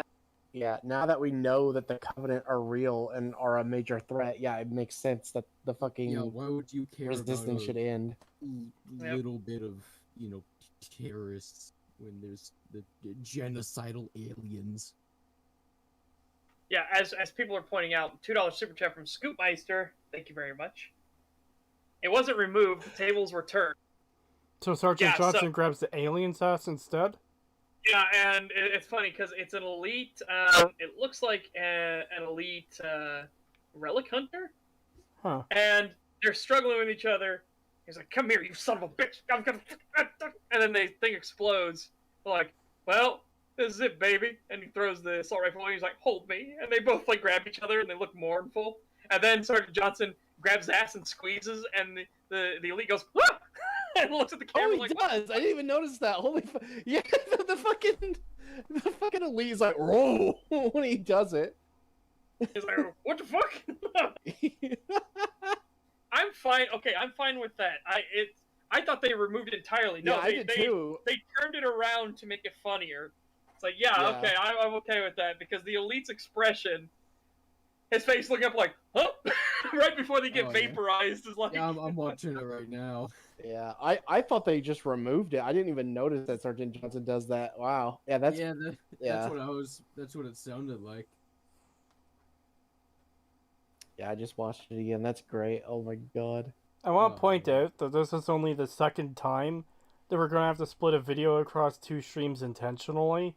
And the other Yeah. video was one that was an hour and a half, and we already covered a half-hour video before that. And we've made it 10 minutes, 11 minutes into Yeah, this that- 40-minute video. Yeah, last Yeah. one. That was the Ace or Thor in Vegas, right? Yep. Yeah, that's what I thought. Oh man. There was another one that was split, but that's because my internet went out. And I was like, fuck it, I'm done. Yeah, because we're talking intentionally here. Yeah. as Yeah, Cree that- said. that's accidental because internet fucking died. All right. But I'll get. I don't think that the partial nudity is even completely necessary, but I do understand the context as to why it's happening. Okay. Why What? did it happen with her? What context Yeah, did we this need to was- see? Dumb. Yeah, to see her pull off the lampshade off of her head. First off, it was like, wait, that's not connected. It's just a collar. And then she drops her dress, and you see she's left with full length from shoulder to wrist arm sleeves. I was like, so what? confused watching this scene because it's like, well, why? Yeah, you genuinely question like, what? Why? See, I think I might be a little bit off with this, but I think we're like 4-2 on nudity to action scenes in this action series. Yeah, we've had twice as many nudity scenes as we've had action scenes in this. Okay, so we've had 2 action scenes. I'm missing one of the naked scenes. So we've got this one with her. We've got John Halo taking the chip out of his ass. We've got gun grease dumb bitch taking a chip out of her ass. And then we got Nazi guys smoking the cigar in the pool. Yeah. Right. And we get to see his ass because, you know. Because that's so necessary. I never thought I'd come to any type of Halo series and see more ass than I have Covenant dying. Yes, than Covenant battles. Like, holy shit. I mean, at least we haven't seen an elite's ass yet. At this rate, give it time. No! Oh, I'm sure we'll see a jackal and a fucking grunt making out or something.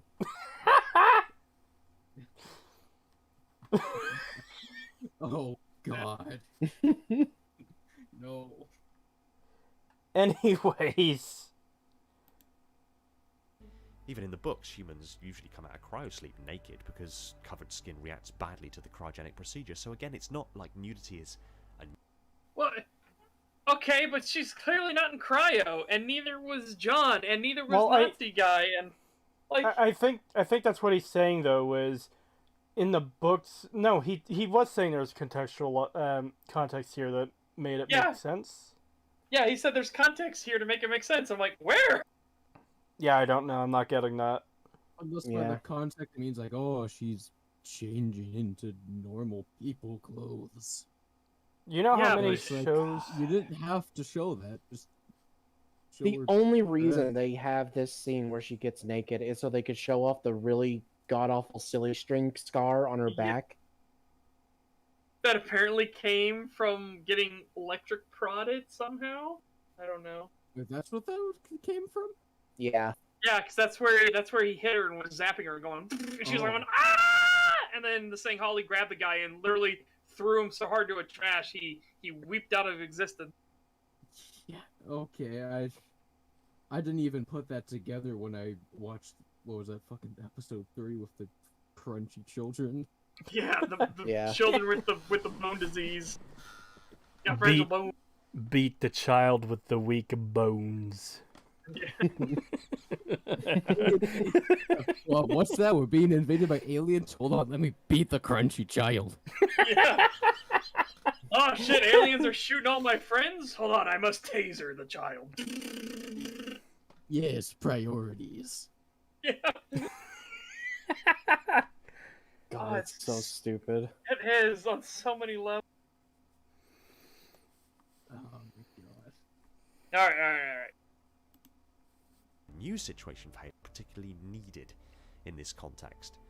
I'm not particularly fond of the Elite's armor design. I don't Absolutely, the Elite's armor design is hideous. I hate the fucking Elite's armor. It looks so bad. It looks like fucking Mass Effect Krogans. Yeah. Yes, it does. really It looks more like Krogan armor than anything. There's also that one in the first episode who came through the gate, the very first Elite we really see, that just looks like the fucking Juggernaut. Yeah. Dude, when we make it a fucking brute, not a goddamn Elite. They're supposed to be like stealthy. Yeah, and it's funny because we see they have the stealth technology because we weren't sure in the show if they had it, but then the first Elite just turns it on and runs with it, and so they obviously have it. But then for some odd reason his stops working. It's like only Arbiters did that because Arbiter, your suit isn't as new as ours. Fucking ancient. Yeah, and because again, it was half jaw making fun of the fact that Arbiter's wearing a piece of shit. Yeah. And for the show, it's because the plot needs it. God, you know how much of a budget you would have saved if you didn't have the Elites at all in the first episode? They were all cloaked. And they just started ripping people apart. People were trying to figure out what was going on. And somebody sees the blade like come out of thin air, and they're like, and it just shoo, off goes the head. Shit, yeah, that like the gate just slams open, and there's nothing there. So all the rebels are like, "What the fuck?" and they don't see the subtle shimmer. Like it's obvious they have to make it obvious in gameplay terms, but in the lore, there's supposed to be really subtle shimmer effect of it. You have to be paying close attention to see stealth delete. Yeah, I really wish I could find that fucking commercial I told you about. I have been looking for it ever since I talked about it. I cannot find it. I don't know if it was an exclusive thing on the Xbox 360 when you got Halo 3, because that's the only place I've ever seen it. And What's that? I cannot find it now. And it's it's a what is it exactly? It's an ad for Halo 3. Yeah. And it's literally, it starts off with just like a camera looking down like a dark corridor of some kind of like structure, and a couple of Marines come running out of it, and one of them just gets like lifted up into the air and you can't see anything, but like he's just getting lifted up, and a fucking like energy sword just like materializes out of thin air and runs him through, and then like as it tosses him aside, the elite decloaks and like walks up to the other one, walks up to like the other Marine, and then it kind of like I don't remember exactly what happens after that, but it like zooms out to like show like a warthog like racing across the battlefield as like a war is raging and stuff like that. It's a really good scene, but I can't find it. Something for the first Halo Wars. Is that what it was for? I think so. Schoolmeister's mentioning the Forward Unto Dawn. That scene with the Camo Elite is terrifying and has effort. Oh, yeah, that's a good fucking scene. Okay, they're saying it's Halo Wars teaser trailer. Okay, let me see if I can find that. Anyways, Halo Wars. Let us continue. Yeah, because I do want to get more of this video done before we have to end. Yeah, I want to try to get halfway. I want to try. Yeah. Let's see if we make. Oh yeah, this is it. Okay. The Elite's armor design. I don't particularly like the whole Halsey blackmailing Oni narrative. I mean, but she's not, and they're not even They're not even ONI. Do we know they're ONI? They don't mention them as anything. Yeah, ever since last time when you said that, like they never say it's Oni. I eventually.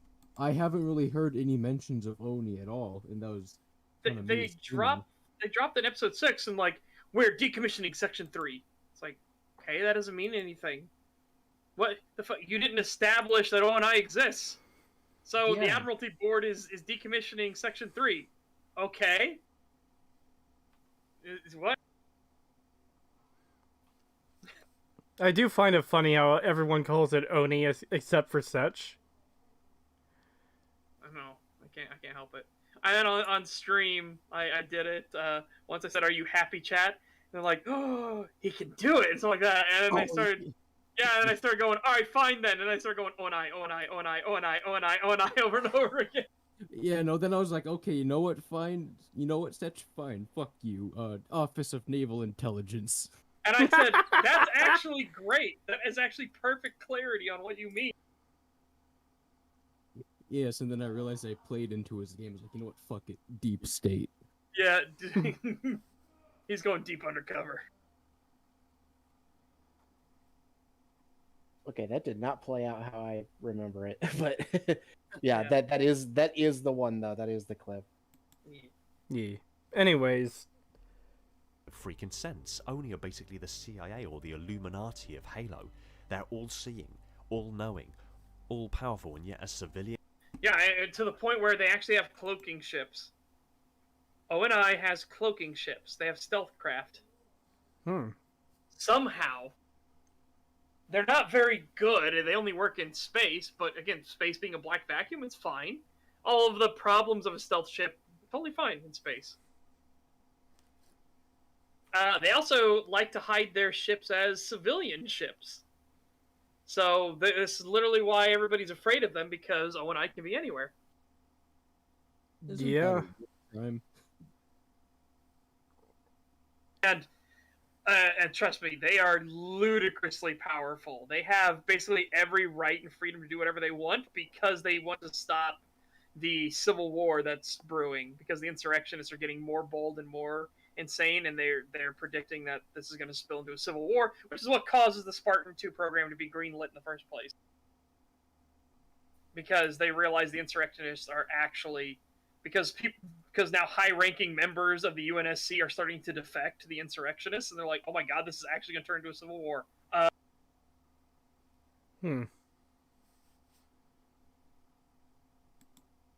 Being contractor with a superplex feels justified blackmailing and manipulating Parangoski and Oni into doing what she wants, when in reality they could chop Halsey into bits and make her disappear while making it look like she did it to herself. Maybe they should have done that. Yeah, but again, that's not what we see in the show. We don't know that these people are ONI. They never mention these people are ONI. So as far as we know, they're just the UNSC Admiralty Board. That's all we know about them. Yeah. I don't even think they've said, like, even specified if they are UNSC either. They're just kind of there. And then there are obvious civilian people that are here, too. Which, again, would make sense if they were ONI, but they don't say that. And even worse... again, they seem weak, pathetic, and powerless in this situation. Whereas, yeah, in the lore, ONI are scary. Very, very scary. Though, because I hate how much it undermines the strength of the Covenant. I really do. Hello there. And it makes the humans really dumb, too, which is weird. I guess he can't hear me. No, yeah, we I can. heard you say, yeah! I didn't say yeah, I said hello there. Oh, I only heard the end of it, so I guess Yeah. something like, yeah! Yeah.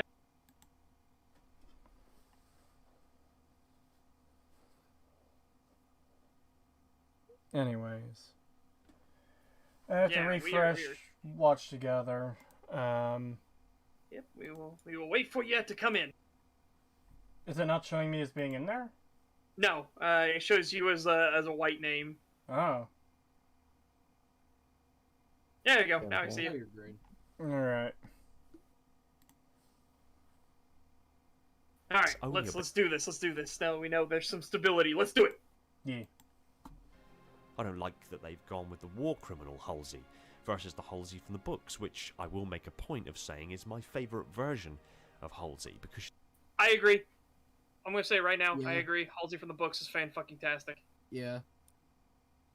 She actually cares about the Spartans. Like, she legitimately wants to be their mother figure, and she's heartbroken because she has to keep looking at them as test subjects, or she's gonna literally drive herself insane because she knows everything's bad. This Halsey seems so much more like a fucking sociopath.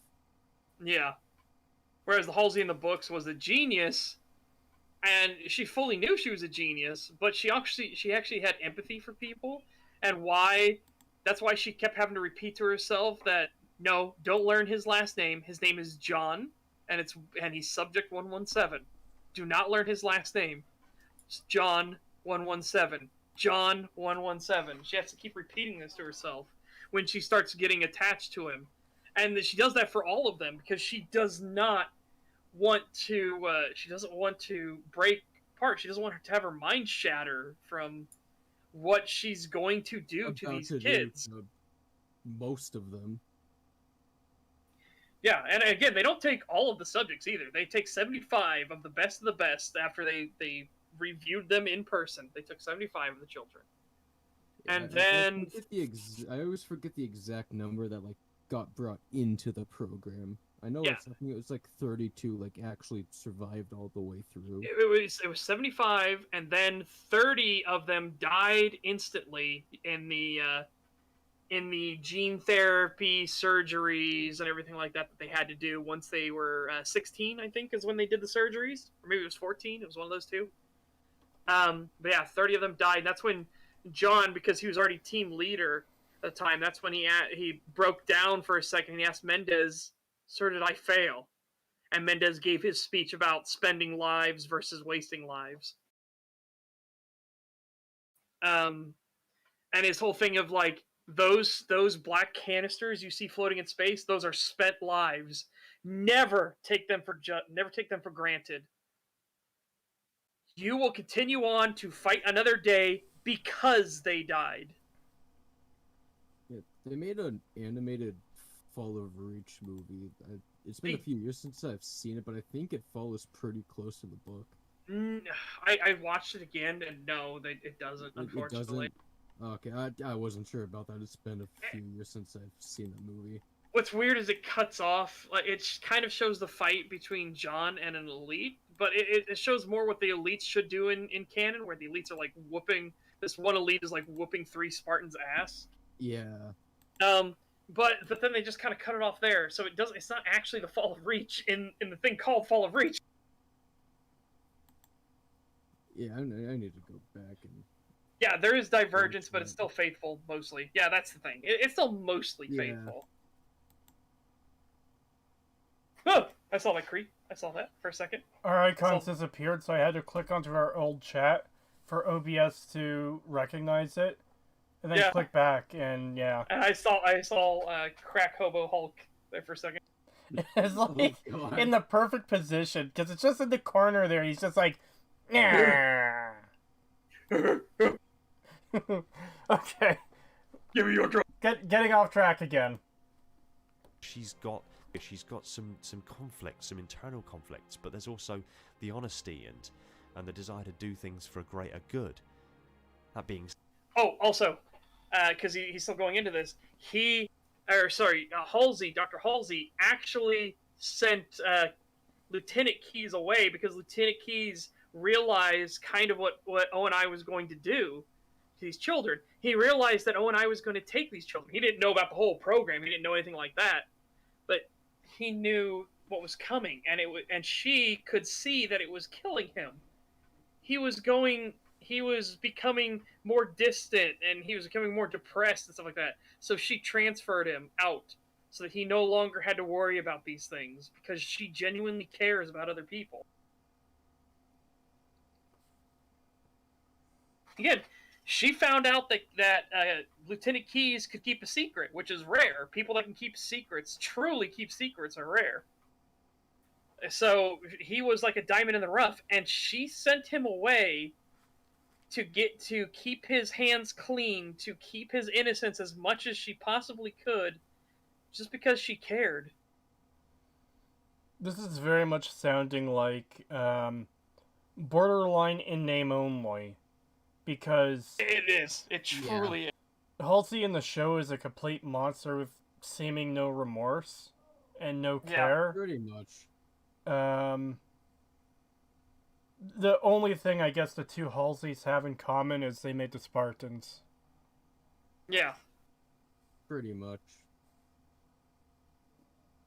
But yeah, let's backtrack slightly. That'll work. Some conflicts, some internal conflicts, but there's also the honesty and the desire to do things for a greater good. That being said, the Halsey we do have right now, while I don't like this version, I'm loving hating her. I don't like the use of modern guns. She does not come across to me as a character you love to hate. She just comes across as poorly done to me. Yeah. Because there are obviously a lot of people know how there's villains that are so fucking vile that you enjoy their performances and you really like the thing they're from, but it's like they are so easy example. Tywin Lannister. I wasn't really gonna go with Tywin because I don't necessarily consider him to be a villain. Well, I was more in the books, but in the show, he's obviously set up to be the villain. I was actually leaning more towards Joffrey because oh yeah, that could work. He is absolute fucking scum through and through in both the books and the show. But yes, he is. But in the show, the actor who plays him does a really fucking good job of playing this like petulant, snot-nosed brat who has power he shouldn't. Yes. You mean someone like Dio. See, that's the thing, is I don't hate Dio. I really like Dio as a villain. Tywin is an opportunist. Not just an opportunist, he cares more about his family legacy than anything else. Yeah, damned be his actual family, too. That's the thing why he beat Jaime and, like, abused him until he learned to read, because the family legacy demands it, you little shit. So you're gonna do what I say, and you're going to learn to read, or else. Because Jaime had dyslexia. At least in the show. It's mentioned in the books as well that he couldn't keep letters and numbers straight. Oh, really? I must have... I'm either forgot or missed that line, I guess. Or it could be that I retransferred it to the books because it's such a good character-defining moment. Because that's genuinely a great moment of Tywin showing his true colors, that it's all about legacy and not really about family. Yeah. I really do hope the next book comes out so we could do a stream about it. Oh, Fuck. yes. Yes, I've please. never seen Game of Thrones. I was gonna check it out once season 8 was done and their show was over with. But then when I heard just how much of a fucking shit show it was, like, okay, there's no point in this anymore. Yeah, don't. You don't want the show to ruin things. Trust me. Exactly. That's why I just decided, yeah, it's not worth it. I'm just gonna end up being disappointed as shit.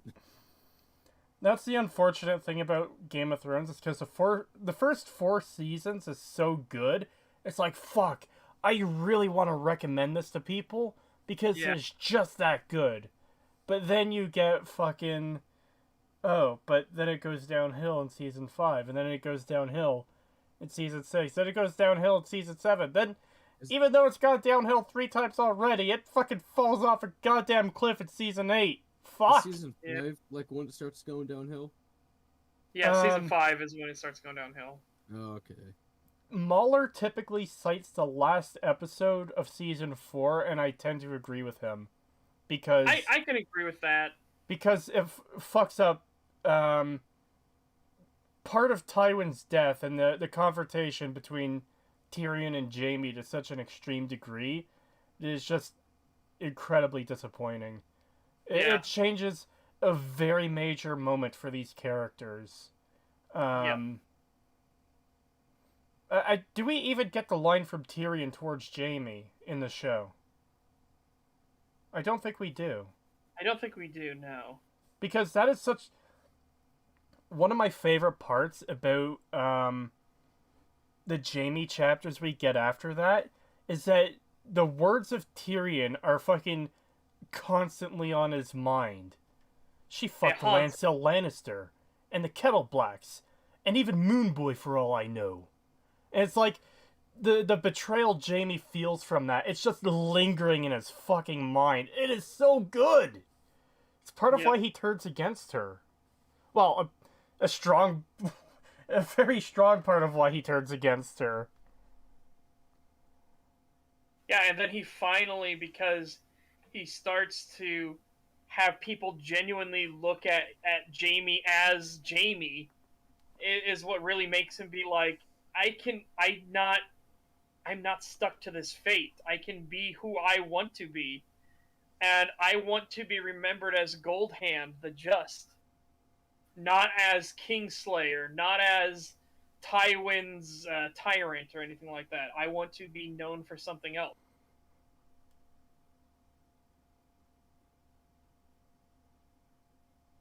Oh, God, it's just so fucking... The books are just so fucking good. I will be getting the Game of Thrones one day. I just have so much in my way until I get to that, and it's such a big thing to break down. It is. Fuck. Alright. Tangent's over, let's do it. Vehicles in a story that's years in the future. I don't particularly like Vanek and Riz. I think they're currently relatively unremarkable and would just as easily be replaced by 2 ODSTs. I disagree just because we got that really good... Excuse me. Just because we got that really good line from Vanek where he's like, "Did the gun grease seep into your brain, you dumb bitch?" Yeah, basically. Yeah, about time we get somebody likable in this show. Yeah. God, how Kai is not dead. I'm so fucking annoyed. Oh, yeah, no, that was like one of the first... I think like one of the first things I put in my notes for that episode was like, how the fuck is she still alive? Yeah. She should be very, very dead. Holy shit. And the book's describing gruesome detail what plasma weaponry does to Mjolnir armor. Oh, really? Yeah. One of them actually gets hit by a fuel rod cannon from a hunter, and this is before they have their. This is the first time they ever meet hunters, and it's before they have their energy shields because they don't know how the energy shields work yet. They've just been fighting the Covenant, and they're trying to figure out how the Jackal shields work. And the thing fires, it glows, it fires, and they're like, that was fast. John turns to look back. He sees one of his team members jumped out of the way. They got kind of scorched armor, and then the other team member is just missing. And they're like, And then John immediately snaps because he realized how dangerous it is. So he immediately snaps from, okay, worry about the team. What's the team status? Team status. Okay, go. Well, then the dude comes back later, and he comes running through where the hole got blasted and everything, and he helps them push a giant pillar over because they can't actually kill these hunters. So they trap them underneath a giant obelisk, and then they push some other stuff on it, and it squishes them. They go... well, the dude that helped them push because they needed more strength to push this gigantic thing, his entire arm is gone, and then it goes up to his elbow where bits of it are sticking out and are bubbling and popping still. This is like, God. Yeah, he got fucked up. Oh, that's fucked. Yeah, and they go into gruesome detail when like anything gets hit by it, like the way it melts through ships and everything. It's just. I need to find like audio books something for yes. Holy shit! I don't know if you guys are laughing at what I'm laughing at, but Josuke, unmash his potatoes. Okay, that's fucking goofy. Alright, you degenerates. Let's get back to the thing. It's trying so hard. They could have been replaced by a couple of rocks and the narrative would have still gone forward as normal.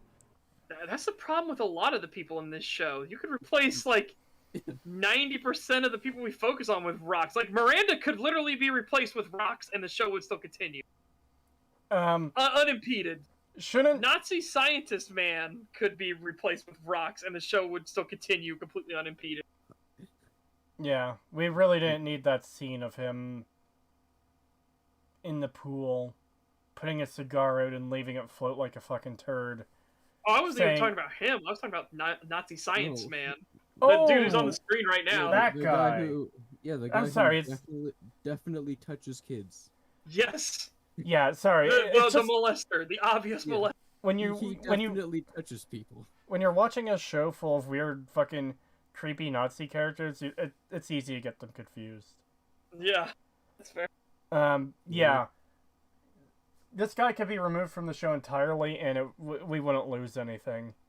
He's just generic guy that's kind of there.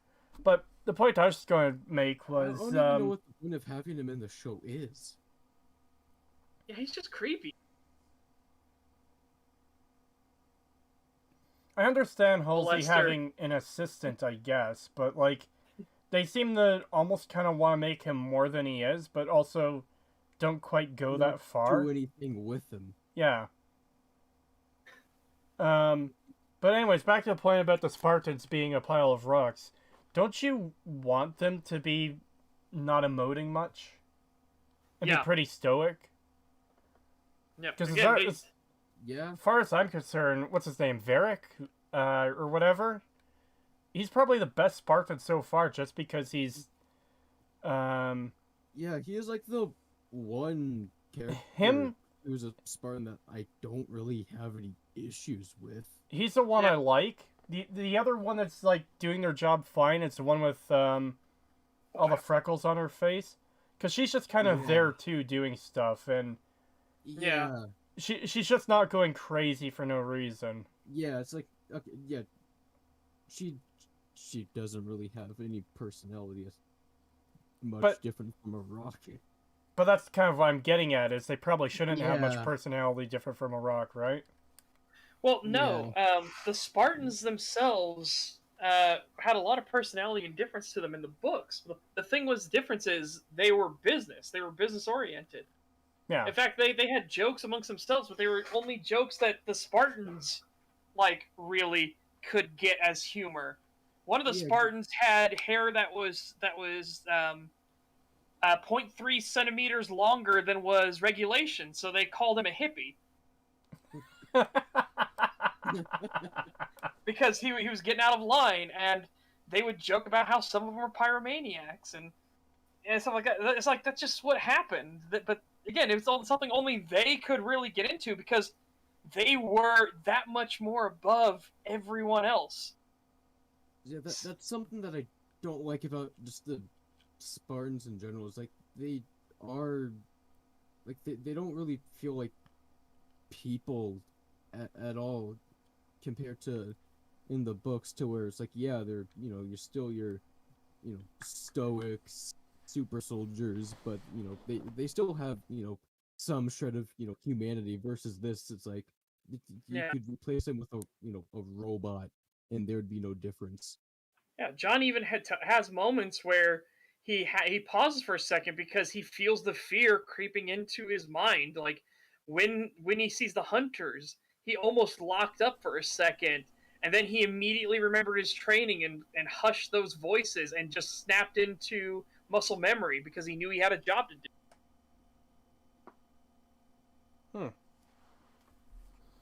Same thing with in jokes and various military branches, stuff that just wouldn't make sense to anyone else.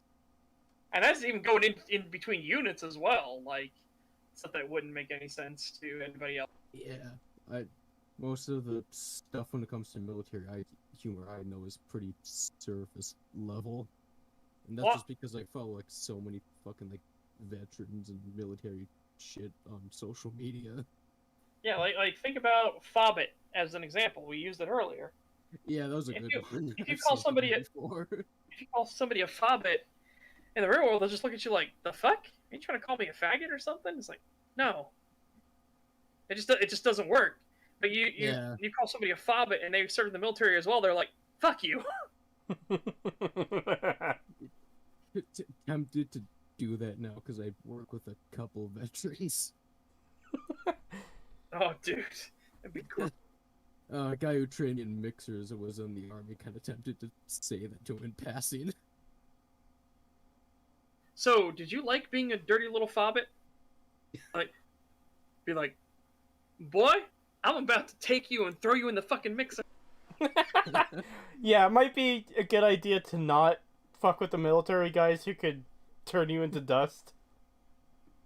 No, but you see, Cree, that's the thing. I'm in a giant truck. I can just drive away. Yeah. Literally just go, me.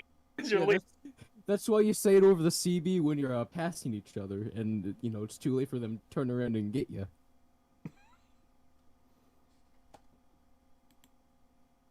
Halsey's as creepy as hell. I don't even get what he's doing there most of the time. Halsey is known Yes. for a genius in that most people He's can't even keep up with her. touching In fact, she's people in even their given sleep. AI. Not in Yeah. their sleep. Cortana was, well, Paralyzed. pre-Cortana, the clone, was paralyzed, and he's like, yeah, I'm going to do this creepy stuff. Oh no, Halsey's here. I'm going to go back to normal, pretend nothing happened. Yeah, because I want to bang Halsey because she's so fucking hot. It's like, dude, stop. She is British, therefore disgusting. Alright. He's a run for their money on more than one occasion, yet this dude just seems to follow her about like a dog with two dicks. I don't like the... What? What? I've never heard that phrase before. A dog with two dicks. What? I have never heard that phrase before. Neither have I. What the fuck? Oh, you're talking about in-joke things. I have no idea if that's like an English reference or something. I Yeah. have no idea. Of course he's no longer in chat, so we can't ask him what the fuck that means.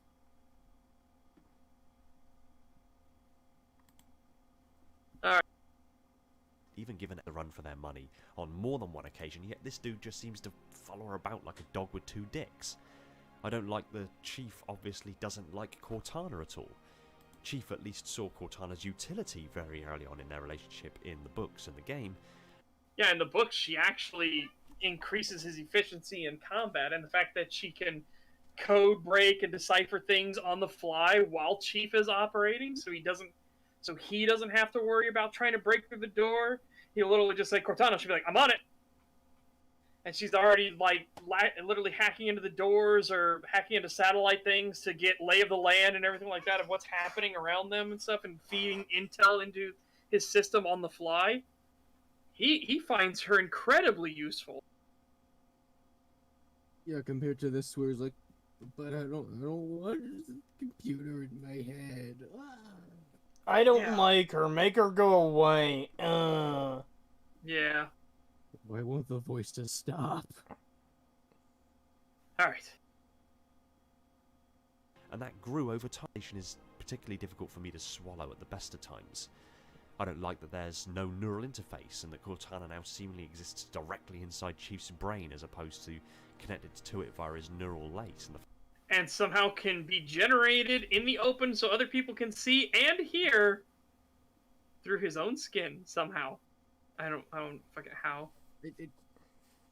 Last episode, I think it was like near the end or something, like when she appeared next to like some of the just like Marines. I swear it seemed more like they were going for like only Chief can see her, because like none of them really seemed to react from what I noticed. Yeah, and then we talked about the joke about the meaningless gesture of her standing there and letting Chief go down in the elevator by himself. It's like, but you're in his head. You're going with him anyways. What? Why even like pantomime this?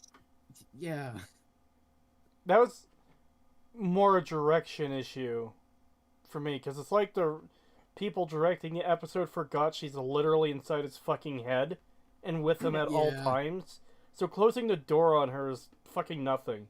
She could literally just walk right through it, or just appear on the other side of him. Yeah, I was about to say, or it's like, appear behind him. What if she was talking and he closed the door mid-sentence, and the door closed and she just continues talking because she's inside his head? And of course that wouldn't stop her from fucking talking. Yeah. DC Dynamo, yes, Cortana was fashioned after Halsey herself.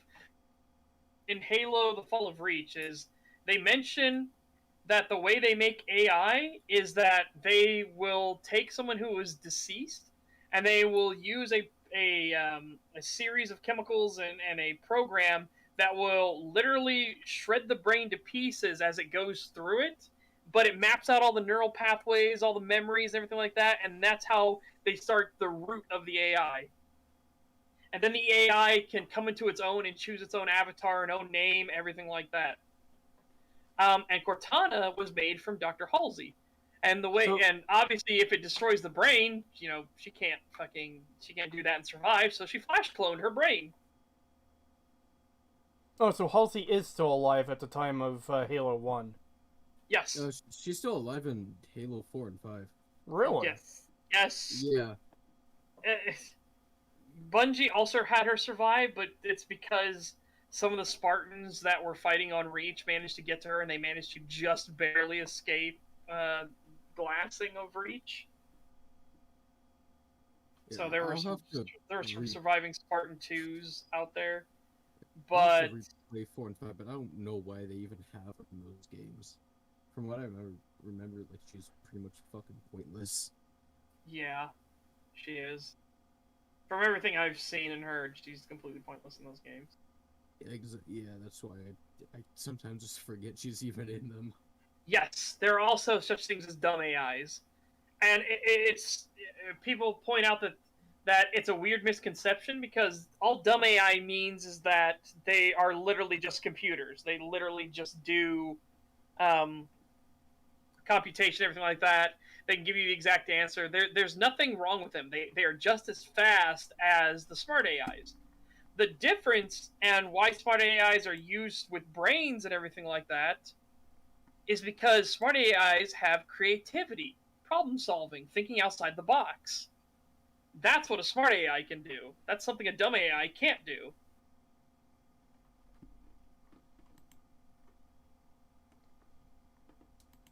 Apparently we're getting dropped frames and stuff. Yeah. It's not the tabs, guys. If it was the tabs, this would have been an issue the entire stream. Not 6.5 hours in. Yeah, Kree has double the RAM now.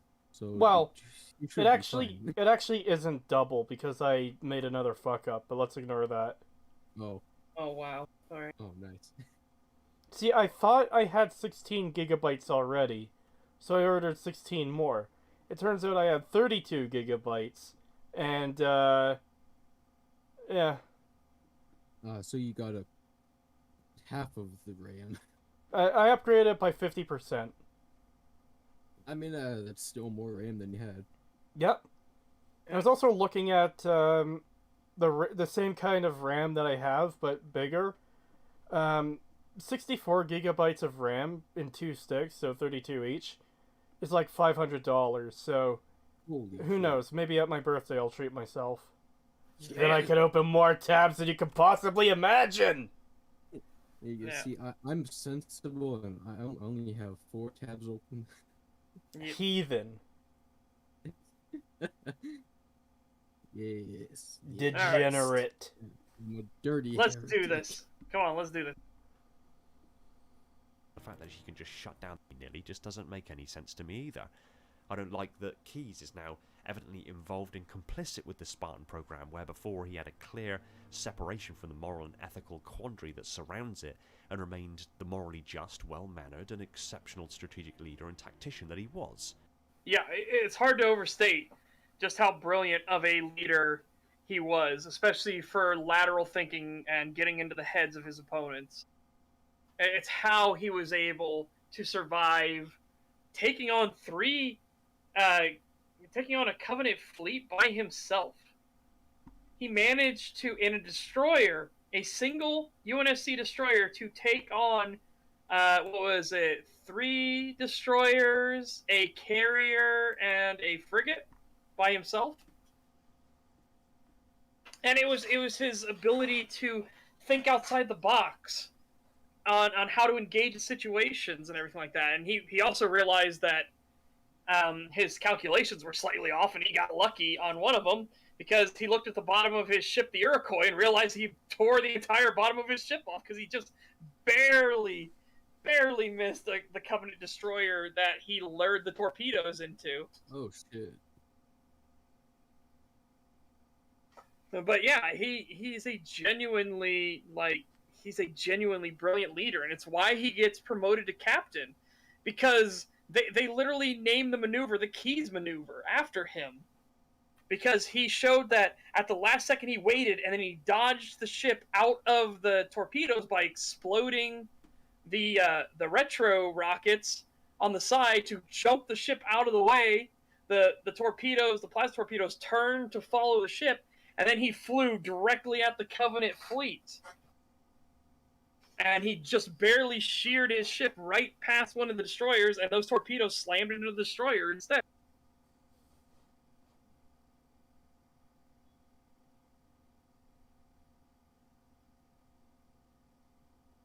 Yeah, it just sucks that all that got taken away.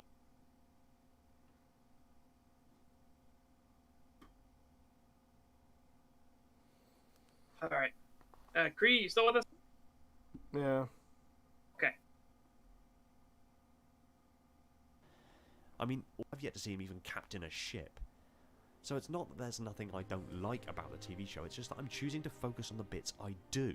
And on the positivity of those experiences, I'm choosing to be proactive in my approach to the TV series rather than reactive. What does that mean? Are you actually doing a Cinema Wins toxic positivity argument here?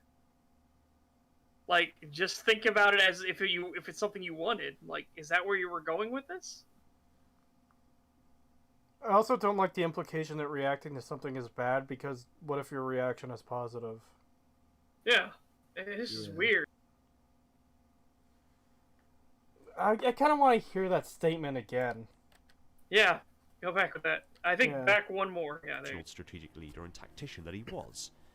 I mean, although he's a captain, I've yet to see him even captain a ship.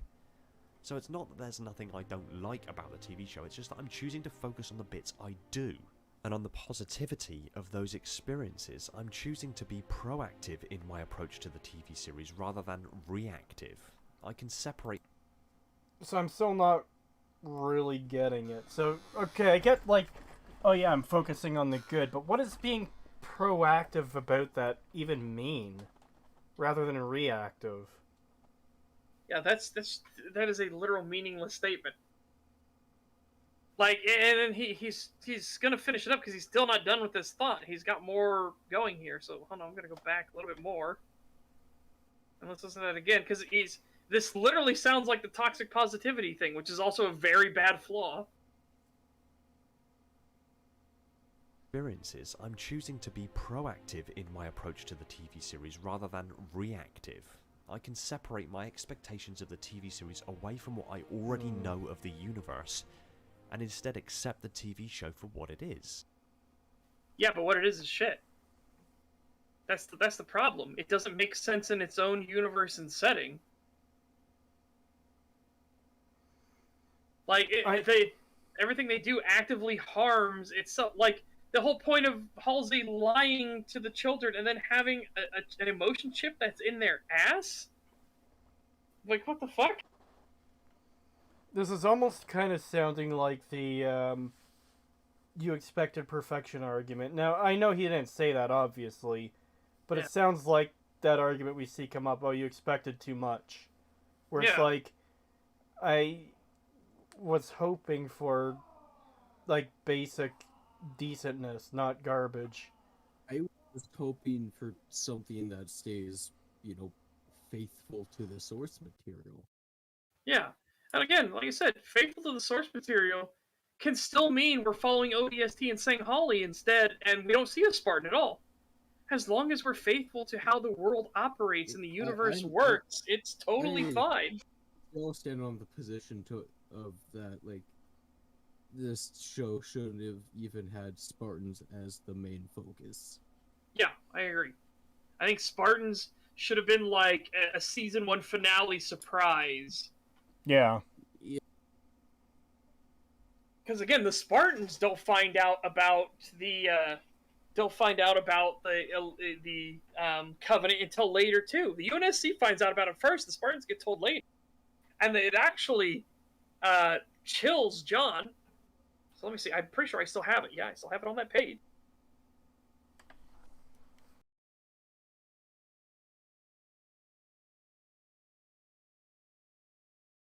Pardon me, chat. I am going to read this real quick. He gestured at Beowulf, who nodded. A moment later, a voice thundered from the amphitheater speakers. John stiffened in his seat when he heard it. The voice from the speakers sounded odd, artificial, strangely calm and formal, but laden with rage and menace. Your destruction is the will of the gods, and we are their instrument. John was awestruck, and he stood. Yes, Spartan, Stanford said. Sir, is this a translation? No, the Vice Admiral replied.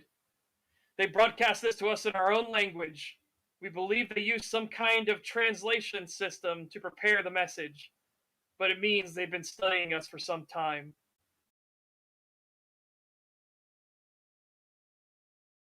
And this was after the Second Battle of Harvest, when UNSC retakes Harvest, but it's a meaningless gesture because Harvest has already been glassed. And when I say retake Harvest, they have, I think it was 6 or 7 ships that fought one Covenant ship, and only 2 ships came back alive. It's like, it was a brutal, brutal beatdown, and it's when they realized that they were hopelessly outmatched.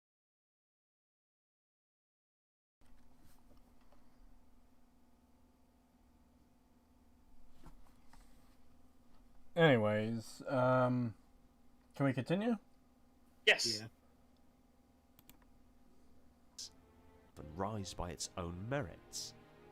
And I do strongly. But, okay, I agree. We can look at it by its own merits. But the unfortunate part is that it sinks like a stone in the ocean with its own merits. Yeah, it can't even hold its own. Started trying to look at it on its own merits as well after first episodes. Like, yeah, it contradicts itself so much on top of the fact it's just bad. Yeah. I mean, even if we take the Halo stuff aside and pretend this is its own thing, this is the first piece of media from this new series that's never been seen or heard of or talked about before. I still don't find any of the characters endearing. It's not just that they're not what they are in the rest of the Halo series. It's that on their own merits, these characters aren't endearing. Because I could still be endeared to a character that is different from their original counterpart. Whereas here, it's just not happening. It's just, not only are they bad on their own merits, but they're bad when taken in comparison to Halo as well. Yeah. Like a good example is when we were watching that episode where Halsey was going to talk to Miranda. Yeah. And, that's actually the perfect example. We were actually starting to fucking give a shit, and we're like, oh wow, this might actually be a good scene. And then they completely fucking ruin it by, oh, she didn't actually care. It was just a ploy to get the retinal scan. I think I vaguely remember in our recording, I actually got really pissed off at that because for me, it was like, oh, finally, we're getting some character development I'm actually somewhat invested in. And I really like that, they're doing, it's a fake. God damn it. Yeah. Yeah, that was basically all of our reactions was, oh, wow, what's something actually interesting happening in the show? And then they fuck it up. And we were just like, are you fucking kidding me? Yeah. They don't just fuck it up. They fuck it up immediately. Yeah. Yep. Like, as soon as Miranda walks out of the room, they immediately fuck it up. I also didn't quite grasp what they were doing at first when they were taking out the contact. Because to me, it was like, oh, surely they wouldn't do something that fucking dumb. But then they did something that fucking dumb. I need to go back. I don't understand what the point of that was. Well, it's because so they could pass the retinal scanner thing. It's just so fucking dumb.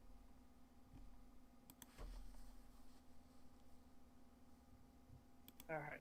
Believe that their knowledge to the show may be inversely proportional to the level of Halo lore that a person is familiar with. I could be wrong.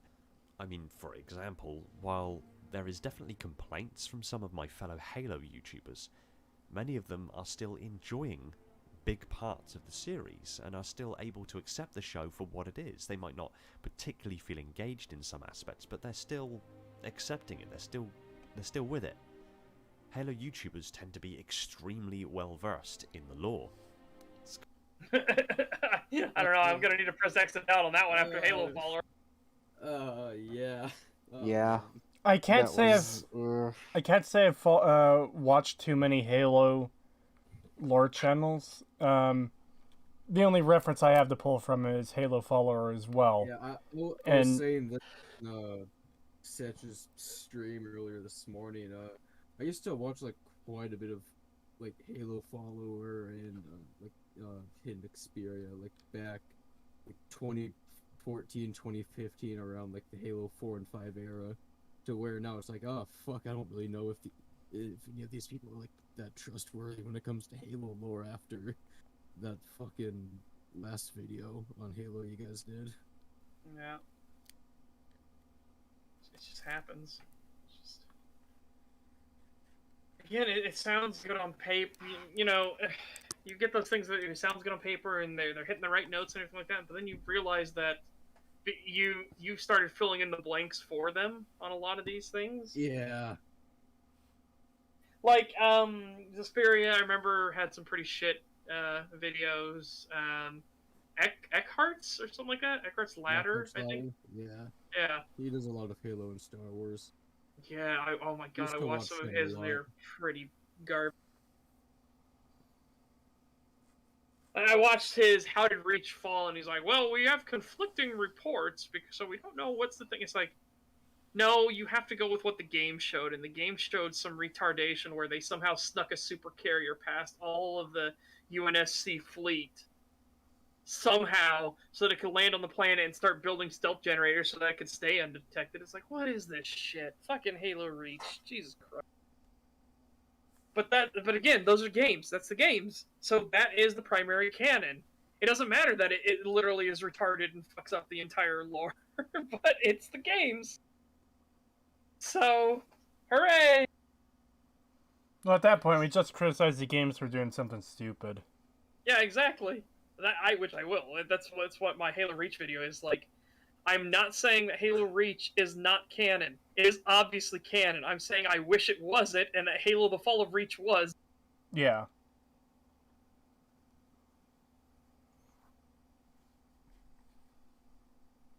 Alright.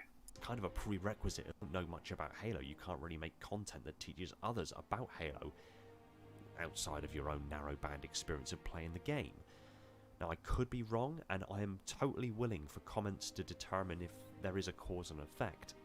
But I think people can just genuinely see that the show is not very good. Like, I don't know how much of a Halo stud Shad is. Shad isn't. And he still thinks the show is garbage. Yeah. Like, the one on Night's Watch is Oz. Oz is a Halo fan. Oz loves Halo, and he despises 343, and this show pisses him right the fuck off. At work over the weekend, I was listening to the rest of the Friday Night Tights from not this past Friday, but the Friday before, and they had Chad on for that. And there's a couple times during that episode where he just went on into full rant mode about how stupid the show was. Yeah. And it's just... Yeah, so again, and Shad isn't a big Halo player. That's not his forte. That's not the type of genre and game that he likes. That's what Oz loves. But that's not what Shad loves. But Shad can even just watch it and still think it's garbage. Yeah. Speaking of 343, I was watching the official podcast of Moist Critical. They were saying that when it came to making the show, they didn't even look at the books either. They just had like some consultant from 343 when it came to the lore. Well, when I think what if I forgot this guy's name? Installation 00. When he was in chat earlier, he said that the writers for the show went to a 5-day boot camp at 343. What? Yeah. Yes. There's a 5-day lore boot camp at 343. Okay. It's an interview from one of the writers, apparently. Okay, I must have missed that when I was at work. Yeah. But, I mean, still... Somehow, they had to have gotten stuff in the books, because they've obviously copied things from Halo: The Fall of Reach. But they've just done it really badly. Yeah, like, they clearly took that playground scene from the book and just, like, warped it. And the coin flip from the book. Yeah, and the coin flip. Change it so fucking Halsey's at his house for some reason instead of just like a brief at the school, like, hey, just do this real quick. Yeah.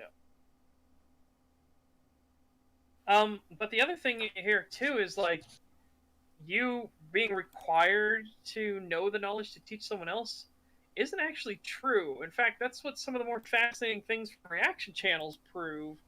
Is that a lot of people like to watch people learning the universe as well with them, of discovering these things and seeing what gets them excited, what continues to push them deeper in the rabbit hole. It's like there's a channel called Mapocalypse. Mapocalypse. Good God.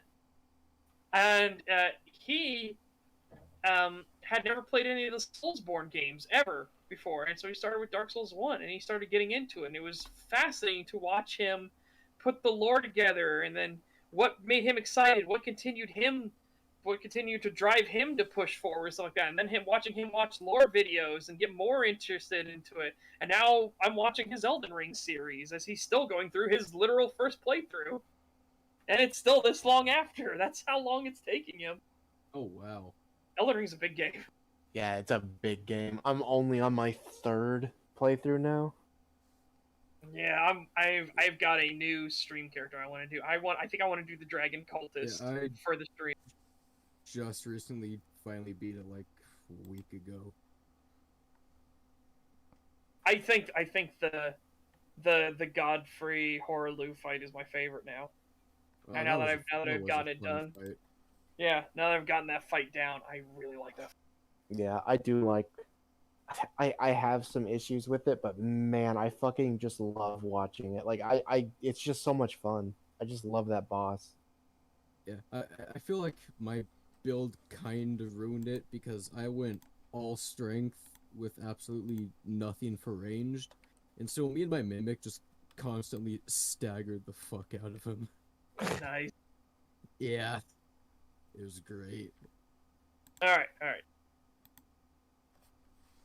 I believe, hypothesize, I suppose, that the most vocally hateful and aggressive towards the show seem to be most familiar with the game and have less interest in the deep and peripheral lore that can be found in the books, deep dives into the... Oh. No. So one in... He's saying that the people that hate the show are the ones that know the game's lore, but not the book's lore. Well, still, the games are more important than the books. Yes, in terms of canon, the games are the primary canon. That will always set canon. It's like how if you have a book series and then you do a video game adaptation, or not even an adaptation, but a video game that takes place in the same world as the books do, since the books are the source material, they take precedence in their lore over whatever the game establishes, because the game might fuck something up. We have 2 real-world examples of this already. We have A Song of Ice and Fire, and then the Game of Thrones Telltale game.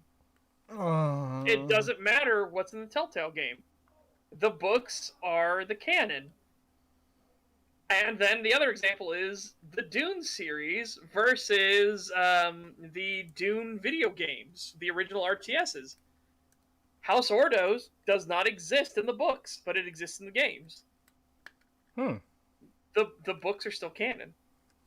The House Ordos doesn't suddenly exist in the Dune universe in the books. I think they should, because I think House Ordos is cool, but, that doesn't matter. It's clear that House Ordos does not exist in the books. Yeah, and it just... that statement just doesn't really make any sense. Because for me, at least for... I have not played 1 and 2 yet. I still have not played Halo 1 and 2. I have consumed some of the cutscenes from those games, but that's it. And so you're qualified to make a Halo show then. Yeah, exactly. Yeah.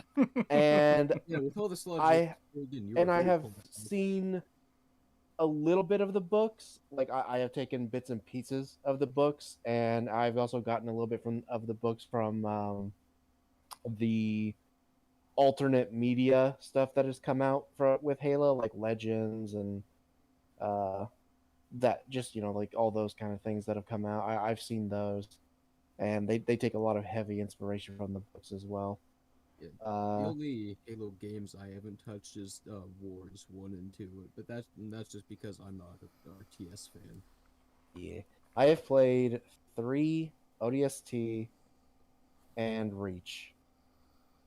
I will say of 1, 2, 3 ODST and Reach, I think 2 is by far the best in the game, the best in the series. It is hard to beat 2, and especially now with 2's anniversary edition, those cinematics are so fucking good. Like they genuinely, whoever they had work on the cinematics for that game. Yeah, they completely just redid all the cinematics. Yeah, they didn't just model swap to higher resolution models or anything. They fully went in and re-mocapped and reshot, relit scenes, entirely changed camera angles and everything to make the scenes flow better. Oh my god, it is. Oh god, it They is. also straight up just added more scenes to it too. Yeah. I've played Halo 1, 2, and 3. And that's all the Halo content I've consumed. And part of Reach. Part of Reach. Highly recommend ODST. Of the Fucking games, love ODST. I think ODST has the best atmosphere and mood, and I just adore playing ODST. Yeah, I It is love just ODST. As a kid, I played the shit out of ODST. Oh yeah, that was the second Halo game I think I played. Yeah. But yeah, so I got about an equal amount of the first couple of games and the books. In which I haven't fully consumed either, or just bits and pieces of both. Yeah. And yeah, I fucking hate this show. Yeah, I need to find somewhere Well, like, see- where I could get the books for like audio books or something. I just don't. You can get them on Audible. Audible does have them. Yes. Okay. In fact, I got the Halo: The Fall of Reach audio book for free because and I was like, hey, I'll take it for free because I was going to Okay. use snippets from it in my Halo Reach thing. Okay, because I've been thinking of them, but I just wasn't sure if they had them. Anyways, that's kind of the point this guy's making, though, Pagan, is it's mostly people who have only played the games that hate the show, which I don't even see that as an issue worth bringing up at this point, because your reasons for hating the show might still be entirely justified. Right? Yeah. Yeah. Yeah. Like, yeah, But I'm just saying our he's stuff is... he's go ahead. wrong about like I'm just saying he's wrong about like like all the people who've only played the games and not done the book stuff are the ones who hate it, and it's like, okay, but I haven't played 1 and 2. He and did I say have mostly. consumed. Okay. Yeah. Still. Yeah. But yeah, like I said, and then I've read a bunch of the books. I do not like Halo: The Flood. I think it's a really bad book. Isn't the Flood just like Halo 1 but a book? Yeah, and they add a bunch of stuff that didn't happen, stuff like that. That's the hard part, is when they added a ton of stuff that didn't happen, which entirely changed the dynamic of different encounters, stuff like that. Like, the thing they added was there's an elite that's hunting Master Chief. That makes sense. I'm like, yeah, I'm down for that. He's obviously a danger. You'd want a kill strike team to hunt Master Chief, because he's obviously the biggest threat of the humans. You can kind of mop up the other humans once Master Chief is dealt with. I agree.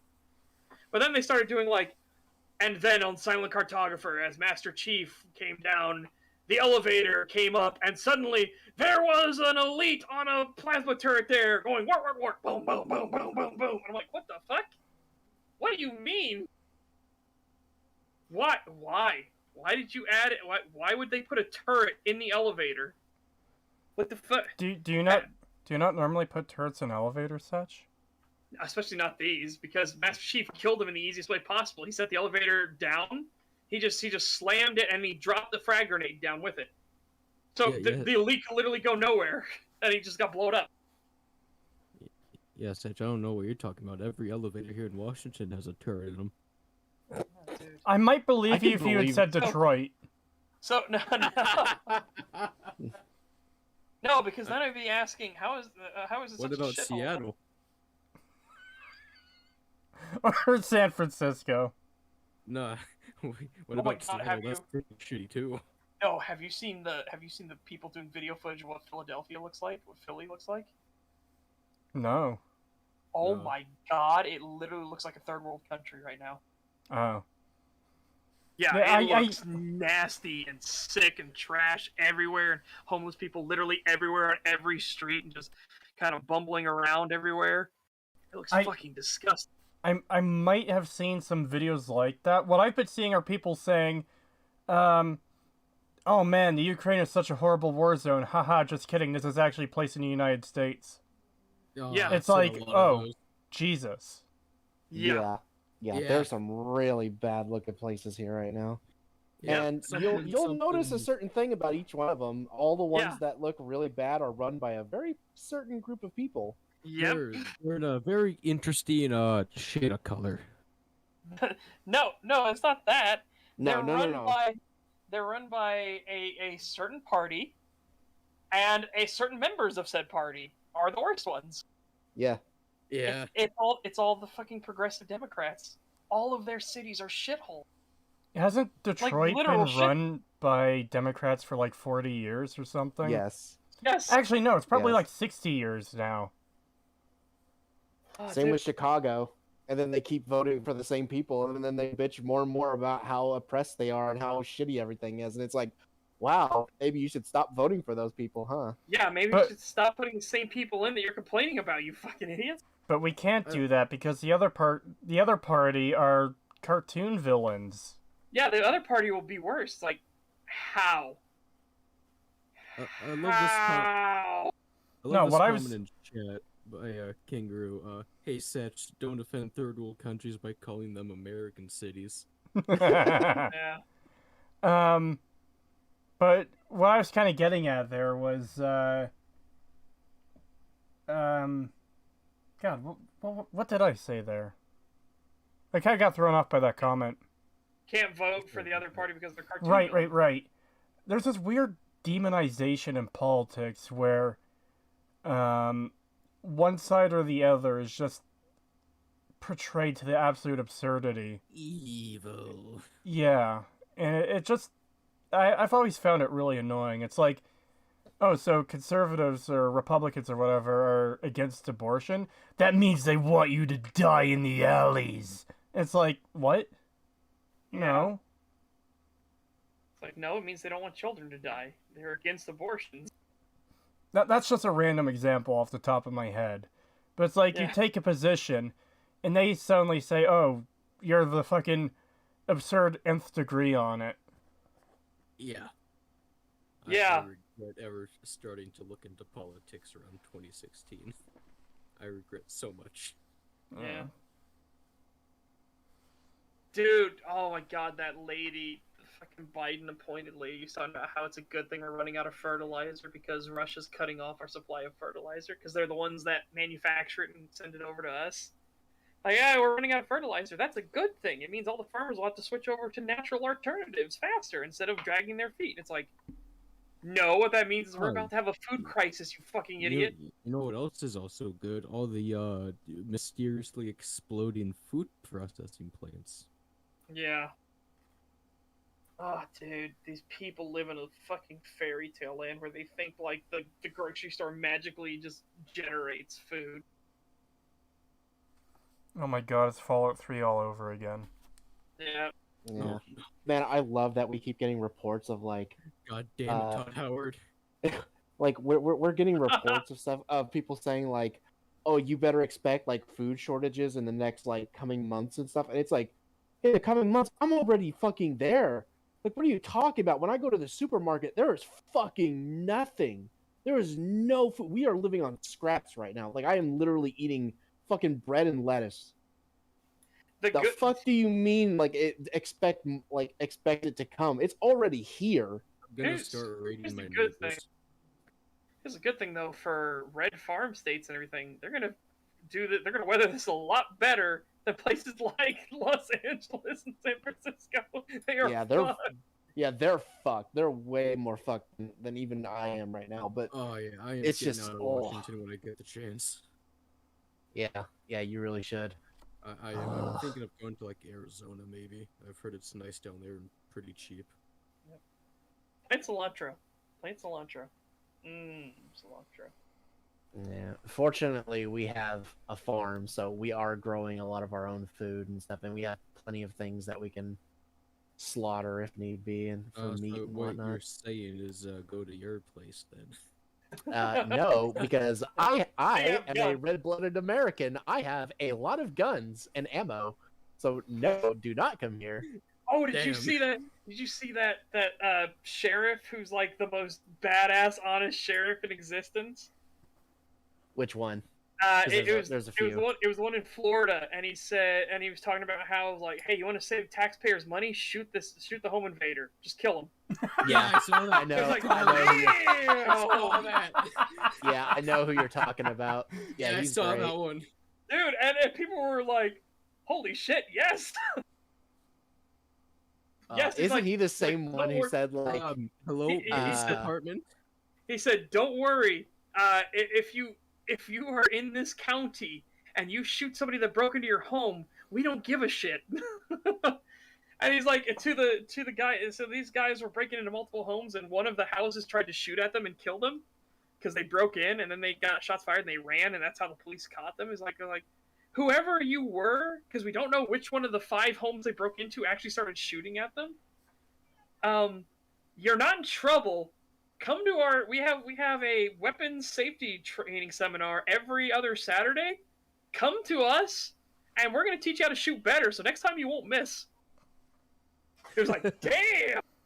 yeah, I think this is the same sheriff who said something along the lines of, I don't remember exactly what happened. I think it was a shooter who killed a deputy or something, and they ended up like cornering him in like a forest or something, and he was shooting back at the cops, so they just lit him up, and they riddled him with like 100 bullets.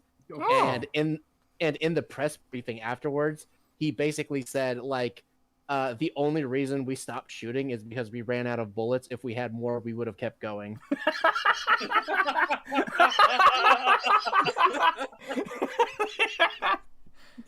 Oh, dude. But that's police brutality. You can't do that. I don't think it's brutality at that point. Yeah. Dude Oh is my fucking amazing. Yeah, if it's the same guy who I think you're talking about, God. yeah, Is it a bigger white guy, bald? yes, yeah, Yeah, it's okay. dude. It's definitely the same guy. Yeah, he is fucking based. I love him. He He is is so great. based as fuck. That is a county that is safe right there. Like, yeah, Yeah. they have 4 or 5 homes broken into, but notice how none of the people in the homes got killed? It was the fucking bad guys that got grabbed instead.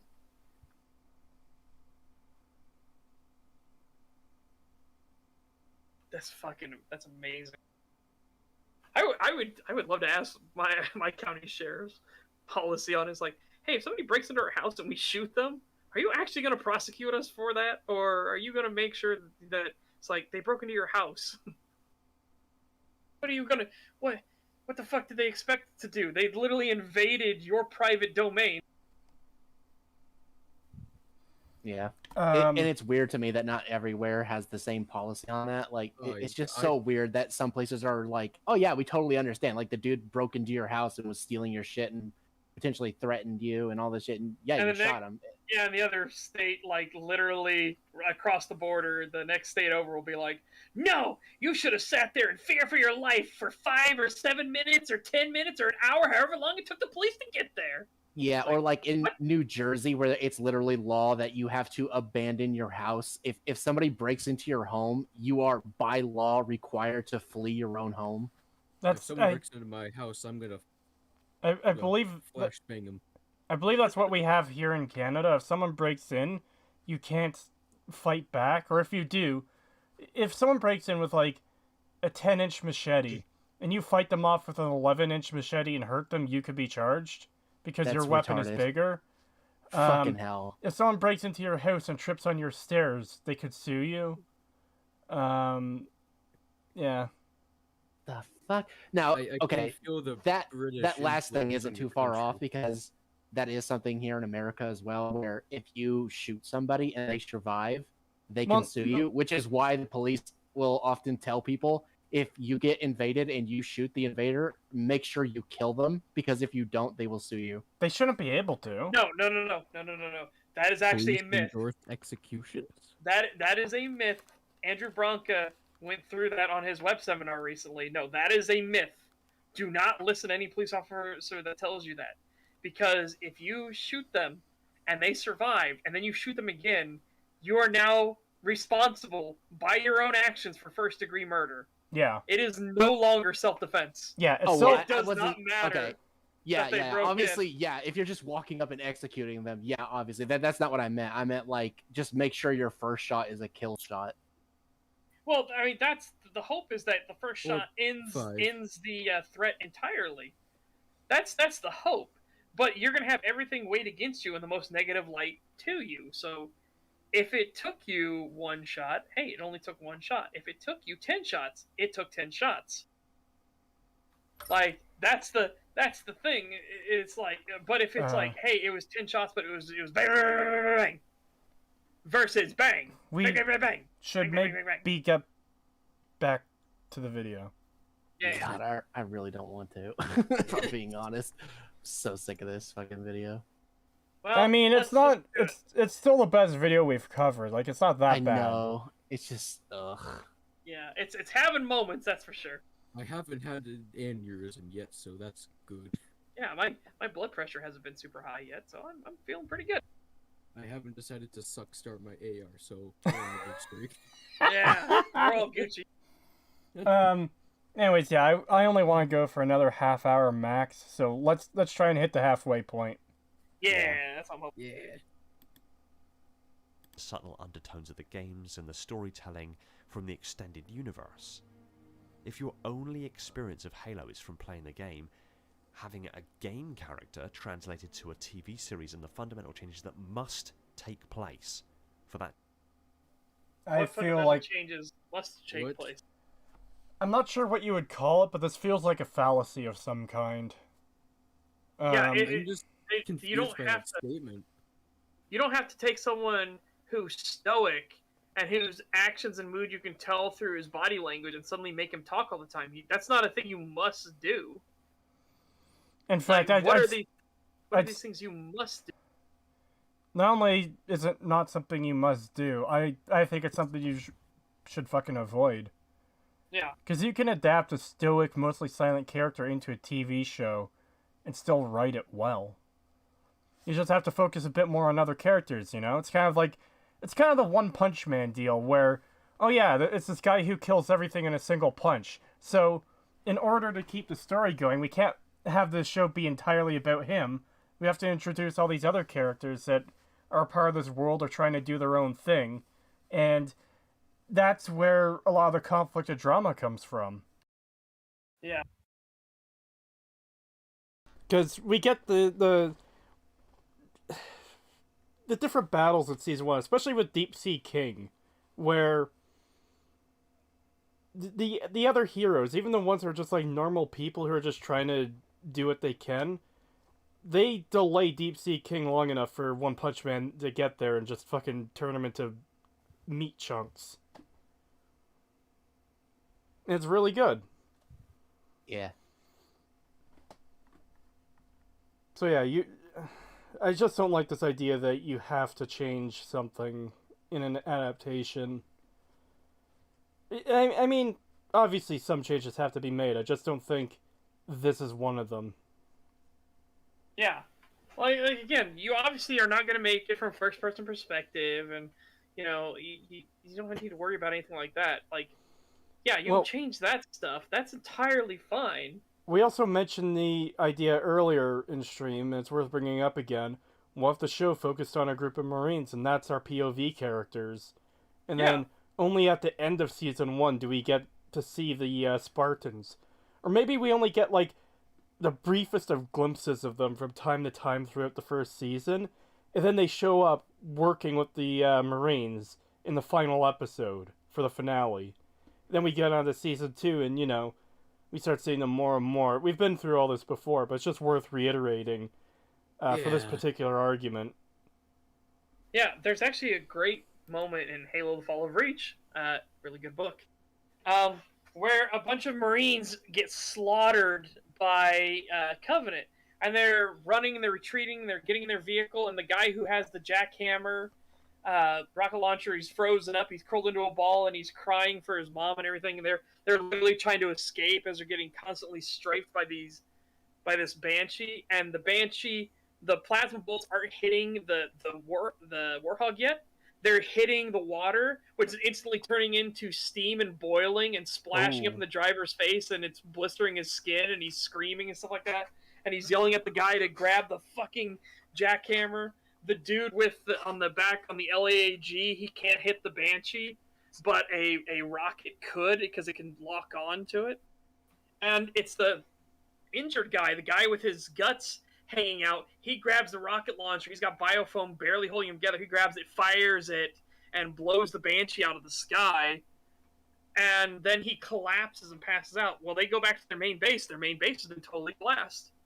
So they're like, we can't go there. We can't stay there. They see a bunch of those dudes. They see a bunch of hunters walking around the main base. They know they can't go there. And one of the hunters, they even see a Marine who was hiding in a bush. One of the hunters starts growling and starts running towards the bush. And the Marine puts his hands up and starts screaming and tries to run. And then a fuel rod cannon goes through and just vaporizes him completely. Just splatters bits and pieces everywhere. They drive off to their backup base. Backup base is also gone. Which was the main operation. It's entirely been wiped out, and there's only like 5 Marine survivors left. So they're there. They're talking about how they need evac immediately, that all the bases have been wiped out. And so they send down reinforcements, and the back of a single Pelican, they're like, they're sending one Pelican? They really want us to die down here, don't they? And the back of the Pelican opens up, and John 117 looks out over the battlefield, and the Marines look at him in awe. They have no idea what this thing is that they see climb out of the back of the Pelican and start approaching the corporal. And he only realizes 117's rank when he sees on the visor it says Master Chief. And so he salutes. And they are literally in awestruck as the Master Chief is like 2 feet taller than them. And he's looking up like, holy shit. See, that is so much more engaging. Even your description, your quick description of what's probably a several-page scene, is more engaging than anything we've gotten in the show so far. So far, the only thing the show's doing accurate to this is somewhat violent deaths. Yeah, and I mean, but again, these things don't do plasma the way that they should. Because I mean, think about what plasma is. It is ridiculously superheated. It's the fourth state of matter. It's ridiculously superheated gas, liquid, and a solid all at once. Because fuck physics. And so, like, that's why I love that description of, even though the Banshee was missing them as they were driving away, like, even though the Banshee was missing, because they were driving away in a riverbed and the plasma bolts were hitting the water, it instantly vaporized the water into steam, and then that steam splattered on the driver and was injuring him. That's how dangerous the plasma is. You don't even need to be directly hit. It's the heat, the sweltering stuff, and the molten debris that comes flying from where it hits that can also injure you. Physics, never hear of her. Man, they need to add all these plasma details into the games. Yeah. Well, yeah. That's kind of what Legendary is supposed to be. Legendary is supposed to be like, what if the plasma actually worked the way plasma's supposed to? It's like, Unless you're playing Halo 2 on Legendary, then it's just sniper jackals. Yes, fucking. But sniper jackals are firing plasma beams. If your only experience of Halo is from playing the game, having a game character translated to a TV series and the fundamental changes that must take place for that transition to actually work is going to be disruptive enough to your expectations and experiences that it will easily be interpreted as a clear departation from the lore. Okay, but that's not... No, it won't. No, but that's entirely wrong. John does not need to change. He can still be stoic, traditionally heroic, and everything. That does not need to change at all. We don't need a scene of John yelling, "What am I?" or crying, or screeching in a hallway, or almost crying. We're going to see him cry before the end of the season 1. Oh, yeah. At this point, I fucking hope we do, because we've had him, like, almost there twice. I thought we were going to get it in episodes 4, 5, and 6. Like, I thought by the time we reached episode 3, it was like, okay, next episode. Oh, it didn't happen this episode, so maybe next episode. Yeah, we see him get a little bit teary, and the whole time I'm just like, do it, do it, do it, do it. Yeah, do it, you loser. Yeah, do it, you You see his, like, lips start quivering and stuff, too. Like, he's literally seething and coping and molding at all times. Like, Jesus Christ. There's a few times where he was literally shaking. Yeah. Yeah, it gets a little bit teary-eyed. So... Yeah. Oh, God. That close. So close to it. Yep. Alright. I get it. I truly do. And the reality is, there is probably a way that the adaptation could work while still honouring what we experience of Chief directly through playing as him. No, there isn't probably a way. There is a way. There absolutely is a way. Other things have been adapted from other forms of media and done just fine. Remember Judge Dredd, where we don't see his fucking face for the entire movie, and he's just a Yeah. badass the entire time? Dude, the Dredd movie. That's something we definitely have to watch. Nathan, have you seen the Dredd movie? No, I have not. Oh! Yeah, we're Dude, I watching don't it. know where to find it. Yeah, we have to watch it for sure. I just watched it it's again so like a good. year or two ago. It is really good. Where can I find it? Let me see. I'm pretty sure we can just get it off of Amazon streaming. I was going to say as a smartass in your local DVD store. I don't even know if they have this local anymore. DVD store. I don't even Exactly. What That's is a DVD store? Hey, before the pandemic, we had one in the nearby mall. Yeah, $10 on Amazon. I could just buy that and stream that for us later. Yeah. Oh shit. Oh. Okay. Yeah. That's $10 for the 4K version. What's the? Ooh. I mean, I guess I'll get the Ultra HD. Why not? And the reason I'll get it is because I have Nitro for a little bit longer, so I might as well do it because I can do it at 60 FPS and everything. Whoa. Ooh. AOT is a prime example of a good adaptation. AOT. What the fuck Oh, is it? Attack on Attack on Titan? Titan. Oh. Oh. I don't know if I agree. Attack on Titan is pretty good. And then it gets pretty tismy near the end, like as if you could tell they kind of ran out of ideas and they started like doing all kinds of random crazy. Yeah, bullshit. that's what I'm noticing. Like, I fucking loved Attack on Titan. I didn't really care for season 1, but everything after that was so good, and then it just kind of fell off near the end. Well, and then you have that legendary opening. Like Jesus Christ. Yeah. Anyways, we've got about 20 minutes to get through about 4 minutes. Yeah. And honouring Game Chief could probably work on screen. In fact, it's likely he could work on screen. However, it would be extraordinarily difficult to do so if the narrative and the other characters are not supporting it at all. What you're saying is just basic common script writing. That's not something that would be unique to Halo being on screen. That's what you're supposed to do with everything. Doesn't matter what perspective or narrative you're coming from, everything else has to support it. I mean, yeah. That's kind of how you do anything. That's just writing good secondary characters. Or backup characters. Whatever the fuck they're called. Supporting characters, secondary characters, tertiary characters, background characters. Yeah, I mean, that's just how everything works. This is just so fucking confusing to me.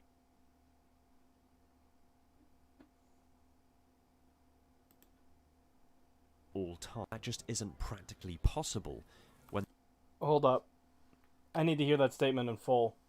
it's difficult to do so if the narrative and the other characters are not supporting it at all times. And I'm afraid that just isn't practically possible when this series has to establish a little bit of world building and introduce completely new people to a rich and complex universe without overwhelming them or oversaturating them with extravagant information dumps. What? What? That's how literally any show operates. Yeah. And again, exposition dumps aren't bad. It's all in how they're delivered and how you choose to deliver them and what information you're giving. Like, the Star Wars opening title crawl is an exposition dump, but it's done well to get you up to speed. Yeah. Like, I think one of the issues is people seem to be taking exposition for a wholly negative thing when it's the execution that matters. Yeah. When a movie or show or whatever is like, ah, brother, I know that you want this rank so badly and you'll do anything to get it. It's like, yeah, it's fucking terrible exposition. Yes. Characters are repeating what they know to each other. Yeah. Oh god. Hey, Setch, do you know what a computer is? We can use it to talk and stream and play video games. Yeah. Did you know the files are in the computer? The files are in the computer? Wait, they're I've not got this. outside the computer? No. No, that's my favorite thing from Zoolander. We've got the files right here. They're gonna bring you down. Ah! And he throws the computer down. It smashes on the catwalk, and he's looking at the destroyed computer. He's like, "Where'd the files go?" Oh my god. And they're like, "All because dipshit up there destroyed all the evidence. You have nothing." It's so great.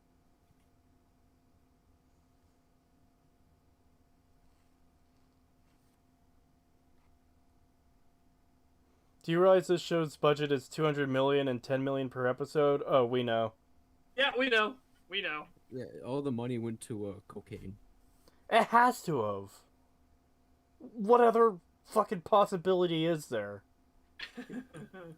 Yeah, cocaine and partially rendered CGI. Or maybe it was just that badly managed and budgeted. Maybe. Hold up. Maybe pure incompetence like caused them to reshoot multiple scenes or something. Do you realize this show's budget is 200 million and 10 million per episode? That doesn't add up.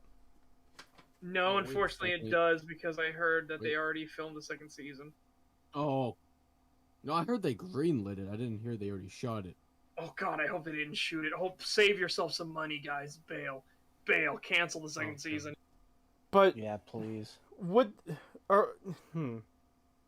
would that 200 million be for the second season as well, though? Yes. Would they get really? That was what the Yeah. original thing stated, that it was going to be 20 episodes, I think, altogether, with 9 in the first season and 11 in the second season, I think. But why? I don't fucking know. Oh no, that means we have to suffer through 2 more episodes in season 2. Oh god. Well, Yeah, if it doesn't get canceled. I'm Yeah, hoping if it doesn't get they canceled. recoup the money. Yeah, exactly. Which Yeah, that I yeah, can don't definitely worry, see I that can- happening. I'm gonna drive north in an hour and just say hi to 343 and get it all sorted out. But yeah, no, I fully expect this show to be canceled. I don't expect them to actually, even though season 2 was greenlit, they greenlit it from the beginning. They expected to have a season 2 no matter Yeah, what, I- but with how bad it is, I can't see them Yeah, continuing. I it. can't see them going for a second one either. didn't Yeah. Bebop Flix have a confirmed season 2 before they got fucking canceled? I Yes. believe so. Yes, Yeah. that's what and I'm then it got thinking. canceled. It's the same deal. I just remember hearing that they got canceled and never heard that there was a season 2. Yeah, and they were bragging about how awesome season 2 was, but now the fans will never get to know. It's like, Thank fuck God. off. Yeah, we'll never get to know how bad it gets. We don't have to see the movie, the Cowboy Bebop movie, get butchered. Yeah. Like, Well, Yeah, butchered oh my further than what God. it has. That opening Yes. scene pisses me off. Yeah.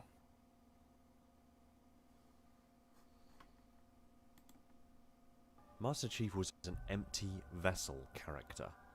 This is a point on record. Bungie, the original game developers, have said on countless occasions he was meant to be an empty suit of armor the player could inhabit. Yeah, but he was still a But he wasn't. character. Yeah. Yeah, He was still he had his own motivations, his own way of doing things. He had his own character. Like Yeah, he still had a some personality. Yeah. It So wasn't that very doesn't much, but he matter. was still there. Yeah, like, do you think that a blank slate character is going to have, like, how much would it take to take down one of those reactors? Not much. A well-placed grenade, perhaps. So what are you? And then Cortana looks, and he starts hopping a grenade up and down in his hand. Okay, but I'm coming with you. And he takes her. Hold on, we've got a better example. Chief, what are you doing with that, Chief, what are you doing? Giving the Covenant back their bomb. Yeah, I was thinking that Yeah, but I was exact same doing line. Halo 1 because I Oh. was specifically going for original OG. He had Yeah. characterization in the original games. True. Yeah. Yeah, So, like, this is just a dumb it doesn't point. it doesn't matter what a developer said that he was meant to be a blank slate or not. Sure, he could be a blank slate in combat, and you could choose how he fought in combat and how competent he was and everything like that. But he still had characterization. We also have to Yeah. consider death of the author, I guess, because if what they portray is Yeah. different from what they mean to portray, then that's two very different things. Yes. Like, James Gunn has come out and said Polka Dot Man into Suicide Squad Didn't only- actually care. didn't Yeah. actually care about Milton dying, and he was only doing it for attention. Whereas, like, when we actually see it happen in the movie, it comes across as No, he definitely cared about Milton. he definitely Yeah. cared about Milton. Yeah, he Yeah. really cared about Milton. Yeah, and I don't know if it was just if the original intention was he was just trying to get attention, then the actor messed up. If that was your original intention, then the actor messed up. But what we got is so much better. That doesn't even make sense because like through the rest of the movie, he wasn't. Yeah, he's Like, not an the attention type of- seeker. Yeah. Yeah, wasn't he that never person sought like, attention. In wanted fact, to he get- wanted to be the guy who was like in the back and not being looked Yeah. at. He wanted to be left alone. Yes. Yeah, So that makes no sense. yeah. So that doesn't make sense because he doesn't want attention.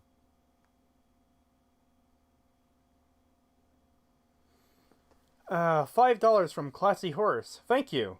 Since y'all talk about Halo 2, did you know that Sirius XM still uses the Halo 2 logo for the album cover for Block Me Away? Blow me away. Blow me away. Oh. Oh, that's a good fucking song. It was a good song, but they don't have the rights to it anymore. So No, I can't believe they got rid of Breaking Benjamin in fucking Halo 2. God damn. yeah, because that was the part. Like I said, what's the one part that everybody remembers that originally played Halo 2? What's the one thing you remember? Dun, dun, dun, dun, dun, dun, dun, dun, dun, dun, dun, dun, dun, dun. It's like, Yeah. yeah, Yeah, they still have, everybody like, the- remembers. They still have the like metal like version of the theme, right? Oh yeah, they still have the Mjolnir mix Okay, that's With- what I thought. with the new guitar riffs and everything. Okay, yeah, which that's are what I real thought. good. I just, it was just like Breaking Benjamin. I knew they fucking got rid of them. Yeah, I don't think I don't think it was by choice. It feels much more like it was like the contract expired and everything like that, and they had to re-up it, but maybe they got asked too much for it because they're like, it's for fucking Halo. We can ask for the moon and you'll grant it to us. And then they're just like, no. No, because I think I might be remembering this wrong, but I think like for original Halo 2, like they didn't even want to get paid for putting the song in the game. Yeah, but then once Breaking Benjamin, once you have a label or anything like that, then yeah, you're gonna have to. They're gonna want the money.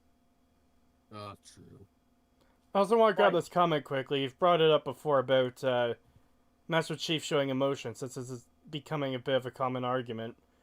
Did anyone else make it?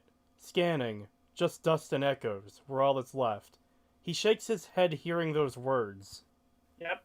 And Yeah. he looks down and he looks back at the ring and then he goes to sit in his seat. We're all that's left. We did what had to be done. Halo. It's finished. I think we're just getting started. But even more than that, when he sees when you do the flood, when you first get introduced to the flood, and he takes Private Jenkins' helmet and he looks at it, and you can tell his shoulders slump, and he shakes his head before he slowly reaches in to take out the camera footage so he can see what happened. You can tell he's already sad because he knows these men didn't make it. He literally see all the blood everywhere. Chief knows that Jenkins is dead.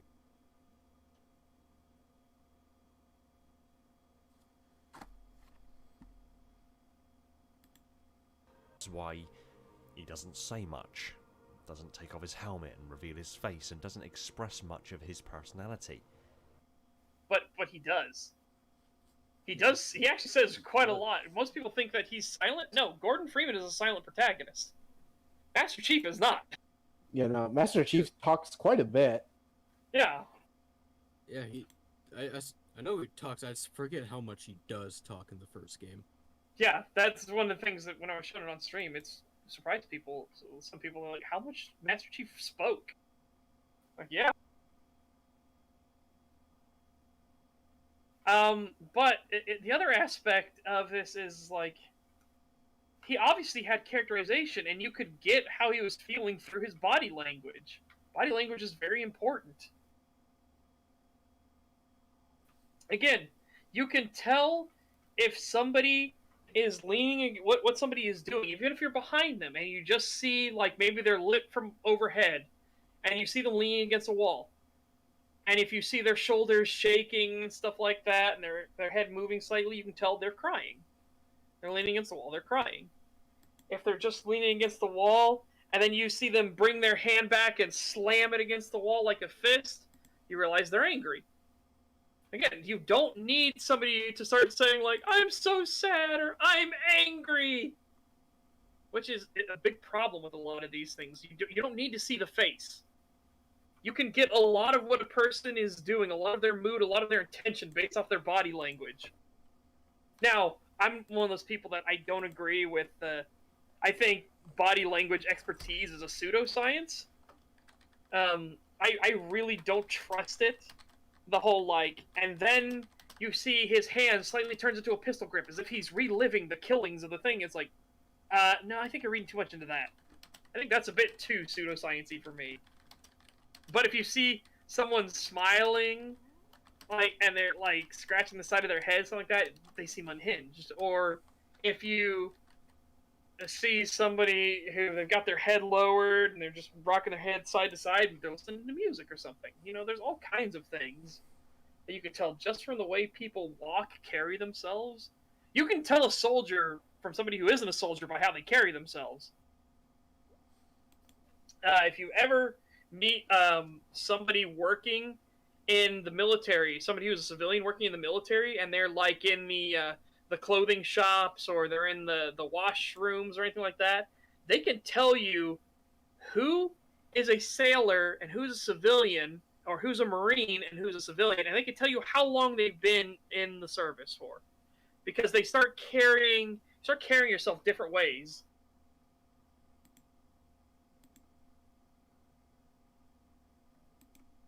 How long is this video? We have 24 minutes left, and we're not doing that. We're doing 3. We're gonna try and get through 3 more minutes. Yeah. We're gonna try and cut it in half. You can't just you can't just have your characters announce how they feel. That makes me feel angry. Yeah. Again, like I said, it's just such a weird thing, because no, he isn't a silent protagonist. He does speak quite a lot. And you get a lot through his body language of motion without him needing to actually tell you and spell out what he's doing. When you see him slump his shoulders and shake his head, something like that, he's obviously not thrilled. He's not excited. Oh, yay! Jenkins is dead! You know what I mean? I also think it's just, in general, hard to not establish things about your character either way. Yeah. Just going back to the very start of Halo 1, you're at the escape pod and that soldier trips before getting in. You have 2 options. Well, obviously you don't have 2 options as a player, but if you were in Master Chief's position, you would have 2 options. Fucking pull him in or let him go. And yeah, both of those establish traits about your character. About how they, I guess, think, act, and feel. Yeah, because what does Chief do? The dude fell, and he's now cowering on the ground. He's broken. He's not going to be any use to you. Chief doesn't even hesitate. He immediately grabs him by the back of his shirt and throws him into the escape pod, quickly does a double check to make sure there's no Covenant or no survivors coming, jumps in, slams the door, and says, punch it. That reveals so much about his character. This is a Marine who is clearly broken, who is not going to be any use to you. And he didn't even hesitate. He grabbed him and threw him into the pod first, and then made sure they were secure before he climbed in the pod afterwards.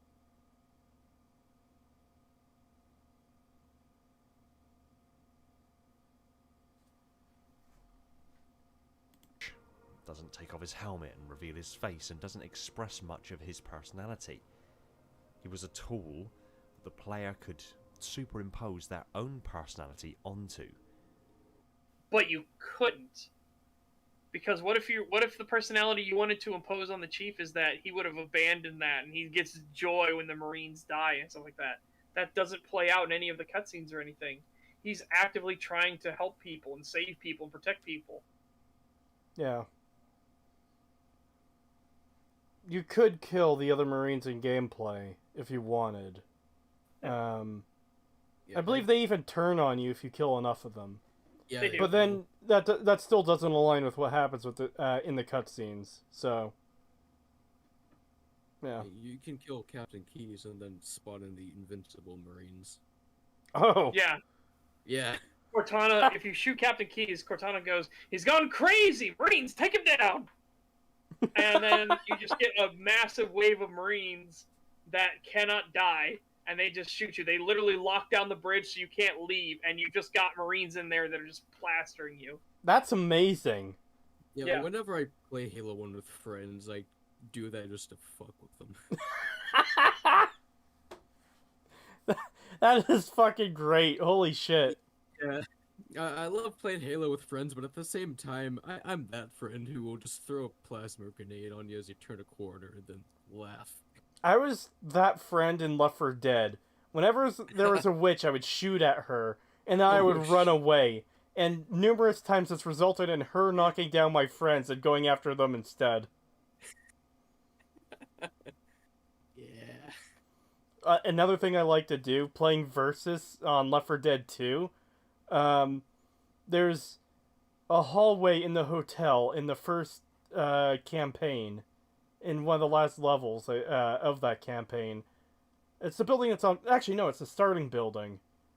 Point is, if you get a charger, there's one of the doors that is directly parallel to a window. So you can insta-kill one of the human players by just charging through that door and hope you grab them and go straight out the window to their death.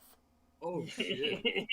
I've done that wow. numerous times. Dude, that is my Wow. favorite. That is my favorite thing to do because they have to walk out on that ledge and then they come Oh, no. back into the room. It's not even a ledge setch. This isn't a normal hallway. It's just, it's just this door is right in front of a window. Well, there's one where it's the hotel that's on fire and they're trying to escape. Yeah, that's the same level. And yeah, well, you remember that part where you have to, I guess maybe if it generates, you have to go through the one bedroom and the wall is blown out. You walk out onto the balcony and go around there and come back in the other room. Yeah. When I see the balcony spot, I will wait in the other room, sitting there as a charger going, "I'm ready, coach. I'm ready, coach. Put me in. Put me in." Because people always bunch up there because they're scared that one of them's going to fall on the balcony. So they always bunch up. So then they all come around the corner at the same time and you just go, "Arrgh!" And you will knock the entire enemy team off right at the start of the map. That's amazing. Oh, shit. Yeah, that's a fucking MVP play right there. Holy shit. Yeah. That is every single time I see that particular generation pop up. I'm like, "Oh yeah, put me in, coach. I'm ready." Wait, is that possible? I thought the witch would only chase the one who disturbed her. Normally she'll chase the one who goes after her. But there's a chance that if she runs into one of your teammates, she'll knock them down and continue chasing her, or continue chasing you. But there's also a chance that if she knocks them down, she'll just start clawing at their face instead. Yep. It's called strategic trolling. Yeah. I just called it fucking with the witch.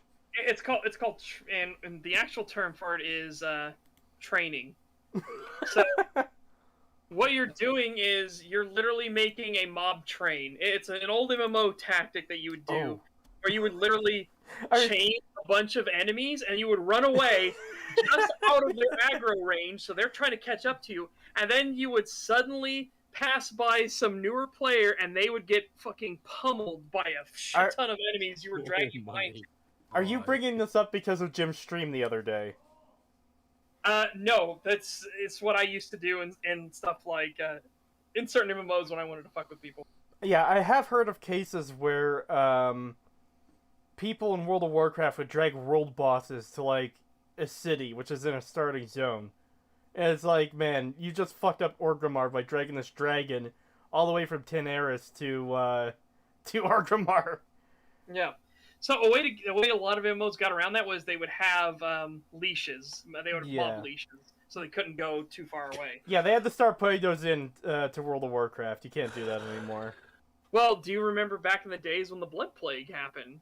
Because people found out that if you used a summon, you could pull people out of a dungeon that had a Blood Plague. I heard about this. Yeah. So what they Oh my did was they God. went into the capital cities and they would pull people out, and now the capital cities, because this thing was infectious. The whole point was that you would have to get it cleared off of you. So they would pull them into the capital cities, and this would spread to the NPCs. Not just the NPCs, but from player to player, because the capital cities, especially Orgrimmar and Stormwind, were so densely packed with players, especially around the auction houses and banks. Shut the game down briefly or something.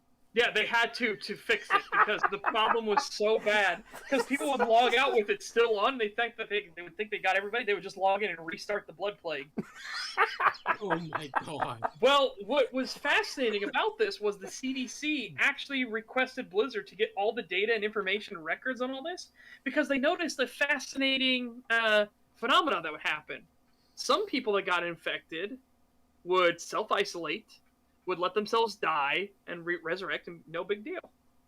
Other players would actively, when they got infected, go find other groups to spread the misery around so that other people would die as well, so they weren't the only ones that would die.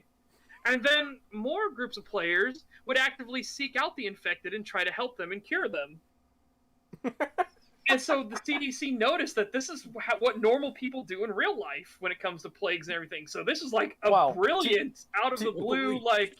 To be fair to people in real life, most of the ones who spread it don't do so intentionally.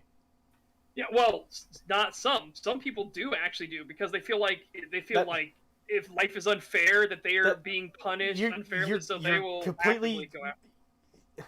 There's a reason I said some and not all. Yes, there are some people who will. Yeah. There are some people who will intentionally spread. Most won't. Yeah. It was fascinating. So yeah, so the CDC actually has that as a recorded incident in all of their things as a successful experiment of how a plague spreads and what a organized society would do in that regard.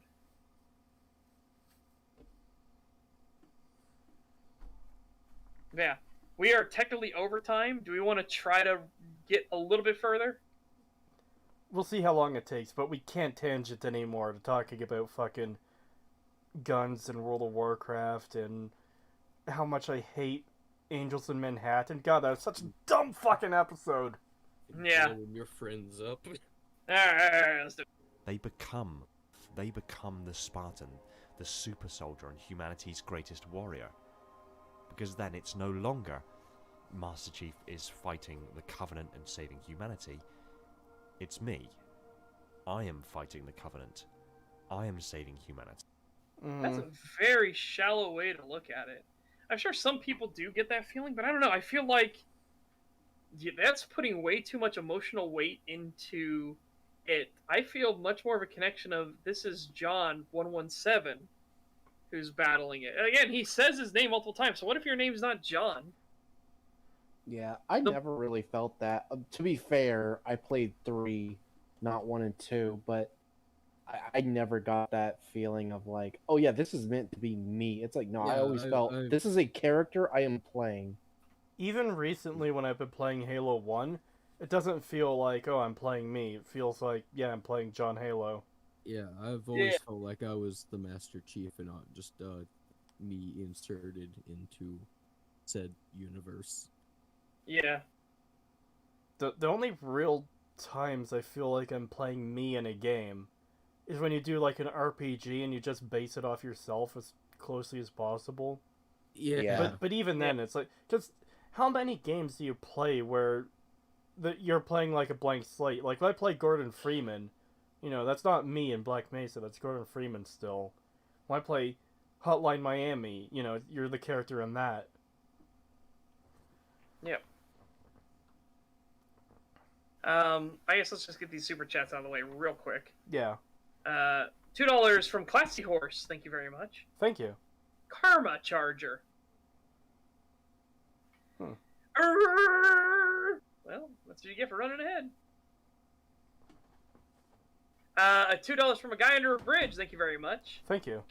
Cure them with a car-sized sword to the nads. Oh. Mm. Oh. Yeah, we have people intentionally spreading COVID as well. That is a thing that actually happened. Yeah, I remember that. That was so fucking stupid. I hate those people. Yep. All right. See how Chief was originally designed, and that is literally beyond reproach or contestation. No, it isn't. Because No, death you're of the wrong. author. They failed. Yeah. If that was their original intention, they failed because they made him speak. If Cortana had been the one that did all the speaking, fine, but she wasn't. He did all the speaking. He explained like, how'd you feel, sir? You know, how do you feel waking up? And he's like, fine, sir. So like that. So we've already got his mannerisms down.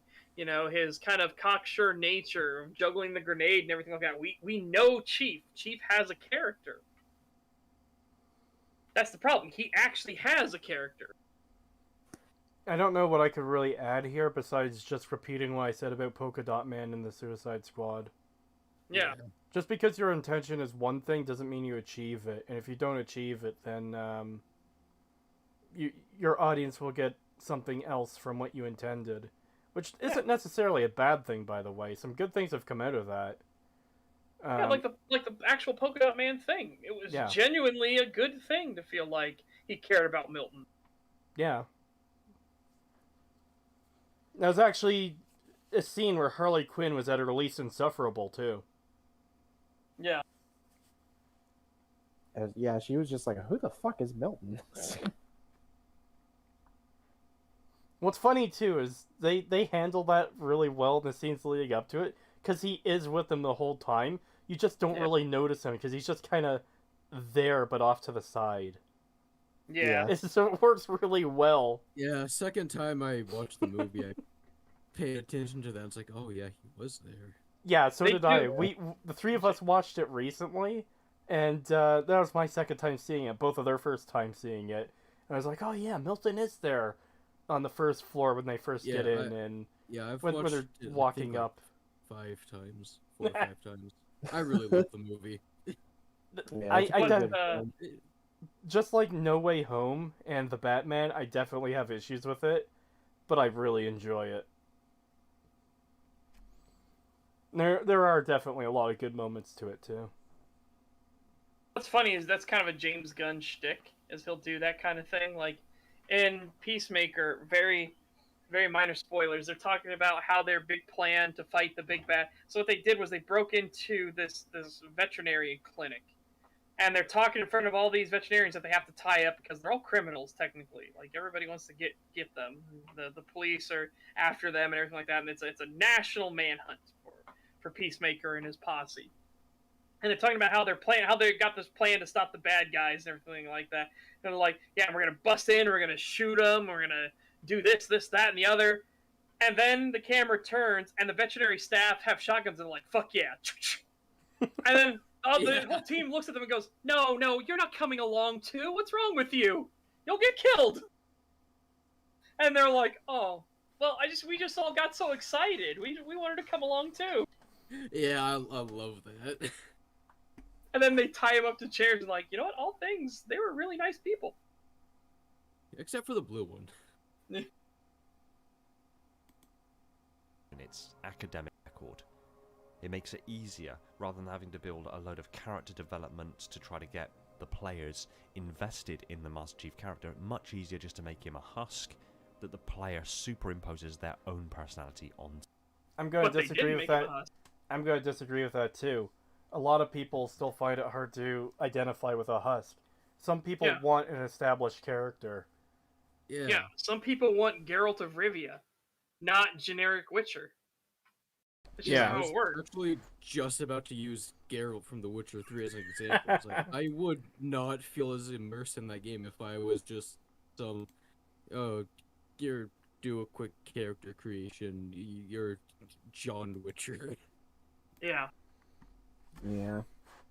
Like, kind of like what Scootmaster says, like outside of things like Fallout New Vegas, blank slate characters are kind of boring. Yep. It depends on the game for me because Half-Life, you aren't really supposed to be invested in who Gordon Freeman is or what he does. So it's just fine. It's just an action game, and it's really good. But there are other games where they try to get you invested in your blank slate character, you know, kind of like Fallout 4. And it just doesn't work. Yeah.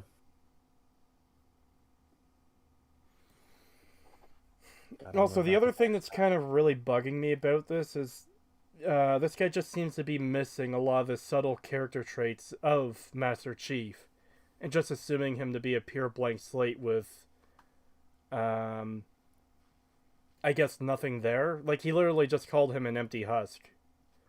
And I don't know how you get that when you have Chief reacting to people dying or trying to save someone's life and stuff, because that really does say a lot about a character, more than I think most people tend to understand, or maybe they take for granted, or whatever.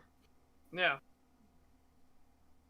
Again, you get a lot by what a character chooses to do. It's like, again, you were making the choices in terms of gameplay, but when it's not you, when it's the cinematic, whatever Chief does is what his character does. That informs you about who he is, what his personality is. Oh, man. Same with what he says in normal gameplay, because you don't have a choice of what he says. Those are his lines for that part of the game.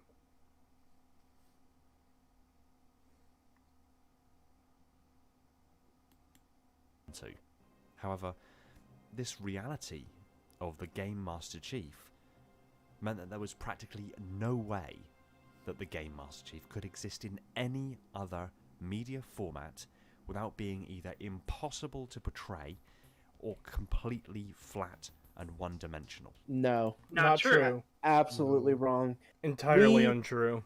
There are plenty of examples of movies and TV shows with damn near silent protagonists, which Chief is not even a silent protagonist. But we have examples of other characters that are basically silent protagonists who have defined characteristics, have a personality, and are still engaging. Yeah. Remember in fucking Halo 2 even. Once this is over, I'm coming back for you. And then Cortana immediately says, "Don't make a girl a promise you can't keep." Chief didn't need to say that. He didn't need to say that he was coming back for her or anything like that. If he was a truly blank slate character, he never would have said anything at all. Yeah.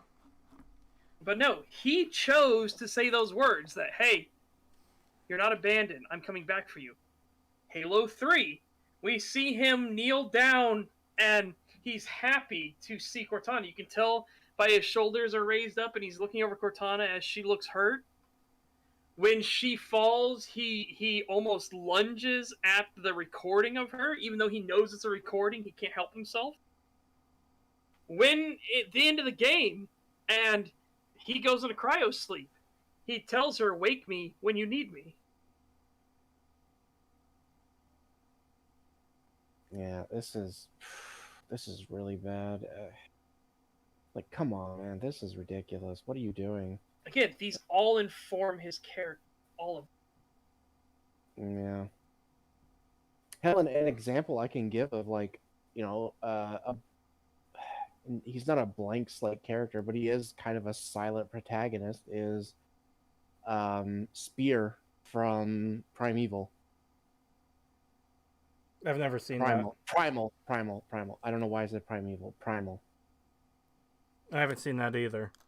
You should watch it. It's really good. There's literally no spoken dialogue in the show whatsoever, and it is still a really good show. Yeah, I don't even think this is particularly an issue with Installation 00. It just might be a general thing. I've probably even done it myself, where you just don't really consider how much character different actions actually gives them, very subtly.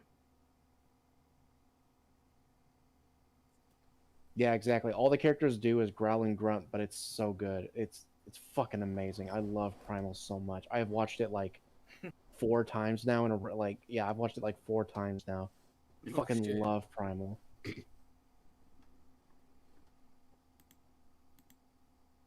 Oh, because this only isn't way Cortana. a That's the multi- only thing I know is that this is not Cortana. Someone asked, why is Cortana wearing a plate carrier? This is not Cortana. That's all I know. This isn't Cortana. This is the just call it the weapon. That's all I'm gonna say because I don't want to spoil stuff. I've heard some of the tism that happens in 4 and 5. So, yeah. Yeah. I'm gonna have to play those one day to cover them because I do want to cover the Yeah, games. Yeah, Yeah. I'm not gonna say anything. I don't want to spoil anything for you guys or anyone in chat who hasn't played. Fair 4 enough 5 with chat, but yet. personally, I'm not worried about spoilers for Halo 4 and 5. Yeah. Yeah. Yeah, I don't give a shit.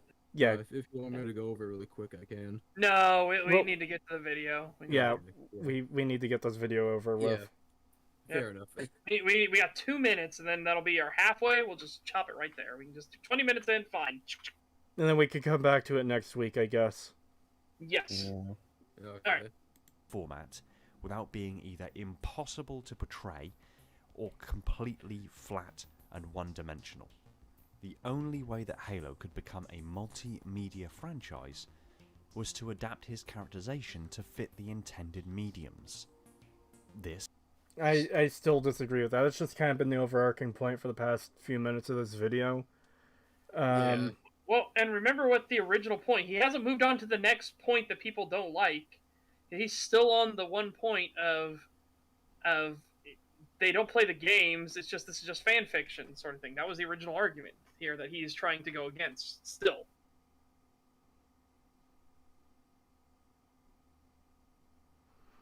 It's Anatroc, Cortana's evil twin. You better be fucking with me.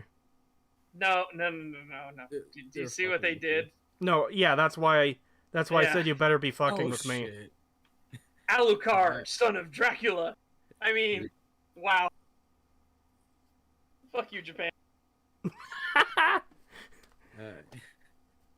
That's exactly why I said you better be fucking with me. Well, you know what's funny is Japan's not the only thing that does that. Fucking France did it with the Wakfu and Dofus animes. The race names are like, I come from the race Zelor. We are masters of time, and they move like watch hands. Zelor is Rolex backwards. Oh. Yeah, they do that with everything. Like aspirin is one of the races, only backwards, and sneakers Is are one of the is there races. power curing headaches?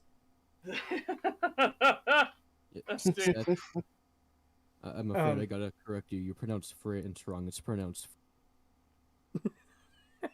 Wow. All right. That was a good one. Anyways, back to the point. This still feels. God, I'm trying to figure out how to describe it, but it's like I think if I can get a shot at this, I think the problem is that he doesn't know Master Chief has a character. So he's just assuming that any other medium will have to invent a character for him. But we know Master Chief has a character in the games themselves. Well, see, that's the thing, too, is even if they did have to invent a character for him, it didn't have to be one this bad or It pathetic. didn't have to be a whiny bitch. Yes. Yeah. But that's just assuming he's right that they would have to make these significant changes in order to have a character. Going based on what we know from the games, we don't really have to change Chief. We just have to put him in situations that don't require him to be battle ready at all times. Yeah, or just don't have the Master Chief. That too. Yeah.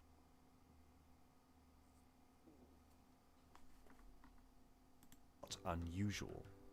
This has happened countless times before to varying levels of success, with dozens of popular franchises that all come from different medias but all become multimedia franchises. Again, this is beyond reproach or contestation, it is a matter of fact. No, it isn't. No. Again, because you don't understand that he had a character in the games. He wasn't a blank slate. This aspect is starting to get really frustrating. Yeah. Like, you did win some points with us early on by talking in chat and clarifying what you meant and realizing, okay, yeah, I can see why you say that. But now this is like, this is getting not so great. Yeah, this is getting really bad because again, you not realizing Chief had a character in the games doesn't mean he didn't have one. But also the fact that you have to change in order to do an adaptation, I just flat out don't agree with that. And he's saying it like it's an objective fact, and I kind of hate to do this, but this is almost like the thing people accuse us of doing, where it's like, oh, you think Fallout 4 is a bad game, so no, you don't like Fallout 4, so you think that means it's an objective bad game. It's like, no, we say it's an objective bad game because it has a ton of objective flaws in it. It's the thing where people claim they get your position wrong and claim objectivity where you haven't stated it. But this guy's saying the thing, basically. I did a shit job of explaining that. But yeah, he's been doing this quite a bit. Like, there was the whole, by every measurable metric, this is true. And it's like, well, you were wrong about that. And now he's saying here, oh, it's an objective thing that can't even be argued. And it's like, but it can, because you're wrong. Yeah. The only thing we would ever say can't be argued is if we have all the information on it already. And, like Colonel Autumn in Fallout 3 injecting himself with a magic radiation immunity thing. We have all the information related to that scene, that character, that item, and that information is basically nothing. So it's just literally a plot device because Bethesda wanted this character to survive and they were too lazy to come up with a good reason for it. So he just magically has an immunity. So that's the kind of thing we would say is an objective, indisputable fact, because we've come to the end point of that discussion. There's nowhere else to take it. Now, someone could try arguing it by bringing in speculation of, well, if it was an experimental thing where the Enclave didn't hand it out to many people, they only had a limited quantity. But at that point, that's people doing the writing for the writers. That doesn't actually come from any source in the game. It's just someone thinking up a scenario that might explain it or solve it. That's not the situation we have here. This is this guy assuming that because Master Chief is an empty husk with no character or personality, that means you necessarily would need for him to factually change 100% for sure for an adaptation. And just every aspect about that is just wrong.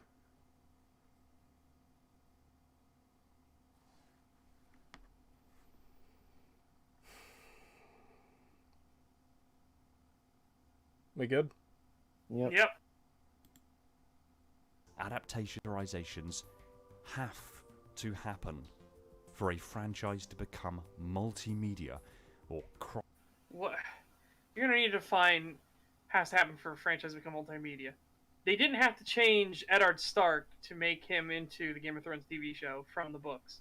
Yeah. They didn't have to change him at all. If they ever do like a proper video game following the story of Game of Thrones, they wouldn't have to change him there either. Yeah. If they do a VR game, they wouldn't have to change him. If they do a comic book or whatever, a graphic novel, they wouldn't have to change. In fact, I would argue all those things would be strengthened by him being consistent with as he is in the books.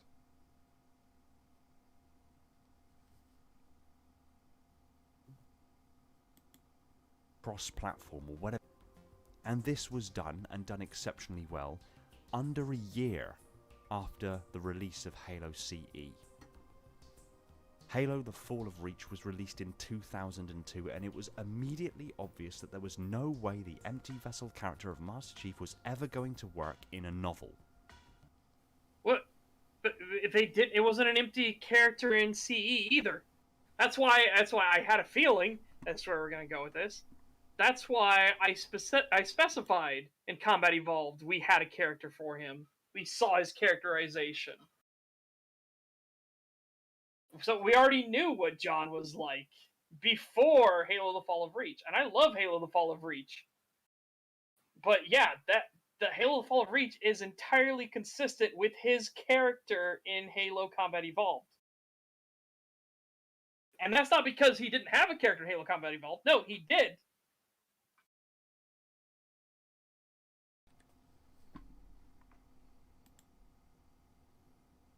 Yeah, this just seems to be a very fundamental misunderstanding of what Master Chief is. Yeah. That's the only way I can explain this. I guess in good faith, like giving a benefit of the doubt. Yeah.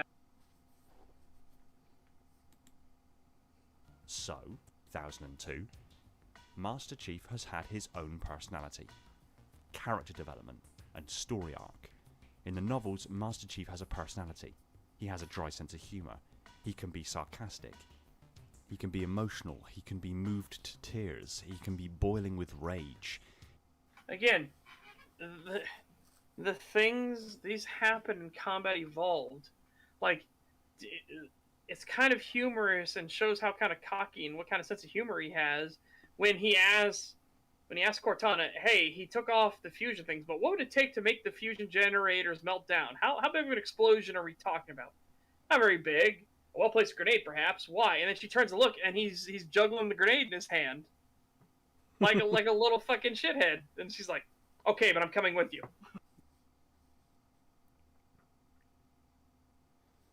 Still better than most of the sludge we see, not a high bar, I know, but I've yet to hear anything along the lines of science retcon reality all the time. Yeah, I still stand by this as the best video we've covered so far.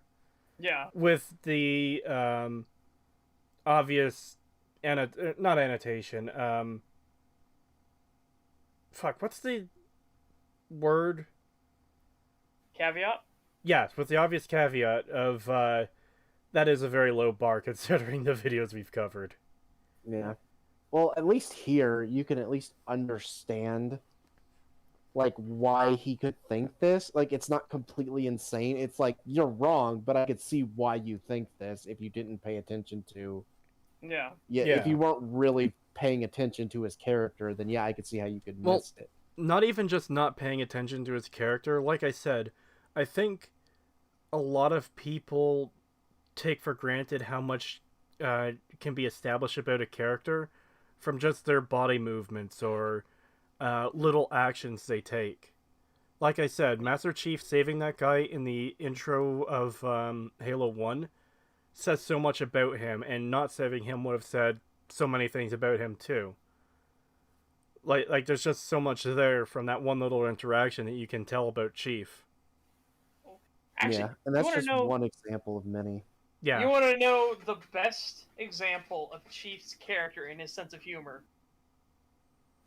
He's flying the Banshee to the Pillar of Autumn crash site.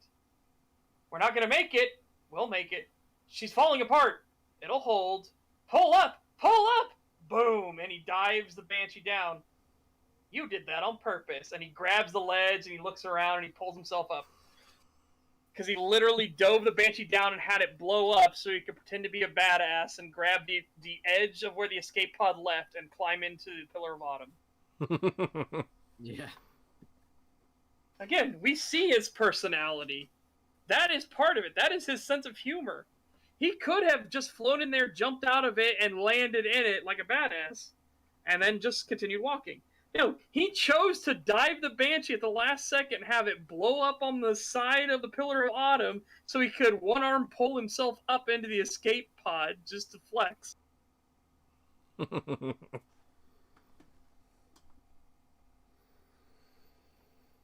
$2 from Bentastic197. Thank you. I love how all of your icons are face palming.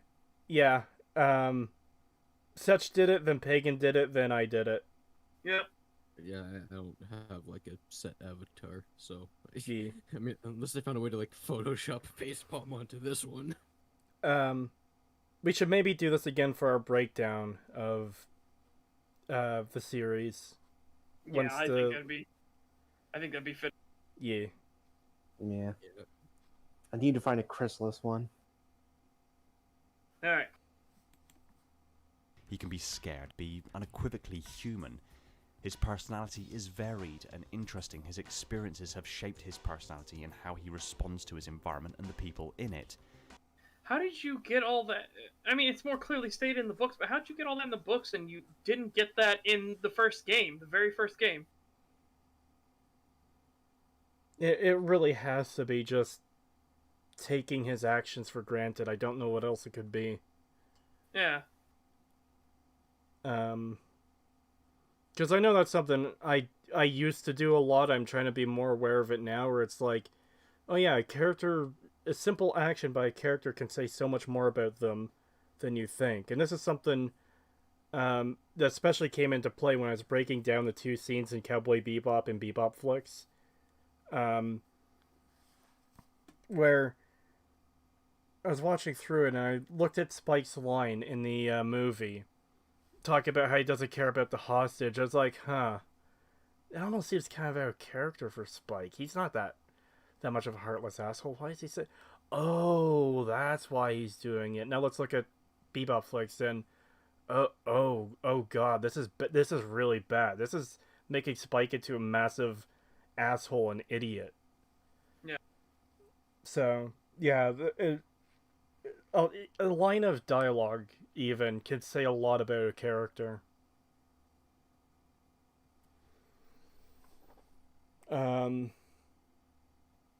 I guess obviously I agree with him that, you know, all these things can be portrayed in the book. That still doesn't really explain why we get Mr. Chump in the show, though. Yeah. Mr. Cheeks. Master Cheeks, I thought it was. Mr. Chump, John Halo. Pathetic man baby. Yeah.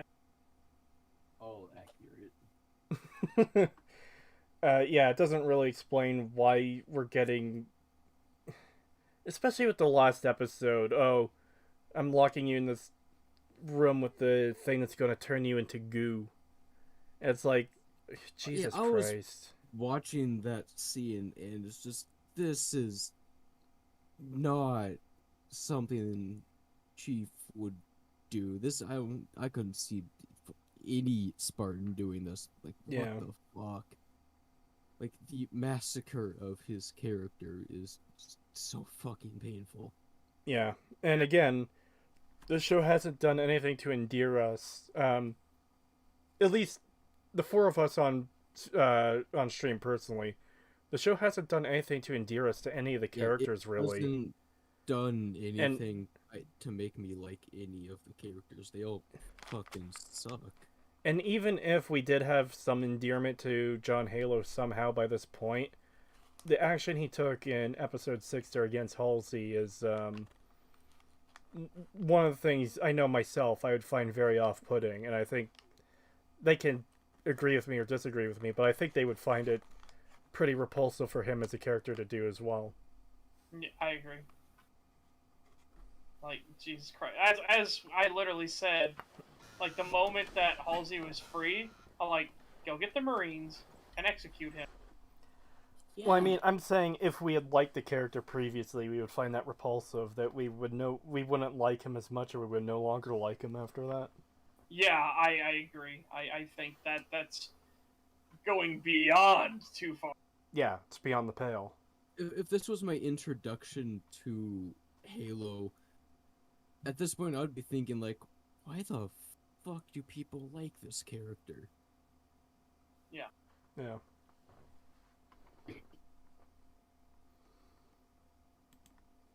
Heavily influenced by his own character traits and his personal history. For example, in The Fall of Reach, the scenes with Sam on the Covenant ship, the Unrelenting, actually play out significantly differently from the animated movie. Chief knows pretty much from the get-go that Sam got his suit ruptured and orders him to stay behind to ensure the nukes detonate without incident. He did this because he knew Sam would feel like he was failing in his duty, and if he had to admit to the group that he was going to have to remain behind, this would have made him feel like he was failing his fellow Spartans even more. He did this to attempt to spare Sam feelings of dishonor and failure, instead giving him one final order. One final mission. He then orders Blue Team to extract and has to drag Kelly away, telling her not to look back, but in truth he reveals he said it more so for himself, because if he looked back, he'd have stayed with Sam and died with him. This emotional response and his sense of honor and duty were articulated.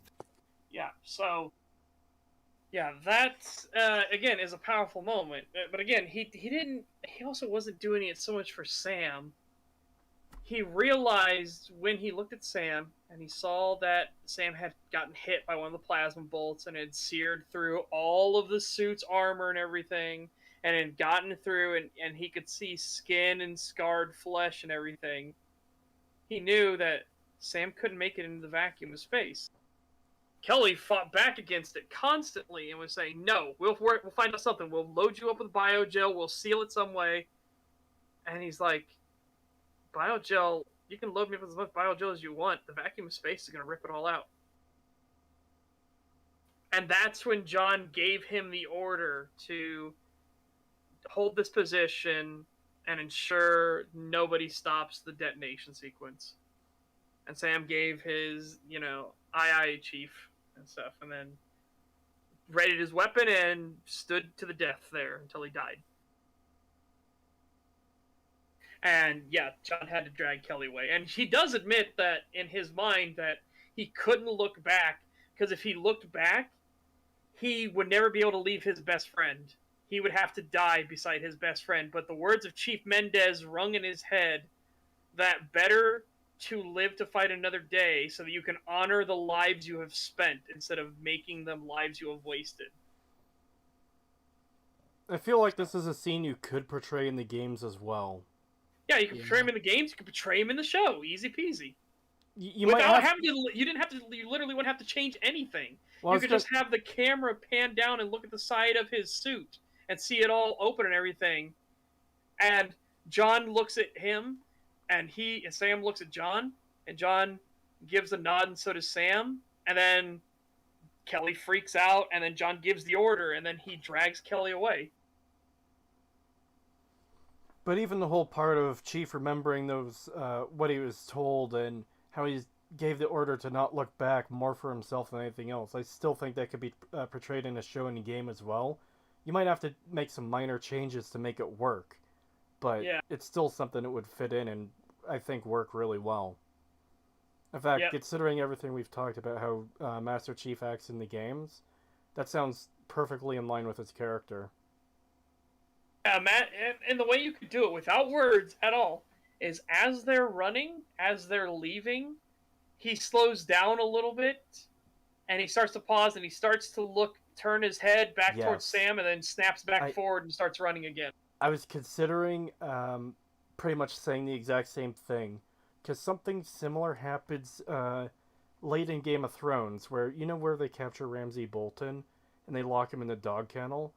Sansa is standing there right before I don't know why the dogs waited for her to get her lines out to attack Ramsay, but they did for some reason. That was very polite of them. But as they're ripping Ramsay Bolton apart, she's starting to turn to look away, and then stops and makes herself continue watching him.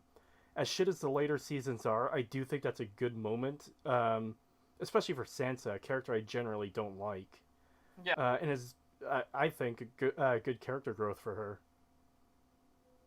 It really is. And yes, Sam does say, again, Sam doesn't feel like he's letting down the team. So after Sam sets the explosives, he's their explosives expert, he literally says, "There, it's decided."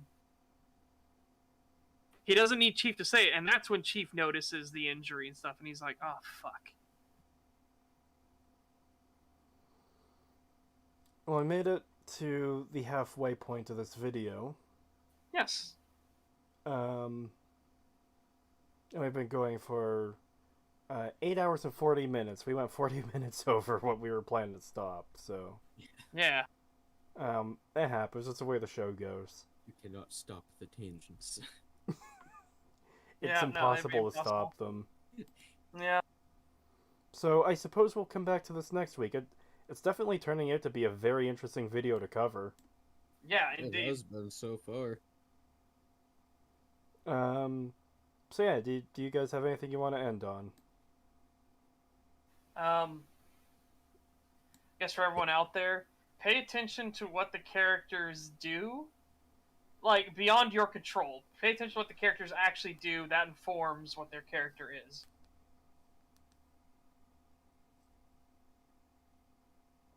And I mean that for any game. That's not just a Halo thing. That's literally for any title, any game, anything.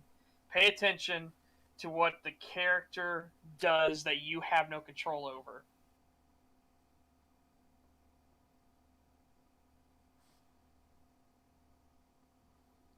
Anyways, I guess that's all. Have a good night, everyone.